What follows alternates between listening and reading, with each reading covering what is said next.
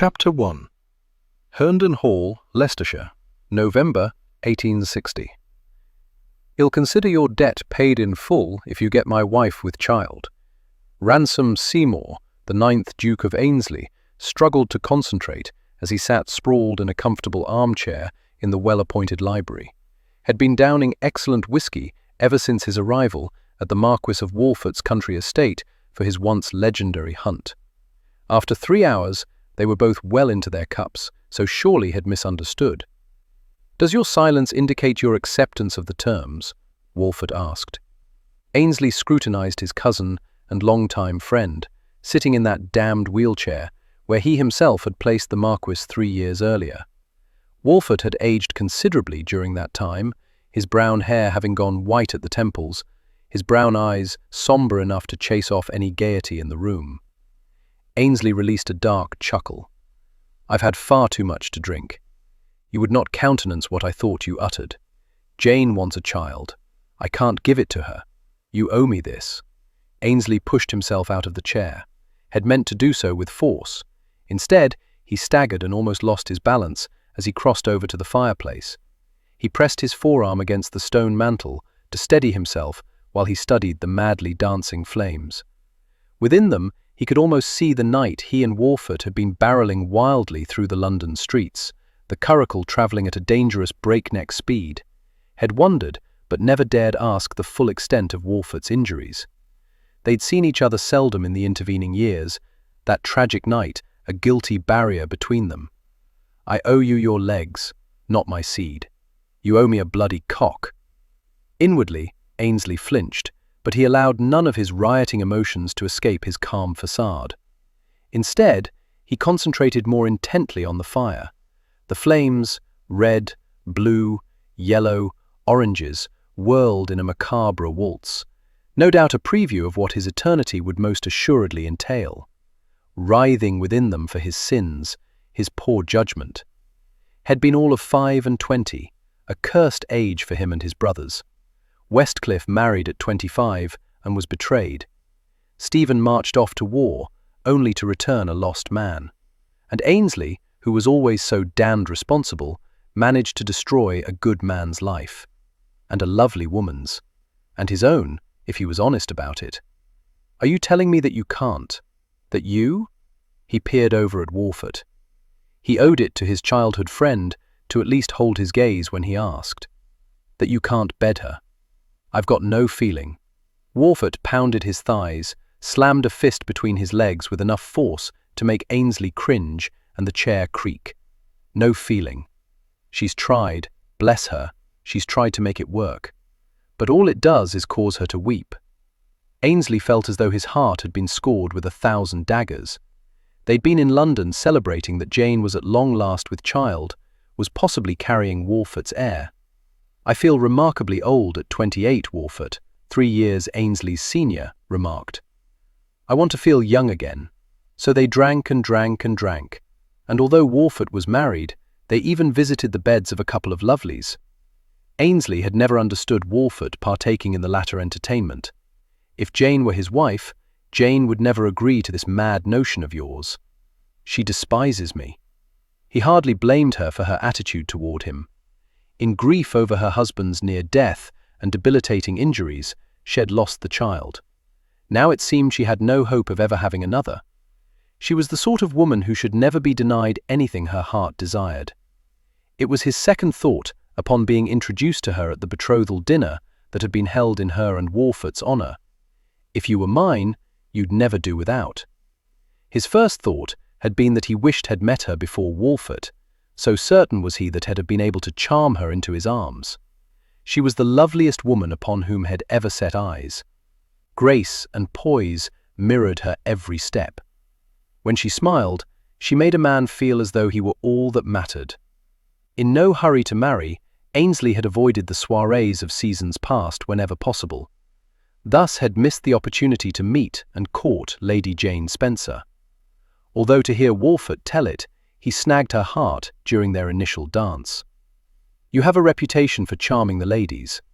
Apply your talents to my wife," Walford said now, each word biting, clipped, as though forced between clenched teeth. You want me to seduce her? I want you to give her what I cannot. This is ludicrous.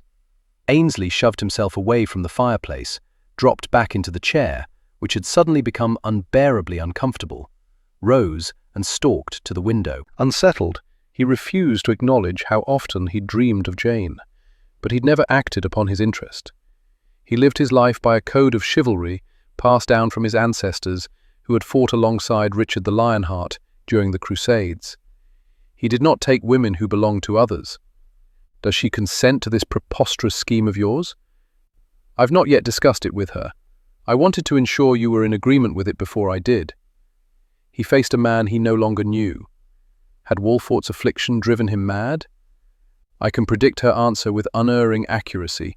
Shall laugh, shall slap my face, and then shall weep. Not to mention the legal ramifications. If she gives birth to a boy, he will inherit. Even if all of England knows you are not his sire, you will be legally bound. You and I are not only friends, but cousins. We both carry the Seymour blood. It would not be such an offence. The cousin who is next in line for your title might disagree. Syphilis is causing him to lose his mind. Besides, do you honestly believe that every prince who sat upon the throne and became king was truly his father's son? I doubt it, and I do not care about blood as much as I care about Jane and seeing that she is happy.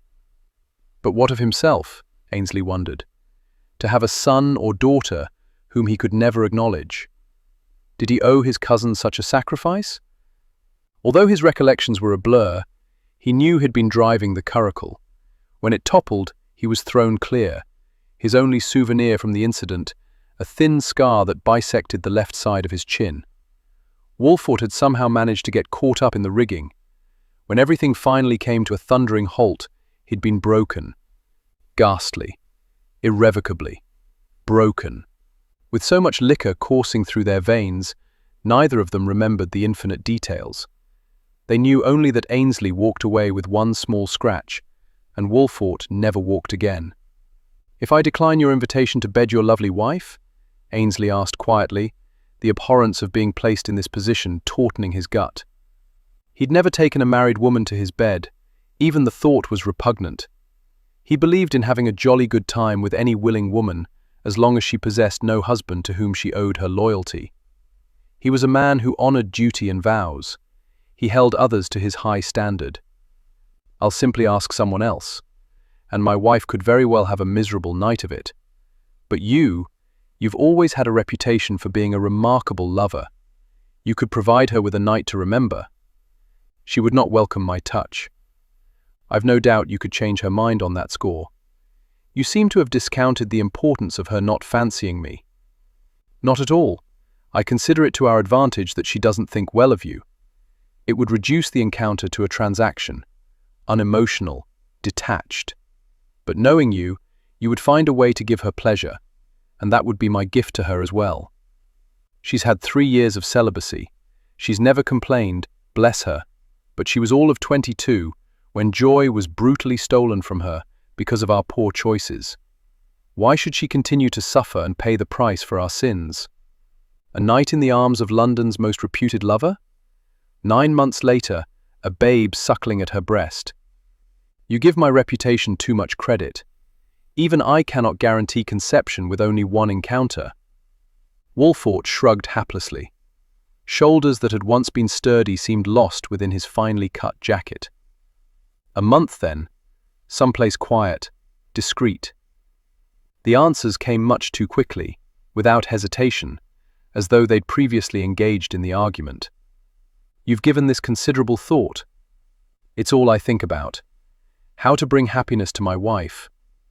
"You owe me this, Ainsley. You owe her. Shall never agree to it." "But if she does?" Before he could respond, the library door opened and the lady in question strolled in. The first time he saw her, she'd been smiling, her blue eyes alight with joy, her beauty transcendent. Now it was as though a shadow had fallen over her.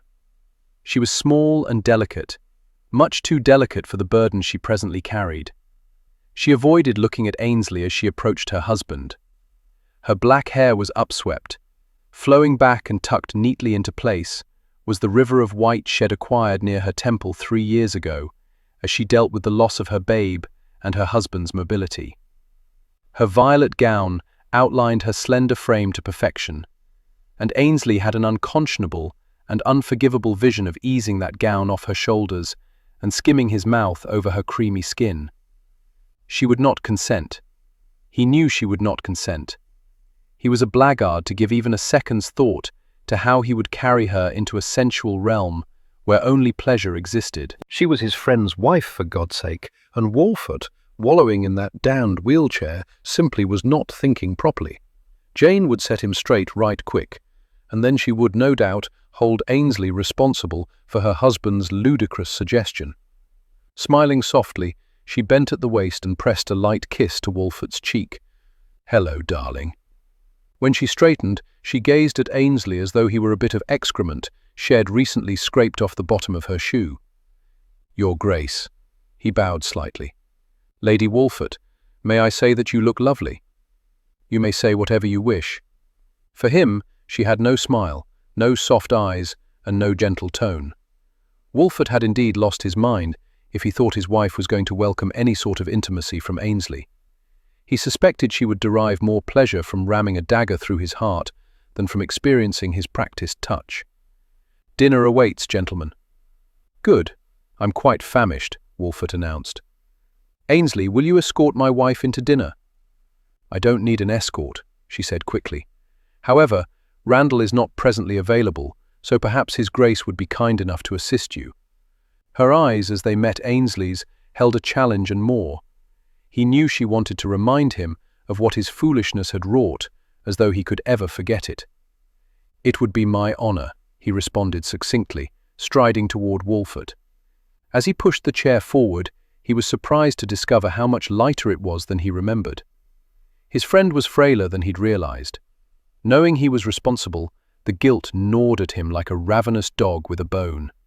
His guilt increased when he found himself enticed by the lure of Jane's hips, gently swaying as she preceded them from the room. He didn't want to contemplate the hell that awaited him if she consented to her husband's insane notion to get her with child. Sitting at her vanity, several hours later, Jane Seymour, Marchioness of Walford, brushed her hair, marveling that she'd managed to sit through dinner without making any nasty comments to Ainsley. She'd not been pleased when Walford told her that he invited the Duke to arrive a day earlier than the rest of their guests, so they might have some private time together. That he still saw the man at all astounded her. She couldn't forgive Ainsley for the careless disregard with which he lived his life. Each time she first set eyes upon him, it was like receiving a solid blow to the chest, nearly crippling her with its force. Her stomach cramped with the reminder of what she'd lost due to his selfish actions and his penchant for indulging in all sinful pleasures. Her babe and the man whom her husband had been. She'd never deluded herself into believing it was anything other than her sizable dowry that had first attracted Walford to her. His coffers were quite empty when he began to court her, but it had not taken long for him to win her heart as well as her hand in marriage. Theirs had been a comfortable arrangement. She was fortunate. They were compatible. They cared for each other. They enjoyed each other's company. They never argued. She managed his household. He visited his clubs. Life had been calm, pleasant. 4 years into their marriage, she found herself with child. She'd been nearly 3 months along when she finally told Walford, who promptly went off to boast about it to his longtime friend and cousin, the Duke of Ainsley. She was unfamiliar with the particulars of what followed. She knew only that both men had celebrated the good news with far too much drink and a dash through the London streets that cost her husband his legs and his ability to sire another child. The grief of his injuries, the strain of caring for him, the emotional turmoil of accepting how their lives were affected, had all been too much. She lost the child, his one hope for an heir, her one hope to be a mother. Tonight, with Ainsley sitting at their dining table, so much had come rushing back. Her resentment of the man, the way things had been before that horrendous night when everything went wrong, how any chance for true happiness was now lost. How hard she fought not to let her husband know how dreadfully despondent she was. Setting aside the brush, she rose from the chair and walked to the door that separated her bedchamber from his, a door he no longer used. He never came to her. Never. Not to say goodnight. Not to simply hold her. He needed assistance getting into the high bed that she had to use steps to clamber into. It unmanned him. She knew that. She took such great pains not to make him feel less than what he once had been. Taking a deep breath, she opened the door and walked through the bathing chamber to the adjacent room. It was dark except for the moonlight spilling in through mullioned windows. She could see the shallow outline of her husband's form resting on the bed beneath the blankets. Sometimes she feared he would wither away into nothing. She tiptoed over the carpet. "Walford?" she whispered quietly. She heard the rustle of the feathered pillow as he turned his head. "Jane, is everything all right?" Of course it wasn't. It hadn't been for 3 long years. "May I lay with you for a while?" "Sweetheart, you never have to ask anything of me." She climbed up the steps to the bed, slipped beneath the covers and nestled against him. He wrapped his arm protectively around her, pressing her firmly to his side, her face cradled within the curve of his shoulder. She didn't want to think about all the nights had come to her when they were first married. After his accident, when he regained some strength, she'd lain in her lonely bed night after night, waiting for his return. But he never again came, as though if he couldn't make love to her, he saw no point in being with her. But sometimes she just needed to be held, and when those moments came, she slipped into his bed. She rubbed her feet against his thin calf. "I'm sorry, my feet are cold." "Doesn't matter, I can't feel them." He said it without emotion, as though it was more than his lower body that had no sensation, as though his very soul had become paralyzed as well. She couldn't remember the last time she'd heard him laugh. His now rare smiles always contained a hint of sadness. But then she supposed hers did as well. "You seem rather quiet and melancholy tonight," she said softly. "Shall I cancel the house party?" No, absolutely not. It will serve us well to have visitors." He began to absently stroke her arm. She closed her eyes and relished the gentle caress, fighting back the guilt, because sometimes it was difficult to be content with only this. "Jane? I was talking with Ainsley earlier." "Well, I should hope so, since you wanted him to arrive before any of our other guests." "I appreciate your indulgence." He kissed the top of her head. Her stomach tightened. How she wanted to turn her face up toward him and have him kiss her, truly kiss her, the way he once had, as though his life had depended on it. But knowing he couldn't finish what they might begin stopped her cold. It was too painful for both of them to be reminded of what they'd never again have, so she pretended she no longer yearned for it. "Be that as it may," he said after a time, "I was thinking, he could get you with child." She froze, her lungs not even working to draw in air. She was surprised her heart continued to pound. She knew it did because she could hear the blood rushing, roaring between her ears. "Are you?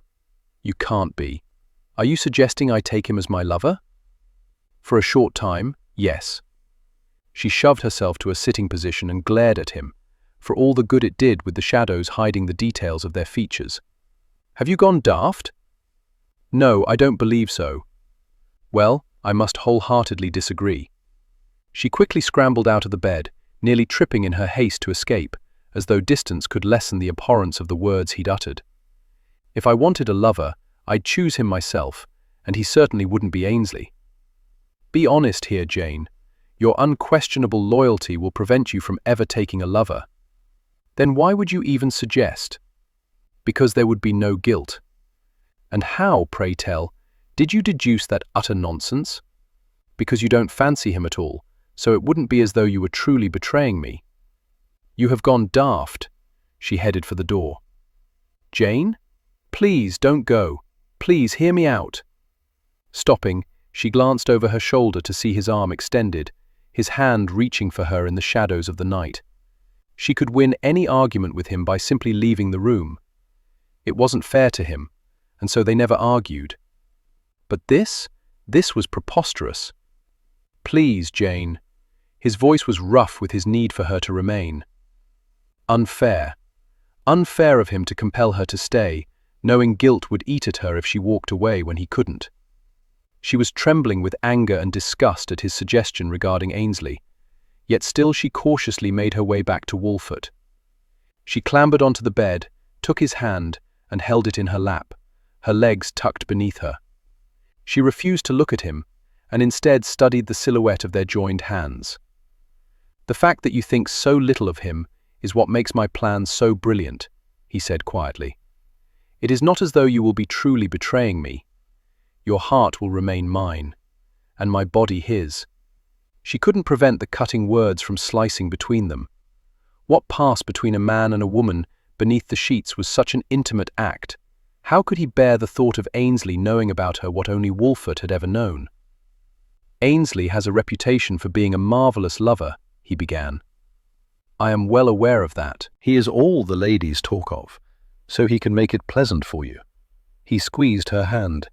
"You deserve that at least. All of London will know it's not your child, that you've been cuckolded."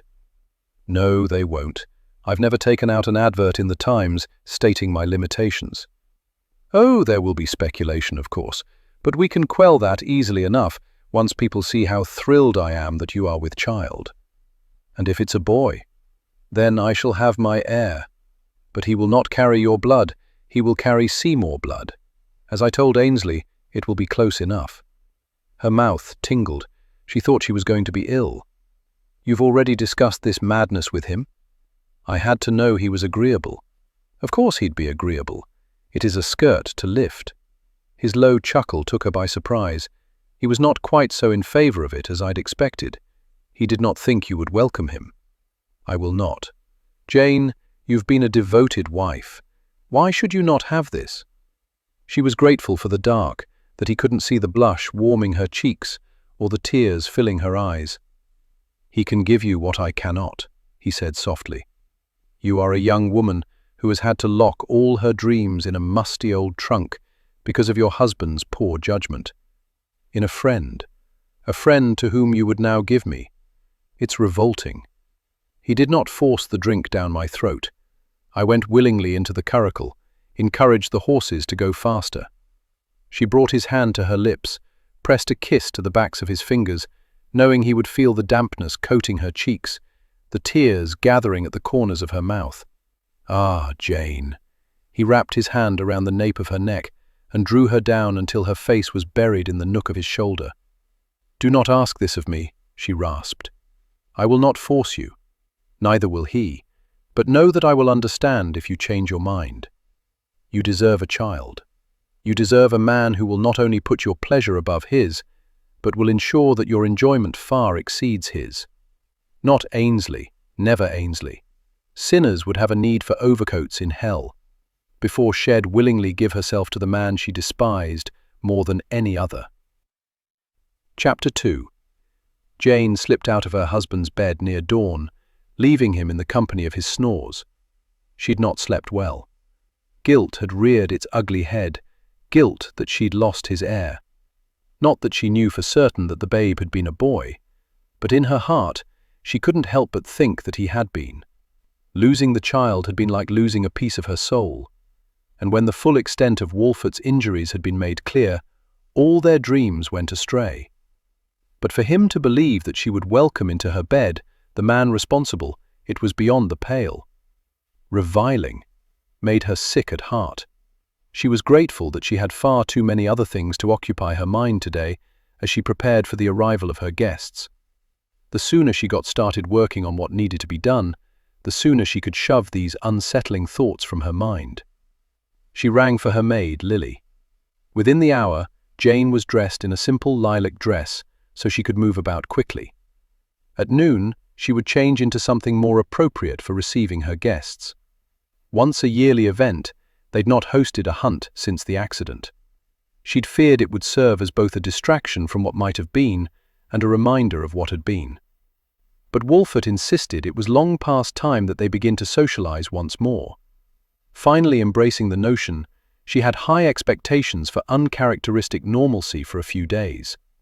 An expectation that splattered before her when she strode into the breakfast dining room and saw Ainsley already seated at the table. She had assumed he would sleep in, not be up with the sun. Ainsley immediately set aside his teacup and rose to his feet. "Lady Walford, Your Grace, I hope you're well." "Your hopes do not concern me, Your Grace." She thought she noticed a tautening in his jaw. She was not usually a termagant, but for him she was more than willing to make an exception. "Allow me to express my appreciation for the lovely accommodations," he said laconically. It seemed they would spar with words this morning. Already she was weary of it. Walford would be upset with her if he knew she'd given his exalted guest the smallest bedchamber in the farthest corner of the manor. As a duke, he should have been given a suite of rooms. She suddenly, against her will, felt petty. "We have so many guests arriving. No need to explain. I rather enjoy overlooking the stables." She wanted the subject changed before she offered him a more accommodating room. "I'd not expected you to be about so early. I thought I might be of service." Had she been eating, she would have choked. "Here? Now? You arrogant cad. To think that I would accept anything at all from you, but especially my help with the hounds," he interrupted. "Yes, of course. Forgive me. I'm sure your huntsman is quite up to the task of seeing that all is ready tomorrow for the hunt." She went light-headed and chilled, aware of all the blood draining from her face. Had been offering to help her prepare for her guests. That was the service to which he alluded. Not bedding her, not getting her with child. Walford had put these silly notions into her head, and she seemed unable to rid herself of them. "Yes, he is. Quite." She hated that her voice sounded unsteady, that she was unnerved by what she'd interpreted him to be saying. She swept over to the sideboard, striving to stop the trembling in her hands as she selected ham, eggs, and a muffin for her plate. Drat it. He was waiting to assist her with her chair when she turned around. At least he had the grace to put her at the end of the table farthest from where he was seated. Had not taken the head of the table, but rather a chair along the side. "I desire nothing from you," she whispered as she took the chair he offered. He leaned in, filling her nostrils with his rich, tangy scent of bergamot and clove. "Then nothing you shall have," he said, his voice low, sensually belying the words had spoken, indicating instead that she would have it all, everything. The man was indeed a master at seduction, but she would not be seduced. She and Ainsley sat without speaking for several interminable minutes, the only sound the scraping of silver over china. Finally she dared to peer up at him, only to find his gaze homed in on her as he slowly chewed. He was as handsome as the devil, too beautiful really. He had one imperfection, and it was presently not visible to her, a scar on his jaw. The wound had still been bleeding when he came to tell her there had been an accident and Walford was horribly injured. Ainsley had reeked of excesses and indulgences and the coppery scent of blood. Her husband's blood had stained his torn and rumpled clothing. Ainsley had looked scared that night, and young. It was easy to forget that he was only a little older than she. He had always seemed so mature, in control. Many thought he was the oldest of the three brothers, but in fact, he was the youngest. The night she first met him, she was struck by his stylishness and confidence. She knew of his reputation, of course. Women swooned at his feet. Of late, there seemed to be an inordinate abundance of spinsters, as women refrained from accepting offers of marriage on the off chance that Ainsley would honor one of them by asking for her hand. With his thick black hair and startling green eyes, he was a god among mere mortals. Jane despised him with every breath of her being. He wiped his mouth with his napkin, elegance in his motions, tempered with masculinity. His large hands held power, his sensual mouth as well. She could imagine him skillfully using both to elicit pleasure. He seemed to hesitate before saying, "Walford appears, more frail since last I saw him.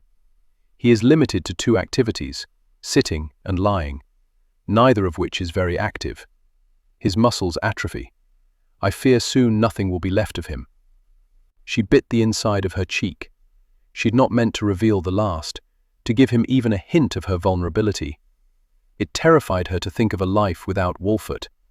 Even as he was, she decided, was better than not having him at all.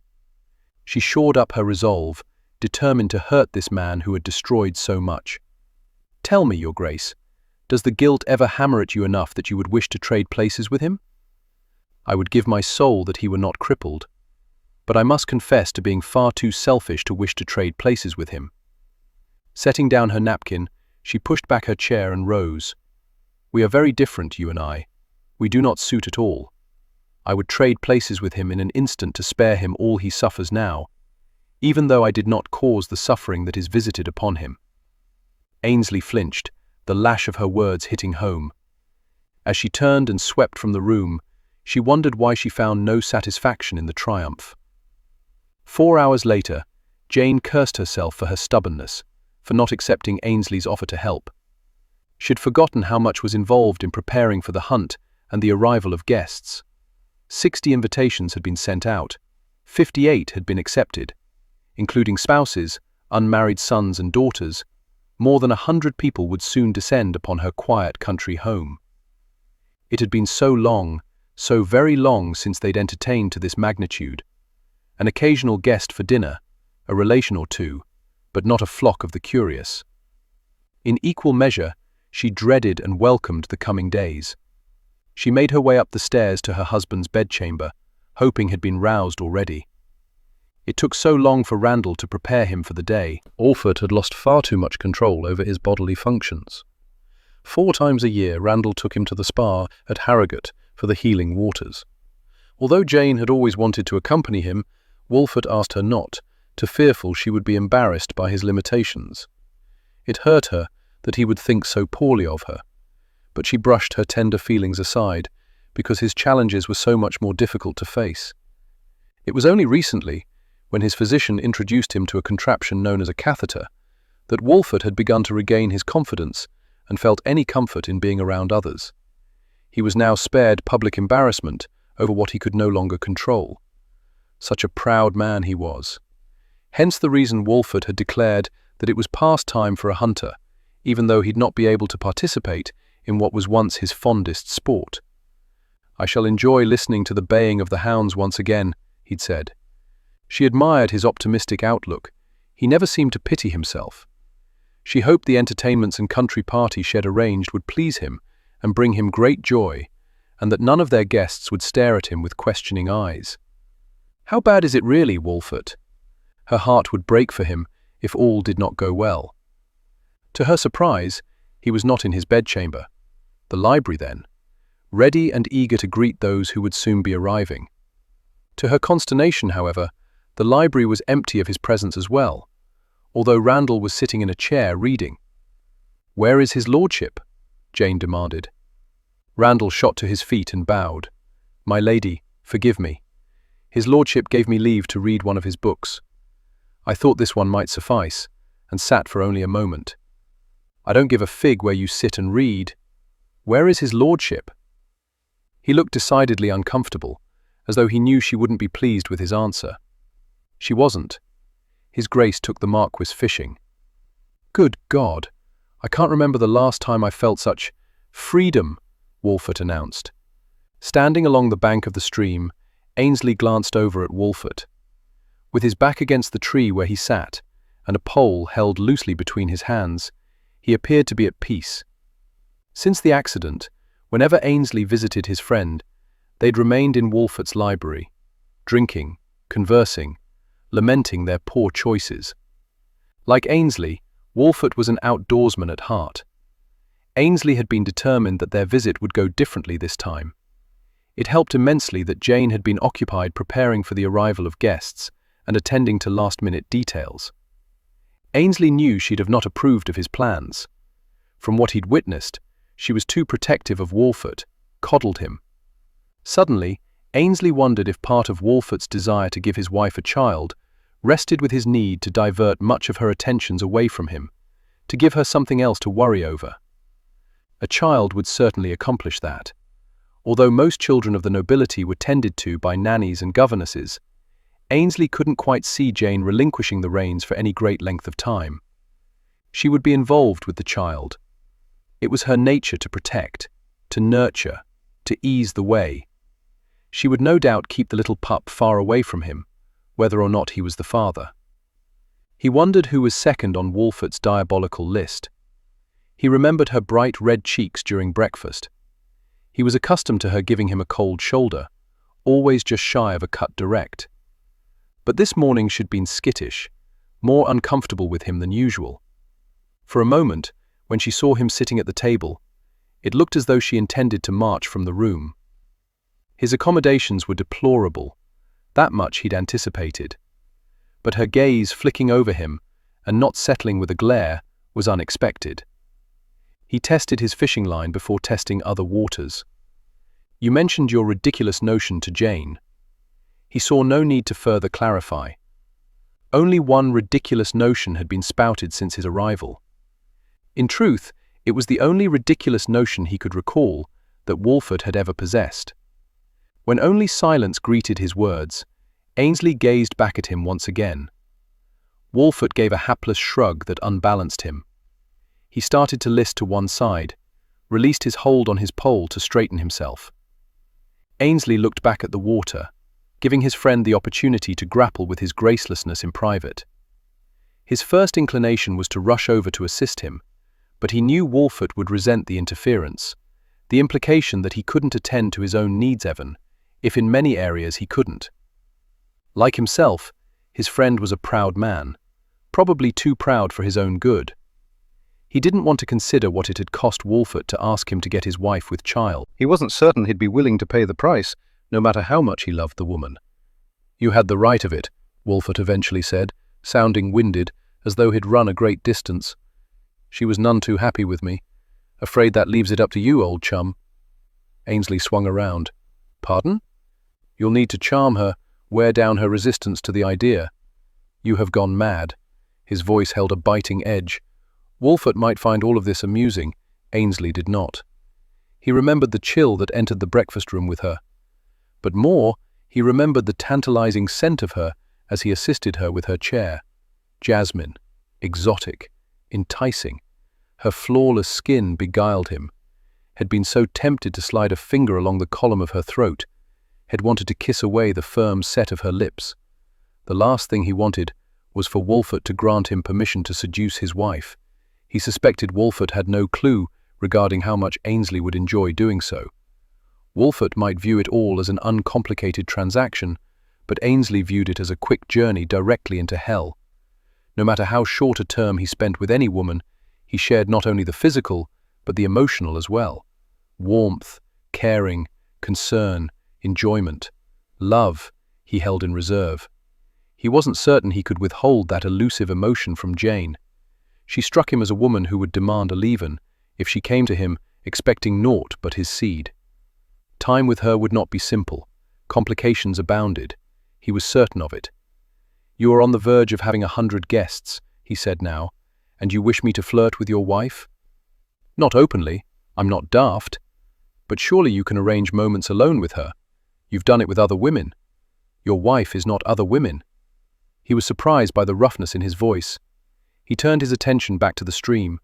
Leaves were drifting to the ground on the slight breeze, those killed by the advance of winter.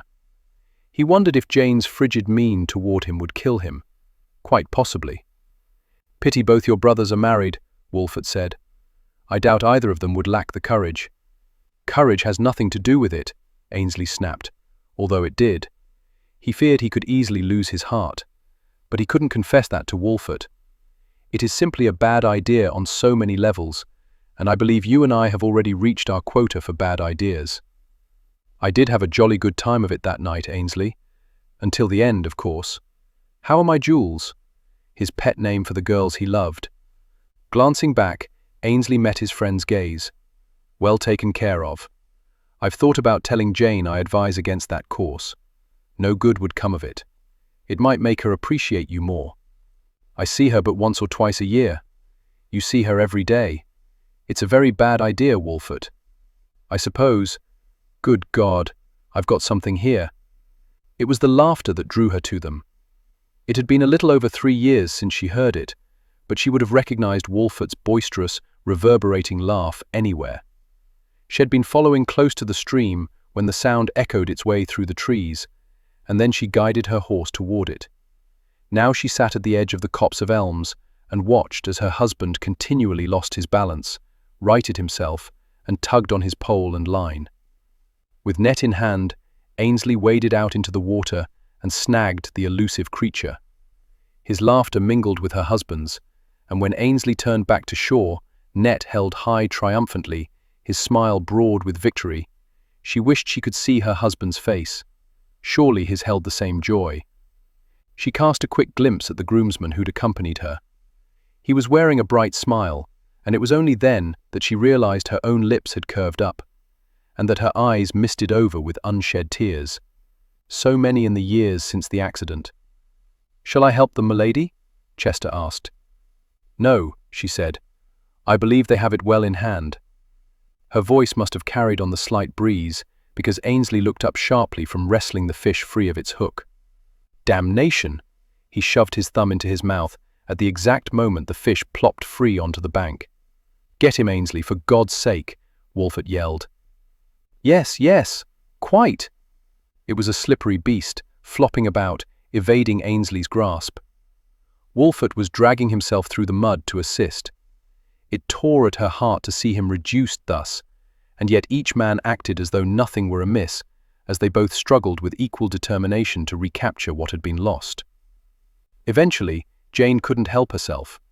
She slapped her gloved hand over her mouth, refusing to laugh at their antics, quite beneath men with such esteemed titles. "Chester, perhaps you should lend a hand." "Yes, milady."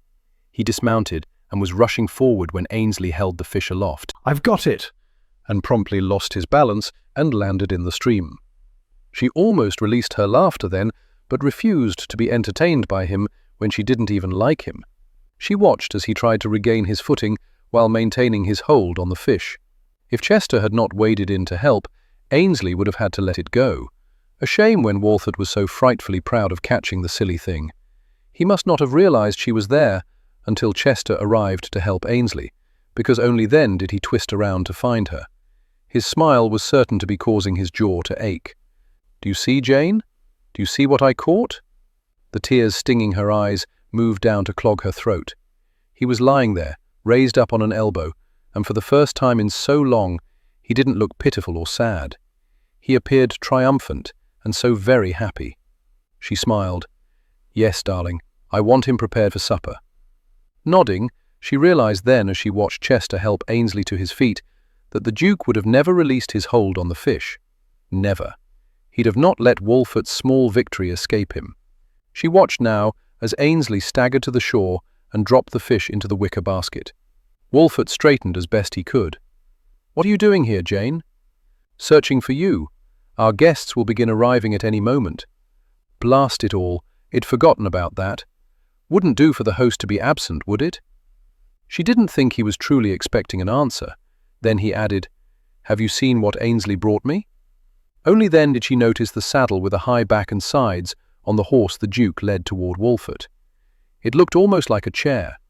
She'd never seen anything quite like it. She eased her own horse forward. "Ainsley's brother raises horses now," Wolfert said. "And the saddle." "His brother raises saddles?" she asked, not certain why she wanted to tease him when she hadn't in so long. Wolfert laughed. "See there, Ainsley? My wife has quite the sense of humor." "No, darling, he raises only horses, but he designed the saddle. It holds me in." Ainsley gave a command, and the horse knelt. With some effort, Ainsley and Chester finally got Wolfert situated in the saddle. She wondered how they would have managed if she and her groom hadn't happened along.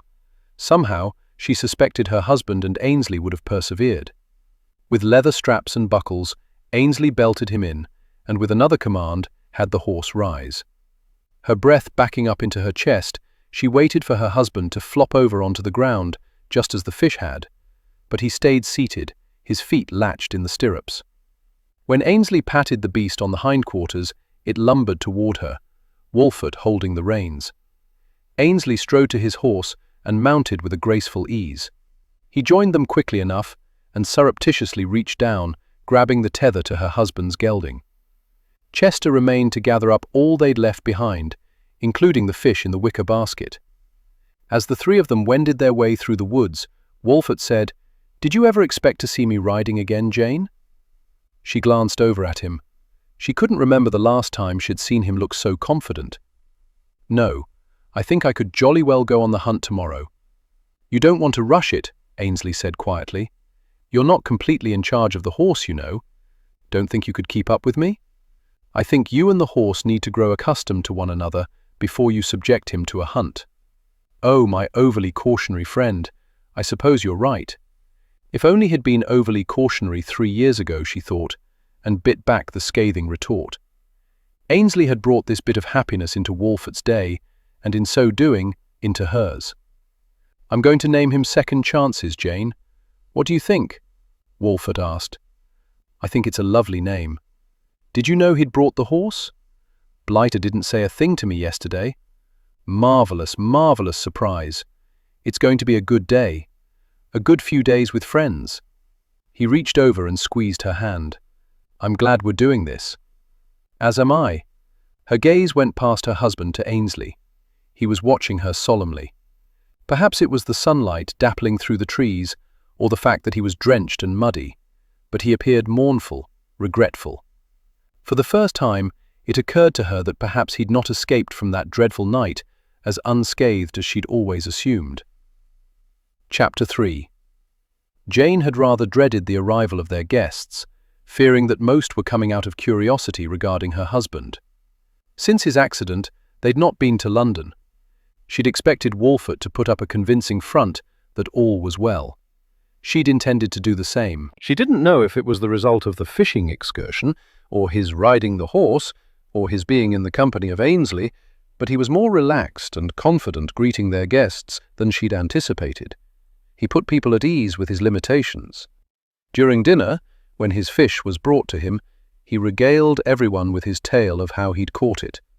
Sitting beside her husband at the head of the table and across from Ainsley, she was surprised by the grace with which Ainsley accepted his portrayal as a bungler while attempting to land the fish her husband had so expertly caught. She wasn't certain she'd smile as benignly if the laughter came at her expense. They were in the grand salon now, listening as Lady Louisa Mercer danced her fingers over the pianoforte with amazing dexterity. She'd had her coming out last season, and while she was presently unspoken for, it was rumoured that she had at least 3 suitors vying for her hand. She was a lovely girl, small-boned and delicate. Strange how watching her Jane couldn't recall ever being that young.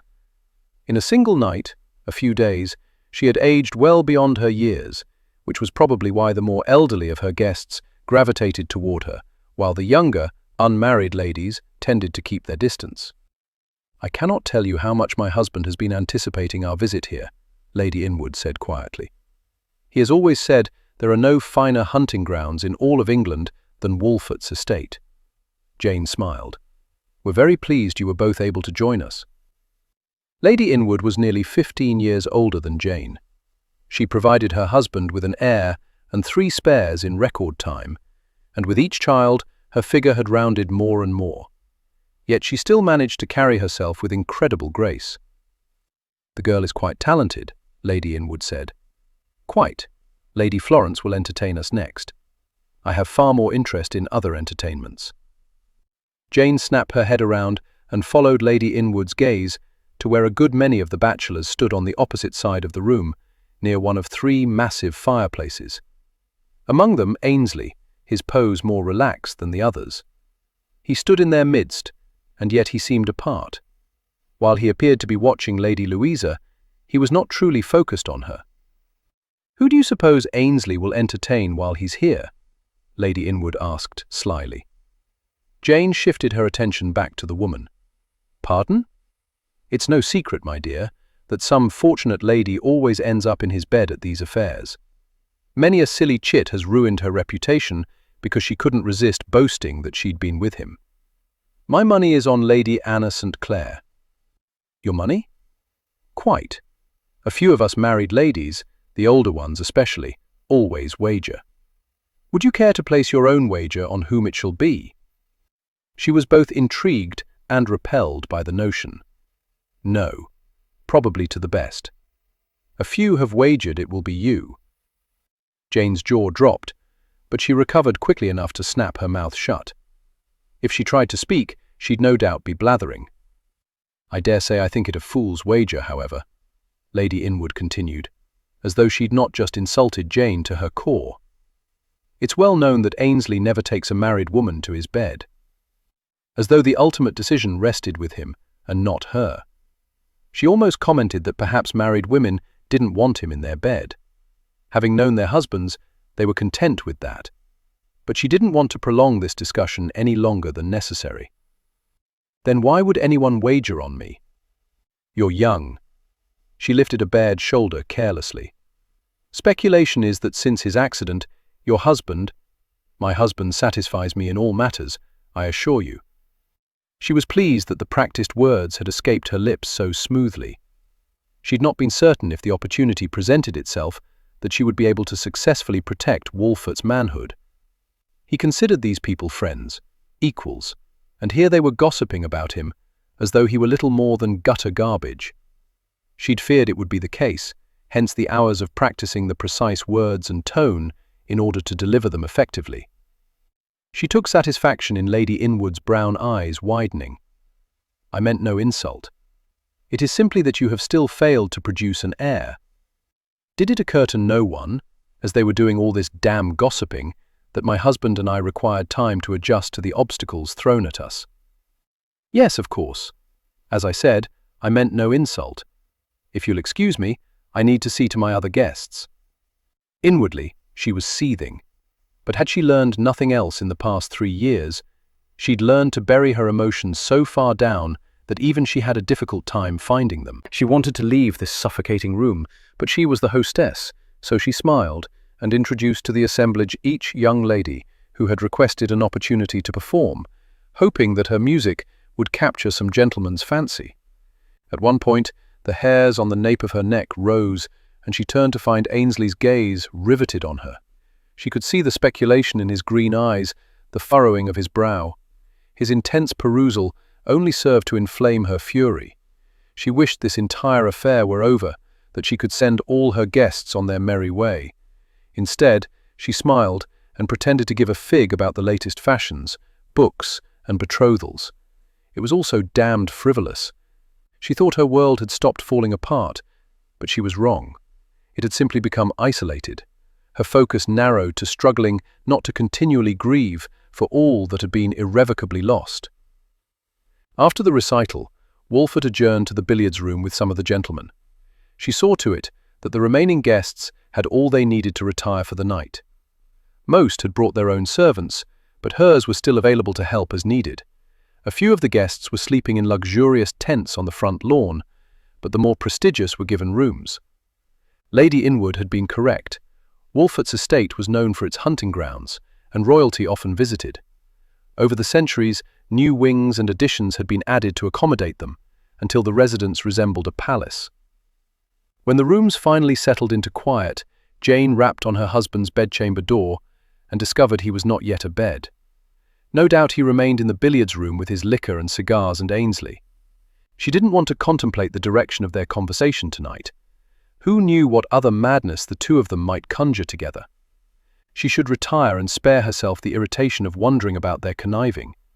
Tomorrow would be another busy day, but she knew sleep would elude her. Instead, she settled her cloak over her shoulders and decided to seek solace in the gardens.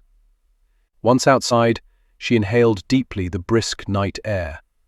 The sky was so incredibly clear.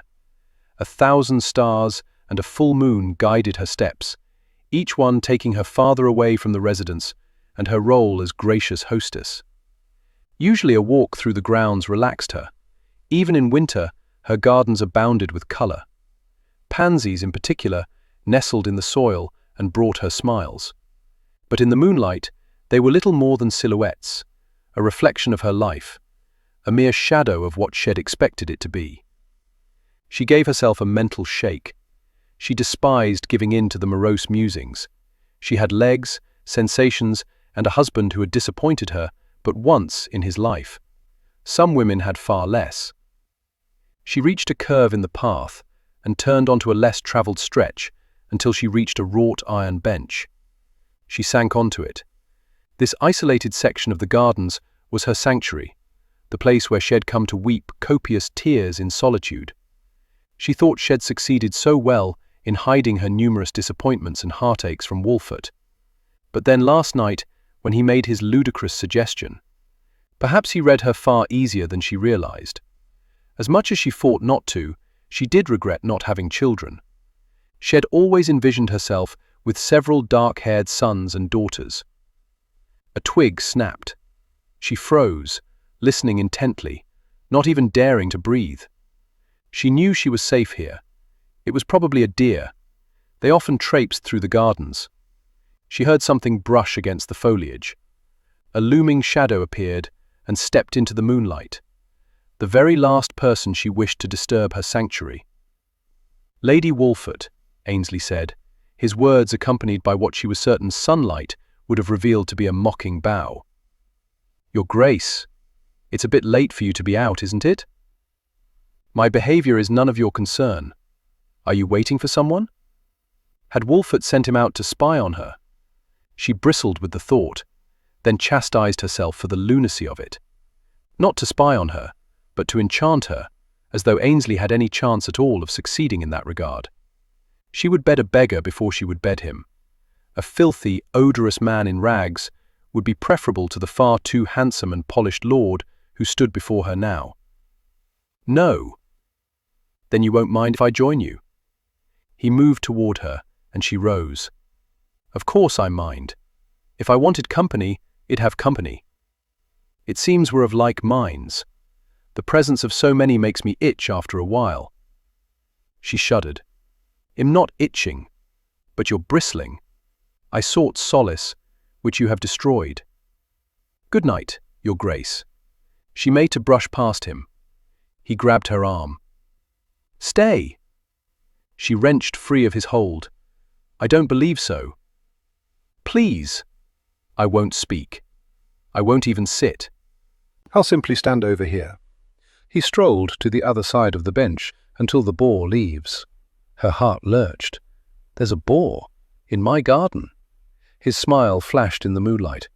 "It's the reason I darted off the path, only to discover another. I think we're quite safe here. How will you know when he's left?" "I'll check in a bit." She gazed into the blackest shadows through which she'd have to walk in order to return to the house. She didn't hear anything. She glanced back at the bench, at the Duke. Reluctantly, she sat and glared at him. "Don't be asinine. Sit." He did so without uttering a word. Strange how even with her cloak and his coat, she was aware of his penetrating warmth. They were silent for several moments before she dared ask, "Were you in the gardens to meet with someone?" She waited, and at last peered over at him. He touched a finger to his lips. "You may speak," she said curtly, irritated with herself for being somewhat amused by his antics. "I don't wish to disturb you. You've already failed on that account, so answer my question. Why do you care?" "I have my reasons." "Well, if you must know, I had not arranged any sort of tryst, so no, I was not planning to meet anyone. The ladies are wagering, you know, on whom you'll take a fancy to while you're here. If you were to tell me who she is to be, I could place a wager, share the winnings with you." Again he smiled. "I had no idea you were so devious." Neither had she. It annoyed her that she was motivated more by curiosity about his affairs than any true desire to win a wager. "So, who is she? I'm not one to seduce and then tell, even when money is involved. If the lady wishes it to be known, that is another matter." He leaned near, and she felt the increase in his warmth, smelled the brandy on his breath. "Although if I were you, I'd wager that he'll entertain no lady while I'm here." "Guilt? Because Wolfert can't?" He straightened slowly. "No. I'm simply not in the habit of insulting a lady by seducing her in a hovel of a room." Shame swamped her. It was not in her nature to be so unwelcoming, and yet where he was concerned, she seemed unable to prevent herself from doing what she could to make him aware of her distaste regarding him. She pressed the flat of her hand to her forehead. "My apologies. I had no right. I'm sorry. You brought my husband joy today, such as I've not seen him experience in a good long while. and I'm showing my gratitude by acting as a curmudgeon. Forgive me. I forgave you before you asked." She almost released a bitter laugh. He was attempting to charm her. She would not be charmed. Neither did she wish to continue along that path of conversation. She held her tongue, and they sat in silence for several long minutes. She didn't like the comfort of it, as though they were accustomed to each other's presence, as though each could enjoy the company of the other without words. Such ease was reserved for married couples who knew each other well and accepted each other's foibles. "I do believe there are no finer hunting grounds in all of England than those owned by Wolfert," Ainsley said. "The fences and hedgerows are so high that they make for challenging hazards. Sets the heart to racing. The foxes are quick, the hounds quicker. I remember the first hunt after you and Wolfert married. I'd never seen a lady partake in the sport before.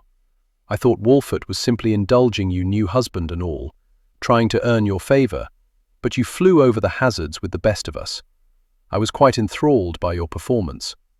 She loved riding over the countryside. Her horse was a fine fencer.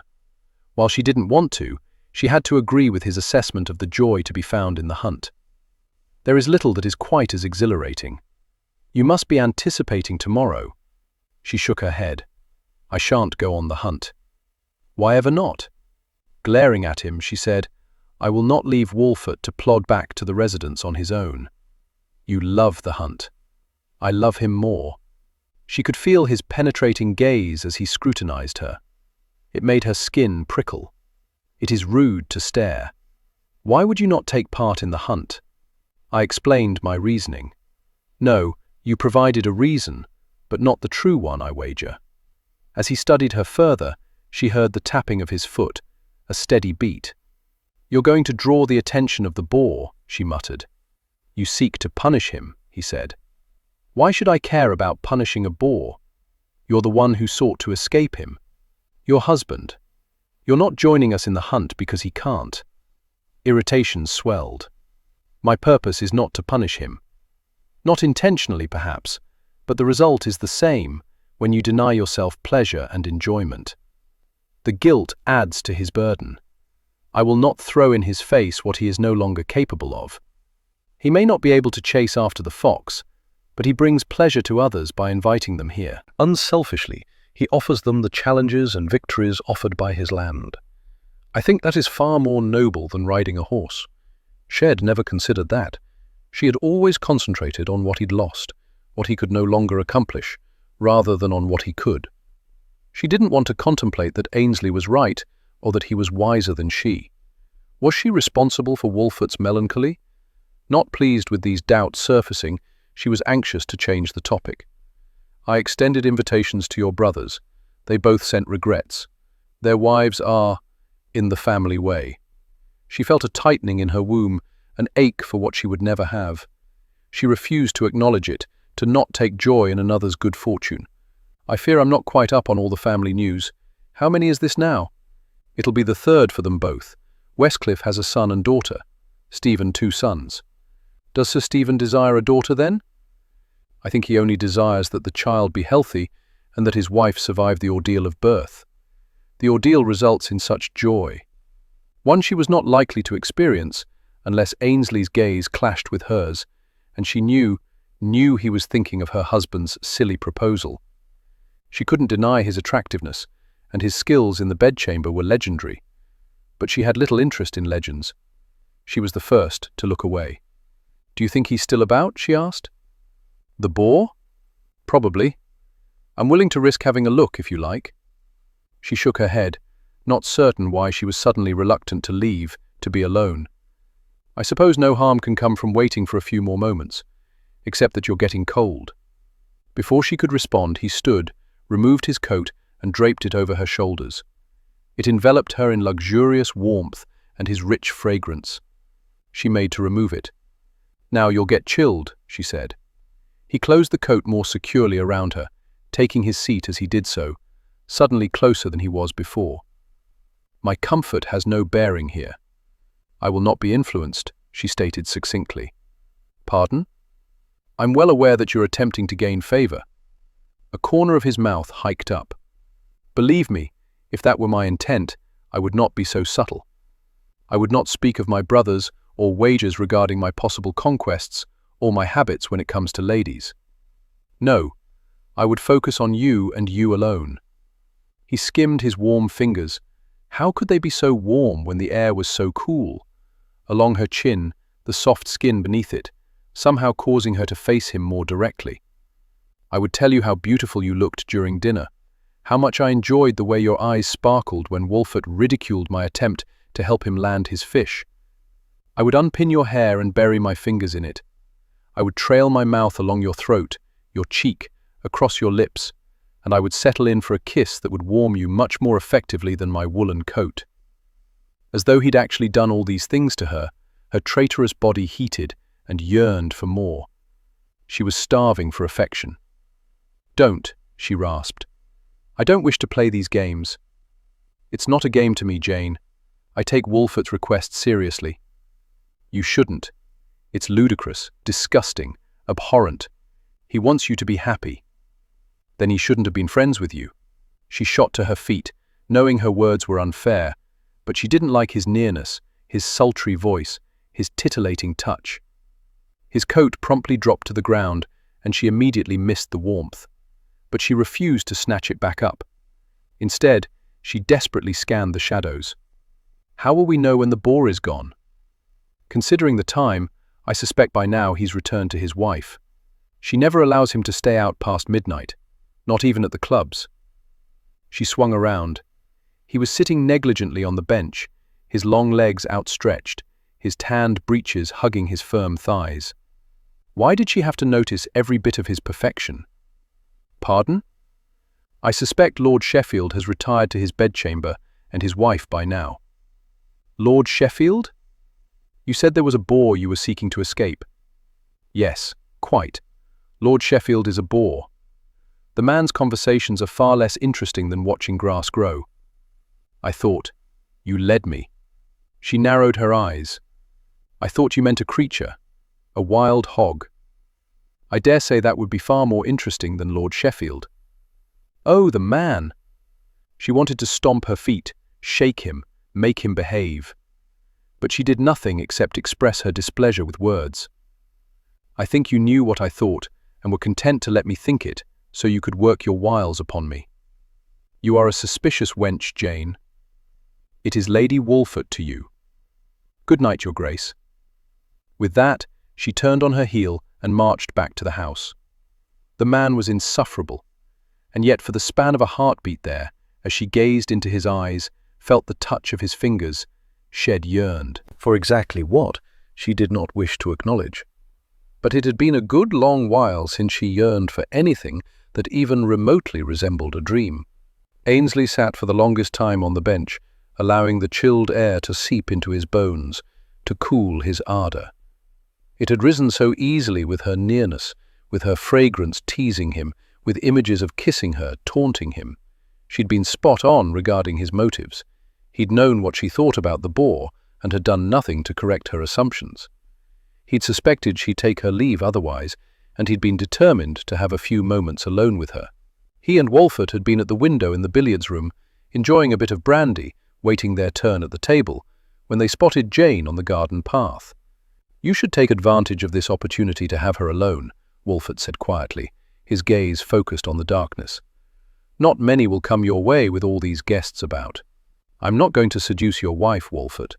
"Fine, then I shall secure another." He twisted around slightly. Braverton, perhaps. Ainsley's gut tightened at the mention of a man whose title opened doors for him that his behavior would not.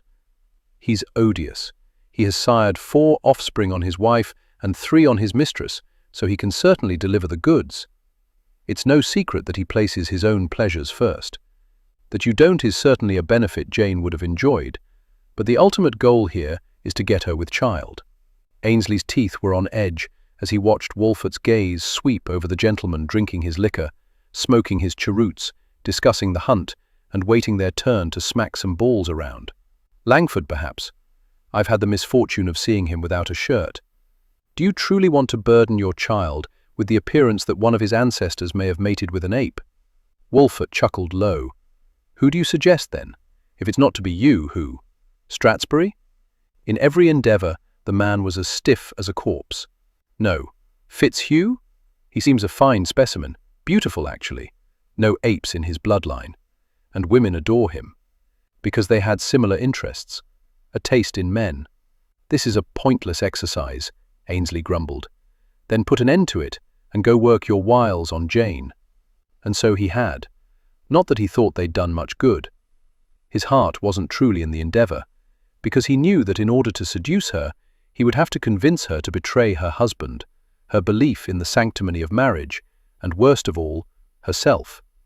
For each of those, he suspected she'd never forgive him. But then he'd already given her a good many things regarding him not to forgive. What was adding a few more to the list? She was so damned beautiful, so gracious, so remarkably strong. Many a woman would not have retained her loyalty to her husband as Jane had. She was extremely proud and noble. To give her what she wanted, he feared he might destroy her. In doing so, he could very well destroy himself. Finally reaching down, he snatched up his coat. Jane's delicate scent wafted toward him, lingered to be enjoyed with another breath. He imagined her fragrance being held by his pillow. Like his brothers, he enjoyed women and all the wonders they offered. But with Jane, he feared he risked something he'd never risked before. His heart. With a sigh, he shoved himself to his feet and began walking back toward the manor. It was going to require a good deal more than a meeting in a garden to convince her that allowing him to get her with child was as much for Walford's benefit as hers. His friend harboured a great deal of guilt regarding what had happened that long-ago night. And well he should. They'd both been fools, and Ainsley knew that if he did woo Jane into his arms, the guilt would only increase. But the truth was, and he suspected Walford damned well knew it, for Jane, he would damned well carry any burden. "I want you in my bed tonight." Her heart pounding with unbridled excitement and tears stinging her eyes, Jane stared at her husband, still dressed, sitting proudly in his chair in her bedchamber. He'd not entered her chamber since he lost the use of his legs. He had certainly not invited her into his bed in all that time. That nothing more than holding and snuggling would occur wasn't the point. He wanted her. Ainsley can then have this room. Her delirious musings came to an abrupt halt, as though she'd been running and smacked straight into a brick wall. Her entire body withered. Her joy crumbled. "Pardon?" "I went searching for him and discovered he's been given that atrociously small room that was designed to accommodate some king's personal attendant." "That simply will not do, Jane." He was castigating her? Never had he taken such a tone with her. Straightening her shoulders to toss off the hurt, she informed him coolly, "Our chambers, our suite, are not to be offered to or shared with others. The notion is quite simply beyond the pale. But that room is sufficient for a bachelor. We have married couples and other guests who required the larger rooms. Why not give that room to one of the other bachelors?" "What does it matter, Walford? He's probably not sleeping there anyway. I have it on good authority that he will be warming another's bed while he is here." Even though Ainsley had denied it, she was more likely to believe Lady Inwood, who was closer to the gossip than anyone. Her husband's eyebrows lifted at that. "I dare say you're probably correct." He leaned forward slightly. "And that, Jane, is precisely why he is such a good choice to get you with child. He has an insatiable appetite where women are concerned, and you'll be but one of 100. Obviously, her husband's paralyzed state was extending to his brain. "And that should please me?" "He has extensive experience. He is sought after. He can make it pleasant for you. And for him it would be simply another night. When he leaves your bed, he would not look back. So there would be no remorse, no regret, no bother." His words chilled her, as though nothing would be between them except mechanics. She had enjoyed her husband's visits to her bed, had thought it was more than obligation and duty. Had he considered it a bother? "Have you so little care for me that you see me as nothing more than a broodmare? And so little care for your friendship with Ainsley that you view him as nothing more than an adequate stud? It is because I care for you so much that I want you to have this, a child, with no complications." She shook her head. I fear you misjudge the ease with which all this will come to pass. He's had many women in his life, Jane, and not a single one ever hated him when he moved on. Please cease with this battering, Walford." Each word was like a blow to her heart. "I am your wife. I took a vow, in sickness and in health, to share your joys as well as your sorrows, and my sorrows would be a good deal fewer if you would do this." "Randall!" His servant stepped into her bedchamber, stopping further conversation. "Good night, Jane," Walford said, just before Randall pushed him from the room. He left her seething. She wanted to pick something up and throw it at a wall. How could he not fathom what he truly was asking of her? He was the only man who had ever known her body. She couldn't so easily share her most private portions with another man, especially not with Ainsley. Joining his body with hers might mean nothing to him, but to her it meant everything. She rang for her servant, and an hour later she was lying in her bed, in the dark, staring at shadows waltzing over the ceiling. Never in her life had she felt so abandoned and alone. Chapter 4. It was not so much the actual hunting of the fox that Jane enjoyed, but the chase. The scramble over hill and dale, the leaping over hedgerows and fences that made the sport so exciting. She couldn't care less about the fox. No, not true, she thought. She had always been greatly relieved if no foxes were actually killed. She knew that was unlikely today. Without the annual hunt, the foxes were now in abundance. She was quite certain that at least one would lose its life this day. But she wouldn't be there to witness the brutality of it. She'd strayed off from the main group. It wasn't that she wasn't in the mood for cheer. It was simply that she was having a frightfully difficult time pretending that everything was as it had once been. It had been particularly grueling to watch Walford, sitting in that monstrosity of a saddle, his head held high, his smile broad, signalling for the hunt to begin, and then to be left behind. She doubted anyone else had noticed that his grin did not reach his eyes. He had so loved the hunt. She had been tempted to return to the estate with him. She almost had. But then Ainsley, who also held back, arched a brow at her, and she had doubted her reasons for wanting to stay. Was he correct in his assessment? Did she add to Walford's burdens when she refused to partake in activities that he could no longer enjoy? Had he not indicated the same last night, when he mentioned how she might lessen his sorrows? Now she was riding as though the very devil was on her heels. She could even hear him. She glanced back. Blast it. Ainsley was galloping toward her. She'd thought he was going to return to the manor with Walford, keep him company.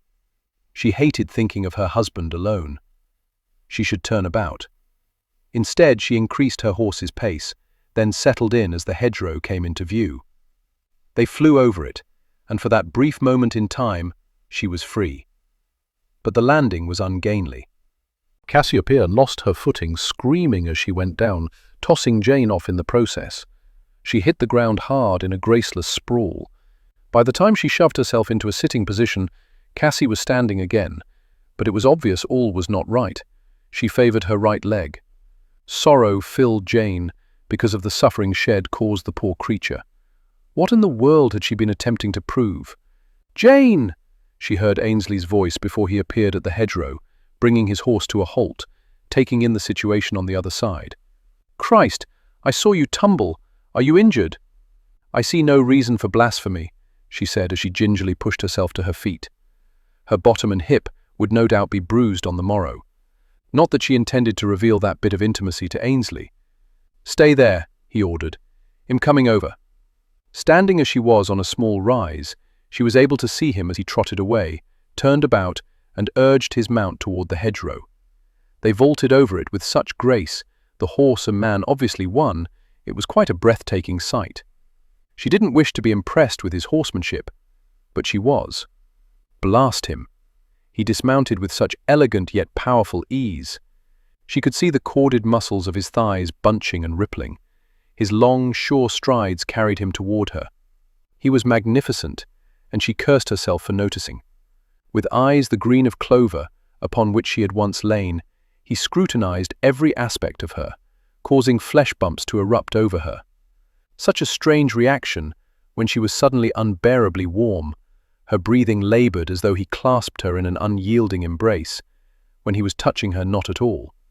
"Are you injured?" he asked, the concern in his voice mixed with determination. He was not one to be trifled with. He would ferret out any untruth. Not that she cared. He didn't intimidate or frighten her. He quite simply irritated her. No. His eyes narrowed sharply, and she capitulated. "A bit bruised, but nothing to worry over. It is Cassie for whom I have concern."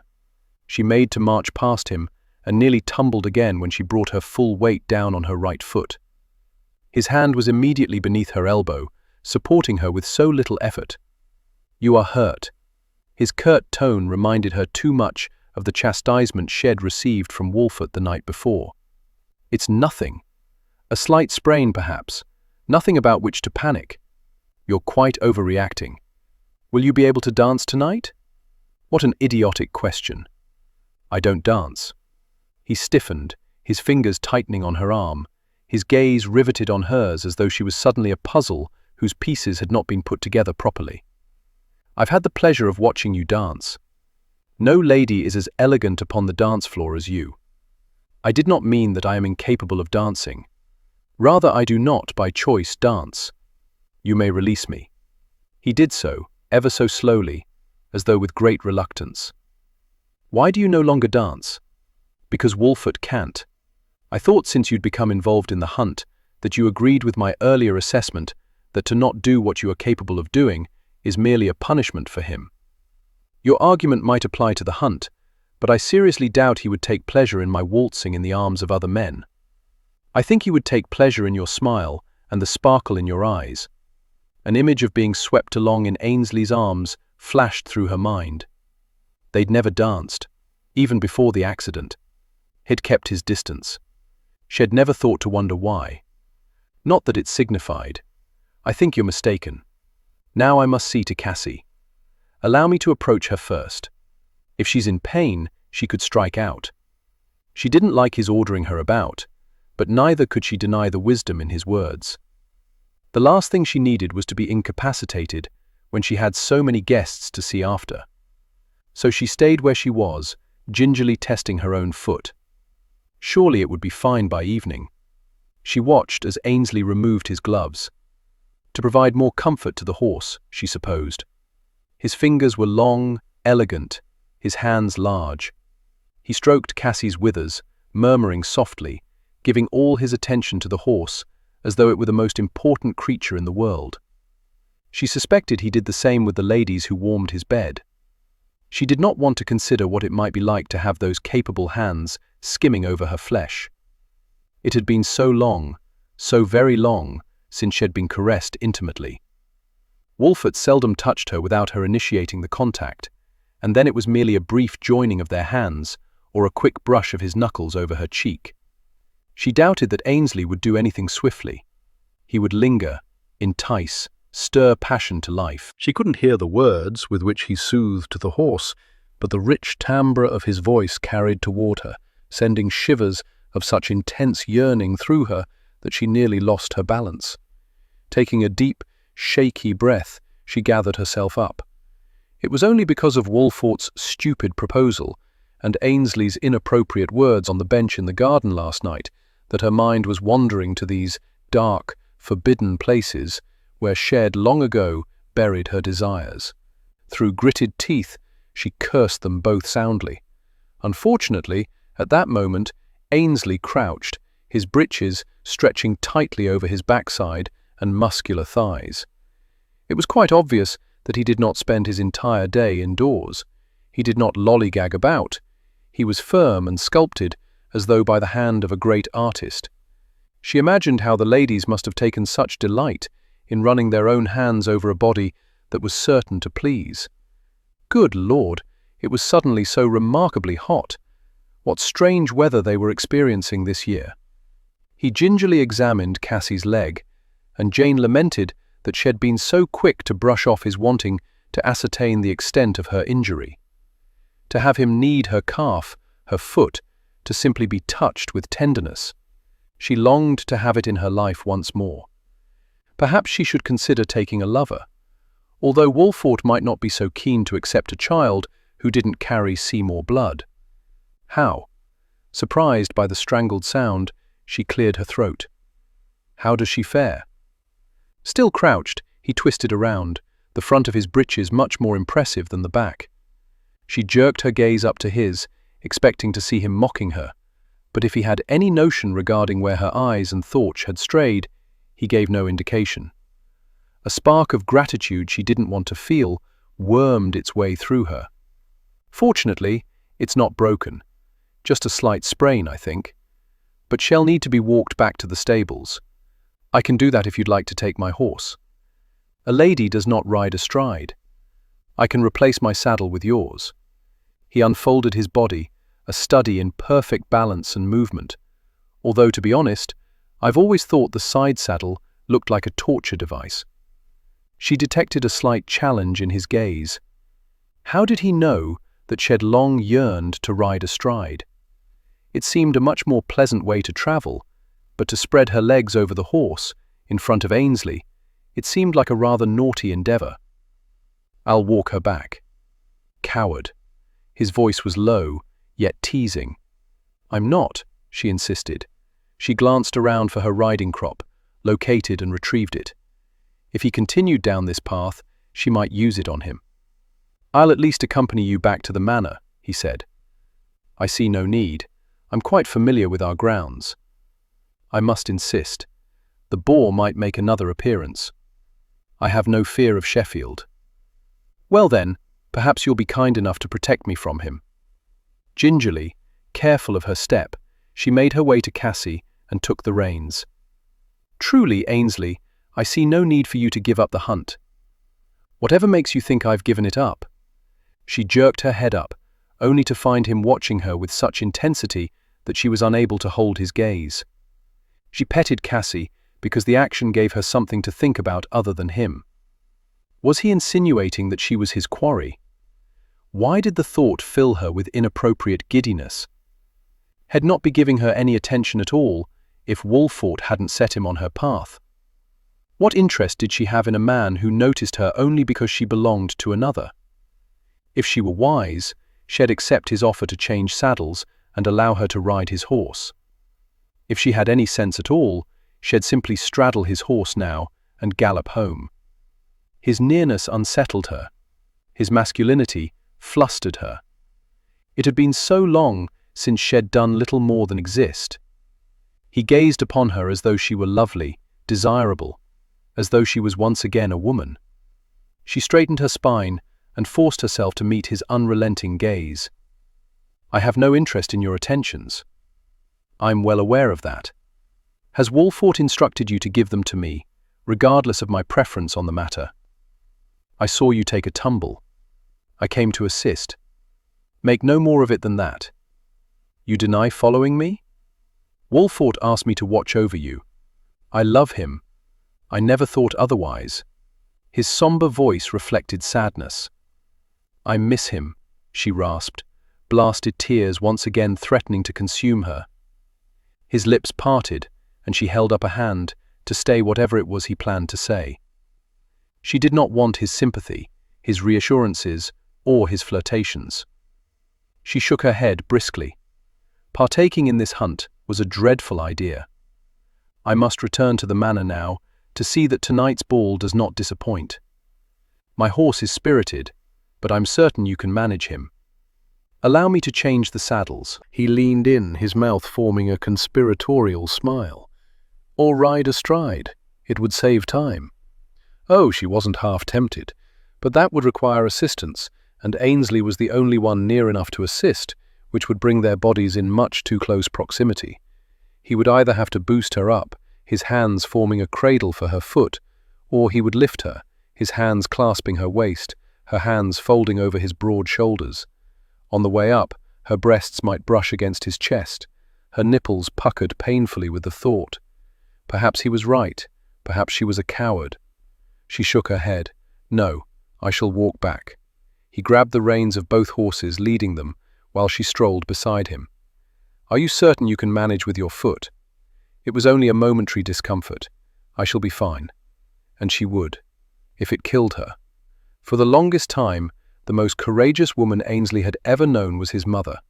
Shed married young, at 16, a man far older than she, the Earl of Westcliff. Shed given him an heir. When he lost interest in her, Shed taken a lover. Shed given him a sona, carefully guarded secret until recently, with only the immediate family now aware of the truth. When Westcliff died, he left her destitute, and she promptly married Ainsley's father. He perished shortly after his heir was born. Ainsley remembered little of the man who sired him. His mother, however, had been a dominant force in his life, as well as a scandalous influence. Ainsley's father had left her well off. She could do as she pleased. What she pleased was to take young lovers.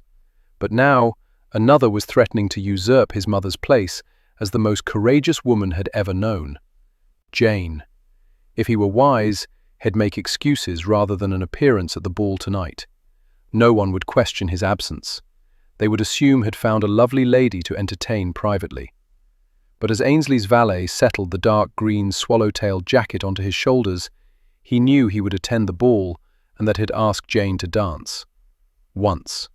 He would hold her in his arms and sweep her over the dance floor, even though doing so seemed cruel because it would remind her of what she had lost, a husband with whom she could dance. But she already had reminders aplenty.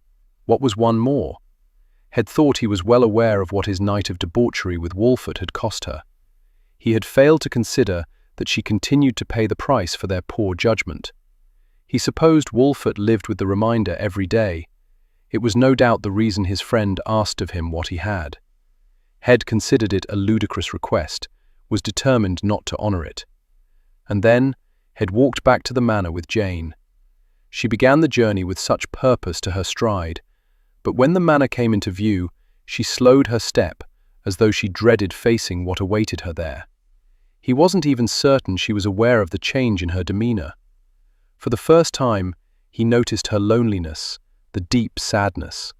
She'd been young, filled with hope and dreams and a child, when it was all snatched from her. What Walford asked of him suddenly seemed a small price to pay to restore happiness to such a remarkable woman. She remained loyal to her husband, retained her feelings for him. She saw to his needs, asked nothing for herself. She did not whine or complain. She accepted what their foolishness had wrought, albeit grudgingly when it came to Ainsley. She poured all her anger and hatred into him, rather than into her husband. He knew he was not deserving of all of it, but understood that she needed someone to blame, and it was much easier to lay the fault at his feet, because at least he could still stand. Now, in the room had been assigned, he rubbed the small scar on his chin. Had not changed places with Walford, not for the world. But he could not deny that he was partly responsible for the debacle that had led to such unhappiness. With great difficulty he met his gaze in the mirror. Was he seriously considering fulfilling Walford's request? Absolutely not. He'd honour Jane with a dance, nothing more than that. As he stepped out of the room, he was instantly aware of the liveliness of the manor. He could hear riotous laughter and the din of far too much conversation. Even though people spoke quietly, there were so many voices that they rose in a crescendo. In the hallway, a door opened in front of him and a young lady emerged, her chaperone close on her heels. The girl's blue eyes widened. "Your Grace." He bowed slightly. "Lady Louisa, Miss Winters," the chaperone said, an appropriate name considering the chill in her voice. He extended his arm toward the young lady. "May I have the honor of escorting you downstairs?" "You risk her reputation, Your Grace," Miss Winters told him sharply. "Not with you so near," Ainsley responded. "He's quite right, Miss Winters. Imperfectly safe." With a small giggle, the girl placed her hand on his arm. "I'm honoured, Your Grace, to have you escort me." She appeared remarkably young.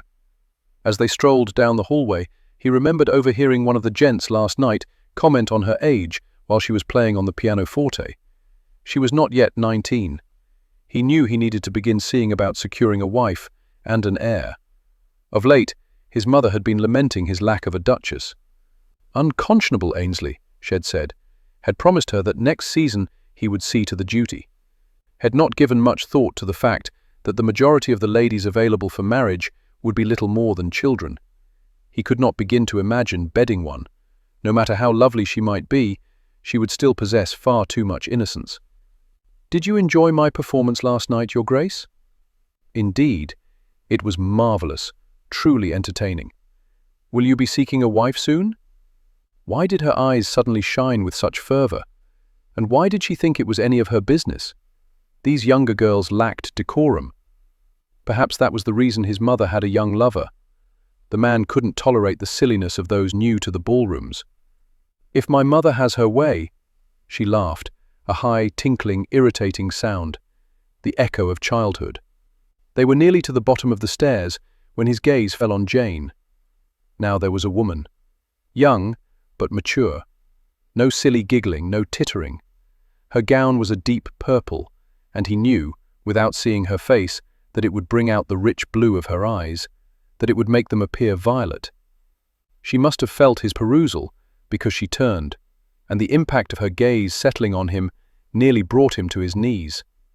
With her ebony hair and exotic features, she was gorgeous. From this distance, he couldn't see the weariness that often cloaked her. Then, her attention shifted to his left, and he noted her blatant disapproval. He wanted to announce that nothing untoward had passed between Lady Louisa and himself. The girl's bloody chaperone was near enough to breathe on his neck. Couldn't Jane see that? She turned towards someone, saying something he couldn't hear. "I've not yet accepted anyone's proposal," Lady Louisa said. It took Ainsley a moment to realize she was talking to him. He smiled as kindly as he could, to soften his words as he took her hand and pressed a kiss to her knuckles. "It would be a mistake to wait on me, Lady Louisa." He saw the disappointment in her eyes as she nodded slightly. Damn it! With that brief exchange, she aged, but still not enough for a man as world-weary as he. More laughter and a few squeals floated toward the stairs as people mingled between the parlor and the entry hallway. "Your Grace?" Ainsley glanced over at the footman, who was extending a copper bowl toward him. He could see 3 small slips of paper inside, each carefully folded. "What's this, then?" Her ladyship decided to dispense with formal seating arrangements for dinner this evening. Each gentleman draws a number, and then seeks out the lady with the matching number. She is to serve as his dinner companion. "Oh, what fun!" Lady Louisa exclaimed. She squeezed Ainsley's arm. "I shall hope we draw matching numbers." He would hope for the opposite. She promptly withdrew to find the servant with the bowl containing the lady's numbers. "Rather childish," Ainsley muttered. "But then she is almost a child, isn't she?" He twisted his head sharply to find Jane at his side. She'd brought her disapproval of him with her. "I was referring to this little game you've devised to ensure him not sitting in your vicinity during dinner. Unfortunately, Walford insisted you have the chair beside his." She nodded toward the servant. "You may move on." "Yes, m'lady." "You seem quite relieved," she said to Ainsley. "I have little patience for games, except for those that take place in the bedchamber."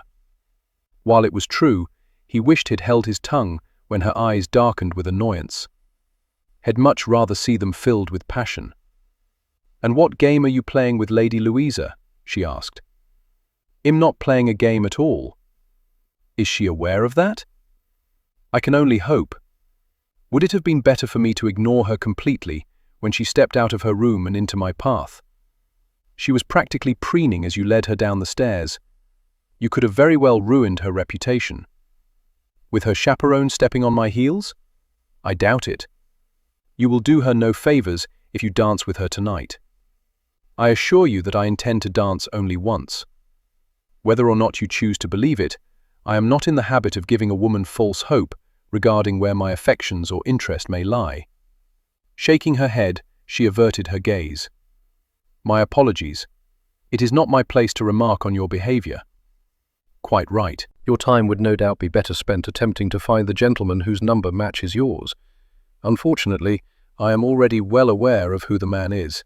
Dear God, don't tell me you got saddled with Sheffield, the boor." "No, I am saddled with the man who has no number." Her unflinching gaze met his, and for some unaccountable reason, his heart sped up. You. Chapter 5. Jane was having a most difficult time remaining annoyed with Ainsley. He was slowly, irrevocably, wearing down her resistance to him, her determination to despise the man for as long as he drew breath. How the bond between he and her husband could remain so strong astounded her. But sitting across from him, with Wolfert between them at the head of the table, their devoted relationship was more evident than ever. "I can't believe Sheffield and his hounds managed to corner more foxes than any others," Wolfert had said sotto voce to Ainsley. "He shall surely bore us to death with that tale now." With only a brief look, Ainsley managed to remind her of every moment Shed spent with him in the garden the evening before. Shed even, to her immense shame, enjoyed strolling back to the manor with him that afternoon. Oddly, they'd barely spoken, and yet she found immeasurable comfort in his presence. Then, when she saw him descending the stairs with Lady Louisa, Shed experienced a sense of betrayal, which was obviously ludicrous, as she wanted nothing to do with him. Although Shed chastised him for his encounter with Lady Louisa, it was obvious he held no real interest in the girl. As he claimed, he was being merely polite, but it was equally apparent that the poor girl had fallen for his charms nonetheless. She hardly blamed her. Ainsley could be quite charming when he wished to be. Although, as she considered it, she recognized that she had never seen him when he wasn't charming, and that realization irritated her. "I know our guests are leaving on the morrow," Wolfert began quietly, "but surely you can stay another day or two." Ainsley's gaze clashed with hers. Shed so hoped that Wolfert had given up this ridiculous notion of his, but obviously he hadn't. She knew it, and so did Ainsley. Why else ask him to lengthen his stay, if not to provide more opportunities to prove the brilliance of his plan to them? "I'm certain your wife is more than ready to have her household return to normal," Ainsley replied, reaching for his wineglass. "Our household has not been normal in 3 years," Wolfert said, a cutting edge to his voice that caused Ainsley to wince. While Shed never particularly cared for the man, she did not want old wounds reopened before her guests. "I thought you would be interested in knowing, Your Grace," she said, "that I spoke with the groomsmen before dinner, and Cassiopeia will be back to leaping over hedges in no time." He smiled at her, and she wished he hadn't. It only served to make him more handsome, more appealing. "I appreciate knowing that. It's always sad to have a horse put down." "What happened with Cassie?" Wolfert asked. "She took a tumble during the hunt," Jane told him. Wolfert's brows drew together. "Were you hurt?" "No, not at all. Why didn't you say something?" "I didn't want you to worry." "You're my wife. It's my place to worry." The chastisement in his voice embarrassed her. The choice of his words had been a disappointment as well. Not that he would worry, but that he would do so simply because she was his wife. It was her position, and not she, that caused him anxiety. As though sensing the tension, Ainsley asked quietly, "So your foot has recovered enough for dancing?" Her mouth went as dry as the Sahara that she and Wolfert once dreamed of visiting. "It does not bother me." She almost reiterated that she had no desire to dance but refrained, wondering if it would indeed add to Wolfert's suffering. "You knew of the tumble?" he asked Ainsley. Ainsley sipped his wine, leaving her to confess. "He was kind enough to see after Cassie and to escort me back to the manor." Interesting. Her husband toyed with the stem of his wineglass, as though he were in deep thought. Perhaps he was not as immune to the notion of her being alone with Ainsley as he pretended. "How is your mother, the Duchess?" he suddenly asked, as though desperate to change the subject. "She is well," Ainsley said. Wolfert swirled his wine, watching it as though it was the most fascinating display he had ever seen. "Is she still involved with the painter? The artist? Leo?" "Yes. His mother thrives in scandal," Wolfert said to Jane, as though she were unaware of the Duchess of Ainsley's scandalous behavior. "She's earned the right to live her life any way she pleases," Ainsley said softly, and yet his voice held the promise of a threat. He would not have his mother maligned, Jane realized. She didn't know why she was so touched by his defense of her. She remembered her conversation with Lady Inwood. It was the lady's boasting that ruined reputations, not Ainsley. He had told her that he did not gossip about his lovers. Suddenly, She understood at least one reason why Walford had suggested Ainsley as a possible short-lived lover. He knew how to keep secrets, and he did what he could to keep a woman's reputation intact, even his mother's. "How is Lady Linford?" Walford asked. "Not so well, I'm afraid," Ainsley said. Jane was well aware that the Earl of Linford had served as Ainsley's guardian. His wife was very ill, a malignancy of the bone that had been tormenting her for years. Knowing they'd be unable to attend, she had not even bothered to invite them. "A pity. She was always kind," Walford said. "She still is. I say, Walford, you do know how to go about keeping up one's spirits." Her husband chuckled low. "My apologies. I did start travelling down a morose path, didn't I? Jane, please, take us to lighter topics. I've been reading A Tale of Two Cities." "Ah, yes," Ainsley said. "It was the best of times. It was the worst of times." "That hardly sounds jolly," Walford said. "Do you enjoy Dickens, Your Grace?" Jane asked. "I do. He has the uncanny ability to capture the reality of life." "I do not want reality when I'm reading," Walford said. The conversation moved on to other writers and other works. Other guests began to join in. Soon, arguments, laughter, challenges, and opinions were flowing freely. She watched her husband smile, listened as he laughed, and felt bittersweet happiness. The balls held at Walford's estate were almost as famous as the hunts. The previous Marchioness, Walford's mother, had set the standard, and Jane had picked up the banner and run with it. She couldn't deny the pride that swept through her as she and her husband greeted their guests as they entered the grand salon. She heard sharp intakes of breath and exclamations of awe. The orchestra was seated in the balcony, their music wafting through the room. The crystal chandeliers sparkled as the candle flames flickered. Flowers and greenery adorned the massive room that accommodated several small seating areas. Now she strolled through, ensuring that their guests knew refreshments were available through the open double doors leading into the next room.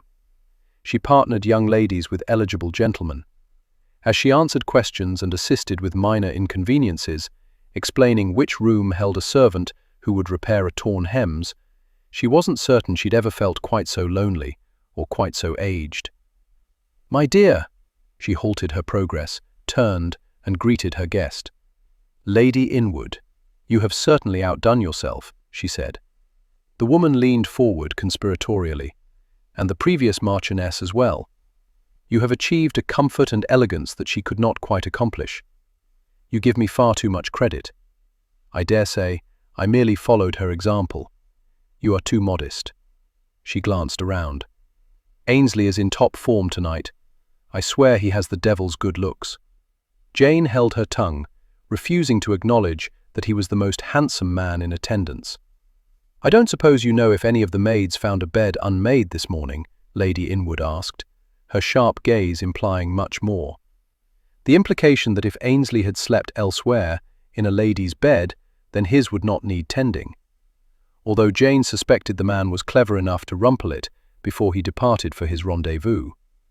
"Not to my knowledge, no. We cannot determine who he has selected for a dalliance. Perhaps no one." The older woman scoffed. "Hardly likely." Then her expression turned shrewd. "Although you were seen walking with him this afternoon, my horse and I took a tumble. His Grace was kind enough to escort me back to the manor." Fortunate for you. That you were not injured, I mean." "Very fortunate." Lady Inwood squeezed Jane's hand. "If you do hear anything regarding who has earned Ainsley's favour, you will let me know, won't you?" "Absolutely not." Rather than speak the words, however, Jane merely smiled. She felt rather out of sorts of a sudden. Turning, she spotted Walford sitting off to the side, appearing as lonely as she felt. With only a few people stopping her for a quick chat, she managed to make it to his side before the current dance ended. Sitting in a chair beside him, she took his hand. "I think everything is going splendidly. You've done a wonderful job of it, Jane. Even my mother, may she rest in peace, would have been impressed. We've been fortunate that the weather has held. I've seen a few go out into the garden." She bit her lower lip. "Is this difficult for you, Walford? Watching everyone waltzing about?" "No, I never really fancied dancing. But you were so good at it." Only when I was with you." His quick smile withered. "Do you miss it, Jane?" "How can I when I am right where I wish to be, beside the man I love? You deserve so much better than I've given you." "Wolfert, please, let's not go there." He nodded, his face brightened. "Ainsley, where have you been, old chap?" She glanced up as Ainsley came to stand before them.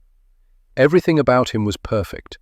His cravat appeared as though it had not been touched since his valet secured it. He had not a single dark hair out of place. With sudden surprise, she realized she was searching for some sign that he'd had an assignation. What did she care what he did with whom? "I was playing cards," he said. "He has the devil's own luck at cards," Wolfert muttered to her. "Now that you've left the tables, perhaps I'll give it a go. Although I hate to leave Jane alone. She's hardly alone in this mash of people." I suppose that's true enough. She didn't like them talking around her as though she wasn't there. Still, she touched Wolfert's wrist, slid her hand over his. "You should go to the card room if that's where you prefer to be. I'll be perfectly all right, if you're sure." "Of course. Perhaps to lessen the pain of his parting, you would honor me with a dance," Ainsley said. She and Wolfert both jerked their heads to the Duke. Her heart slammed against her ribs, and her chest tightened as though her corset had suddenly shrunk.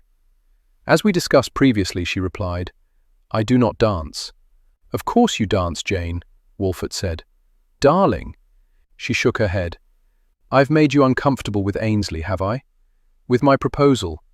No, I only want you to be happy. You always smiled so much when you danced. Please, Jane, I've taken so much from you. Don't let the list include your love of dancing." Blast Ainsley for putting her on the spot like this, more for being right, that she was punishing Wolfert by denying herself the pleasures he could no longer enjoy. "Oh, all right then," she forced a smile. "Your Grace, I would be honored to dance with you."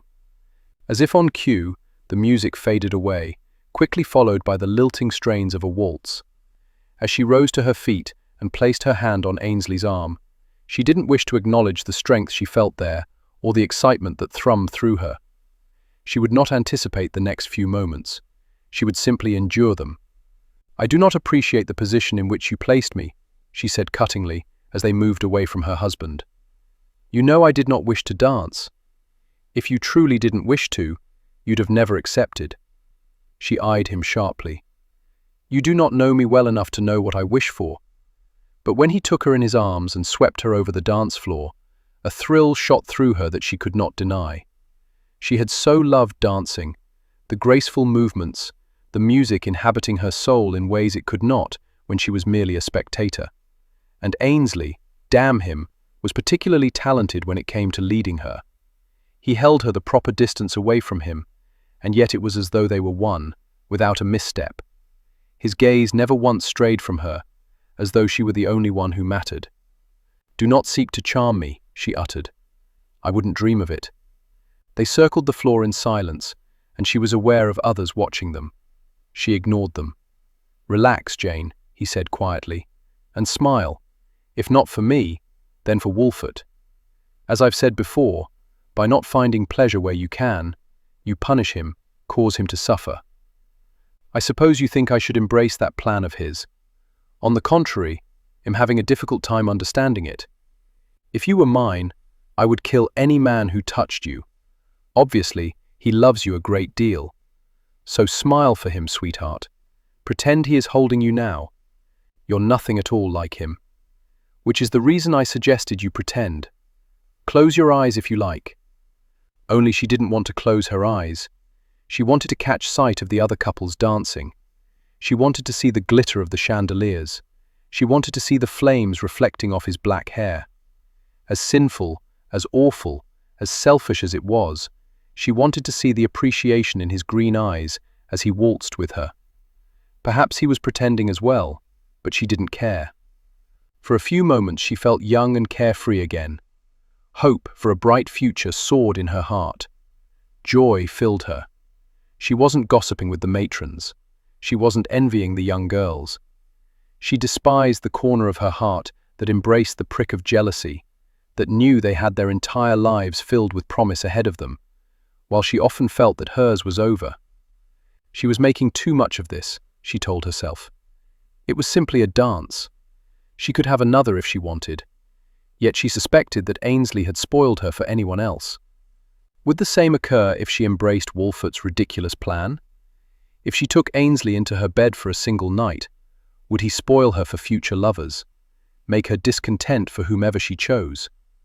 A silly thought, as Wolfert was correct. She would never take a lover, would never betray him. Just as, when he'd been able, he'd never betrayed her. When the final strains of the violins echoed through the room, she bid them farewell with fond remembrance. She would not regret that they left her as so many dreams had. "Thank you, Your Grace. It was most assuredly my pleasure." She was aware of an odd ache in her jaw and realized that sometime during the waltz she had indeed begun smiling. It was very difficult now to erase the curve of her lips as Ainsley escorted her from the dance floor back to the corner where they'd left Wolfert. Only as they neared, she noticed that he was no longer there. "He probably went to the game room to play cards," Ainsley said. "Yes, I'm sure." He lifted her gloved hand, held her gaze, and pressed his lips against her knuckles. She could feel the warmth of his mouth through her kidskin gloves. "Rest assured that I will not accept Wolfert's invitation to prolong my stay. I will depart in the morning. He will be disappointed, but you will not. And like your husband, it is only your happiness that concerns me." He left her there, and she was not willing to acknowledge the twinge of disappointment his parting brought. It had been a mistake to dance with her. Standing in a darkened corner of the terrace, striving to cool his ardor, he'd known it would be. From the moment he saw her standing in the entry hallway, so beautiful, so poised, he'd known he should not approach her. Yet he'd been unable to resist. He wanted to see her smile, as he'd not seen her smile since his arrival, as he suspected she'd not smiled since the night he brought the news of the accident. But he'd remembered her smile on the night before she married, when she danced with Wolfert. Not a single star in the heavens could outshine her eyes. Tonight, it had taken a while, but eventually she succumbed to the lure of the music and the motion of their bodies following where the rhythm led. He could have danced with her all night, but the one dance was scandalous enough. He knew speculation abounded that she was the woman with whom he'd have a tryst while here. She was the only woman to whom he was giving attention. Quite honestly, no other woman interested him. That she did was unfortunate, for in spite of Wolfert's insistence that he get his wife with child, Ainsley knew she was too loyal to ever come to him willingly, and he did not take unwilling women to his bed. He heard the sniffles, the evidence of tears, and realized he was not alone out here. Turning, he spied the shadowy silhouette and immediately recognized the slender form. Even the night couldn't hide her from him. Her back was to him. He could leave with her none the wiser, grant her solitude and privacy, but he suspected she'd had a good deal too much of it over the years. He'd seen her smile wither when she realized that her husband was no longer waiting for her when the dance was over. She'd handled herself with such aplomb. If he'd not felt her fingers flinching on his arm, not seen the flush of pleasure retreat from her cheeks, he might not have known how truly devastated she'd been. So while he knew he should walk back toward the light, toward the doors where people ambled in and out to enjoy the coolness of the gardens, he strolled instead farther into the darkness. "Jane?"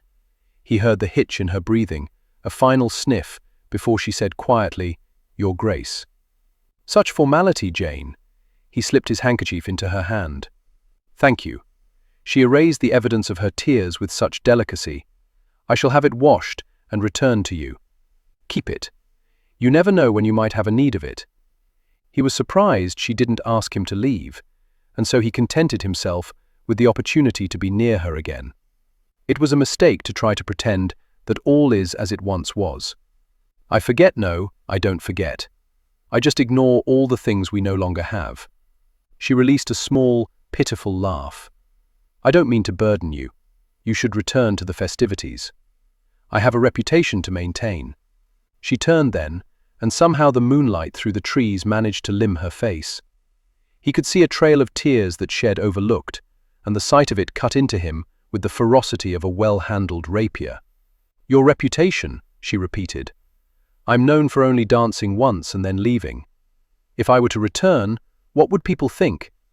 That perhaps someone has struck your fancy."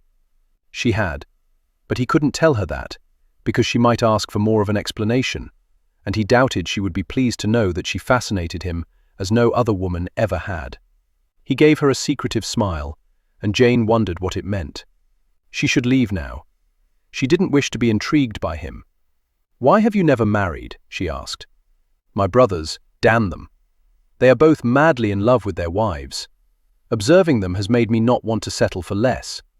You are fortunate that your coffers are full and do not require that you marry in order to fill them. Wolfert would have married you regardless. She wasn't quite so sure. "I suppose we shall never know." She sighed. "I really should return to my guests." You missed some tears. His palm, so warm, cradled her face. She wondered when he'd removed his gloves. Slowly, his thumb stroked the curve of her cheek. "A woman such as you should never be brought to tears. I regret any of my actions that may have led to this moment. I could list them for you if you like, but what would be the point? To punish me. It is what you desire, is it not? I see no point in my desiring anything any longer." "Nothing at all? What of children?" "They are not to be had. I will not even entertain Wolfert's ridiculous notion. But surely there are other things you must desire. When was the last time you were kissed?" She didn't know why she answered him. Perhaps it was the lull of his voice, the stroke of his thumb, the shadows that offered secrecy. "The night of the accident, before Wolfert went out." "And he's not kissed you since?" His voice carried a strange undertoned disbelief, anger she couldn't quite place it. She scoffed. Why ever would he start what he cannot finish? A kiss need not be the start of anything. It owns itself. It is simply what it is. His hands, his fingers are not paralyzed. His lips, his tongue. "Are you telling me that in 3 years he's never once given you so much as this?" His mouth covered hers, and heat poured through her body.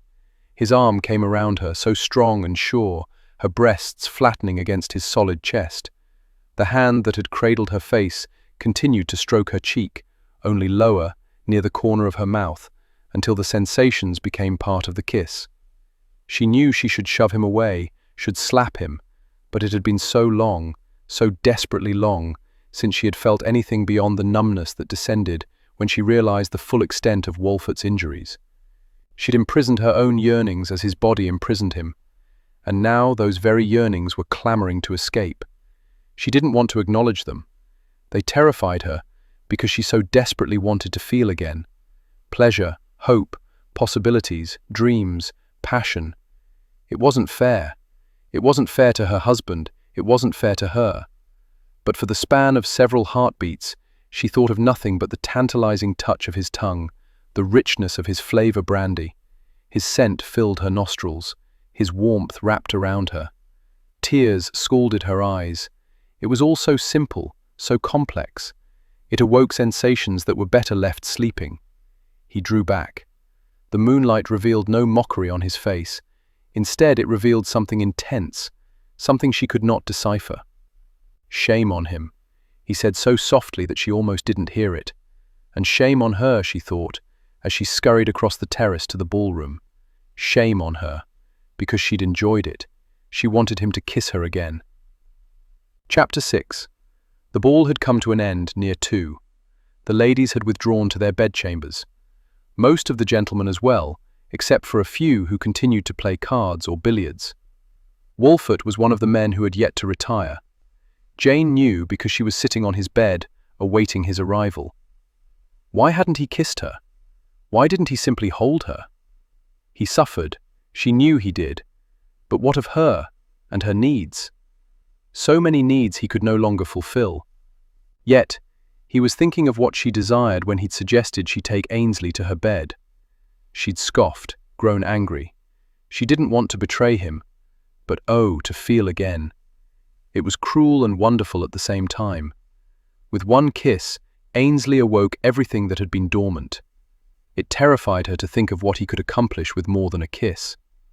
The clock was near to striking 3 in the morning when the door to Wolfert's bedchamber finally opened and Randall pushed him into the room. Wolfert's eyes widened. "Jane? What in God's name?" She slid off the bed. "It's urgent that I speak with you." He'd been a damned fool to kiss her. What in God's name had possessed him? She'd tasted so remarkably sweet, had fairly melted against him. He'd been tempted to lift her into his arms and carry her to that tiny bed in that tiny bedchamber he was given, and unleash every ounce of passion he possessed. Pleasure her until she set free all the damned yearnings she'd imprisoned. Instead, he'd made his way to the library, grateful to find it absent of people, so he could indulge in the whiskey and strive to forget the feel, scent, and taste of her. Unfortunately, he was having very little luck there. He should find a lady to distract him. Only he wanted no other woman. He wanted to gaze into blue eyes and run his fingers through black hair and touch the white streak that so mesmerized him. He cursed Wolfert for putting the notion of bedding his wife into his mind. He'd been able to think of little else since coming here. He would be glad to leave on the morrow. He glanced at the clock on the mantel, a little past 3. "Today," he muttered, "he'll be leaving today." He finished off the whiskey in his glass, considered opening another bottle, but what was the point? Nothing was going to make him forget the pleasure of that kiss. He shoved himself to his feet just as the door opened. Randall stepped through. "Your Grace, his lordship instructed me to find you. He wishes to have a word."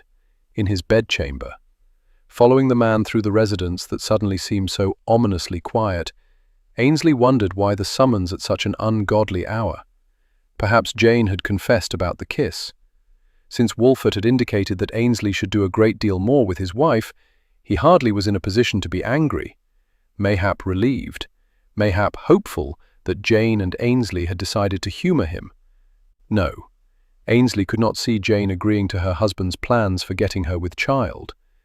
So he was most surprised when he stepped into Wolfert's bedchamber and discovered Jane sitting on a settee before the fireplace, wearing her nightdress and robe, her hair plaited. Wolfert sat in a high-backed chair nearby, studying his wife as though afraid she might shatter. Why in the bloody hell wasn't he sitting beside her? The door closed quietly behind him. Wolfert glanced over at him. "Ainsley, good, we wanted to talk with you, before either of us lost our nerve." He immediately sobered. This wasn't good. "Please join us," Wolfert continued. Ainsley wondered if the vacant spot on the settee had been reserved for him. He strode across the room and stood beside the fireplace, resting his forearm against the mantel. The fire was high, blazing, yet Jane seemed to be shivering. Her toes peeked out from beneath the nightdress, one foot crossed over the other. She appeared so damned vulnerable. Unlike her husband, she had yet to look at or acknowledge him. Her gaze was riveted on the flames. "Jane had a few questions," Wolfert began. "About?" His voice sounded rough, raw, all the damned whiskey burning his throat for the past few hours. "My plan for seeing that she gains the child she so desperately wants," which, judging by the paleness in her features and the bright hue in Wolfert's, neither of them was completely comfortable with. "I don't think—" "Where?" she blurted. "Where would this assignation take place? Would you remain here?" She was gripping her hands so tightly that the knuckles were turning white. He wanted to kneel before her and hold her, comfort her. He wanted to wrap his hands around hers and rub them until she relaxed. Why was Wolfert keeping his distance? He knew that if he were to answer her question, he would reveal that he had given considerable thought to how he would handle this matter, which would no doubt offend her. But he couldn't leave her wallowing in doubt. He certainly couldn't comfort her in front of her husband. He had no plans to do more than that with Wolfert near. "I have a cottage," he said, "on a lake, to the north. I use it when I seek solitude. It is some place I have shared with few and would welcome sharing with you, would offer privacy." "I've been there, Jane," Wolfert said quietly. "It would provide for a lovely month away." "A month?" She looked at her husband then, and Ainsley could see the disconcertedness in her gaze.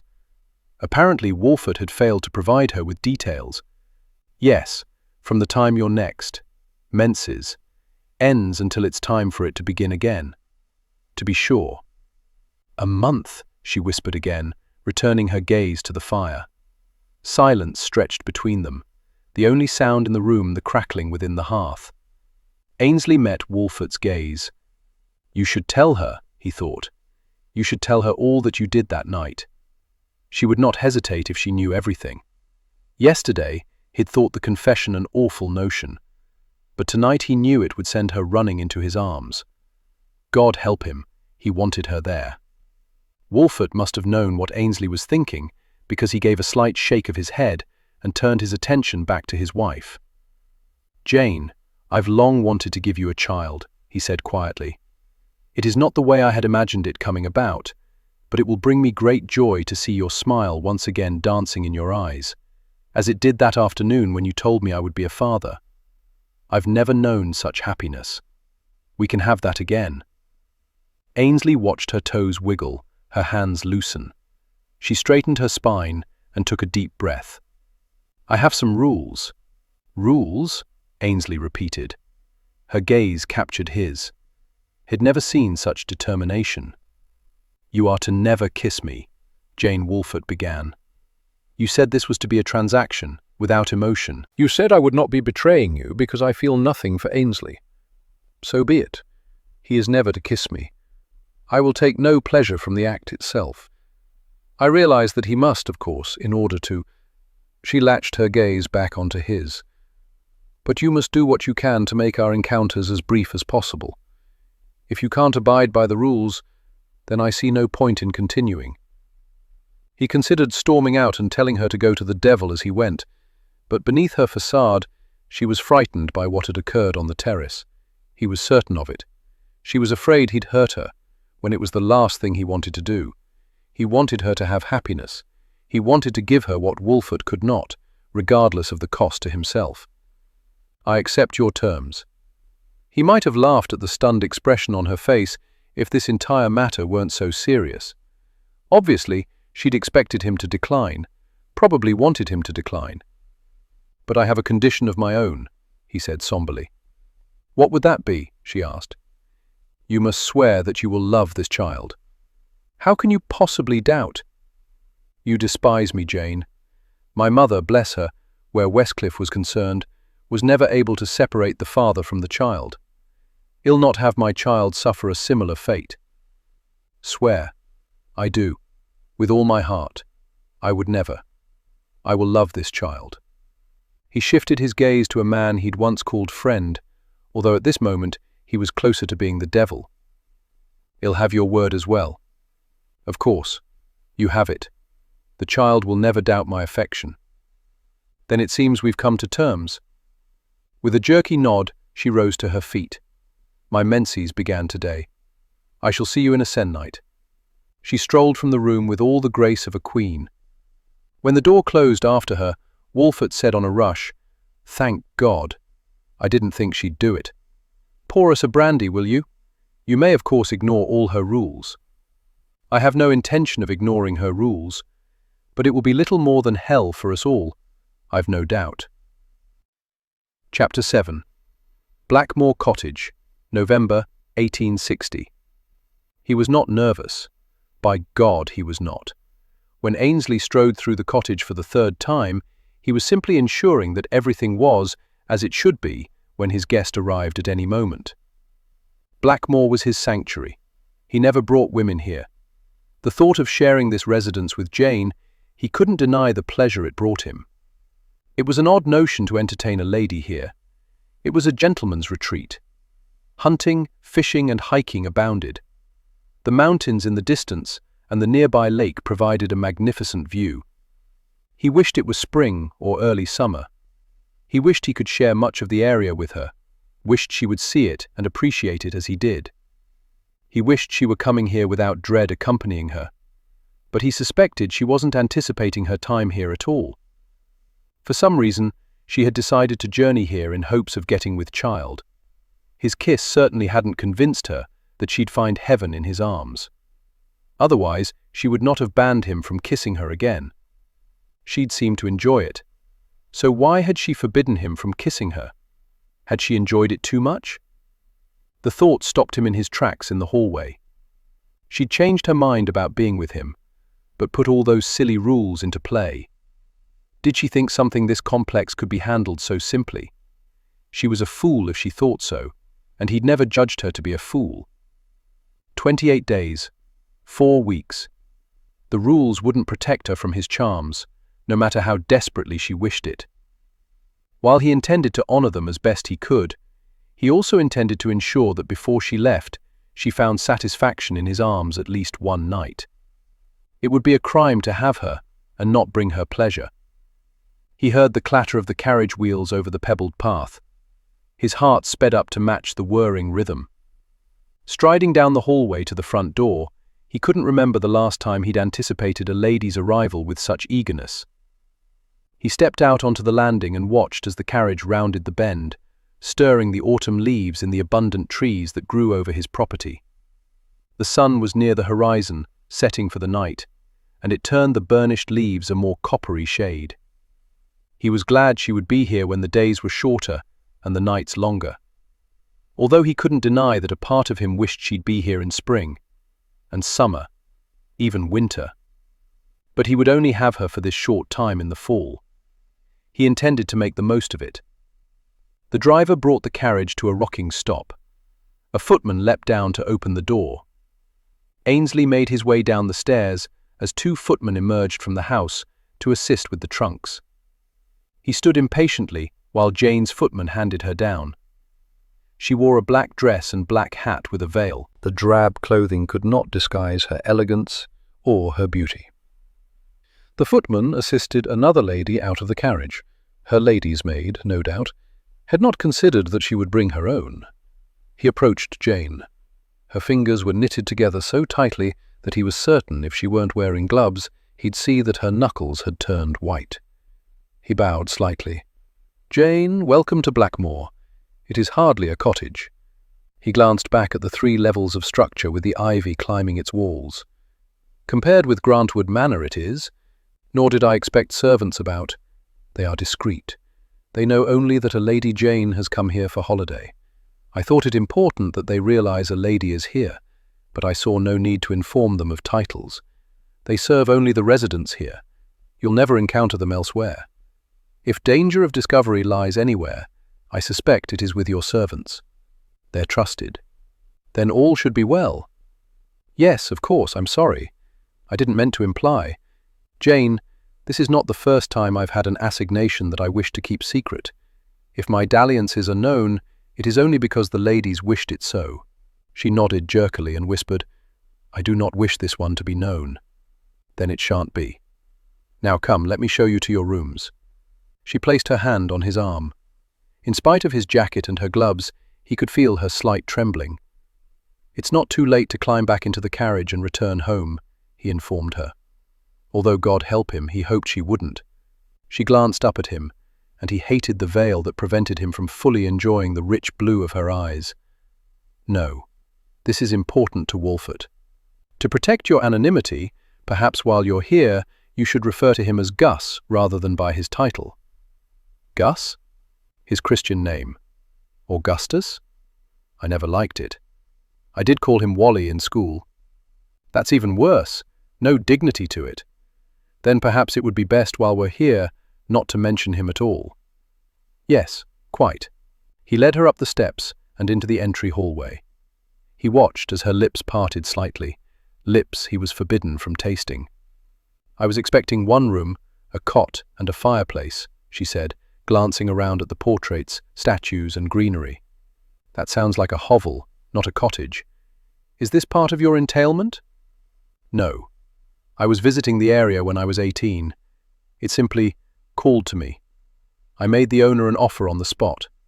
Fortunately, he was agreeable. I always find peace here. It is my hope that you will as well. I've shared it with very few." "Well, it's lovely." "Not as lovely as you," he almost said, but he doubted she'd appreciate any flirtatious banter, even if the words were heartfelt and not intended to woo. The butler stepped into the entryway. Immaculately dressed, he stood tall and proud. "Manning, be so kind as to show Lady Jane's maid to her room," Ainsley said. "Yes, Your Grace." He turned to the woman in question. "Miss?" "Lily, if you'll come with me." The girl hesitated. Ainsley guessed her to be not much older than Jane. "It's all right, Lily," Jane reassured her. "I'll ring for you when I have need for you." "Yes, m'lady." When they'd left, Jane asked. "How many servants do you have here?" "A dozen. They are at your beck and call. I intend to trouble them as little as possible. Easier to be forgotten that way." "You are not easily forgotten." He wished he'd held his tongue. He immediately read the discomfort on her face. "This way." He led her up the stairs. They were not as grand or as sweeping as the ones at Grantwood Manor, but they were wide enough to allow them to walk side by side. Their legs brushed, and she nearly stumbled. He was beginning to gain a better understanding of the courage it had taken her to come here. When the initial attraction was strong enough, he'd taken to his bed women with whom he had little more than a passing acquaintance. But he had no doubt that Jane's experiences were limited to Walford, that she'd been a virgin on her wedding night. Giving herself to him now was not something she did lightly. Betraying her vows, regardless of the circumstances, could not be very palatable. At the landing, he guided her to a room next to his. "I have no bathing chamber here," he told her, "but the servants can bring you a tub and hot water whenever you wish it." She nodded. He opened the door. Her fingers slid off his arm as she wandered into the room. The velvet bed covering, the canopy, and the drapes at the window were blue, matching the shade of her eyes. A week ago, everything had been green. The fainting couch near the window, the plush couch and armchairs near the fireplace, were new. Flowers from the greenhouse filled vases. Everything had been arranged with her comfort in mind. She gave the bed a brief glance in passing. Removing her cloak, she set it on the chaise longue and walked to the window. What a lovely view of the lake. "I've always liked it." He watched as she lifted her veil, exposing the profile of her exotic features to his perusal. His gut tightened, as though she'd removed everything, as though she stood before him in total nudity. She pulled out 2 hatpins, removed her hat, and set it on her cloak. Her gaze shot to the bed again. Straightening, she began tugging on a glove. "Shall we get to it, then?" Any ardor he may have felt building plummeted. She looked as though she was on the verge of being escorted to the gallows. He strode toward the bed. She stiffened, backed up a step, caught herself retreating, and angled her chin defiantly. He leaned against the bedpost. "I thought we'd have a relaxing dinner first.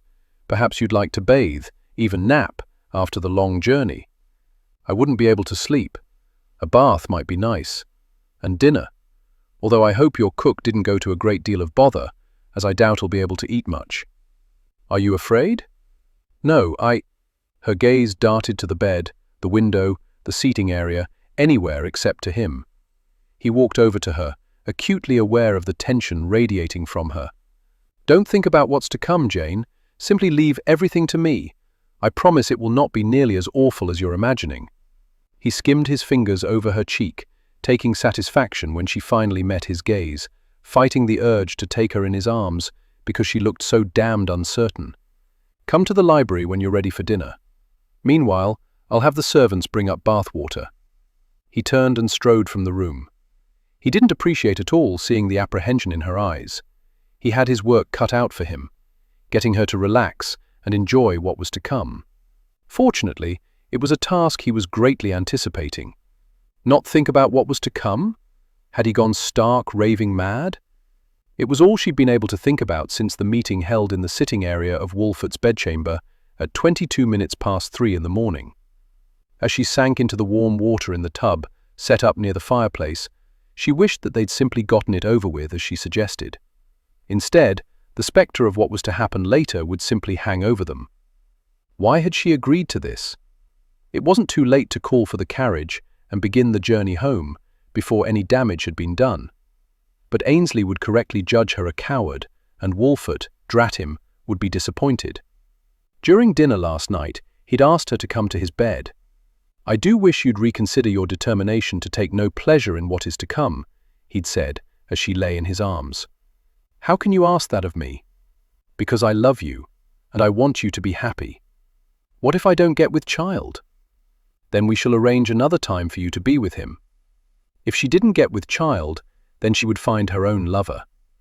Of course, there was the matter of the Seymour blood to consider, which made Ainsley nearly perfect.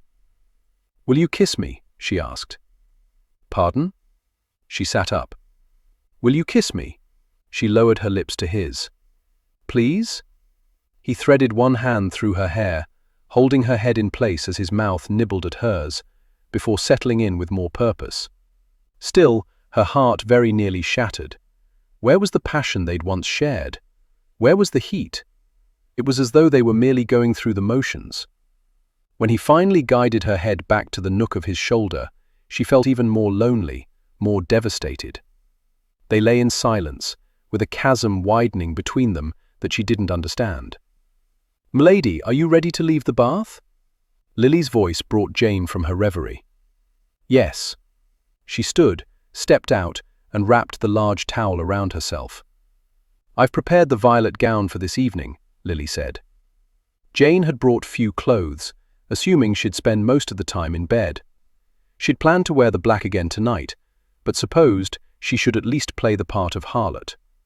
Although Ainsley certainly wasn't treating her as such. He'd been the perfect gentleman upon her arrival. No leering, no sense of victory or conquest. Based on his libertine ways and rumors of his prowess, she'd expected him to take her straight away to bed. She certainly hadn't expected him to delay the inevitable. She was both grateful and resentful of the reprieve.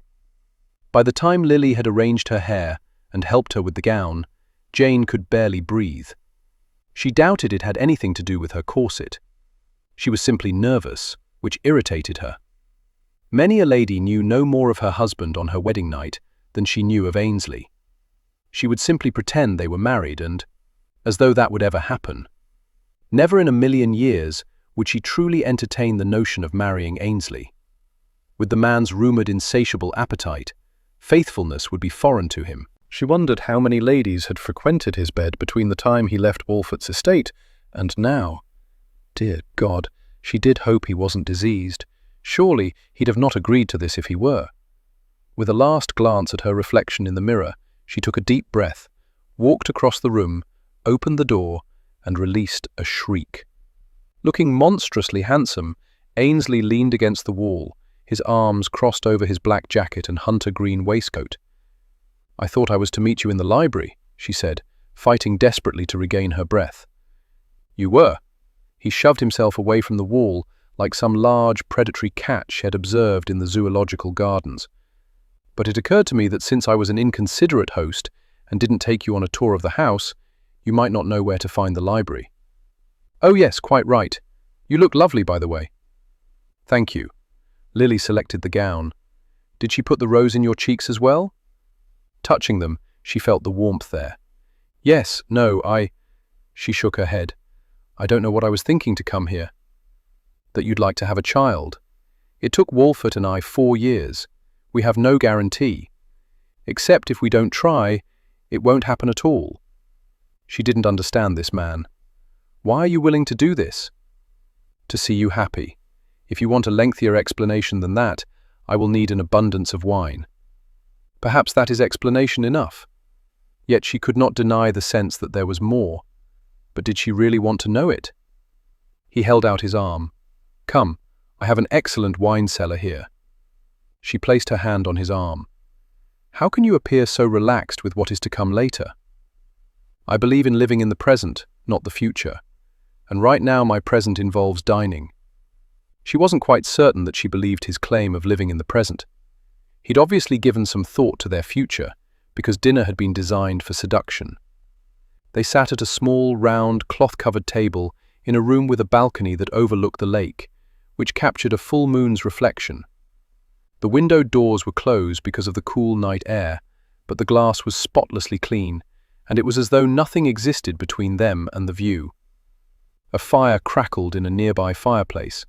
Candle flames flickered in the center of the table, where orchids released their sweet scent. Moonlight, starlight, firelight, and candlelight provided the only illumination allowed to intrude into the room. It was cozy and intimate, and very seductive. The servants would bring in a course and leave, not even a footman remaining behind. She thought she should have been nervous, uncomfortable even, but he made no untoward advances. "Your servants have this down to an art," she said. "You must often bring ladies here." He poured more red wine into her goblet. "I've never brought a lady here." Her gaze clashed with his. She read the truth of his words in the clover green. Why me? The privacy, the seclusion. These servants are not likely to ever serve at the family estate or in London, so no one will ever identify exactly who you are. Do you not give the same consideration to your paramours? I do. He lifted his goblet, swirled the contents. But my time with them usually involves only a brief interlude, which can be handled in various ways to ensure secrecy. And it's in rather bad form for me to discuss other women. I'm not usually in the habit of doing so. I asked, which I suppose was bad form on my part. I apologize. I'm sorry. I don't know how to do this. For one thing, stop thinking about what it is we're doing here. Much easier said than done. Drink some more wine. Do you want me snookered? Not particularly, but I do want you more at ease. She sipped her wine, licked her lips, searched for a safe topic. Do you fish in your lake? I do. Have you ever gone fishing? No. I suspect you would be very good at it. Why? It requires patience. Are you patient then? Usually. She heard in his voice the echo of the one time, the one night he wasn't. She didn't want to travel there. If she did, she wouldn't be able to carry through on her reason for being here. I heard that Westcliff and his wife had another son. Ainsley's smile was that of a proud uncle. Yes, Rafe, as handsome as his father. Takes to crying a good deal of the time, though. Your mother must be beside herself with so many grandchildren already. I believe they make her feel old. Perhaps that is the reason she has such a young lover. Before he could respond, she held up her hand. My apologies, I do not mean to sit in judgment. My mother enjoys her notoriety. I doubt there is a single person in the aristocracy who doesn't believe Leo is her lover. Do her scandals embarrass you? My mother is one of the strongest and most courageous women I've ever known. She's entitled to live as she chooses. Besides, my brothers and I have had our share of scandals. Who are we to judge? You love her, deeply, and Leo makes her happy. I can't fault him for that. She supposed, considering his own reputation, that she shouldn't have been surprised that he'd be so accepting of inappropriate behavior in others. In a way, it was a bit of a relief, for surely it meant he found no fault with her decision to be here. But then what did she care what he thought of her? They were not true lovers. They didn't even like each other. They would tolerate each other, make the best of this most uncomfortable and unusual situation. Each time she emptied her goblet, he refilled it. She knew she should protest, but her muscles were loosening, and a warm lethargy was spooling through her. She thought if she took enough sips, perhaps if she looked at him at just the right angle, she might see Walfort, could pretend he was Walfort. While they carried similar blood, shared some of the same ancestors, they favoured each other hardly at all. Ainsley was decidedly more handsome, his features more sharply defined. His eyes were a mesmerizing green, and when he focused them on her, she could almost imagine that he found her beautiful, that he desired her. But then, he desired all women. She was nothing special. He would have her, then easily forget her. He was here out of obligation, a debt owed, a redemption sought. She should never forget that. If he did manage to get her with child, how would she reconcile the revulsion she felt for him against the gratitude she'd feel? He was the absolute worst choice for this endeavour. She should call for her carriage now. But she didn't think she could stand the mortification of going to someone else, of asking for this favour. During the past week, she'd allowed herself to dream of holding a child to her breast, to turn back from the dream now when it might be so close to being fulfilled. She drank down another glass of wine. It made everything seem not quite so sinful. When they were finished eating, he escorted her to her bedchamber. She wondered if she should invite him in now, before the effects of the wine had any chance to fade. "I'll join you in a few moments," he said quietly, taking the decision from her. "Remove your wedding ring before I do." Nodding, she slipped into the room and pressed her back to the closed door. Now the true nightmare would begin. Unfortunately, she was suddenly far too sober. Chapter 8. Lily had helped her change into the nightdress. Now, Jane stood at the window, gazing out on the moon, terrified. She should have drunk far more wine. She'd placed her wedding ring, which she had vowed never to remove, in a wooden heart-shaped box on the vanity. It was lined with velvet, and she wondered if Ainsley had set it there, specifically for the purpose of holding her ring. She was beginning to realize he was not a man who left much to chance. The soft rap on her bedchamber door nearly had her flying through the window. "Enter." To her consternation, her voice mimicked the squeak of a dormouse. She turned to face the door as it opened, and Ainsley strode in. She'd expected him to be wearing a dressing gown. Instead, he wore a billowy white shirt, unbuttoned at the collar and cuffs, and a pair of trousers. After closing the door behind him, he walked over to the vanity and blew out the flame in the lamp. His steps were eerily silent, and she realized he was barefoot. He wandered over to the table beside the bed, and with a brief breath, extinguished the flame in that lamp. 2 more lamps burned, one on the other side of the bed, one in the sitting area. She didn't know why her maid had left so many burning, or why she hadn't thought to put them out. Perhaps because she saw the darkness as a signal for going to bed. His long, predatory strides took him to one lamp, and then the other. She didn't want to acknowledge how graceful and sinewy his movements were. He was obviously in no hurry, completely comfortable in his surroundings. As the shadows followed him and began to reach for her, she was grateful for the encroaching darkness. At the last lamp, he stilled, held her gaze, and waited. 1 heartbeat, then 2, before sending the final flame to sleep. Struggling for breath, she watched as his silhouette approached her. When he stepped into the moonlight, she wished she'd drawn the drapes, because it was impossible to pretend he was anyone other than who he was. Small tremors cascaded through her, and she wasn't certain if they were the result of fear or anticipation. He wrapped his hands so warm, so large around hers, and she was startled by the roughness of his palm. "I'm almost as nervous as I was on my wedding night," she whispered. No need to be. He was right, of course. She'd worried on her wedding night that she'd disappoint Walford, but if Ainsley were disappointed, what did she care? She didn't want to please him or hold his heart or care what he thought. She wanted everything between them to remain impersonal. But as he pulled her away from the window and led her toward the bed, she didn't know if it would be possible to not let any of this matter. Her legs were trembling so badly that she didn't think she'd have been able to climb onto the bed if he hadn't lifted her onto it, sitting her on the edge. When she made a motion to scoot back, he halted her. "Just stay there. Lie back." "But your rules. I'm not going to get into bed with you." "Oh, I see." He knew how to keep it impersonal. Of course, he had all the experience. He probably knew all sorts of things that she'd not even think to imagine. "All right?" With her legs dangling over the edge of the bed, she lay back and squeezed her eyes shut. She only wanted his seed. Walford wanted her to have this. It was a transaction. Wasn't that what her husband had called it? Motions. She'd only go through the motions. As she felt the slide of her hem up her calves, over her knees, she clutched the counterpane.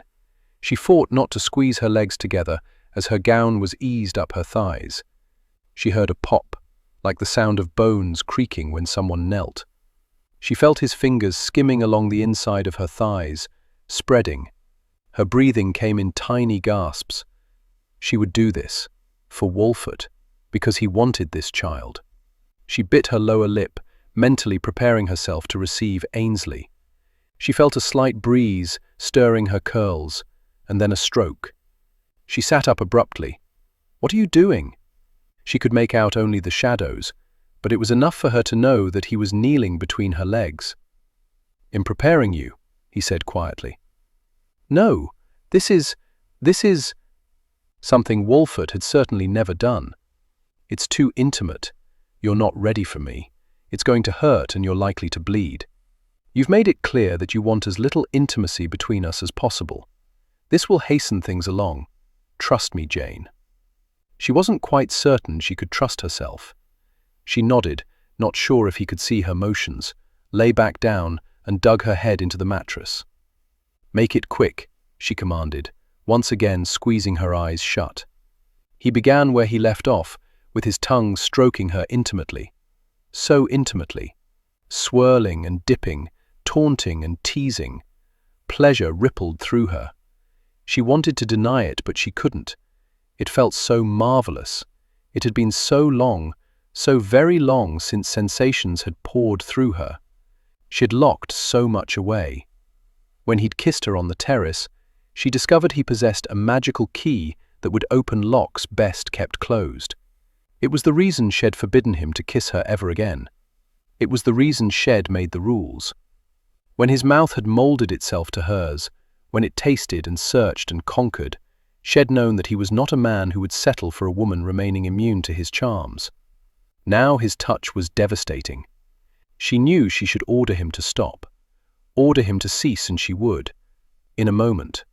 Wicked girl that she was, she simply wanted to enjoy the sensations he was arousing for a bit longer. Only a bit. But he worked his magic until she became completely lost in the sensuality, until it took over and controlled her. It was lovely, so lovely, the pleasure mounting almost beyond endurance. His mouth continued to play naughty games, to suckle, to lick, to torment. Oh, he was masterful. He knew when to apply pressure, when to go gently. Shed never felt anything so absolutely wicked and incredible.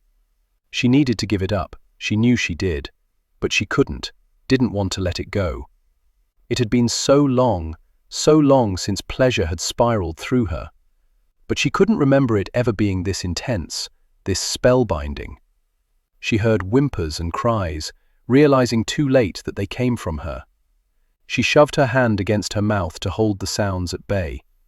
It seemed everything within her needed to be released, or Shed die. The cataclysm that ripped through her, then shook her to the core, left her trembling and weak, left her barely coherent. She was vaguely aware of the pressure. Then he was pushing into her with such force. His groan echoed around her, his body jerked over her. She felt his heated seed pouring deeply into her. A last thrust, a low moan that sounded as though it had been ratcheted up from his soul. Breathing deeply, he shuddered above her. Stilled. Id expected. A man of your reputation to last much longer. Then you are blind to your own allure, he rasped. He shoved himself away from her, withdrew, and eased her nightdress back into place. Without another word, he walked from the room, the door snicking softly back into place. She crawled into the center of the bed, wrapped her arms around a pillow, and wept. He would never know where he found the strength to walk away from her. He wanted to climb onto the bed, take her into his arms and hold her near, comfort her as she wept. He had no doubt that she would cry. All night she tried to appear so uncaring, so unaffected by what was to happen. But now that it was over, it would hit her. She'd betrayed her vows, her husband, herself. As Ainsley stood at the window in his bedchamber sipping whiskey he'd known he would need, he could still smell the scent of her, taste her saltiness on his lips. He'd wanted to skim his fingers over every inch of her, wanted to leave no part of her unknown to his questing tongue, wanted to kiss. He slammed his eyes closed. He thought he would go mad with wanting before his time with her was done. Yet neither would he give up a single moment that he would have with her. He tossed back the last of the whiskey in his glass, poured more. It would be some time before he'd be able to go to sleep, and when he did, he knew he would dream of her. Chapter 9. He felt like hell when he woke up. The sunlight streaming through the windows caused his eyes to burn and intensified the pounding in his head. He never drank to excess when in the company of a lady, but then when he finally tumbled into bed, no lady had been present. Rolling to a sitting position, he realized he'd slept in his clothes. He didn't even remember crawling into bed. He scrubbed his hands up and down his face. He would have a full day with Jane, a day of politeness, of ignoring their reason for being here until night fell. Strangely, now that he was coming more fully awake, he was looking forward to being in her company, even if on the surface it would all be platonic. He rang for his valet, then began stripping off his clothes. A bath was in order, followed by a shave.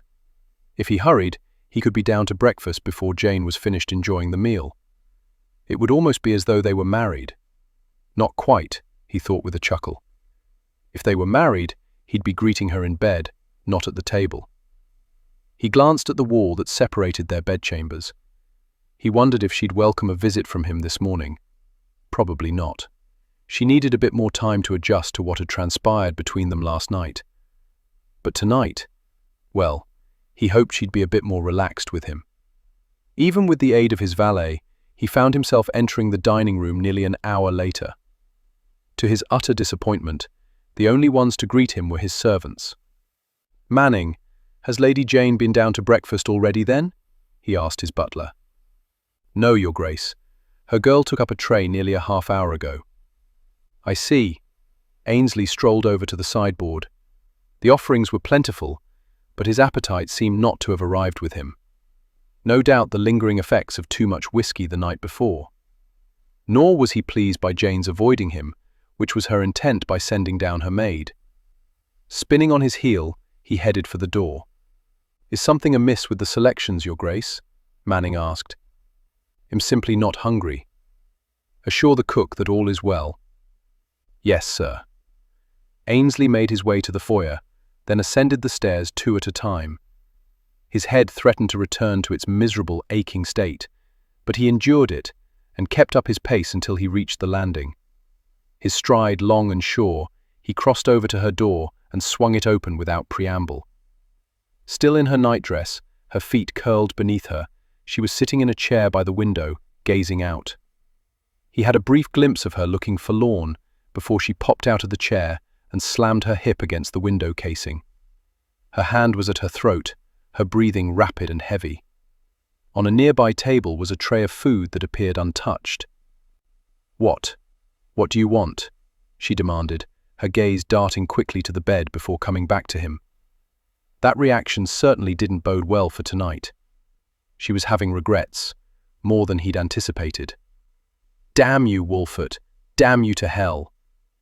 He relaxed his stance, realizing that barging into her room as he had wasn't helping the situation.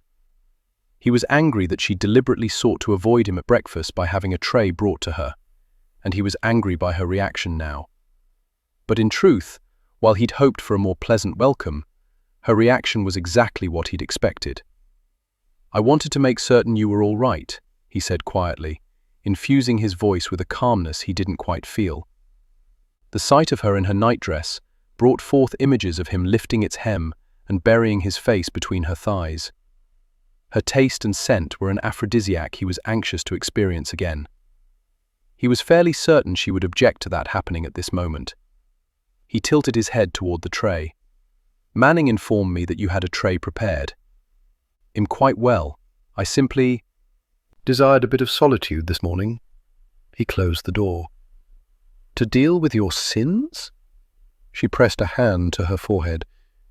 "Is it a sin if I've been given permission?" "I wouldn't think so." As though he were approaching a skittish mare, he walked cautiously over to the window. Her apprehension-filled gaze followed his every step. What the deuce did she think he was going to do? Grab her, toss her onto the bed and have his way with her? Leaning his shoulder negligently against the wall, he looked out on the glorious morning. The nearby village hosts a fair this time of year. I thought to ride over, have a look around, enjoy the day.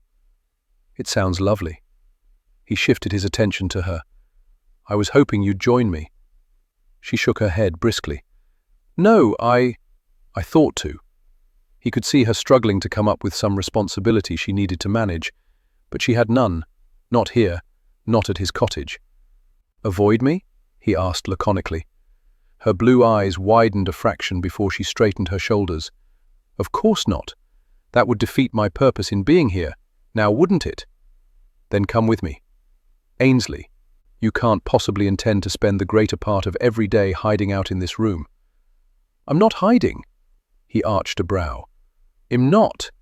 With a mulish expression, she folded her arms over her chest and turned to the window. He wanted to press his thumb to her brow, ease the deep furrow there. "This time of year, we don't have many days where the sun is so brilliant. We should make the most of it." He waited a moment, absorbing her silence. "Jane, it's going to be a very long month. You've established rules to ensure you find no joy in the bedding. At least give yourself leave to find joy in other things while you're here." "This is so hard, Ainsley," she rasped. "I knew it would be, but I was still not prepared for how blasted difficult it is." "I know, sweetheart. Hence, the reason that I think attending the fair would be such a welcome reprieve." He shoved himself away from the wall. "I'm going. If you wish to languish here all day, dreading the coming of night, so be it." Had taken 2 steps before she said, "I'd welcome the distraction, but it will take me a while to ready myself." Glancing back over his shoulder, he smiled. "Take all the time you need. Have you a riding habit? I thought we'd take the horses." Yes, that would be lovely. Join me in the library when you're ready." He strode from the room, his step a bit more lively than when he first entered. He felt as though he'd won the battle, but he knew he was still a long way off from winning the war. As the mare, lovely lady, plodded along, Jane felt her muscles begin to unwind. With guilt gnawing at her, she had finally drifted off to sleep in the early morning hours, but upon wakening didn't feel at all rested, and she had dreaded seeing Ainsley again. She wasn't certain what she expected of him.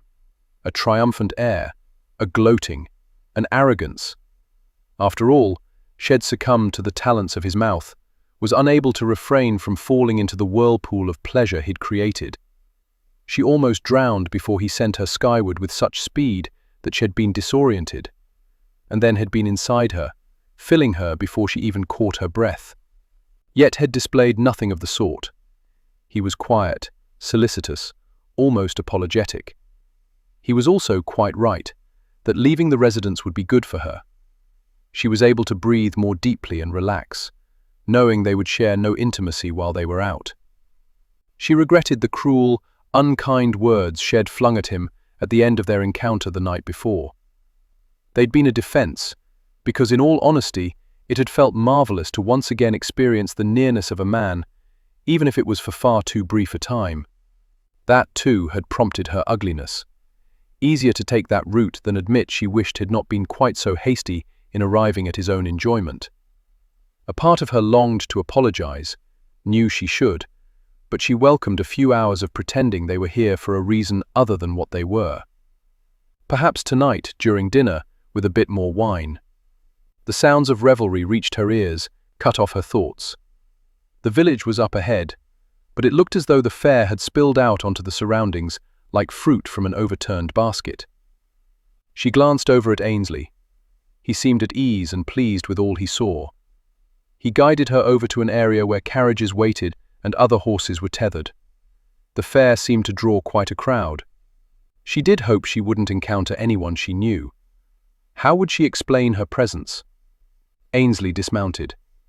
"Your Grace." A young man she guessed to be in his late teens sauntered over and doffed his cap. "Master Robin," Ainsley said. "How are you, lad?" "Fine, sir.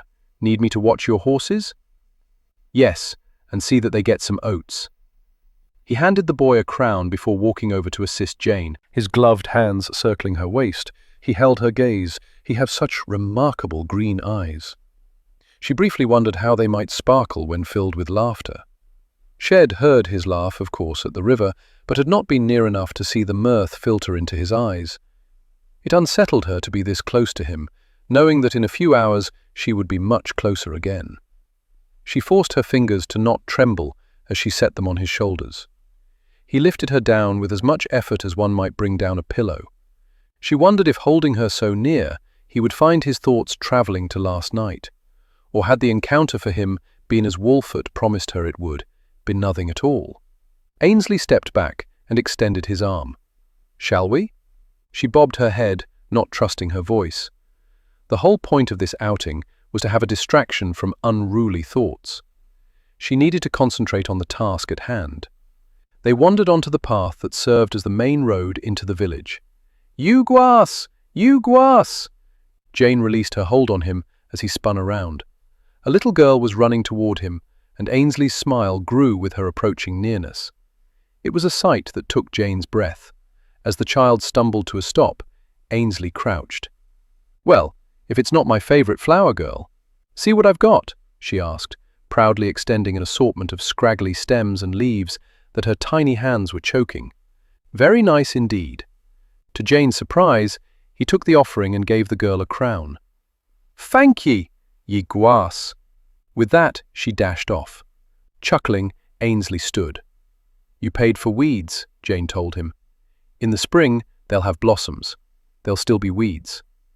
Ah, Jane, you are cynical. Why? Because I believe you wasted a coin?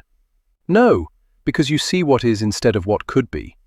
He tucked the gangly plants into his pocket and again offered her his arm. His smile was no longer on display, and she found she missed it. With a bit of flirting, she might be able to entice it back, but flirtation was completely inappropriate under their circumstances. He wasn't her lover. He was simply a means to an end. She didn't want to consider how long it had taken her to get with child the first time. In all likelihood, this month would be for naught. Good Lord, Jane, when did you become such a pessimist? And a cynic? Before she knew it, they were in the thick of the crowd. She could see jugglers and acrobats performing off to the side. Ainsley guided her over to a booth where woolen wares were displayed. Mittens, caps, shawls. Your Grace, the rotund woman inside the booth said. She gave Jane a speculative look. Probably not a good idea to be here. Mrs. Weatherly. It was apparent that Ainsley knew everyone, and they recognized him. But then, he was unforgettable, and she suspected few dukes resided in the area. He patted Jane's hand. Tell me, which shawl would you like? It took Jane a moment to realize he'd posed the question to her. I'm not in need of a shawl. You don't have to need it. You can simply want it. No, I didn't want to be any more indebted to him than she already was. She also wanted no reminders of her time here. She was struck with the absurdness of that thought. With luck, he would give her a reminder she would have for the remainder of her life. They're lovely, but I don't want anything. For my mother, then. Which one would she like? Why in God's name was he asking her? Surely, you know your mother's tastes better than I. Quite right. Have you something bold, Mrs. Weatherly? Oh yes, Your Grace. I have a lovely red. She brought forth a crimson piece, a beautiful shade. That'll do nicely. How much? A sovereign?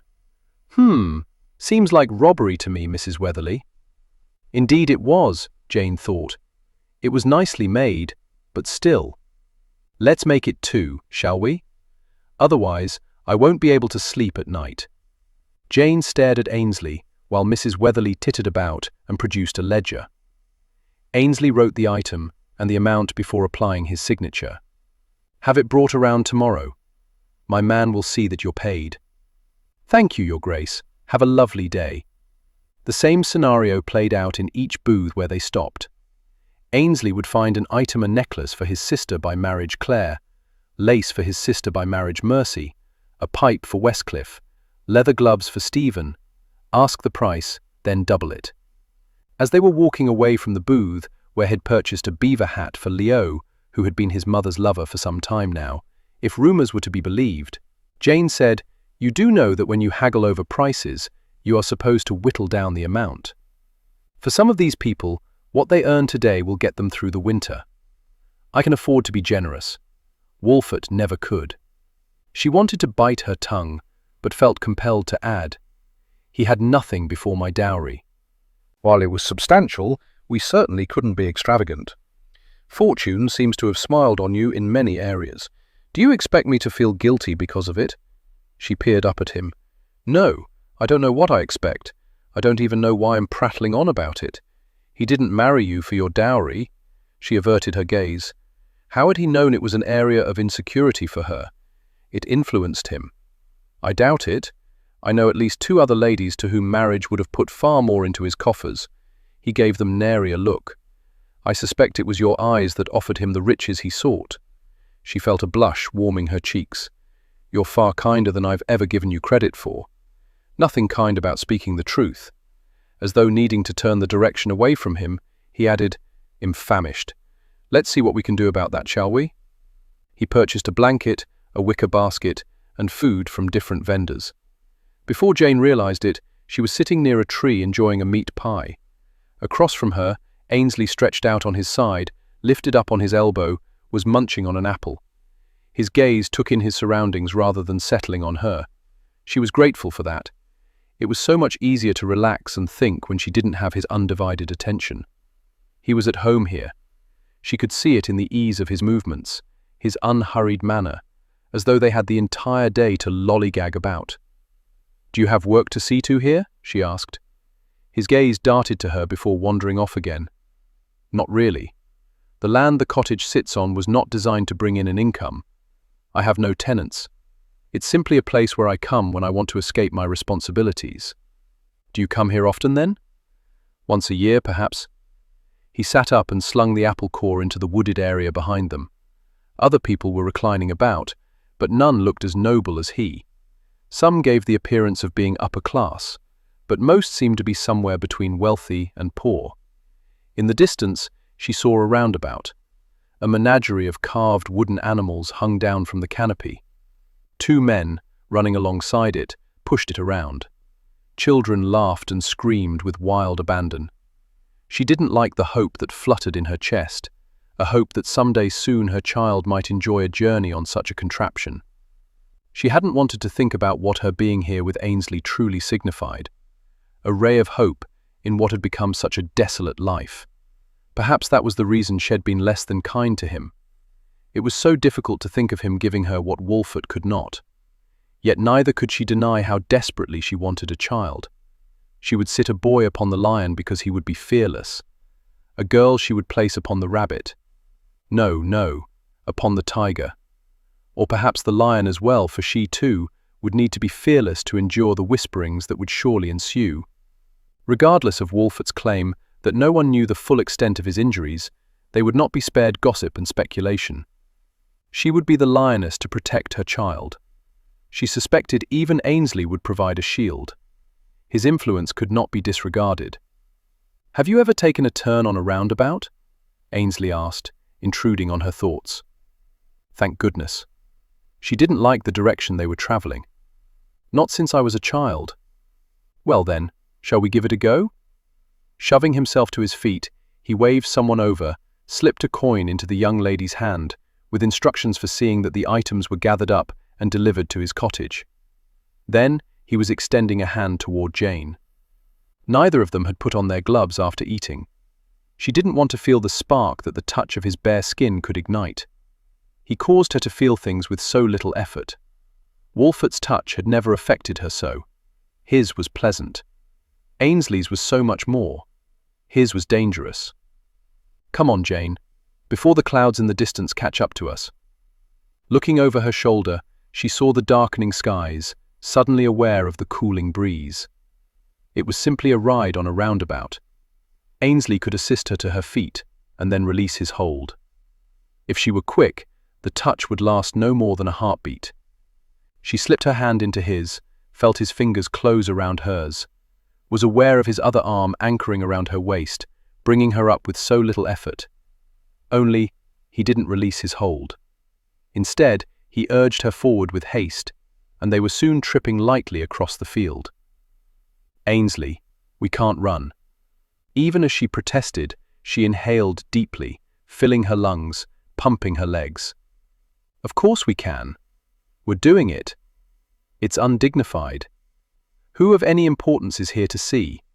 Who cares? Pretend we're young again." The devil was in his eyes and his smile, both challenging her, silently calling her a coward if she didn't keep up. "Blast him." Her hat went flying. He laughed. She realized he'd never put his hat back on. Had this been his plan all along? Suddenly she didn't care. The wind was in her face, and for this short span of time, all that mattered was getting to the roundabout before it started spinning again. She could see the wide-eyed stares of the children, waiting for the motion that would carry away their cares. Breathless, she didn't know where she found the strength to step onto the platform. If she'd had any air in her lungs, she might have screeched when Ainsley lifted her up onto the lion. The lion. Had she not just been thinking about it?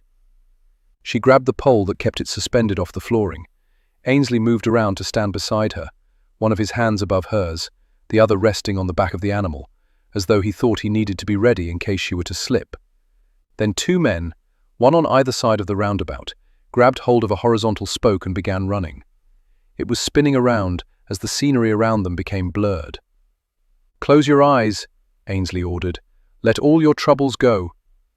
If only it were that simple. Still, she lowered her lashes, pretended all was right with the world. He could watch her now as he'd not been able to since the moment he placed her on the horse outside the stables. Her long, dark lashes feathered lightly over cheeks flushed with the effort of her running. His gaze followed the line of her throat, an ivory smoothness he desperately wanted to press his lips against. Her hair was in danger of spilling over her back. He was tempted to help it along, to reach up and remove the last bastion of pins. How stubbornly they held on. Just like her, determined to keep a distance between them. He'd brought her here hoping to bring her some joy.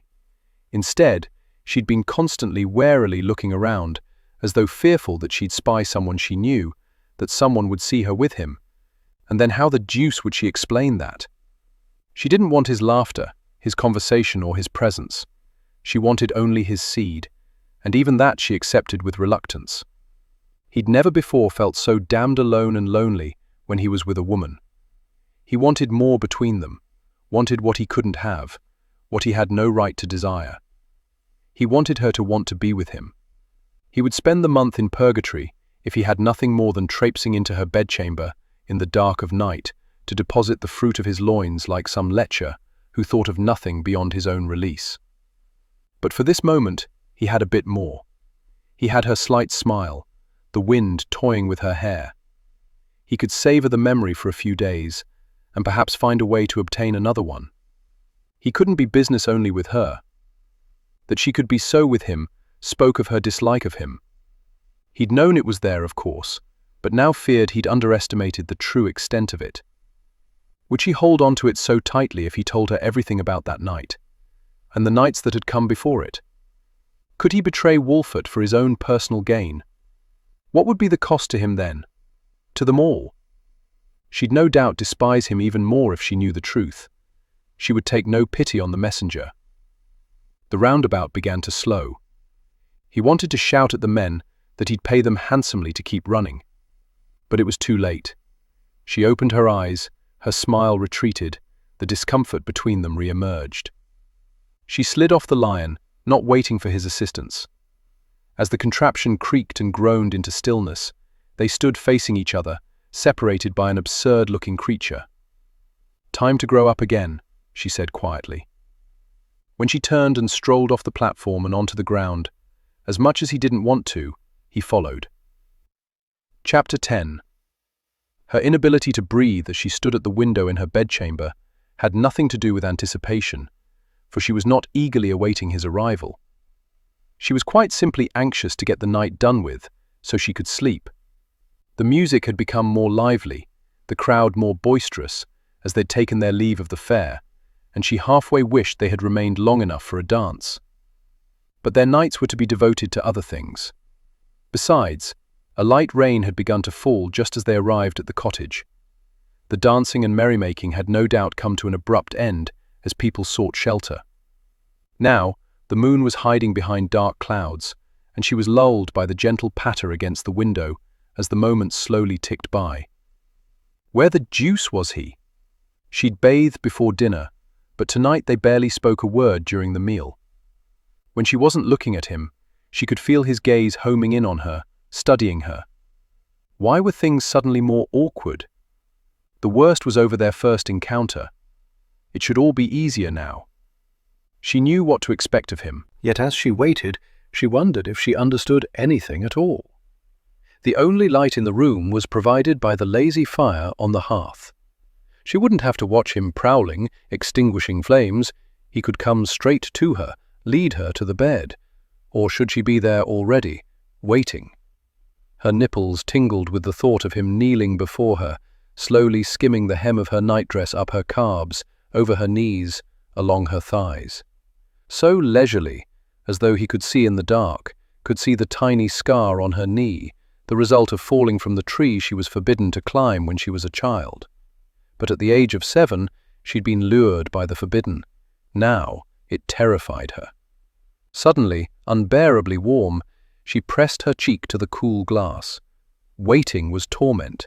What was taking him so very long? It was a mistake to spend the day with her. Head wanted to stay past nightfall, wanted to stroll through the anonymity offered by the darkness, wanted to dance with her not the polite, civilized steps in a ballroom.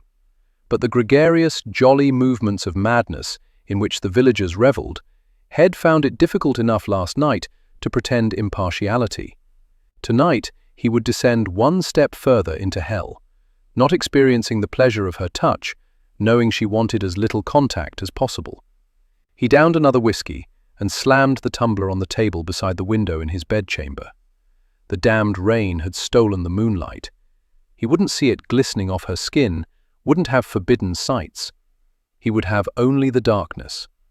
Yet still he knew he'd see the shape of her long, slender legs in his mind, would imagine them wrapped around his waist, urging him on. Imagination could be a powerful aphrodisiac. Pity he wanted more.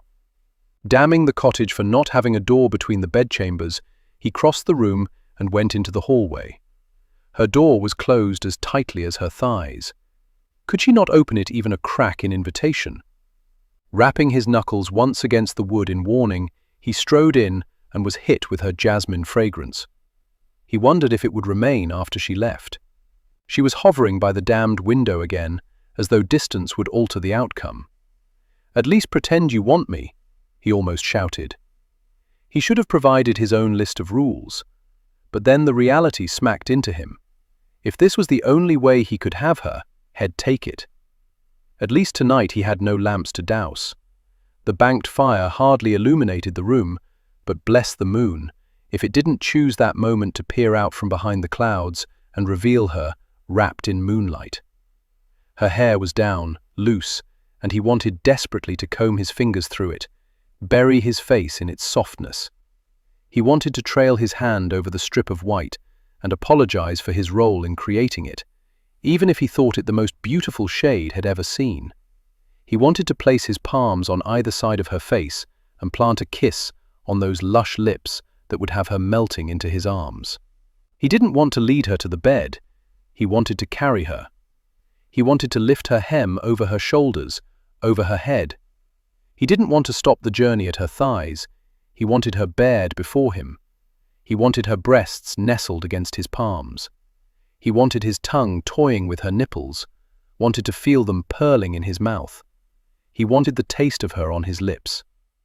His errant thoughts had his body in such a state that he could barely cross over to her. No smile greeted him. If at all possible, she was more wary tonight. He knew he should have been content with taking her hand, with keeping things as impersonal as he had during their first encounter. But surely his patience warranted a little more. Skimming his fingers along her arm, he felt the heat penetrating the gossamer silk, heard her breath hitch, saw her eyes darken. Perhaps she wasn't as immune to him as he'd thought. He wanted to tell her how beautiful she was, how much he adored her smile, how desperately he wanted to hear her laugh. He wanted to confess that he'd do anything to ensure her happiness. But just as he had last night, he kept the words locked deeply inside, where they could not be mocked, could not bring pain to either of them. Intertwining their fingers, he led her to the bed, lifted her up, placed her on its edge. She needed no instruction tonight. She simply lay back, offering herself to him. But he wanted more, just a small bit more. Jane watched as he went down to one knee. The moonlight that had entered the room when he did receded, the clouds no doubt thickening as the rain pounded harder against the panes, as hard as her heart beat within her chest. Her breathing was shallow and ragged. She felt his hand, slender fingers, rough palms, heated skin wrap around her ankles and glide up her legs, carrying the hem of her nightdress with his journey. Closing her eyes, she relished the touch she should have abhorred. Wicked of him to give her a little more intimacy, naughty of her not to chastise him for it. Then his mouth followed where his hands had gone, and she thought she would melt into the bed coverings. He hadn't shaved before he came to her, and she could feel the tiniest rasp of bristle, She wanted to lock her legs around him, hold him tight. But she had her rules. No pleasure, no pleasure, no pleasure. She would take none. And yet he was giving it, using his fingers and his tongue, touching her so deeply. She had thought of this while she waited, hoped for it, knew she was more than ready for him. He had to be aware, and yet he didn't cease his ministrations. He simply carried her higher, higher. She pressed her fist to her mouth, muffling the cry emerging from her throat as her body erupted with unbridled pleasure. She jerked, spasmed, felt the tears of release trickle from the corners of her eyes. She wanted to be immune, but it all felt so wonderful. She returned from the haven of sensations with the realization that he had yet to penetrate her. She could see his shadow. He was standing. Why wasn't he? The truth hit her with the force of a battering ram. The reason had come to fruition so quickly last night. She was giving nothing. She was simply taking. He was giving everything, all the pleasure, even to himself, so she wouldn't have to endure his nearness any longer than necessary. Pain ratcheted through her. Did he think she was so selfish? Lifting up, she reached for him. Ainsley Shed barely touched him before the hot seed poured over her hand.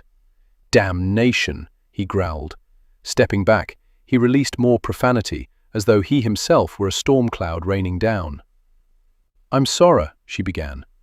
"Don't. Simply stay as you are." He was gone before she could respond. She heard him bump into something, release another harsh curse. Under any other circumstances she might have laughed. He returned to her before she had time to wonder what he might be doing. His trousers were done back up, his billowy shirt gaping open where the buttons were freed. With a damp cloth, he wiped her hands. "I can see to it," she began. "I've got it." When her hands were clean, he said, "I'll need a few moments before. We can resume." With that, he left her. Twisting around on the bed, she watched his shadowy form hurl the cloth into a corner. The fire in the hearth outlined him, dropping onto the sofa and burying his face in his hands. She wondered if he was weeping. She certainly wanted to. Bloody damned hell! He hadn't lost control like that since he was 16 years old, and one of the upstairs maids had been toying with him. If he hadn't been fantasizing about Jane touching him, about her enfolding that soft, warm hand around him. If he hadn't been imagining her mouth pressed to his chest, lapping at his skin, trailing over his throat. Hearing the creak of the bed, followed by the padding of bare feet over the floor and carpet, he stiffened. Peering through his fingers, he watched her sit in the stuffed chair beside the fireplace, pull her feet onto the cushion, and wrap her arms around her drawn-up legs. Legs had skimmed his hands along. She wasn't tall, but she was still mostly leg. The flickering firelight danced over her, and he imagined his mouth following the same trails. With that thought, he was rapidly returning back to form. "You needn't be embarrassed," she said quietly. "I'm not." He was. Mortified. His curt words came out harsher than he'd intended. 2 quick slaps that, judging by the jerk of her head, Shed actually felt. "I simply wasn't expecting. I wasn't prepared. For my touch. Yes, I know. I figured it out. That you were not only pleasuring me." She averted her gaze, stared into the fire. "This is absolutely bloody awful, isn't it?" Amused by her uncharacteristic use of profanity, he lowered his hands. "As far as bloody awful things go, it's one of the best I've experienced." She released a sound, possibly a laugh, or perhaps a strangled sob, before covering her mouth. She stared at him for the longest time. "Why are you doing this?" Her voice was rough, and he realized it had cost her something to ask, and so she deserved at least an inkling of the truth. "Nothing is more important to me than your happiness." "Why?" "Because I adore you. I admire you. But it's costing you, isn't it? Jane Ainsley, women adore you. They fawn over you. They want to be in your bed. And here I am with all my silly rules, and still you destroyed me last night with so little effort." Her confession pounded painfully into him. "Christ, Jane, that was not my intent." "I know." She shook her head brusquely. "I know. But still it happened." It had been so long, so very long. I didn't want to be reminded of what I was missing, and I wasn't. Instead, I discovered what it never had. Not like that, not with that intensity. What the hell was he to say to that heartfelt admission? "It's as you say," he told her. "It's because it's been so long." "I don't think so. Not entirely. You've obviously earned your reputation." Yet there was no woman he wanted to please more than he wanted to please her. He was not a selfish lover, he knew that. He cared for his paramours, wanted to ensure their enjoyment in his bed because it added to his physical satisfaction. But for Jane, he'd forego his own pleasure if he could do it and still get her with child. "Do you know when I knew this was a terrible notion?" she asked. "When Wolfert first mentioned it, I suspect." "No, I thought it was a terrible idea at that point. I knew it was a terrible idea when you added your condition. You're giving me your child, and I'm selfish enough to want to take it. I can think of no one who'd rather be the mother of my child. But I've treated you so shabbily. I never considered how unfair all this was to you.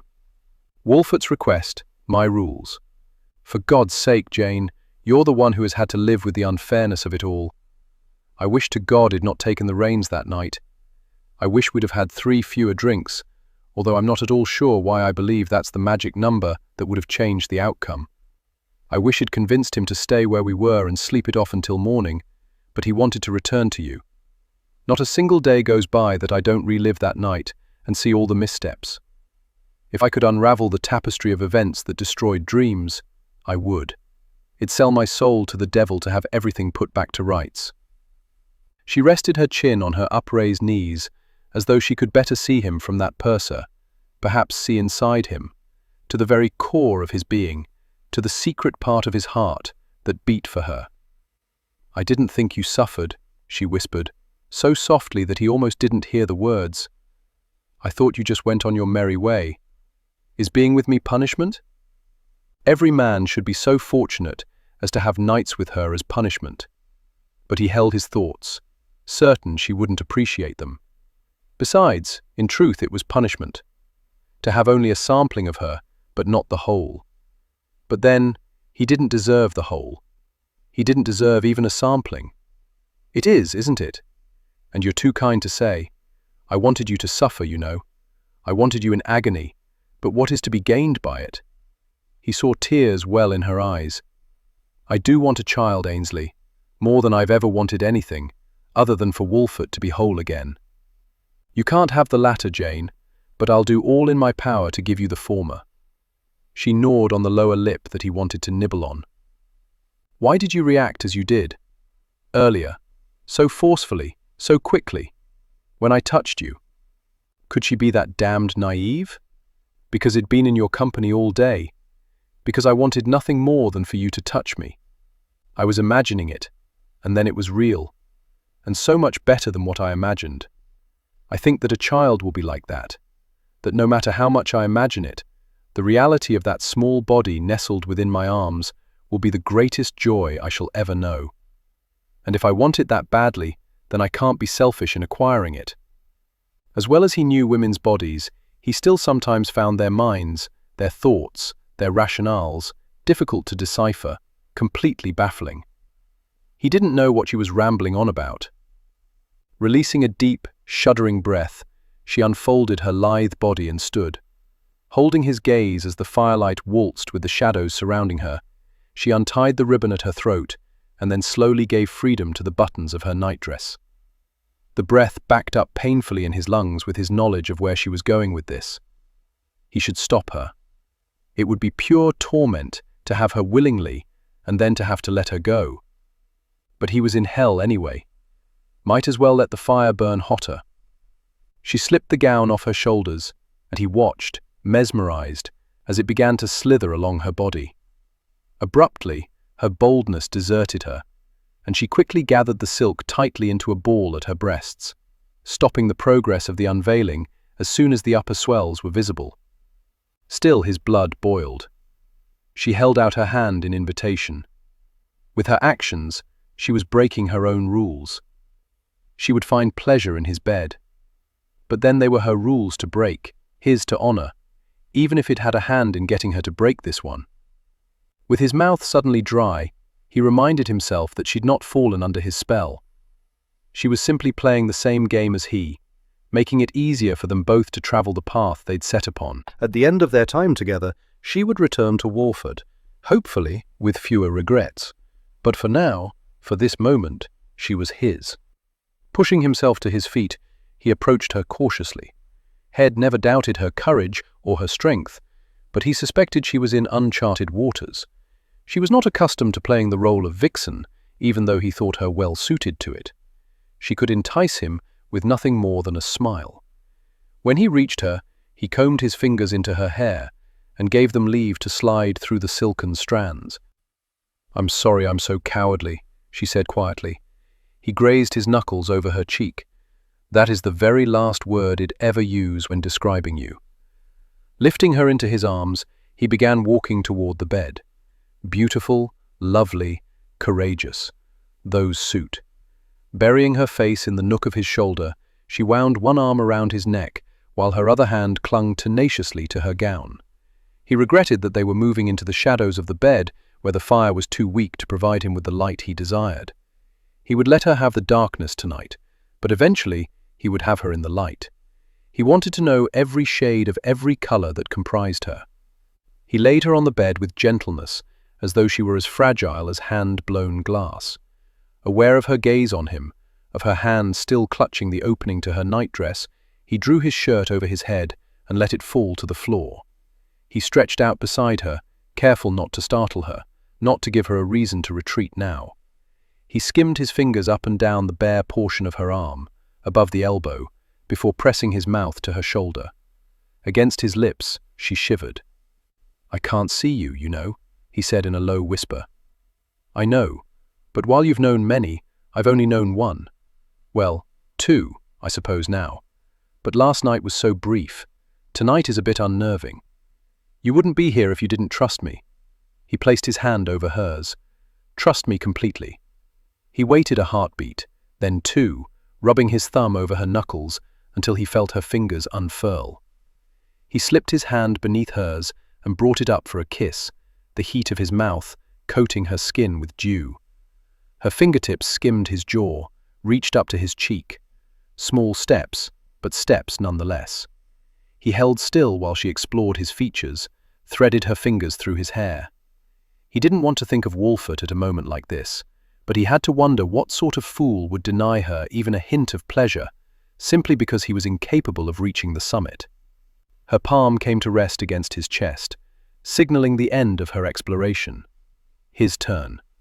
He eased her nightdress down past her full breasts, her flat stomach, her narrow hips, along the length of her coltishly long legs. Perhaps this time Shed wrapped them around him. Even though she was ensconced in shadows, he had a good idea of what he'd only been able to imagine existed beneath the silk, satin, and lace. She was perfection. He trailed his hands up her legs, along her sides. "You're perfect. I didn't think you could see me clearly." Not with his eyes, but with his heart. Had never been much in the way of a poet, but for her he wanted to be. He wanted no false flattery between them. In this impossible situation, he wanted whatever honesty they could eke out. Shoving himself off the bed, before his feet hit the floor, he had his trousers unbuttoned. Quickly, he discarded them and rejoined her on the bed. His patience had reached its limit. It was time to devour her. With unerring accuracy, he cupped her breast, relished the weight of it against his palm.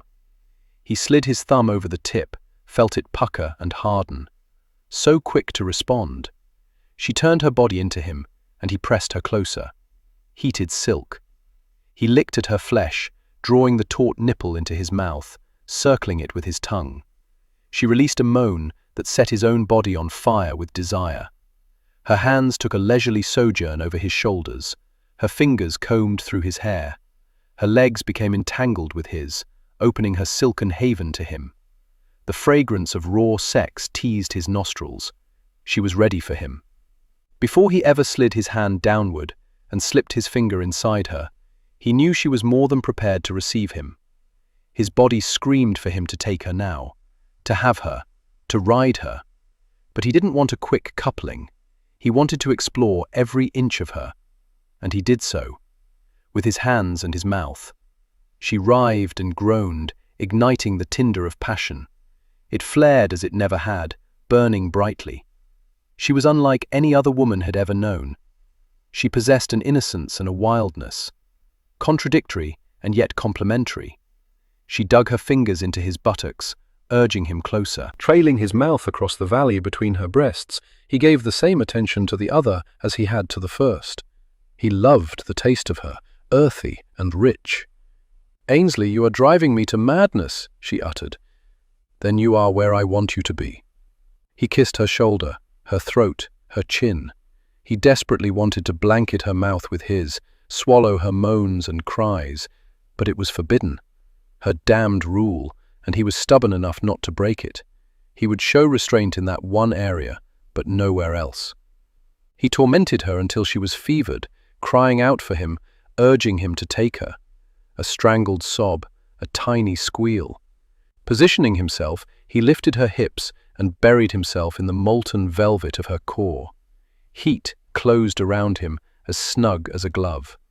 Desperately she clutched him, moved beneath him. She wrapped her legs around his waist, and he sank more deeply into her. His groan echoed between them.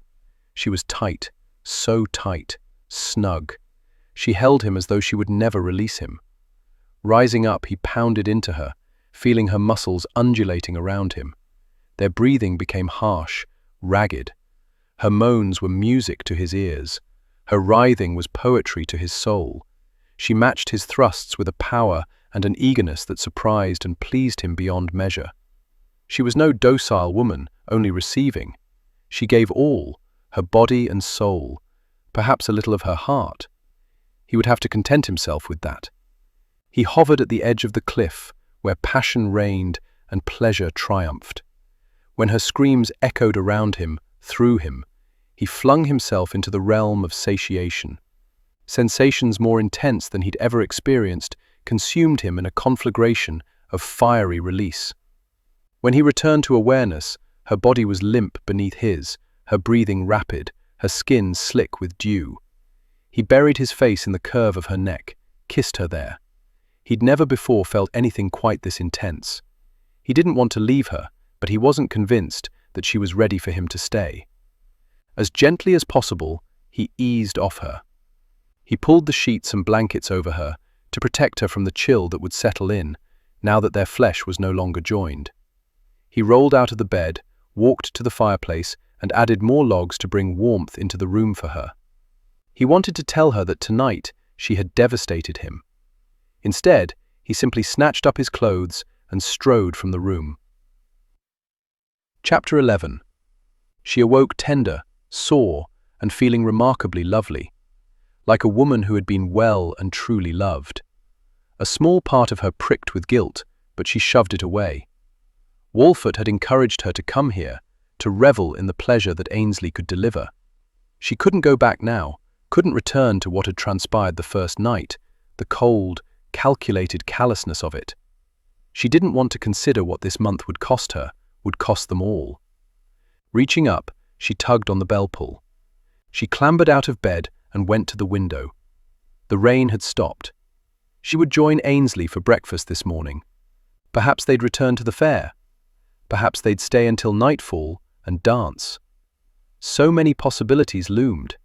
For the first time in 3 years, she wanted to embrace the potential of the day. She recognized the soft rap on the door as belonging to Lily before her servant walked into the room. She was wearing a shawl that Jane had seen the day before at a booth at the fair. Ainsley had purchased it and several others. "How did you come to have that shawl?" she asked. Stopping, Lily ran her fingers over the lace. "Isn't it lovely? Someone from the village delivered several things this morning. Mr. Manning said the Duke told him that I was to have first selection. Apparently it's not uncommon for him to purchase items for his servants. They all love him, you know. Is it all right if I keep it?" How could they not love him? She was beginning to think he was the most generous man she'd ever known. He gave nothing in half measures, seemed to delight in giving gifts wherever he could. "Of course you may keep it, if that was the Duke's wish." See that my red gown is pressed for this evening. Yes, milady. And for today? The blue, I think. She was halfway tempted to pen a letter to Walford, assuring him she was well, but he had specifically forbidden it. Don't write to me. I don't want you to think about me for a single moment while you're away. She'd expected to think of him every moment. Instead, each passing hour brought fewer reflections of him. If she did write him, what would she say? That last night the Duke had awoken portions of her that she'd not even realized had been sleeping. Not just physically, but emotionally as well. The first night she'd wept because sensations sweeping through her body had brought such welcome release and abhorrent guilt. But last night had caressed her soul and brought forth a devastating awareness of how cold she had become. She had built a wall to protect herself so she could never be hurt again. But with hope came the possibility of pain. She was terrified and yet remarkably expectant, a little too much perhaps, as anticipation thrummed through her when she was dressed and opened the door. It only increased when she spotted him sitting lazily on a bench in the hallway. She thought that seeing him would quell her excitement, but it only increased as her nervousness asserted itself. Whatever would the day bring, and how might it lead them into the night? He rose in that smooth, confident way he had. "I expected you to already be at breakfast," she told him. Smiling, he approached her. "I heard you moving around, so I decided to wait." He leaned in, took her hand, pressed a kiss to the place where her cheek met her chin, and she found herself waiting breathlessly for him to slide his mouth over and begin nibbling on her ear. "Good morning. Did you sleep well?" The words were said in a low, seductive, secretive voice, as though he were asking much more, but she was thrown off by her disappointment that had ignored her ear and the sensitive skin below it. Still, she couldn't deny him the truth. "Marvelously, actually. And you?" He began leading her down the stairs. "Well enough." She didn't quite know what to make of that, didn't want to consider that perhaps she had failed him in some way, that had not found as much pleasure as she, although his actions the night before certainly indicated that he enjoyed their encounter. "Will we go to the fair again today? I have something else in mind, if you're up for it." As they strolled toward the lake, he pondered how earlier had thought she'd never get out of that blasted bed. A strange thought, considering all his effort to get her into the damned thing. But had been anxious to be with her again this morning, contemplated returning to her bed at dawn, but decided she wasn't quite ready to spend every hour of every day with him in the boudoir, and so had contented himself with prowling through his bedchamber until he finally heard movement on the other side of his wall. In spite of the fact that had been well and truly sated, he had not slept well. His arms felt incredibly empty after holding her. He was chilled, lying in his bed without the press of her skin against his. The silence was so disturbing when not filled with her soft breathing. She had given him so much more than her body. She had given him a taste of something had never before savored, being with a woman who had the ability to touch his soul. Oddly, he knew she wasn't reaching beyond the physical, and yet there it was, invisible threads twining them together, a goal that would create a common bond that he wondered if they'd be able to extricate themselves from when the time came. It was of no consequence. Her loyalty was to Walford, as was his own. Duty, love, and honor would see that they parted ways, but he damned well intended to have memories to see him through. They'd spoken of mundane things during breakfast. The weather. Would the sunshine hold? The fair. The shawl her maid had chosen. Jane made him confess to purchasing items he didn't need, simply to ensure the villagers had a few coins in their pockets. She grew silent for a time after that, as had he. Had not planned to reveal much of himself to her while she was here, and yet he seemed to be doing exactly that. Had never realized what a deep well of emptiness he possessed, and each moment with her worked toward filling it. "I imagine it's lovely here in the spring and summer," she said softly now. "Quite, although I rather enjoy it in winter. I suppose I can see the appeal." He imagined she looked around and saw the bleakness, but all it did was emphasize her beauty. She was the promise of spring, the kiss of summer. As much as had wanted to kiss her properly, or improperly in his case last night, and this morning, had refrained, allowing her to hold on to one last unbroken rule. If it was to be broken, like all the ones that came before it, she would have to be the one to break it. He was experiencing enough guilt without adding that final straw. She pointed toward a white gazebo, a short distance from the water's edge. "Is that yours?" "Yes, it came with the cottage. I believe the previous owner's daughter was married there." "Not in a church? Scandalous, isn't it? I've never heard of such a thing. Are we going to go fishing?" He smiled at the abrupt change in topic. "You are impatient, aren't you?" She peered up at him slyly. "Simply curious." "Well then, let's get on with it. Not fishing. Boating." One of the servants had prepared the rowboat earlier. Ainsley enjoyed the burn in his muscles as he rowed them from shore, but more enjoyed watching her. The tranquility that settled over her upturned face as she sought the sun's warmth. The wind was brisk and chilled as it blew across the water. Shed wrapped her cloak more securely around her, and he regretted that it was not his arms and body warming her. It was no doubt reckless on his part to come out onto the lake when the sky was darkening at the horizon and storms scented the air. But he'd wanted the isolation to be with her when no one was around to disturb them. Not that his servants had bothered them, but the knowledge was there that they were always present. Even in her bed, he had the sense that they weren't completely alone. Of course, Walford was no doubt haunting them there. Although Ainsley did think he'd succeeded in erasing the man from her mind for a short time last night. But he'd seen his cousin creeping back into her thoughts during breakfast, so he was grateful he'd planned this little excursion. She'd not bothered with gloves, and now she trailed her fingers in the frigid waters. "Do you swim?" she asked. "Yes." She glanced over at him. "I don't. The water's not that deep." A lie. But no sense in alarming her when he would ensure that she not drown. He was a strong swimmer, obsessed with the sensation of slicing through the water. Had swum the lake. Had even considered having an artificial pool, like the ones in London, built at his ancestral estate, Grantwood Manor. He stopped rowing, brought in the oars and planted his forearms on his thighs.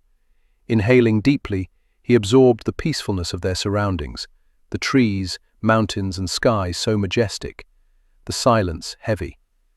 "I believe this to be the most serene place in all of England," he said quietly, loath to disturb the calm. She sat up. "I feel as though I should be doing something. That's the beauty of this place. When I'm here, my troubles do not seem to follow." She placed an elbow on her knee, her chin on her palm. "What troubles plague you? If I told you, that would be to invite them here." "You are quite the mysterious one, Ainsley." She was perturbed but smiling, teasing him perhaps. Then, as if knowing she'd get nothing from him, she sighed, glanced around, and again dipped her hand in the water. "May I ask you something?" "You may ask, I might not answer." She peered over at him. "You mentioned your mother not being able to separate Westcliff from his father, and yet she seemed to have no trouble where Stephen is concerned. I have seen them together, and there can be no doubt she adores him." He cursed his loose tongue. When he'd made his stipulation, he should have been content to make it without explanation. He certainly couldn't reveal a dark family secret that had only just become known to the brothers. Stephen and Westcliff didn't share the same father. Yet neither did he want to lie to her. Westcliff very much favours the previous Erlyn, both looks and temperament. Stephen was spared both attributes, so mother was able to gaze upon him more favourably. "Your mother never seemed cruel. I can't imagine her not loving Westcliff." "I don't think she didn't love him. She simply wasn't good at showing it." He leaned toward her, skimming his thumb over her cold cheek. "I apologize. I never should have questioned your ability to love any child to whom you gave birth." She averted her gaze. "I know some ladies who married simply to gain a title. But a title does not warm a woman's heart.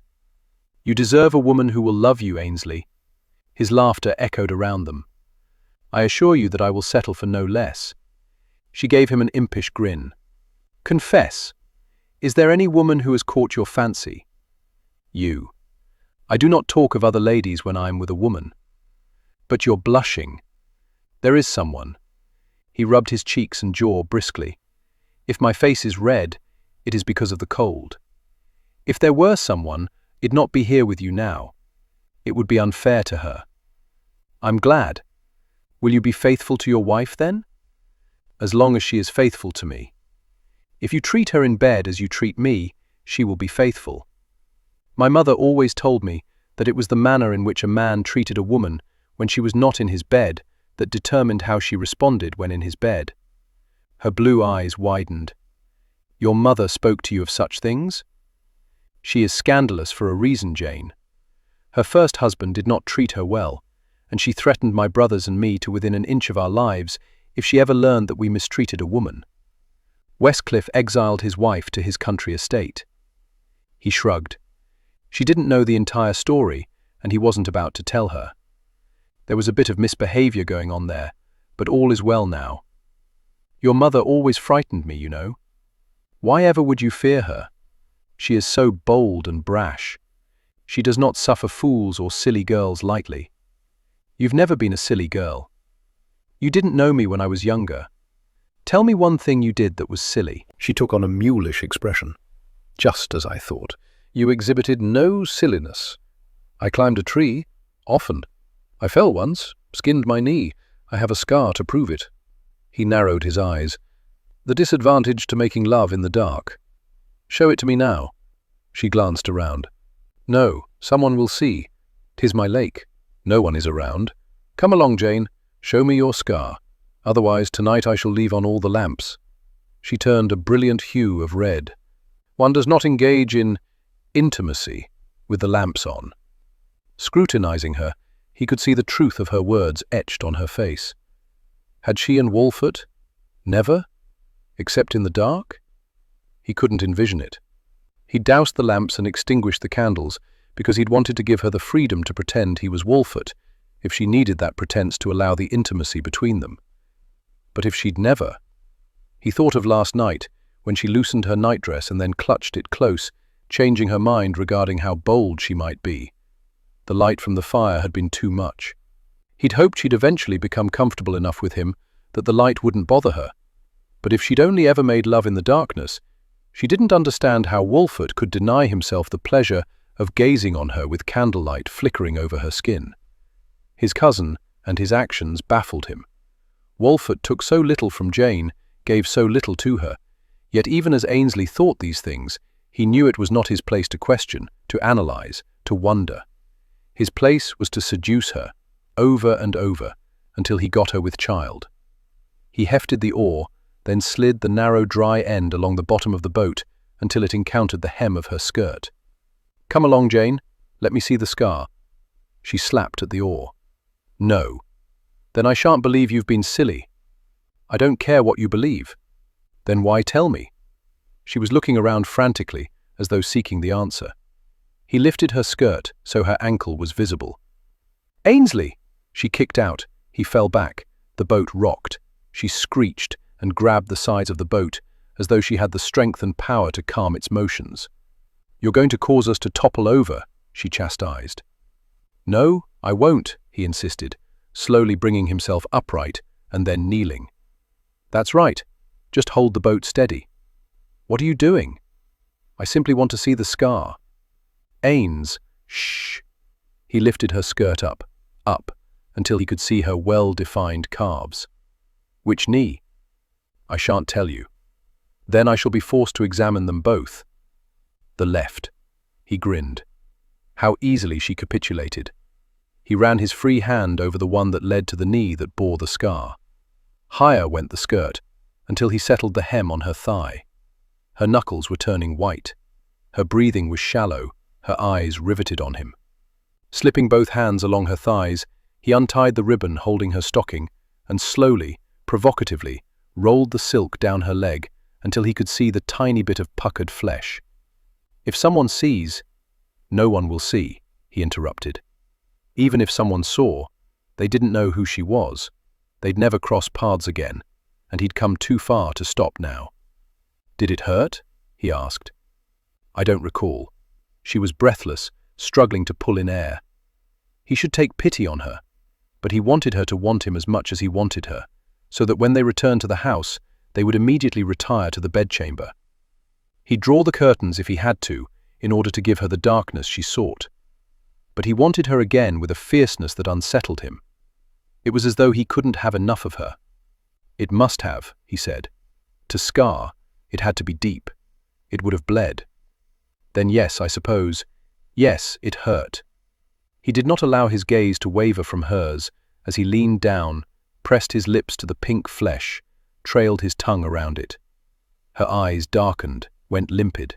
Her mouth softened. I didn't cry, she rasped. I was too stubborn to cry. My father had forbidden me to climb, so he took a switch to my backside. His chest ached with that confession. If her father was still alive, the man might very shortly be feeling the strength in Ainsley's fist as it slammed into his nose. Then that lovely backside is in want of attention as well, and I shall have to kiss it later. She didn't object. She simply watched him, as though she weren't quite sure what to make of him. Or I could do it now, I suppose. Hide beneath your skirt, where no one would see me. Nibble my way up your thigh. We would topple over. Not if you stayed very still. I don't think I could. I think you could. He pressed his lips to the inside of her thigh, just above her knee. With a groan, she dropped her head back. I think this is an awful idea. I disagree. He was halfway to where he wanted to be when the damn skies opened up. Cold rain slashed at the boat. She screamed. He cursed. He brought down her skirt. Don't forget where I was. I shall begin there later. Her laughter pleased him immensely. He scrambled back, grabbed the oars, and began rowing as though their lives depended on it. The last thing he wanted was for her to get ill or catch her death. Smiling, shaking her head, she brought her stocking up and secured it. You're a very naughty Duke. I try. If it hadn't started raining, would you have really— Her words came to an abrupt halt, no doubt because his gaze provided the answer. He really would have. The bank will be particularly muddy, he said. Stay in the boat when we hit shore. He'll lift you out. Ainsley, that's not necessary. Jane, must you argue with me on everything? She smiled, then laughed. You forget, Your Grace, that I have seen you standing at a bank, attempting to lift something from the water. Can you blame me for doubting your ability to deliver me safely to shore? As much as he loved her laughter, it arrived with a bit of a sting this time. He groused, I was acting the buffoon for Walfort's sake. Her humour fled. Why would you deliberately make a fool of yourself? To make him laugh, to make him feel that I was not so capable, to give him back a bit of his pride, perhaps. She scrutinized him as though she didn't understand him. Not that he blamed her. Where she was concerned, he wasn't quite certain he understood himself. Craning her head back, she welcomed the rain pattering over her face. We shall probably both catch our death. God, he hoped not. Not after only 2 nights. He wanted so many more with her. He wondered if she'd ever seriously consider taking a lover. Then dispensed with the notion. These few nights they would have together were for a purpose. That she had decided to embrace them did not necessarily mean she had decided to embrace him. She was working to make the best of an uncomfortable situation. It would behoove him to never forget that fact. Drenched by the time the boat finally hit the shore, he leapt out, dragged it farther in, and lifted her out. He so enjoyed having her in his arms, even when she more closely resembled a drowned cat. Holding her close, he raced to the gazebo where its roof would protect them from the slashing rain. With regret, he lowered her feet to the flooring. Drawing her near, he enveloped her within his coat, striving to bring some warmth to stop her shivering. It seemed such a natural movement as she nestled back against him, her head fitting securely into the hollow of his shoulder. I can't believe the rain caught us so unawares, she said. It happens like that here. Now that it started, it could go on all day. It could stop in a few moments. Unfortunately, I believe our best recourse is to make a dash for the cottage. All right? Yet neither of them moved. He thought if he could get a fire started, He'd be content to remain here with her all day, simply holding her, listening to the harsh fall of the rain. "When we arrive at the house, he'll have a warm bath prepared for you," he said. "That sounds lovely." He nibbled on the nape of her neck, capturing the errant raindrops with his tongue. "Perhaps I'll join you." If he hadn't been holding her, he might have missed how still she became. Was she going to be comfortable, content with intimacy shared only within the shadows of midnight? Did she expect them to go about their business during the day as though they were strangers? Did the night before not show her what could be between them? "I'm not certain you could behave," she finally said, a slight tremor in her voice that he didn't understand. "I'm not here to behave. Your presence indicates you're not expecting me to. Besides, the day has turned into one that is best spent in bed." She turned her head slightly, giving him a view of her profile, her creased brow. "Are you implying? During the day?" He felt as though he'd been kicked by an angry mule. Surely she did not mean what he thought she did. "I've been determined not to mention Walford while we're here. But are you telling me that you've never spent a lazy afternoon between the sheets?" Her cheeks were flaming now, and he knew it wasn't from the cold. "It's only proper at bedtime." Proper? He wanted to tell her that when a man desired a woman, there was no proper time. But if he told her the truth, she might begin to doubt Walfort's affection and passion toward her. The very last thing he wanted was to undermine her relationship with her husband, to have her here thinking about Walfort. "Well, all I can say to that is that my cousin showed remarkable restraint in the past. I seriously doubt I'll be able to manage that." She twisted her head around and met his gaze. "You want me, even now, when I'm a shivering, sopping mess?" "I want you every moment of every hour." Realizing too late that he'd confessed more than he should have, he grabbed her hand. "Come on, let's get you to the house and warmed up." Then he would see how receptive she was to his joining her in the bath. Walfort may have only visited her bed in the dead of night, but Ainsley intended to spend the better part of the month there. He had to keep his stride short so she could keep up. Removing his coat, he held it over her head, trying to offer her some protection from the onslaught of the storm. The rain was slashing them now. Roads would soon be impassable. He was half tempted to sweep her into his arms and carry her to the house. By the time they entered the kitchen through the back door, they were both well and truly drenched. "Your Grace," the cook chastised, "you're tracking in mud." "So we are. Start warming water. The servants are to prepare a bath for Lady Jane." He hung her cloak and his jacket on a peg by the door. "Not that it will stop us from dripping through the residence." As he guided her into the hallway, she said, "You should have a bath prepared for yourself as well." "Ah, Jane, I thought we'd agreed we would bathe together." "Too scandalous by half." "Who's to know?" "Your servants. I've told you. They are the souls of discretion." "Ainsley, you're seeking to corrupt me." Breaking free of him, laughing lightly, she backed into the entryway. "And I'll not be corrupted." "Ainsley, whatever mischief are you up to now?" a familiar but unwanted voice asked. Jerking his gaze from Jane to the woman emerging through the parlor doorway, he could think only one thing. Bloody hell, disaster had arrived. Chapter 12.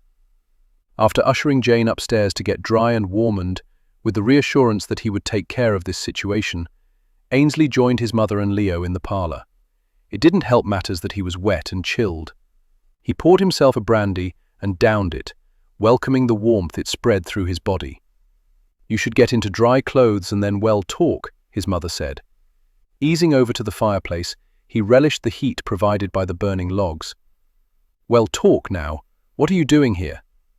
"I think the more pressing question is, what is Lady Walfort doing here?" "She was invited. You were not." Standing before him, his mother arched a dark brow over remarkable brown eyes that never overlooked anything. "And while she is here, she is known only as Lady Jane," he quickly pointed out. "Why is she here, Ainsley?" she asked with such concern, such worry, that he could hardly stay angry at her. She required a bit of a holiday. You can well imagine that there is considerable tension in her current situation. "Does Walfort know she's with you?" It was his idea. He'd never seen his mother appear quite so flummoxed. I see.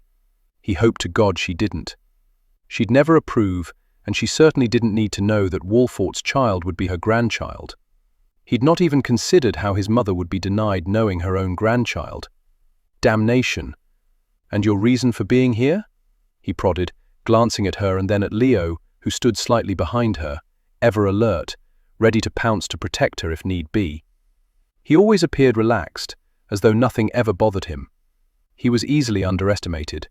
But Ainsley knew Leo would never let anyone harm the Duchess. We were travelling north to see Linford when we got caught in the storm. The roads are presently atrocious, so we thought to seek shelter here. His mother studied him with an intensity that in his youth had always made him squirm and confess whatever truth he'd been attempting to hide from her. But he was no longer a callow lad, and he'd protect Jane from all wagging tongues, even his mother's. The rain he'd been enjoying so much earlier was now a curse. As thunder rumbled, he realized he couldn't send his mother out in it. The cottage contained 6 bedchambers. Unfortunately, it did not have wings, and they all ran alongside the same hallway. I'll have Manning see that 2 bedchambers are prepared for you. I would ask that you leave as soon as you are able. We'd have not stopped at all if not for the weather. Lady Linford is failing. I suspect her end is near. I'm not sure how Linford will manage without her. Ainsley saw something flash over Leo's face, something he couldn't interpret. He wondered if the artist was wondering how long he would retain the Duchess' affections once Stephen's father was a widower. Linford had been his mother's lover in her youth, something he and his brothers only recently learned. He couldn't imagine how he would feel to discover his father was not the man he'd always thought. Even as the repercussions crossed his mind, he realized he risked passing a similar burden on to his child. Was what he felt for Jane enough to justify his actions? Was his guilt over what he'd done to Walfort reason for denying his child the truth about his father? Damn the doubts that were suddenly plaguing him. He'd set on this course and wasn't about to turn his back on Jane now, not with the knowledge of how desperately she wanted this child. With any luck, perhaps the weather will clear off by late afternoon and you won't need to stay the night, he said. Oh, I'm certain we should stay the night. Then, if you'll be kind enough to excuse me, I wish to change into dry clothing. His mother said nothing more as he quit the room. Thank goodness. The Duchess of Ainsley was here, Ainsley's mother. Jane had wanted to die of mortification when the woman stepped out of the parlour. No one of any influence or station was supposed to know she was spending this month with Ainsley. What would the Duchess think? What conclusions would she draw? Jane was half tempted to remain in the bathwater until she shriveled up into nothing. How in God's name was she going to face the woman? She knew what the Duchess had to be thinking, that she was Ainsley's latest paramour. Only she wasn't. She squeezed her eyes closed. She was, only it wasn't because she desired him. She wanted a babe. What was she doing here? How unfair to him and her, and quite possibly a child. Not to mention Walford. Only he wanted this, so she was here because he wanted it. Damn, damn, damn. Opening her eyes, she saw the tiny scar on her upraised knee. She had yet to dip it below the water, to wash it, so it still held Ainsley's kiss. She imagined she could still feel the softness of his lips, the heat of his mouth. She grew warm, thinking about how far he might have taken things if the storm hadn't arrived. The screen around the tub that kept the warmth from the fireplace contained, so it didn't spread into the room, prevented her from seeing the bed, but she knew it was there, all neat and tidily made. And Ainsley had wanted to spend the afternoon rumpling it, rumpling her. She pressed her hands to her cheeks. She should have the fire put out. She was so hot that surely the water would begin to boil at any moment. A rap of knuckles on the bedchamber door sent her heart into a frenzied gallop. Knowing Ainsley, he'd sent his mother away and was now intent on carrying out his promise of spending the remainder of the afternoon in bed. Was she actually anticipating it?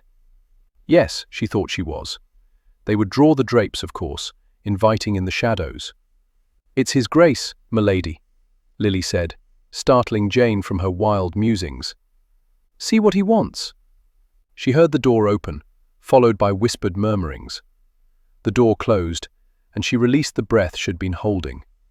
She waited for the tap of Lily's shoes as she came to report the Duke's message, but all she heard was silence. Then he appeared around the screen, and she sank more deeply into the water, folding her arms over her chest. "What are you doing here?" "Tormenting myself, obviously. I've only ever seen your hair loose and your shoulders bare in shadow." "By God, but you're magnificent." She didn't need his words to know his thoughts. They were evident in his smouldering gaze. "Your mother," she rasped, her throat raw, as though she'd inhaled cinders. "I'm certain she thinks herself magnificent. I've never given it any thought." "Ainsley," she whispered harshly. "Have they departed?" "No, unfortunately. That cute little scar still requires my attention, doesn't it?" "Yes." "No, please stay on topic. What are her plans?" "To stay the night and pray for clear skies on the morrow." "How did you explain my presence?" "I told her you were here on holiday." "And she believed you?" "Why would she not?" He prowled toward her, reached down and skimmed his fingers over her knee, sending delicious tingles toward her toes and shoulders. Everything curled. "Shall I finish what I began earlier?" he asked. She stared at him in horror. "No! You should not even be in here." "Where's Lily?" "In the hallway." "Everything will be all right, Jane. My mother is not one to gossip." "I don't know that I can face her." "If you don't, she'll think that your presence brings you shame. And if it does, then I shall escort you home tomorrow. I'll not have you associate shame with what we're doing here." He turned away before she could respond. She heard the door close with a quiet snick, and realized with increasing sorrow that she'd hurt him. She thought of a time when she wanted to cause him pain, when she would have taken joy in his agony. But no longer. He suffered as they all had. She knew that now. How complicated it all seemed of a sudden. Her feelings for Ainsley were not what they'd once been. She'd begun to enjoy his company, looked forward to seeing him. But far worse, she wanted a rumpled bed in the afternoon. Ainsley listened to the slow ticking of the clock, each second an eternity. He had not seen Jane since he'd left her in the bath, appearing so delectable with the dew coating her exposed skin. He'd wanted to skim soapy hands over her, was prepared to do just that. He shouldn't have taken offense at her embarrassment for being found in his company, and yet he had always been so careful to protect every other lover, to ensure their relationship was not the fodder of gossip. Why not Jane? He wanted her to want to be with him because of him, not because of something with which he might gift her. "It's not often I see you brood." Ainsley glared at his mother, sitting on the sofa beside Leo. She wore a burgundy velvet gown that accentuated her dark features. She did not look her age of 52, although he noticed that the salt in her hair was beginning to overshadow the pepper. She and Leo were each sipping wine, waiting for dinner to be served. Standing beside the fireplace, his elbow resting on the mantel, Ainsley relished the smoothness of the red wine on his tongue. "I'm not brooding." He was, devil take it, and that irritated him. "Perhaps I should check on Jane," his mother said. "She knows what time dinner is served. It's quite possible she's decided not to join us. The choice is hers. She is here with no expectations or responsibilities, certainly not to serve as my hostess. She is here to do as she pleases. Who are you striving to convince yourself or me? I simply want to ensure you understand the situation." His mother's eyes narrowed, and he feared she understood it only too well. "How is Wolfert?" she asked. "The same as he was 3 years ago, crippled. And you still feel guilty over it?" "Of course I do. I held the reins and urged the horses into a frenzy. And I believe we've talked this subject to death. Shall we move on to something else? Do you think I should offer Leo's services to Wolfert?" Ainsley felt his gut clench. For what purpose? "I thought he might like to have his portrait painted. He and his wife." Ainsley downed the remainder of his wine.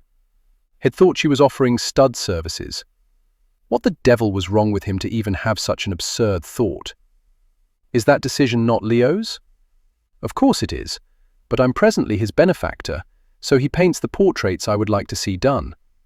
"How long do you intend to be his benefactor?" "Until you marry, and have a wedding portrait done. You do realize that when I marry you will become the Dowager Duchess of Ainsley, and it shall make me feel remarkably old, but I shall make that sacrifice for your happiness." To change the direction of the conversation, Ainsley shifted his gaze to Leo. "Does it not bother you that my mother speaks as though she owns you?" He smiled, clearly amused. "She owns my heart." He lifted her hand, kissed the back of it. "The rest of me comes with it." His mother laughed as though she were a young girl, infatuated with her first swain. "Oh, Leo, you are such a charmer. Is it any wonder I adore you?" "For his sake, I should probably never marry," Ainsley said. That got his mother's attention directed at him. "You need an heir, but more important, you need someone so you won't be quite so lonely." "I'm not lonely." "You're not brooding. You're not lonely." "Are you saying that I don't know how to read my youngest son?" "I'm saying—" The words died in his throat as Jane glided into the room, wearing a magnificent red gown. The sleeves were long, but the square neckline left a delectable amount of skin visible from her throat to the gentle swells of her breasts. Her upswept hair was held in place with a pearl comb that matched the pearls at her throat. She wore her wedding ring, that had been absent since that first night, preparing to play a role of nothing more than guest. She curtsied before his mother. "Your Grace, forgive me for rushing upstairs earlier without properly greeting you." "Oh, my dear girl." His mother rose gracefully, embraced Jane, then put her at arm's length. "Don't be ridiculous. I dare say you were freezing in all those wet clothes. I didn't blame you at all. Ainsley informs me that we're not to use titles here, so you must call me Tess.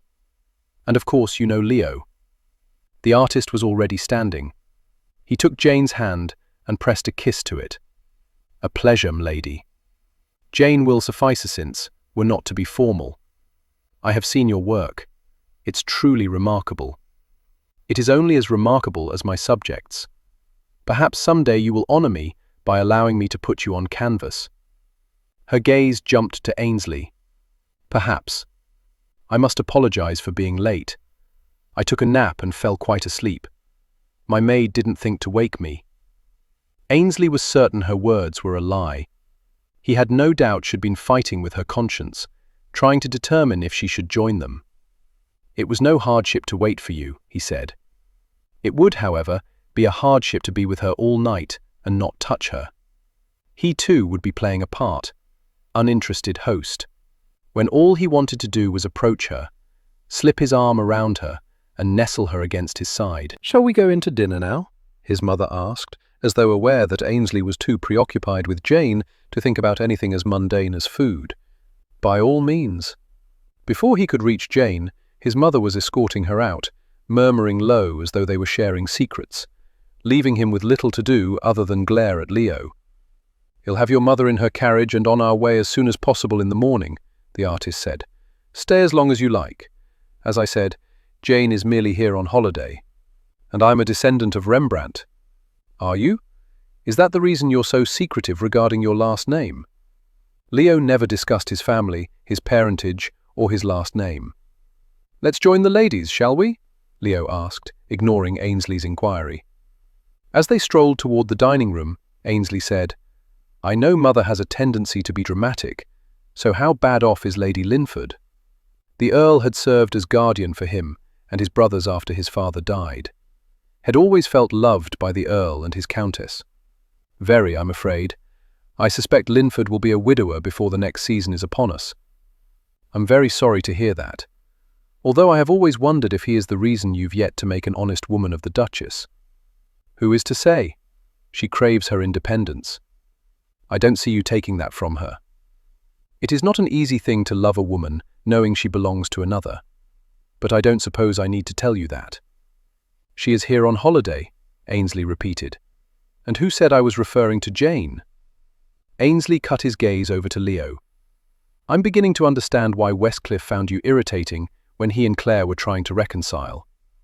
"Why? Because I knew he loved her long before he did? Because he was too observant and meddled more than his mother? I shall have your carriage readied at dawn." Leo gave him a sympathetic look. "Love is hell, my friend." Ainsley knew he wasn't in love, but he was damned glad Jane had decided to join them for dinner, because in truth, he wasn't certain he'd have had the strength to carry through on his threat to return her home on the morrow. Jane had expected the evening to be awkward, with the Duchess prying and seeking to get to the truth behind her presence. But the woman spoke of her travels, her sons, her grandchildren. It was the talk of her grandchildren that put a pang in Jane's heart. The Duchess would have a grandchild she would never know, although Jane knew she certainly could find a way to involve her in the child's life. Oh, why had they started down this path? But even as she questioned it, the ache for a child blossomed into something almost unbearable. If she were fortunate to meet with success here, she would find a way to make everything right. You know, the Duchess began, directing her attention to Jane, I thought Ainsley was tossing good money after bad when he set about putting this cottage to rights. It was fairly a hovel when he purchased it, but I find it rather peaceful now. It is as though one can leave one's troubles at the door. Quite, Jane concurred. It has been a welcome escape. I'm sure it has, my dear. You are so young to carry such burdens.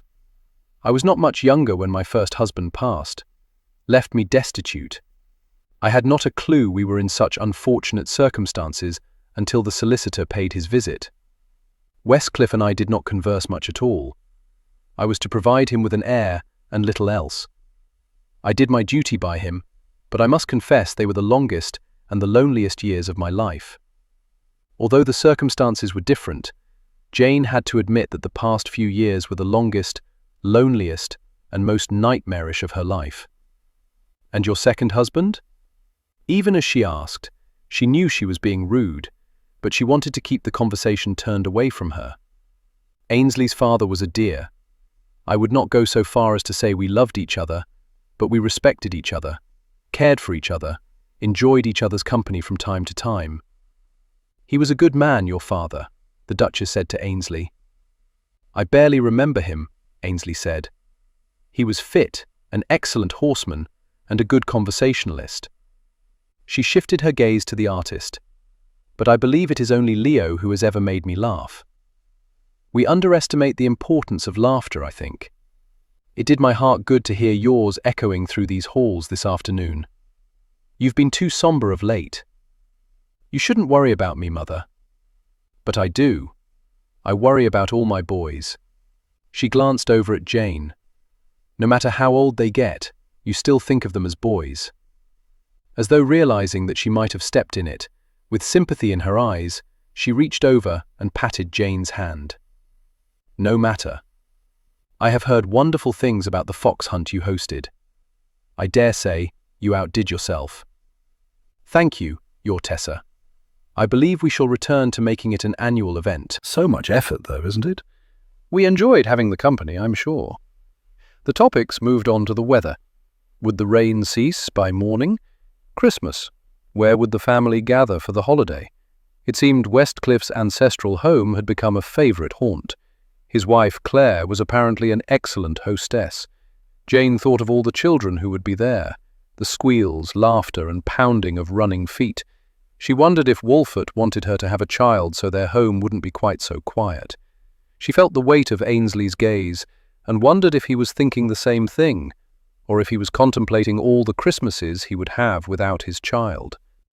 After dinner, they played cards until the clock chimed 10, then retired to their separate rooms, all saying good night in the hallway. Closing the door behind her, Jane pressed her back to it. Ainsley wouldn't come see her tonight. She would be alone. Wrapping her arms tightly around herself, she wondered how it was that she could miss him. Chapter 13. Before his next visit to the cottage, Ainsley intended to have a door placed between his bedchamber and the one next to it. Meanwhile, he prowled his room, listening to the infernal ticking of the clock, marking away the time he would have with Jane. Finally, at midnight, he opened the door, stepped into the hallway, and froze, as Leo was apparently concluding the same actions. They stared at each other for the span of a heartbeat before Leo finally nodded and sauntered into the bedchamber that had been given to Ainsley's mother. He knew they were lovers, of course. They'd been together for years now. He wasn't naive, believing his mother kept Leo around simply for his talents with the paintbrush. Still, it was unsettling to have proof of their dalliance. It was time he found out what the man's intentions were regarding his mother. Only he knew his mother well enough to know she'd have none of that, none of his interference. Unfortunate for her, but there was no hope for it. He would talk with Westcliff and Stephen about this matter when next he saw them. Leaving behind thoughts of his mother and what might be transpiring across the hallway, he slipped into Jane's room. She was perched in a chair beside the window, gazing out. Horror washed over her features. "You can't be here tonight," she said in a harsh whisper. He ambled over to the window and pressed his shoulder against it, much as he had that first night. Odd to think how much had changed between them in such a short time. "What if tonight is the magical night?" he asked. With a quick shake of her head, she turned her attention back to the rain. "I don't know if we should be doing this." "Why not? You want a child. I want to give you one. Wolfert wants you to have one. Your mother will never know he or she is her grandchild." "Jane." He knelt in front of her, took her hands. "She'd understand. I don't see how she could." With a sigh, he released her, pressed his back to the wall, raised his knees, and draped his wrists over them. "If I tell you a secret, you must swear to never tell a soul."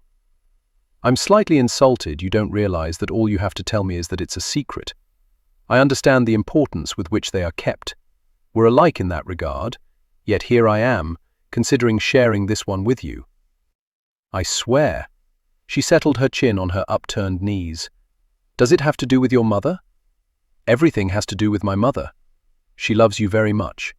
She loves Stephen more, because she loved his father. But I thought she detested Westcliff. She even implied so during dinner with veiled mentions of her loneliness." Ainsley arched a brow, gave her a pointed look. He could almost see the wheels turning through her mind, then her jaw dropped and her eyes opened wide. "Are you implying Westcliff isn't his father?" "I'm implying that my mother would understand and forgive your situation." She was watching the rain again. Her toes curled around the edge of the cushion, as though she was thinking so hard she needed the purchase to remain where she was. He wanted to slip his hand beneath the hem of her nightdress, slide it along her calf, and find that little scar had been giving attention to earlier. Complete the journey that had haunted him all day. "That's why she loved Stephen," she said on a whispered breath, before jerking her gaze back to him. "She loved her lover. Do you think that's it?" He shrugged. "It must be," she insisted. "Who is he?" "That I can't tell you." "Do you know who he is?" He nodded. But the man's family never knew. His parents didn't know that Stephen was their grandchild. He couldn't help himself. He reached out and wrapped his hand around her foot. "My whole point in sharing this is that it's something well live with, but we needn't feel guilty over it. That's what prompted your condition, your rule." "You were afraid if I didn't love you, I couldn't love your child." "It was a consideration, yes. When your mother was talking about her grandchildren, all I could think about was how desperately I wanted a child. Am I selfish, do you think?" "No, I think you give too much of yourself to be selfish." She gave him a winsome smile. "It not expected to like you so much?" "Well, that is a blow to my self-esteem. I thought you liked me the moment you met me." "I'm not really certain I gave it any thought. Wolfert occupied all my attention. He was so dashing." She waved her hand in front of her face. "I promised not to talk about him, and yet here I am doing exactly that." "You can talk to me about anything, Jane." "Can I? I've also discovered that I can be quiet around you and not feel awkward about it. That's almost as important as being able to talk." "I think your mother loves Leo." "I don't know if she loves him enough." "What would be enough?" "To give up on the promise of love from another." "Can she not love two men?" He almost asked Jane if she could. Could she love two men? Could she love him and Wolfert? In all likelihood, no, so he didn't ask. Instead, he listened to the rain patter and let the silence weave around them. He studied her, sitting there contemplating the raindrops. He tried not to imagine her swollen with his child. He might never have the opportunity to gaze upon her in that condition, might never feel the movement of new life growing within her. But it was too late now for regrets. His seed could have already taken root. If not, the truth was that he wanted her more than he'd ever wanted another woman. Unfolding himself from the floor, he reached down and tugged on her hand. "Come on." Pulling free, she shook her head vigorously. "No, we can't. Not with your mother down the hall." He tugged again. "We shall be very quiet." She again pulled free. "As the past nights have proven, I cannot be quiet with you." That gave him pause. Had she been quiet with Walford? Had his cousin not brought her the most exquisite of pleasure? He couldn't contemplate what he might be giving her that Walford never had, couldn't compare his cousin's prowess against his own. None of it mattered. All that mattered was the moments he had with her now. This time he leaned in, cupped her elbows and said, "Press your mouth against my chest to muffle your cries." He brought her to her feet. "It will be a disaster," she insisted. "I will not be able to relax."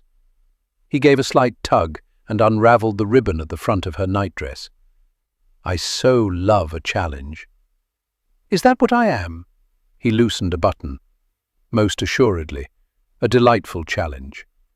Another button. The lamp. An irritating, frustrating challenge. Moving past her, he bent down and extinguished the flame in the lamp. As he straightened, he felt the press of warm, pliant flesh against his back and smiled. Not so frustrating after all. Turning, he wound his arms around her. "Oh, you wicked girl." "We must be quiet," she whispered, as two little dormice. Tumbling her onto the bed, he chuckled low when she released a tiny squeal that she abruptly cut off with a choking sound, trying to swallow the noise. He quickly shed his own clothes and joined her. Jane knew this was an awful idea. Where he was concerned, she seemed unable to keep quiet or still.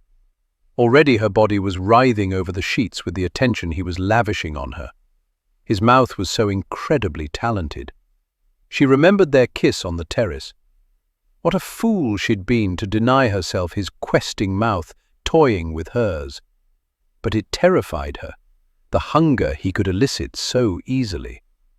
It started with their lips and carried a sensation of pleasure through her that made her want more. So much more. So she'd been determined to deny herself that much at least. She wanted her encounters with Ainsley to be the unemotional business dealings that Walford had promised her they would be. But even now her skin was singing with joy everywhere he touched. And he had no qualms about touching her everywhere, with his fingers, his mouth, his tongue, his teeth. He nipped and soothed. He caressed so lightly until she was straining for more pressure, and he would deliver it at the most perfect moment. It was as though he knew her body, knew what would bring her pleasure better than she did herself. She found it just as joyous to touch him, to skim her hands over his shoulders, his back, his chest. Her fingers would journey through the light sprinkling of hair on his chest, creating even more sensations for her. "Shh," he warned, and she realized she was emitting little mewling sounds. She swallowed down the noises, but trying to hold everything in only made matters worse. The pleasure clawed at her, demanding freedom. She was more than ready when he slid into her, burying himself deeply, the weight of him welcome and satisfactory. Her low moan was greeted with his deep sigh as he held still. She dug her fingers into his backside, urging him on, but his movements were as slow as honey dripping onto a scone, as measured as the beat of a drum in a regimental parade. "Ainsley." "Shh." His mouth traveled along her throat, licking, kissing, nibbling. In the darkness nothing except sensation existed, warm and sultry. Dew coated their skin, and they skated over each other. She shoved the sounds deep down, and it served to increase the pleasure, to make her want to cry out.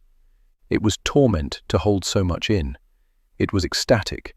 He slid out, glided back in, over and over, with deliberate slowness. Beneath her fingers, His strong body undulated with his controlled actions. She squeezed her eyes shut tightly. Stars appeared, dancing, shooting across her vision. Her body curled into itself. She wrapped a hand around his neck, forced him nearer, pressed her open mouth to the juncture of his throat and shoulder, tasted the saltiness of his skin, inhaled the earthy muskiness of their lovemaking. Lovemaking. In spite of all Wolfert's reassurances that it wouldn't be so, in spite of her insignificant rules, had slipped beneath her armor, had leaped over her pitiful hazards, wended his way through a maze of obstacles to establish something magical and wonderful between them. She had been sitting by the window, mourning the fact that he'd not be able to visit her tonight with his mother in attendance, and yet here he was, solid, strong, determined. What they shared was not what she'd been led to believe they would. No distance separated them. It wasn't casual and cold and stiff. It was warm, hot, and encompassing. He moved with deliberate purpose, and she responded in kind. Her mouth pressed to his neck, muffled her small moans, her tiny squeals as the pleasure built to unbearable proportions, more intense than anything she'd ever known. When the cataclysm came and she bucked against him, wrapping herself more tightly around him to contain everything, to keep them both earthbound, she was jarred by his shuddering, his final powerful thrusts, the strangled groan deep in his throat, as though he were in excruciating agony. Afterward they both lay still, except for their trembling and shaking. Their harsh breaths echoed between them. "Christ," he finally whispered, the words sounding as though it were torn from the depths of his soul. "Were you in pain?" He laughed low. "No, God, no. But I will confess to never having experienced anything quite so intense. I did think for a moment there that I might expire on the spot." He brushed a kiss over her temple. "You seem to enjoy things. It was, yes, I think you have the right of it, intense." She curled inward and spoke even lower. "I'm not accustomed to talking afterward." He kissed her throat, her chest, the side of one breast, before rolling off her and sprawling out beside her. "Do you prefer the silence?" "No, I don't think so. But sometimes it can be nice." She felt a slight tug on her scalp as he combed his fingers through her hair, and she wondered how it was that he could find her so easily in the dark. It seemed he was aware of every aspect regarding her. "Will you weep tonight after I leave?" he asked quietly. "I don't think so. I'm too sated." Then the full impact of his words struck her. "You know I cry." "I suspected. Now I know. It was not very nice of you to trick me like that." "Sometimes I'm not very nice." Not true. He was always remarkably nice, even when she was a shrew. Nice, kind, and considerate, a gentleman to the core. She wished he wasn't. It would make it so much easier to leave here unscathed. She's going to break his heart. Leo held Tessa against his side and idly stroked her arm. She'd been distracted when he first entered her bedchamber, and it took all his formidable skill to turn her attention to him. Once she had succumbed to his charms, he ravaged her well and thoroughly. His heart was still pounding with his exertions, and he was fighting to draw in breath. No other woman had ever affected him as she did. His joy in her encompassed more than what transpired in the bed. He enjoyed every moment of every day that he was in her presence. "You're being melodramatic," he said quietly. "Did you not notice the manner in which he gazed upon her? I think he has already well and truly fallen. I know what it is, the soul-wrenching pain of it, to love someone you can never have." So did he, but he wasn't going to batter her with it. Nothing was to be gained except to make them both miserable. What if she is all he ever wants? "He must marry," she said. "Why?" She rose up on an elbow, and he ignored the way it dug into his chest. Instead, he combed his fingers through her thick, luxurious hair. Only a few short moments ago, it had served as a curtain to close them in. "He must have an heir," she said, as though he had experienced a complete leaving of his senses. "Why? Leo!" She tapped her slender finger on his chin. "You are well aware of how primogeniture works. He must have a male heir to inherit his titles and lands. If not, everything would fall to a cousin. What does it matter?" "It matters. I want him to be happy." He cradled her face, forced her to meet his gaze. "You cannot make his happiness for him, my love. He is a grown man now. Hell make his own way." "But he loves her, and she does not love him. She is here for holiday. Make no more of it than that." Even though more was apparently happening. He hadn't told her that he'd crossed paths with Ainsley in the hallway. The knowledge would only add to her worries. He held her still, raised his shoulders from the bed, and took her mouth. After 10 years, he thought the pleasure of kissing her should have worn off, but it still took his breath, made his heart race, and his palms itch to caress every inch of her. He'd had many women before her, but not a single one after her. She was all he wanted, all he desired. It took everything within him not to ask her once more to marry him. It had nearly devastated him the last time he asked and she refused. It had been 2 years ago, and he'd been so certain she'd accept his offer of marriage. Instead, she'd persisted with her arguments that he was too young, would one day want children, should marry someone closer to his age, as though when he let his arrow fly, Cupid gave one whit regarding the number of years a person had accumulated. Leo had decided then that he'd not ask again, but neither could he leave her. If she wanted to be rid of him, she would have to be the one to turn her back on what they shared and walk away. As she released that gentle purring in her throat that always initiated a corresponding low growl in his, he rolled her over so he might have his fill of her once again. He was greedy where she was concerned, but he experienced no guilt over it.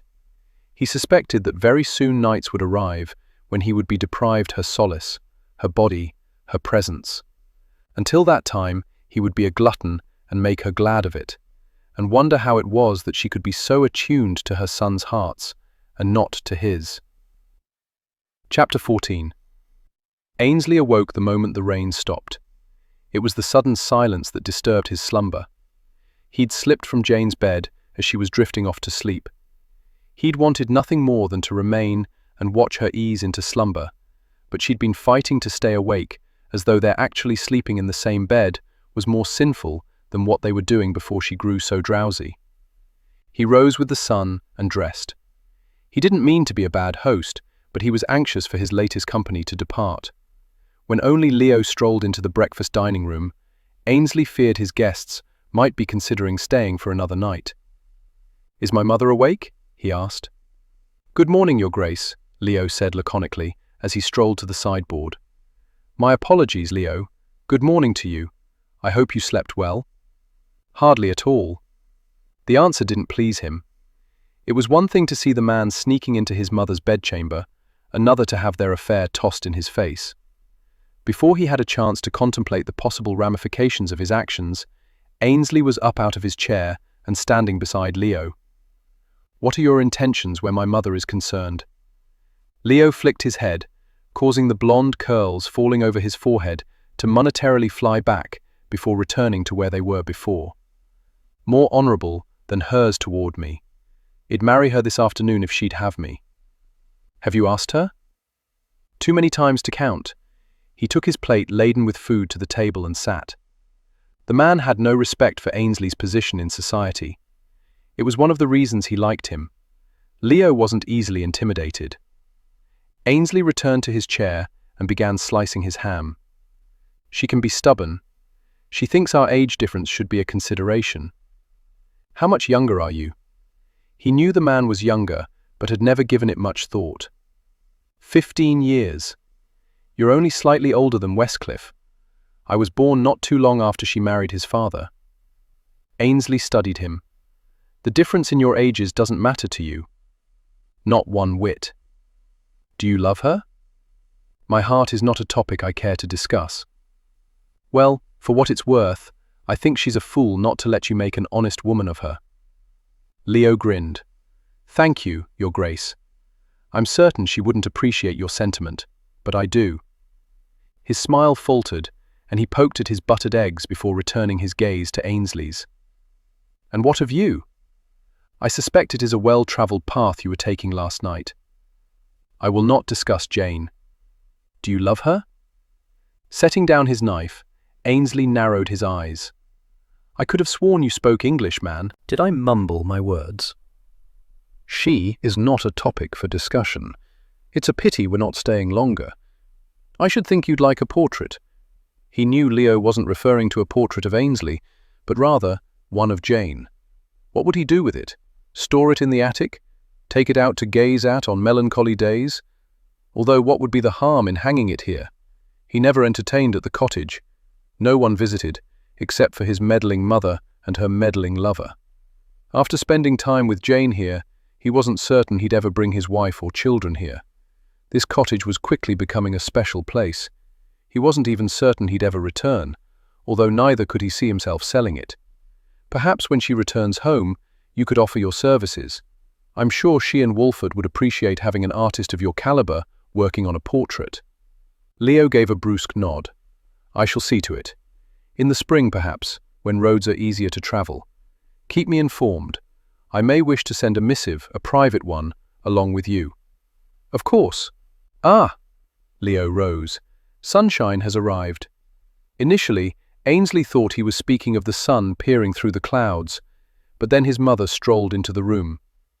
Leo greeted her with a kiss on the cheek. Sit. I'll prepare your plate. He guided her into a chair beside Ainsley before wandering back to the sideboard. He spoils you, Ainsley murmured. I'm most fortunate. And before you annoy me with your next observation, you should marry him. He is still young, and I am rapidly growing old. It will not be much longer before he tires of me. I dare say you misjudge your appeal. Reaching out, she squeezed his hand where it rested beside his plate. You were always the kindest of my sons, the one with the gentlest heart. Westcliff was harsh because I gave him so little affection. It pains me now to admit it, but it is the truth. I could say I was a child myself when I gave birth to him, but that is no excuse. He also had a hard time of it because his father left him little beyond the title, and he was dependent upon your generosity. Stephen resented that he wouldn't inherit a title or property, and he rebelled by reveling in naughtiness. And I spoiled him beyond measure. In my eyes, he could do no wrong. You, on the other hand, had a prestigious title, wealth, and a good portion of your mother's love. You have always strived to be the brother they looked up to, and you have always done all in your power to protect each of us. Well, I did a bang-up job when it came to Wolford, didn't I? She cut a sharp glance his way as Leo set her plate before her and resumed his seat. I have never understood how he could have come away from the accident so irreparably broken, while you, she slid her thumb over the scar on his chin, were almost unscathed. I wouldn't go quite that far. You're like Stephen when he returned from the Crimea. His emotional wounds were far worse than the physical ones. Thank God for mercy, I say. She put him back to rights. She held his gaze. Who shall do that for you? He was spared from answering as Jane strolled into the room. He considered extending to her the courtesy Leo had extended his mother, preparing her plate, but he had to give the impression that she was no more than a guest. Leo, however, had no such qualms or restrictions. He popped out of his chair as though someone had pinched his bottom and approached her. Good morning, lovely lady. Have a seat, and I shall prepare a plate for you. No need. I can see to it. Surely you will not deny me the pleasure it will bring me by doing such a small favor for you. Taking her arm, he guided her into a chair. Jane appeared flummoxed as her gaze darted from Ainsley to his mother. He's quite charming. Yes, his mother said succinctly, causing Ainsley to slide his gaze to her. He'd assumed Leo had given Jane the attention to irritate him, to perhaps steer him towards some sort of action. It had certainly pricked his temper, and if he were honest, ignited a spark of jealousy. But he recognized now that it was his mother Leo had been prodding by his attentions to Jane. Well, he's not your husband, Ainsley murmured. He was surprised the scalding glare his mother gave him didn't ignite him. Leo is always attentive to all ladies. It is part of his charm. But I always save the best for you, Leo said smoothly as he placed Jane's plate before her. He winked at the Duchess and effectively diffused her anger, or jealousy, or whatever the hell it was she'd been expressing. They read each other so well. Ainsley tried not to ponder how much he yearned for a similar closeness with a woman. He'd never given much thought to the matter of marriage, assuming he'd address the situation when he was ready to produce an heir. He entertained women, they entertained him. He was seldom without company. And yet he was suddenly aware that something powerful and possibly magnificent was missing from his life. Was his reason for being here with Jane not completely unselfish? He couldn't deny that she filled a void that until recently had not even known existed. His life would be all the more lonely when she left. Perhaps it was time he began to search for a wife, but even that did not seem enough. What he desperately longed for was a love, such as that shared by Leo and his mother. He was grateful his mother behaved during the meal. She didn't pepper Jane with questions or ask her opinion regarding whom he should wed. They spoke of the upcoming season and how perhaps Jane and Wolfert would finally return to London. He wasn't certain how he would endure it seeing her there, knowing their paths would cross constantly. Would it be a blessing or a curse? Yet neither could he envision never again seeing her. It was a relief when they all finished breakfast and his mother announced that it was time she and Leo were off. They stood on the front lawn saying their goodbyes. "I'll send word on how Lady Linford is progressing," his mother said. "Give her my love." With Linford serving as Ainsley's guardian, Lady Linford had been as a second mother to him. She was the gentlest soul had ever known. He hated that she was suffering. His mother wound her arms around him, hugging him tightly and whispering low near his ear, "Please take care. I fear you're treading on dangerous ground here." When she pulled back, he gave her a reassuring grin. "I am ever careful." Lovingly, she patted his cheek before moving on to hug Jane. "It was lovely to see you, my dear. We must keep in touch." He recognized the signs of Jane struggling for a response, weighing the awkwardness of a future encounter against the guilt she'd expressed last night. Finally, she simply bobbed her head. Yes, that would be lovely. As the carriage drove away, Ainsley leaned toward Jane and said, "Lovely as hell." She jerked back. "Whatever do you mean?" "Keeping in touch with my mother. She's meddling, you know. Do you think she knows my true purpose in being here? Not in her wildest imagination would she draw that conclusion. I rather like Leo. I do believe he loves your mother. Last night she'd only mentioned his mother's love of Leo. I've no doubt you're correct." He skimmed his fingers over her cheek. "What would you like to do today?" "What I do any time I've ever entertained and the guests have left. Absolutely nothing." Jane borrowed one of the books from Ainsley's library and retreated to her bedchamber. Reclining on the long yew near a window, she read for a while. 5 minutes to be exact. She rose, walked to the secretary, and sat to pen a letter to Wolfert to let him know she was well. After dipping pen in inkwell, she determined that was an awful idea, and would no doubt plague him with the reminder that his wife was with another man.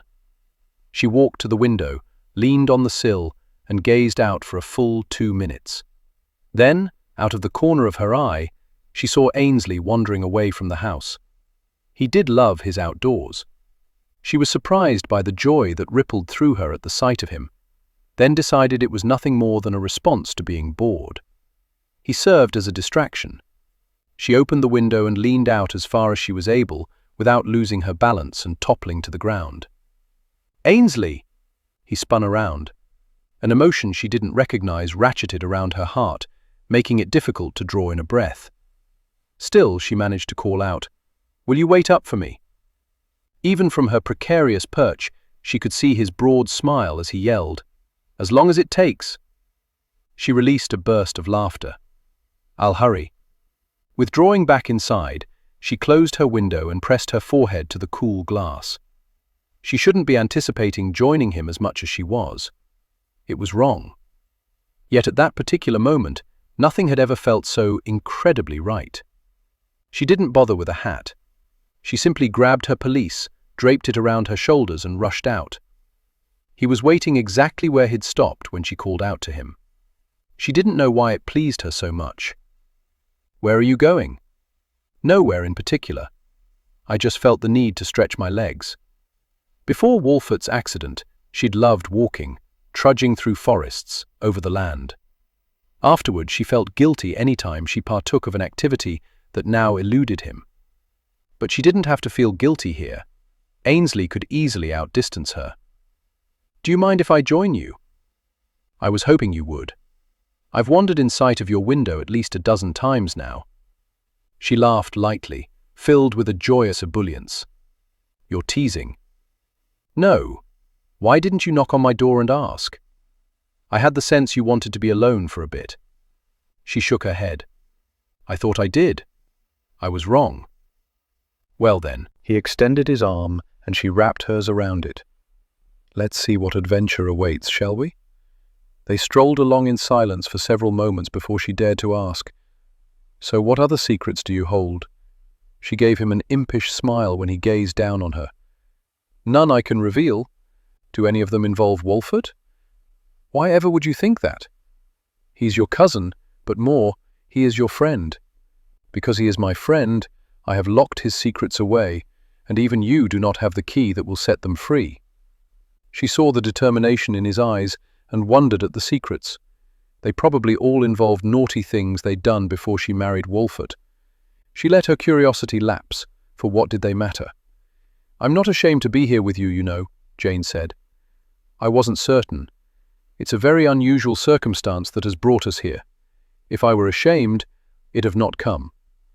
I'm wary, to be sure, and from time to time plagued with doubts regarding the wisdom of what we're doing, but then I consider what I will gain, and am selfish enough to want it, and hope that you don't pay too high a price for it.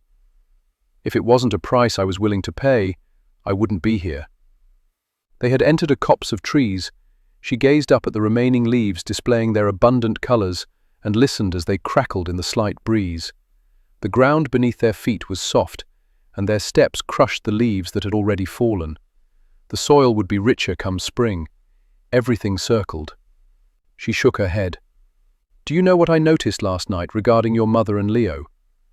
That they are not at all discreet regarding their relationship? She heard the disapproval in his voice. Considering his reputation, he would be a hypocrite to object too strongly, but from what she knew, he was at least circumspect in his relationships. That they talk. They communicate. Even when they were giving us a terrible beating at cards, they somehow were able to read each other's minds. Wolfert and I seldom talk, even before the accident. The night you kissed me on the terrace, and you mentioned something about how a kiss owns itself, that it simply is. You were correct. We could have kissed, we could have touched. It is as though we placed ourselves in separate cages. I was being a dutiful wife, not a loving one. If he never kissed you, Jane, I can hardly credit him with being a loving husband. She was caught off guard by the heat in his voice, the temper that accompanied it. Feeling as though the forest was closing in on her, she squeezed his arm. I'm sorry. I promised not to speak of him while I'm here, and yet I'm rambling on. It is simply strange to find myself suddenly discovering aspects to love that I'd never considered. I think your wife will be most fortunate. She had nearly stumbled over the word wife, and she didn't know why. Of course, he would marry and have other children. Lots of them, no doubt, based upon his stamina and enthusiasm for lovemaking. She wished him well. She was not feeling anything beyond gratitude toward him, certainly not jealousy. That would be a fool's path. If I ever marry, he said quietly as they emerged through the trees, giving her a different view of the lake. Surely you shall marry. As you are well aware, among the aristocracy, we marry for various reasons. Political gain. My title brought with it the influence of my ancestors. I have little use for more political swagger. He shrugged. Financial gain? Again, my ancestors saw me in good stead there.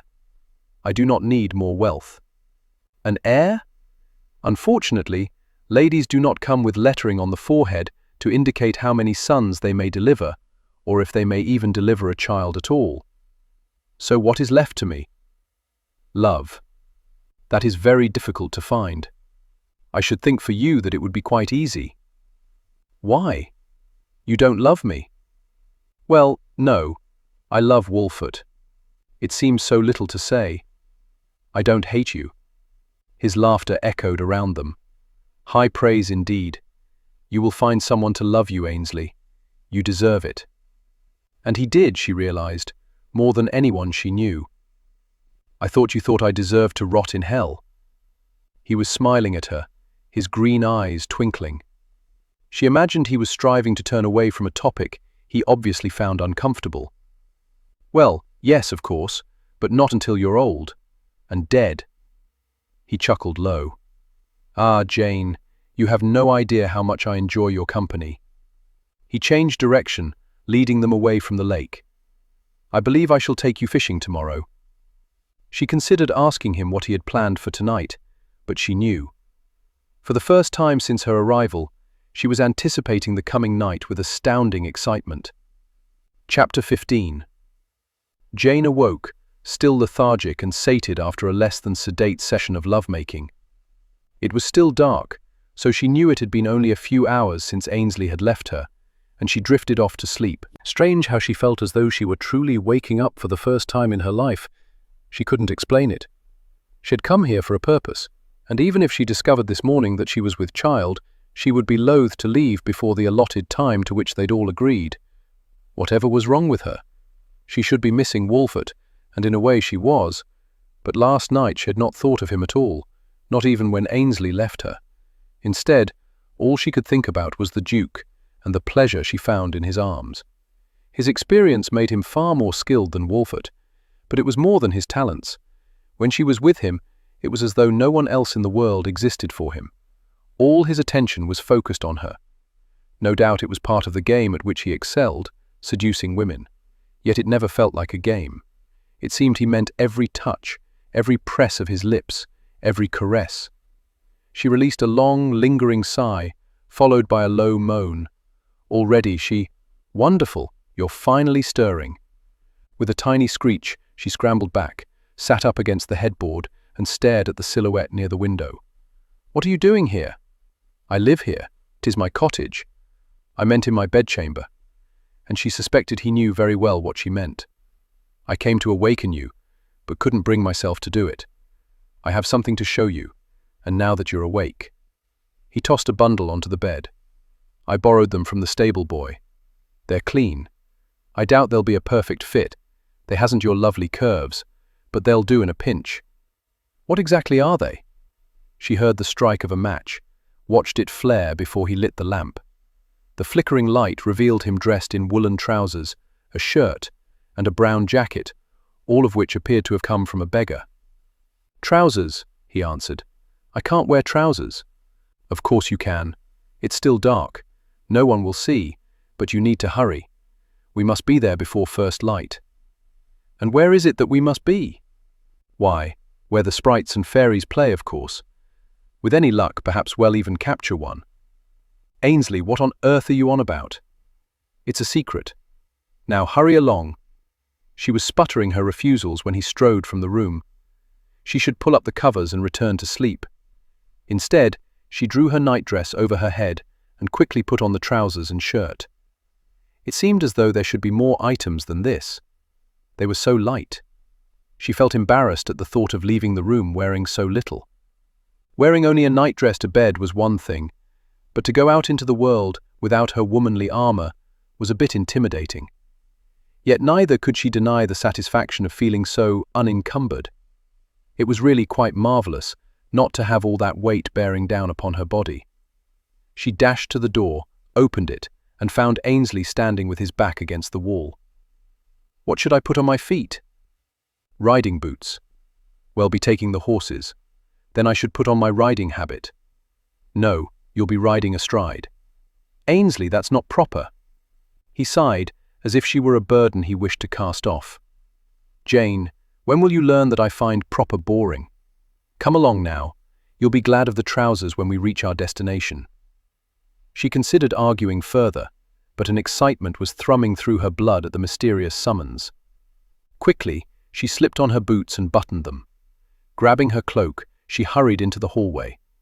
He wore a rumpled hat now and promptly dropped another on top of her head. Before she could reach up to adjust it, he was doing it for her. When he was satisfied, he studied her with an intensity that made her wish they were going to return to the bed. Was it allowed to make love in the morning? He leaned in, stopping with his lips merely a hairbreadth from hers. She licked her lower lip, then her upper. "Yes," she thought, "do kiss me. Forget the silly rule." His gaze seemed to be searching hers, as though sifting through her soul. He angled his head slightly. She held her breath. Waiting. Waiting. He tweaked her nose. "You look adorable." Before she could respond, he grabbed her hand. "Come along. We're going to miss it if we don't hasten." They clattered down the stairs, no doubt waking up all the servants. He led her through the front door and down the steps to where the horses waited. With ease, he boosted her onto the saddle. She sat there feeling everything between her thighs. How scandalous! A woman's knees should never be so far apart, except when her husband was. She cut off the thought. She had already sent that bit of behavior to perdition when taking a short-term lover. She was beginning to realize that Ainsley was indeed a lover. "What do you think?" he asked as he mounted his own horse. "Much more comfortable than a side saddle." "I should think so. Let's give this a go." Although she was unfamiliar riding in this position, she didn't find it difficult to guide the horse. They were soon loping over the land. The wind brushed over her face. Shed always wanted to ride astride, and here she was doing it. Wolfert would no doubt object, but who was she hurting? And who was there to see? The moon, along with the glowing lantern that Ainsley carried, guided their way. Even his silhouette cut a fine figure on a horse. Once again, as when he'd vaulted the hedgerow after she took a tumble with Cassie, he was at ease, comfortable, master of the beast. She would enjoy seeing him ride at a full gallop. Perhaps at next year's fox hunt she would ride with him. Even as she thought it, she realized that by next year's country party, everything would be different. Would he even come? Would she ever see him again? They brought their horses to a halt beside a tree almost bare of leaves. It was quite possibly the largest oak shed ever seen. "And here we have the best climbing tree in the entire world," he said magnanimously. "This should interest me because we're going to climb it." She stared at him, dumbfounded. "You can't be serious. We're not children, but we're still young." After dismounting, he hung the lantern from a branch and tethered his horse to a bush. "And it's fairly easy to climb." "And when was the last time you climbed it?" He came to stand beside her horse. Let me see. 3 days before you arrived." He slipped her feet out of the stirrups, placed his hands on her waist, and helped her dismount. Then he was pulling her toward the monstrous tree. "How old do you think it is?" she asked. "Hundreds of years, I'm sure. It was no doubt used to hang a good many villains. Once you make it to the first branch, you'll find that the others have grown out in such a way as to almost make a natural ladder."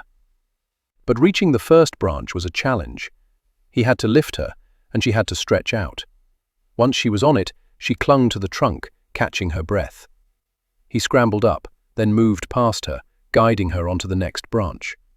Higher and higher they went, until they were so far up that she dared not look down. "This is as far as we'll go," he finally said, easing her out onto the branch and helping her to sit down. She was almost light-headed. "We're fortunate that we didn't have a mishap in the dark. We probably should have waited to do this during the daytime." "Ah, but then we'd have missed it." "Missed what, Your Grace?" He wrapped his hand around hers, brought it to his lips. Although she wore gloves, she could still feel the heat of his mouth. "Just watch." It began slowly, hidden behind the craggy horizon, revealing itself the way Shed attempted to reveal her body to Ainsley that second night. Leisurely, provocatively, almost shyly. She saw the first hint of sunrise as ribbons of dark blue, pink, and orange began to chase away the night sky of black, moon, and stars. She shifted her gaze to Ainsley and recognized reverence in the calmness of his features. It was a look she wanted to see him direct her way. For all she knew, maybe he did. In the darkness, as he made love to her. Within her bed she could feel, smell, hear, taste so much. But she could see so little. Silhouettes and shadows. She wondered what the light would reveal. "I am always humbled by the grandeur of nature," he said quietly, as though he didn't want to disturb the beauty unfurling before them. "I've not climbed a tree since I was 7. I'd forgotten how liberating it was." He gazed at her. "Is that when you took your tumble?" She nodded. "After that, I wasn't afraid of the actual climbing, but my father's temper was quite terrifying." "Pity. I think you were meant to climb trees." He turned his attention back to the sunrise. "Besides, I rather like your little scar. I think it shows rebelliousness." Squeezing his hand, she held her silence and watched the sun reign supreme over the land. She wasn't even certain Wolfert had ever noticed the scar. But then, he never intruded on her bath, never saw her knee when it was not hidden beneath skirts, a nightdress or sheets. Now it was a part of her shared with Ainsley and no one else. Their little secret. Her feelings surrounding so trivial a part of her person confused her. Why had she never shared it with Wolfert? How had Ainsley known she would love sitting on a tree branch at dawn? "If I have a little girl, I'm going to encourage her to climb," she said wistfully, then continued with more determination. "I'm going to encourage her to reach for everything, even if she thinks it's beyond her grasp. Just as you're doing now." His eyes were on hers again, as though the sunrise was suddenly insignificant and she was all important. "I don't underestimate the courage that it took you to come here." His words touched her heart. She had misjudged this man in so many ways. "I fear I was not as kind to you as I should have been, nor did I trust your reasons for consenting to Wolfert's ludicrous idea. I thought you were interested only in lifting a skirt. I've been here only a few days, and already you've given me far more than I expected, or in all likelihood deserve." She didn't notice when he removed his gloves, but his warm fingers were suddenly trailing over her face, as though he sought to memorize the sensation of every line and curve. "You deserve far more than I could ever give you. I'm falling in love with him." The thought struck her, knocking the breath out of her. It couldn't be. Her feelings for him were generated by the sharing of their bodies. It was natural to feel love for someone with whom she shared such intimacy.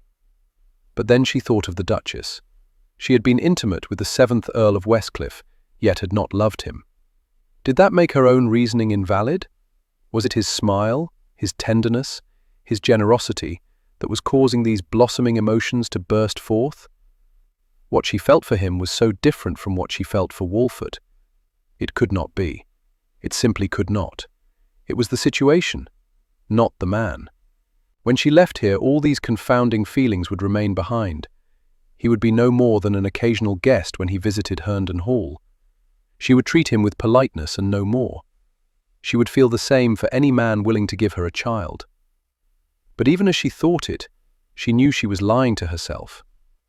That night, following dinner, they sat in the library, each reading a different tome, or at least he was. She was simply holding the book open, waiting as each second took an eternity to move on to the next one.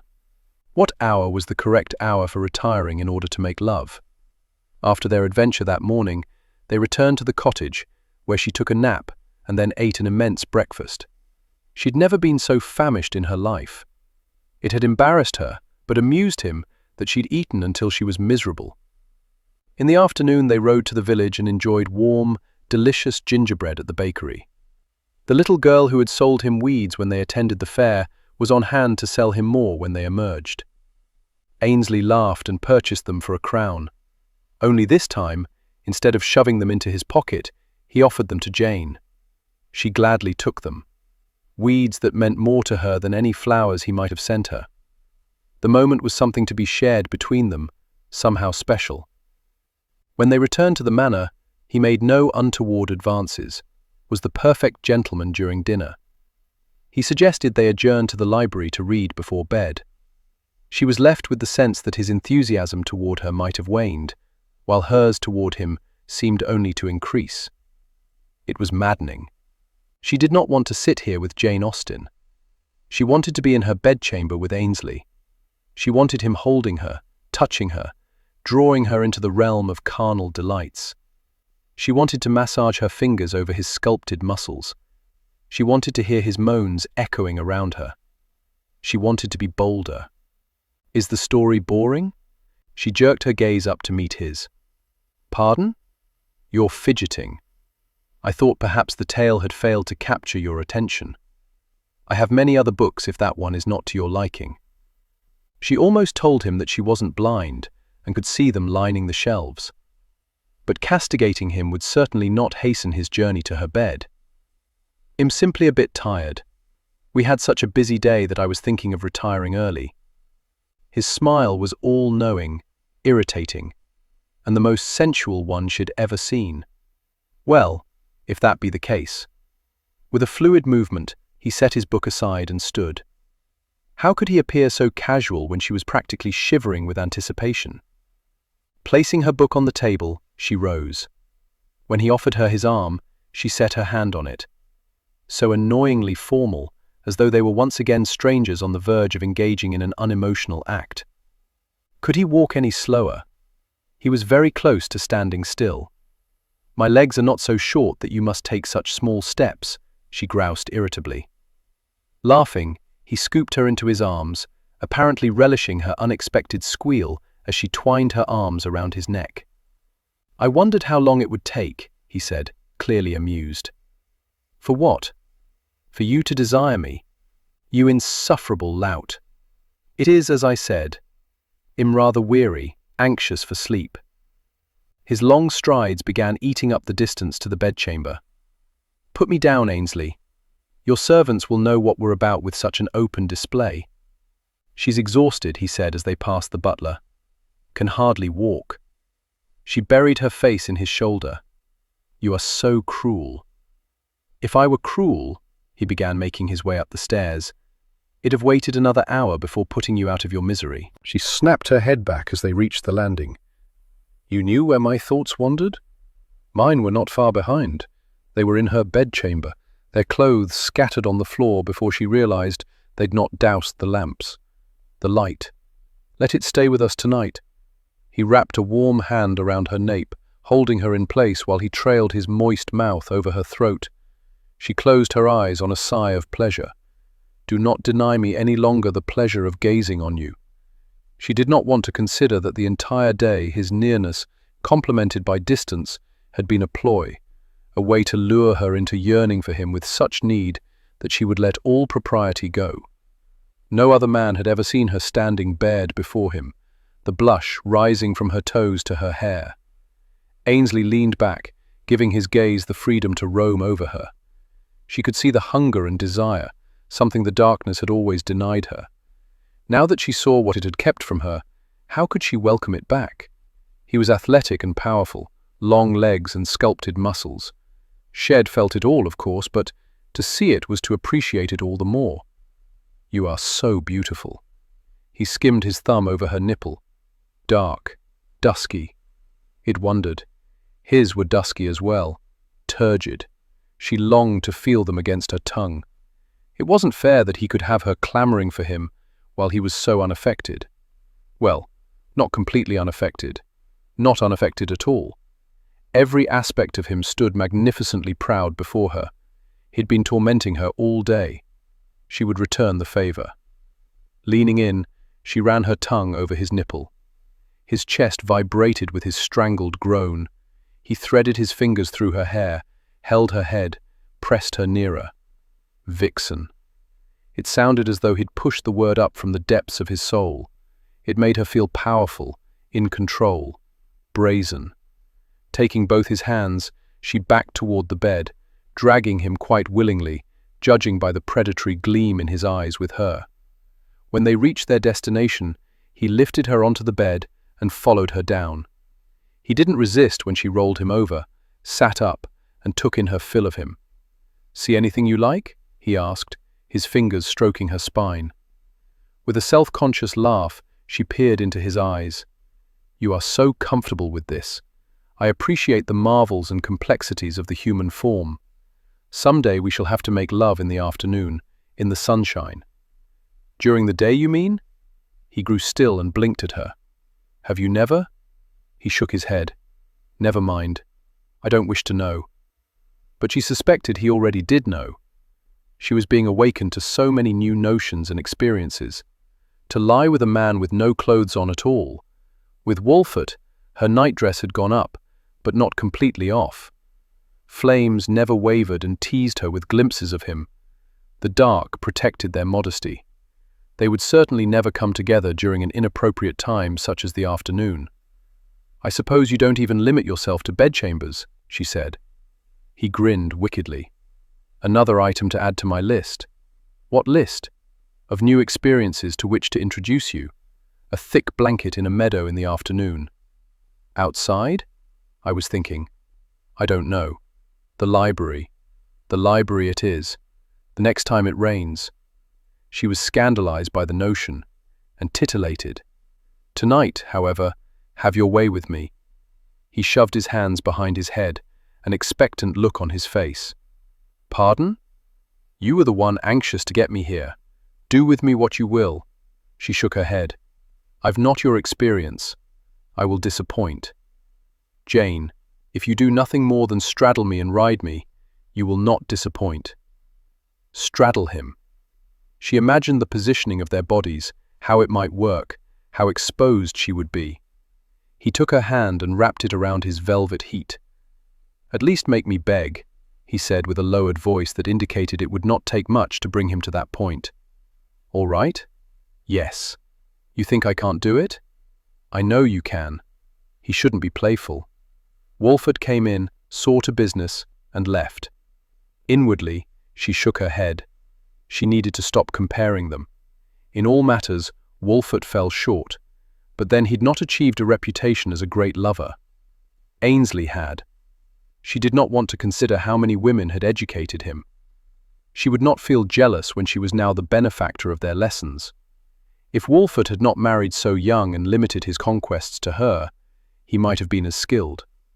Did that mean the fault rested with her? "You begin by gliding your hand up and down," he said. "I know how to begin," she snapped. "Oh, heat. I like that." His eyes smoldered, stoking the fires of her own desires. He shouldn't be making her comfortable with all this. It was supposed to be quick, to the purpose. She was not supposed to anticipate, to want. She grew warm with the thoughts of what she could do to Ainsley. Yes, she would very much like to hear him beg. She thought of a cat Shed had as a child, and how sensuously it had prowled. She gave him what she truly hoped was a sultry look, and hoped he wouldn't laugh. If he laughed, she would die. "Prepare to beg." He issued a deep, guttural curse as she stretched out over him. His eyes darkened, and he fisted his hands into the sheets, relinquishing all power to her. And she revelled in it, touching him, teasing him, taunting him. She used her mouth, her hands, her breasts, every part of herself to torment him. His hands travelled over her with an urgency that surprised her, as though he needed her desperately. His groans echoed through the room. His harsh breathing ignited her desire. She had never been so bold, had never known she could be. But even though she was the one in control, he followed, touching her, kissing her shoulder, moulding her breasts, gently guiding her with murmurs of approval and deep-throated rumbles. She was as fevered as he when he finally growled, "For God's sake, Jane, end this torment." She straddled his hips, looked down on him, scored her fingernails up his chest. He grabbed her hips and bucked. "Woman!" Feeling victorious, she lifted up, lowered herself, guided him home. With his hands roaming over her, urging her on, she rocked against him. She fanned out her hair until it was a curtain around them.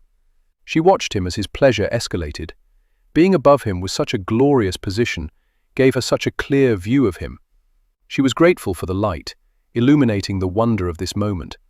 Then the tables turned, and all the torment she had been inflicting returned to her full force. She found herself hurtling through star-filled heavens, crying out, felt the power of his release crashing through her as hers erupted. Together. They peaked together. She didn't even know it was possible, was undone by the bond it forged between them. Something else special that was to be shared between them. A secret bouquet of memories that must remain here when she took her leave. As limp as a wilted flower, she eased onto his chest and listened to the hard thudding of his heart. Using only the tips of his fingers, he began to slowly caress her back, and she wondered where he found the energy to move at all. She thought she might never again, that she would simply remain still and silent forever. Had I known that with lamplight You'd have transformed into a tigress. I would have insisted the lamps remain burning from the beginning, he murmured. Did I disappoint you before? God, no. I like that each time with you is so very different. Tonight I felt unencumbered. That was quite obvious. Testing her muscles, she stretched a little. I don't think I have the strength to move off you. Then stay. Your weight is no burden.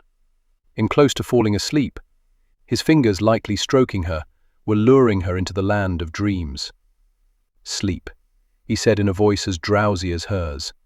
She didn't remember drifting off, but when she awoke, she was alone in the bed, the covers tucked around her, the lamps no longer burning. The fire on the grate provided enough light for her to see his standing silhouette. Ainsley? My apologies, he whispered. I didn't mean to wake you. What are you doing? I was in the process of returning to my bedchamber. I thought it was what you would want. It was, when she first arrived. Now, will you stay with me? He didn't answer with words. He simply crawled beneath the covers and wrapped his arms around her. When she awoke in the morning, he was still with her, holding her. Chapter 16. As Jane stood in the gazebo, a cloak and a blanket draped around her, she thought the night sky had never looked more beautiful. Or perhaps it was simply that her life was filled with a richness shed not expected. Everything between Ainsley and her had changed. It was as though he could never get enough of being with her. As the minutes of their time together slipped away, so they spent more of those minutes together.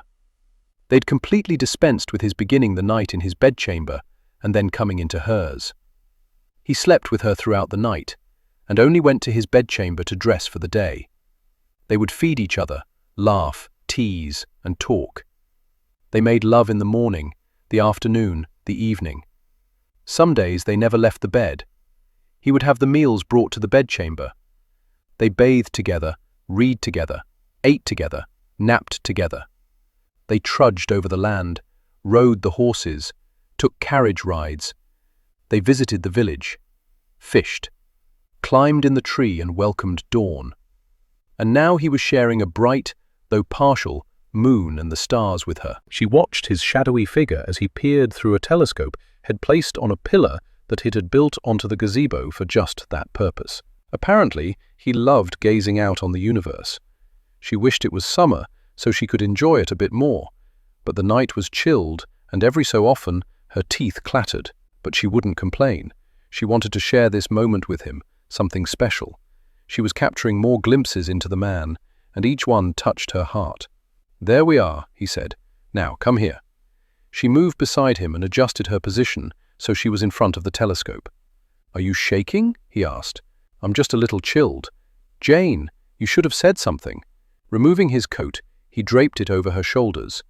Even with the cloak and blanket, the coat swallowed her and drowned her in delicious warmth. Now you'll get cold, she told him.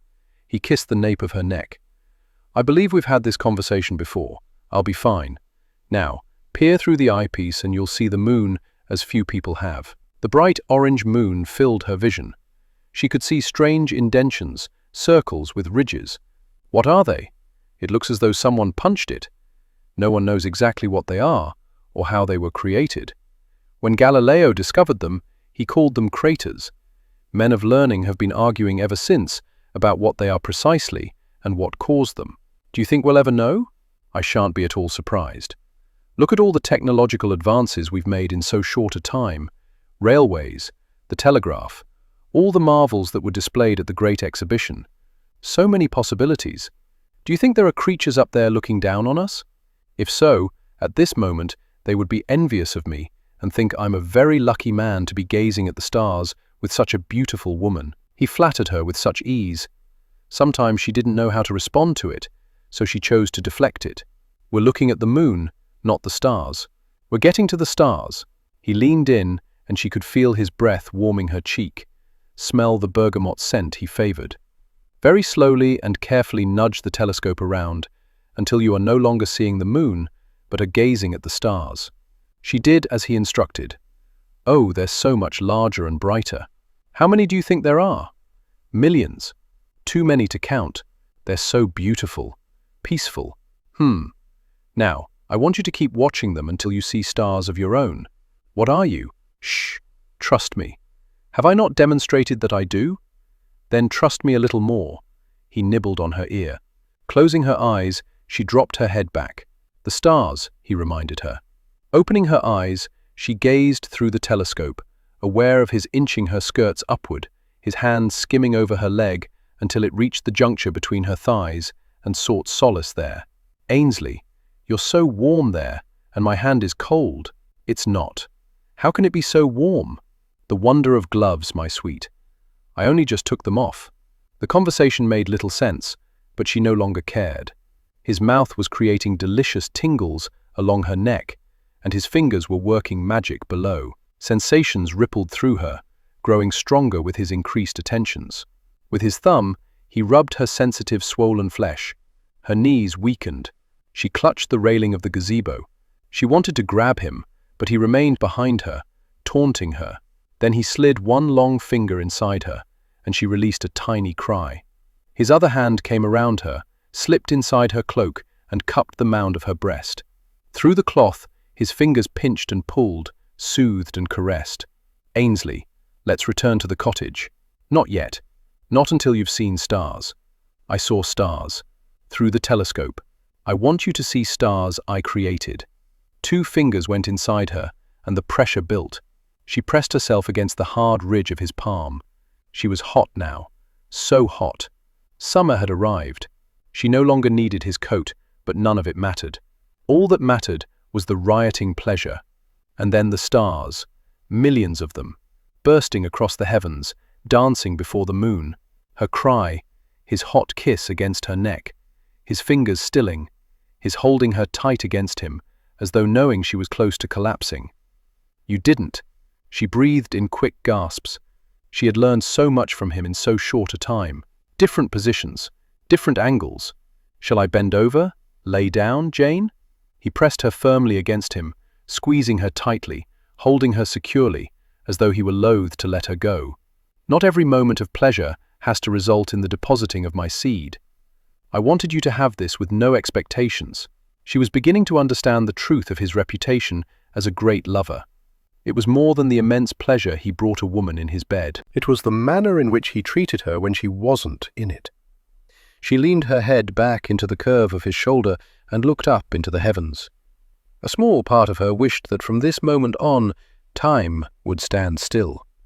But time marched on. It was raining her last day at the cottage. The sky was filled with thick, heavy clouds that blocked out the sun. The rain beat against the windows with a steady, relentless staccato. It was the type of storm that demanded one stay in bed. Even without the storm, she thought they would have stayed there. She was nestled against Ainsley's side after a rather rousing session of lovemaking. He was skimming one finger along her cheek, her chin, back and forth, slowly, provocatively. I rather like the village, she said quietly. I'm going to miss it. You like the gingerbread? She smiled wickedly. Yes, I like the gingerbread. They'd taken to going to the village nearly every afternoon. They strolled along the street, browsed the shops, and always purchased weeds from Ainsley's favourite flower girl. I shall have the baker send your cook the recipe. She trailed her fingers over his chest. I shall miss climbing. I'm sorry you got another scar. Climbing down one morning, she slipped, and the rough bark had torn at her knee. It's not bad, and now my knees match, and it was a souvenir. She would never be able to look at it without remembering how it had come to be.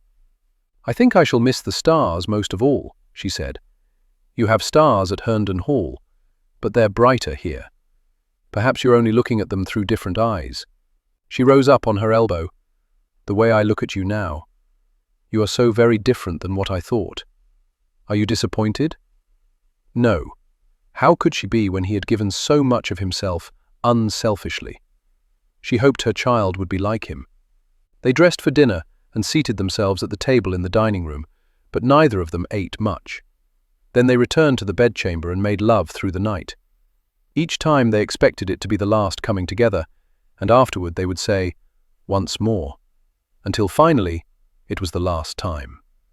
Dawn eased in through the curtains, and he pulled her beneath him. As he slid inside her, she could see the farewell in his eyes. This, then, would be their final coming together, the beginning of their parting. She wanted to run her hands over every inch of him, but he tangled their hands together and raised her arms so they rested on the pillow, leaving her vulnerable to him, but with no fear. She tightened her fingers around his and wound her legs around his waist to hold him near. His movements were slow, deliberate, long, sure strokes that reached deep inside her, not only to her womb, but to her heart. She didn't want this moment to end. She'd come here intending to have brief interludes with him, to keep everything impartial. Had torn down her defenses, touch by touch, smile by smile, laugh by laugh. Had given her far more than she had expected to receive. When she was with him, she glowed. She welcomed the coming of day, the arrival of night. She tried to convince herself that none of this was real. They'd been here with no responsibilities, no demands, no worries. It had truly been a holiday. And now it was coming to a close. Reality would soon intrude. But for this last moment, it was only the two of them, their gazes locked as their joined bodies flowed in a corresponding rhythm. She watched as he clenched his jaw, and she reveled in his deep, guttural growls. She responded in kind with sighs and moans, his hands clamped around hers. She could see him straining to hold back. The dappled sunlight danced over him. She saw him so clearly now, so clearly. The pleasure built until it exploded in a crashing crescendo. Her back arched, and she raised her hips to receive his final deep thrusts. Groans were torn from his throat as he trembled and shook above her. He released his hold on her hands, and she wound her arms around him, held him near, as the lethargy settled in around them. She heard him swallow as he pressed a kiss to her throat. Why did it make her so sad? Had just taken her to a glorious place. She usually smiled afterward. But this time she couldn't, because this time she knew it was the last. Easing off her, he rolled over. Turning her head to the side, she watched as he stared at the canopy. She wondered what he was thinking. She should say something. Let's stay one more day. Only she'd want to say the same thing tomorrow. So she said nothing at all.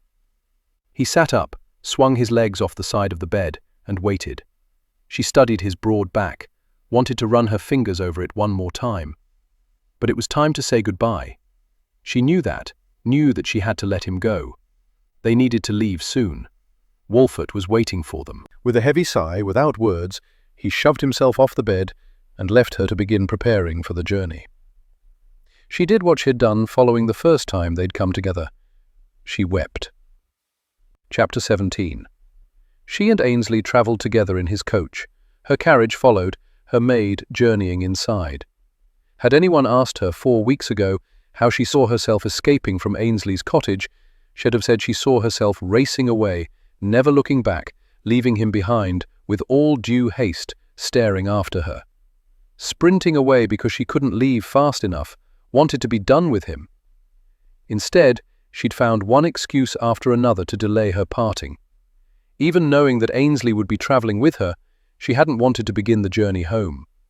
Their time together had turned into something bittersweet. She'd always believed that Wolfert loved her. She still believed that to be true. But she'd never before felt loved. With Ainsley, she did. He held her now, nestled against his side. She rested her hand on his chest and felt the steady, rhythmic pounding of his heart. Beyond the window, she could see the countryside changing, becoming more familiar, more recognizable. She was nearing home. She both welcomed it and dreaded it with all her heart. The past 4 weeks had not gone at all as she'd expected. The physical aspects had been far more shattering. The emotional journey was one she regretted ending. She would miss Ainsley so terribly, terribly much. It would hurt him to know the truth of her feelings toward him, so she intended to keep them to herself, to hold them near, to suffer in silence. Hard to believe that only a few short weeks ago she had wished all manner of torment on him. Now she would do whatever she could to spare him. She flattened her hand against her stomach. She halfway wished she wasn't with Babe. Knowing the man he was, she understood what she hadn't before. It would be a hardship for him to not acknowledge this child. and yet she desperately wanted to be carrying his child, not because it was a child, but because it would be his. "When will you know?" he asked quietly, and she wondered if his mind traveled along the same path as hers. "Soon, I should think. I have not always been precise with my menses. A day or two late, a day or too early, it fluctuates. Shall I send word?" "No." Squeezing her eyes shut, she fought back the tears. "If I had known then what I know about you now, I would have never agreed to this." He slid his finger beneath her chin, tilted her head back until he could gaze into her eyes. "Knowing you as I do now, I would have agreed without hesitation. Never doubt that I want you to have this." He threaded his fingers through hers, where they rested against her womb. "I hope it happened." She was not going to weep. She was not. And yet the threat of tears did not abate. "Know that no child in all of England will be loved more." He gave her a forlorn smile. "I have no doubt." Past his shoulder, she saw the large stone that marked the start of Wolfert's property go by in a blur. "Please have the coach stop. I don't want you. We need to part ways here." He gave the order, and the coach rocked to a stop, nearly making her nauseous with the motion. Almost immediately, the footman opened the door. "Give us a few moments," Ainsley barked, and the door was quickly closed. Easing back so she could see him more clearly, she traced her fingers over the lines on his face, lines too deep for a man his age. "I shall never look upon a star in quite the same way." He flashed a familiar grin. "Neither shall I assure you." She licked her lips. "In all our time together, you never kissed me on the mouth." "One of your rules, sweetheart. I was determined not to break a single one. But if you broke—" With a desperation, a hunger that astounded her, she covered his mouth with hers. He tasted richer than she remembered, and while she may have initiated the kiss, he was not shy about taking it further. She was barely aware of him moving her onto his lap, securing her against his chest while his mouth plundered hers.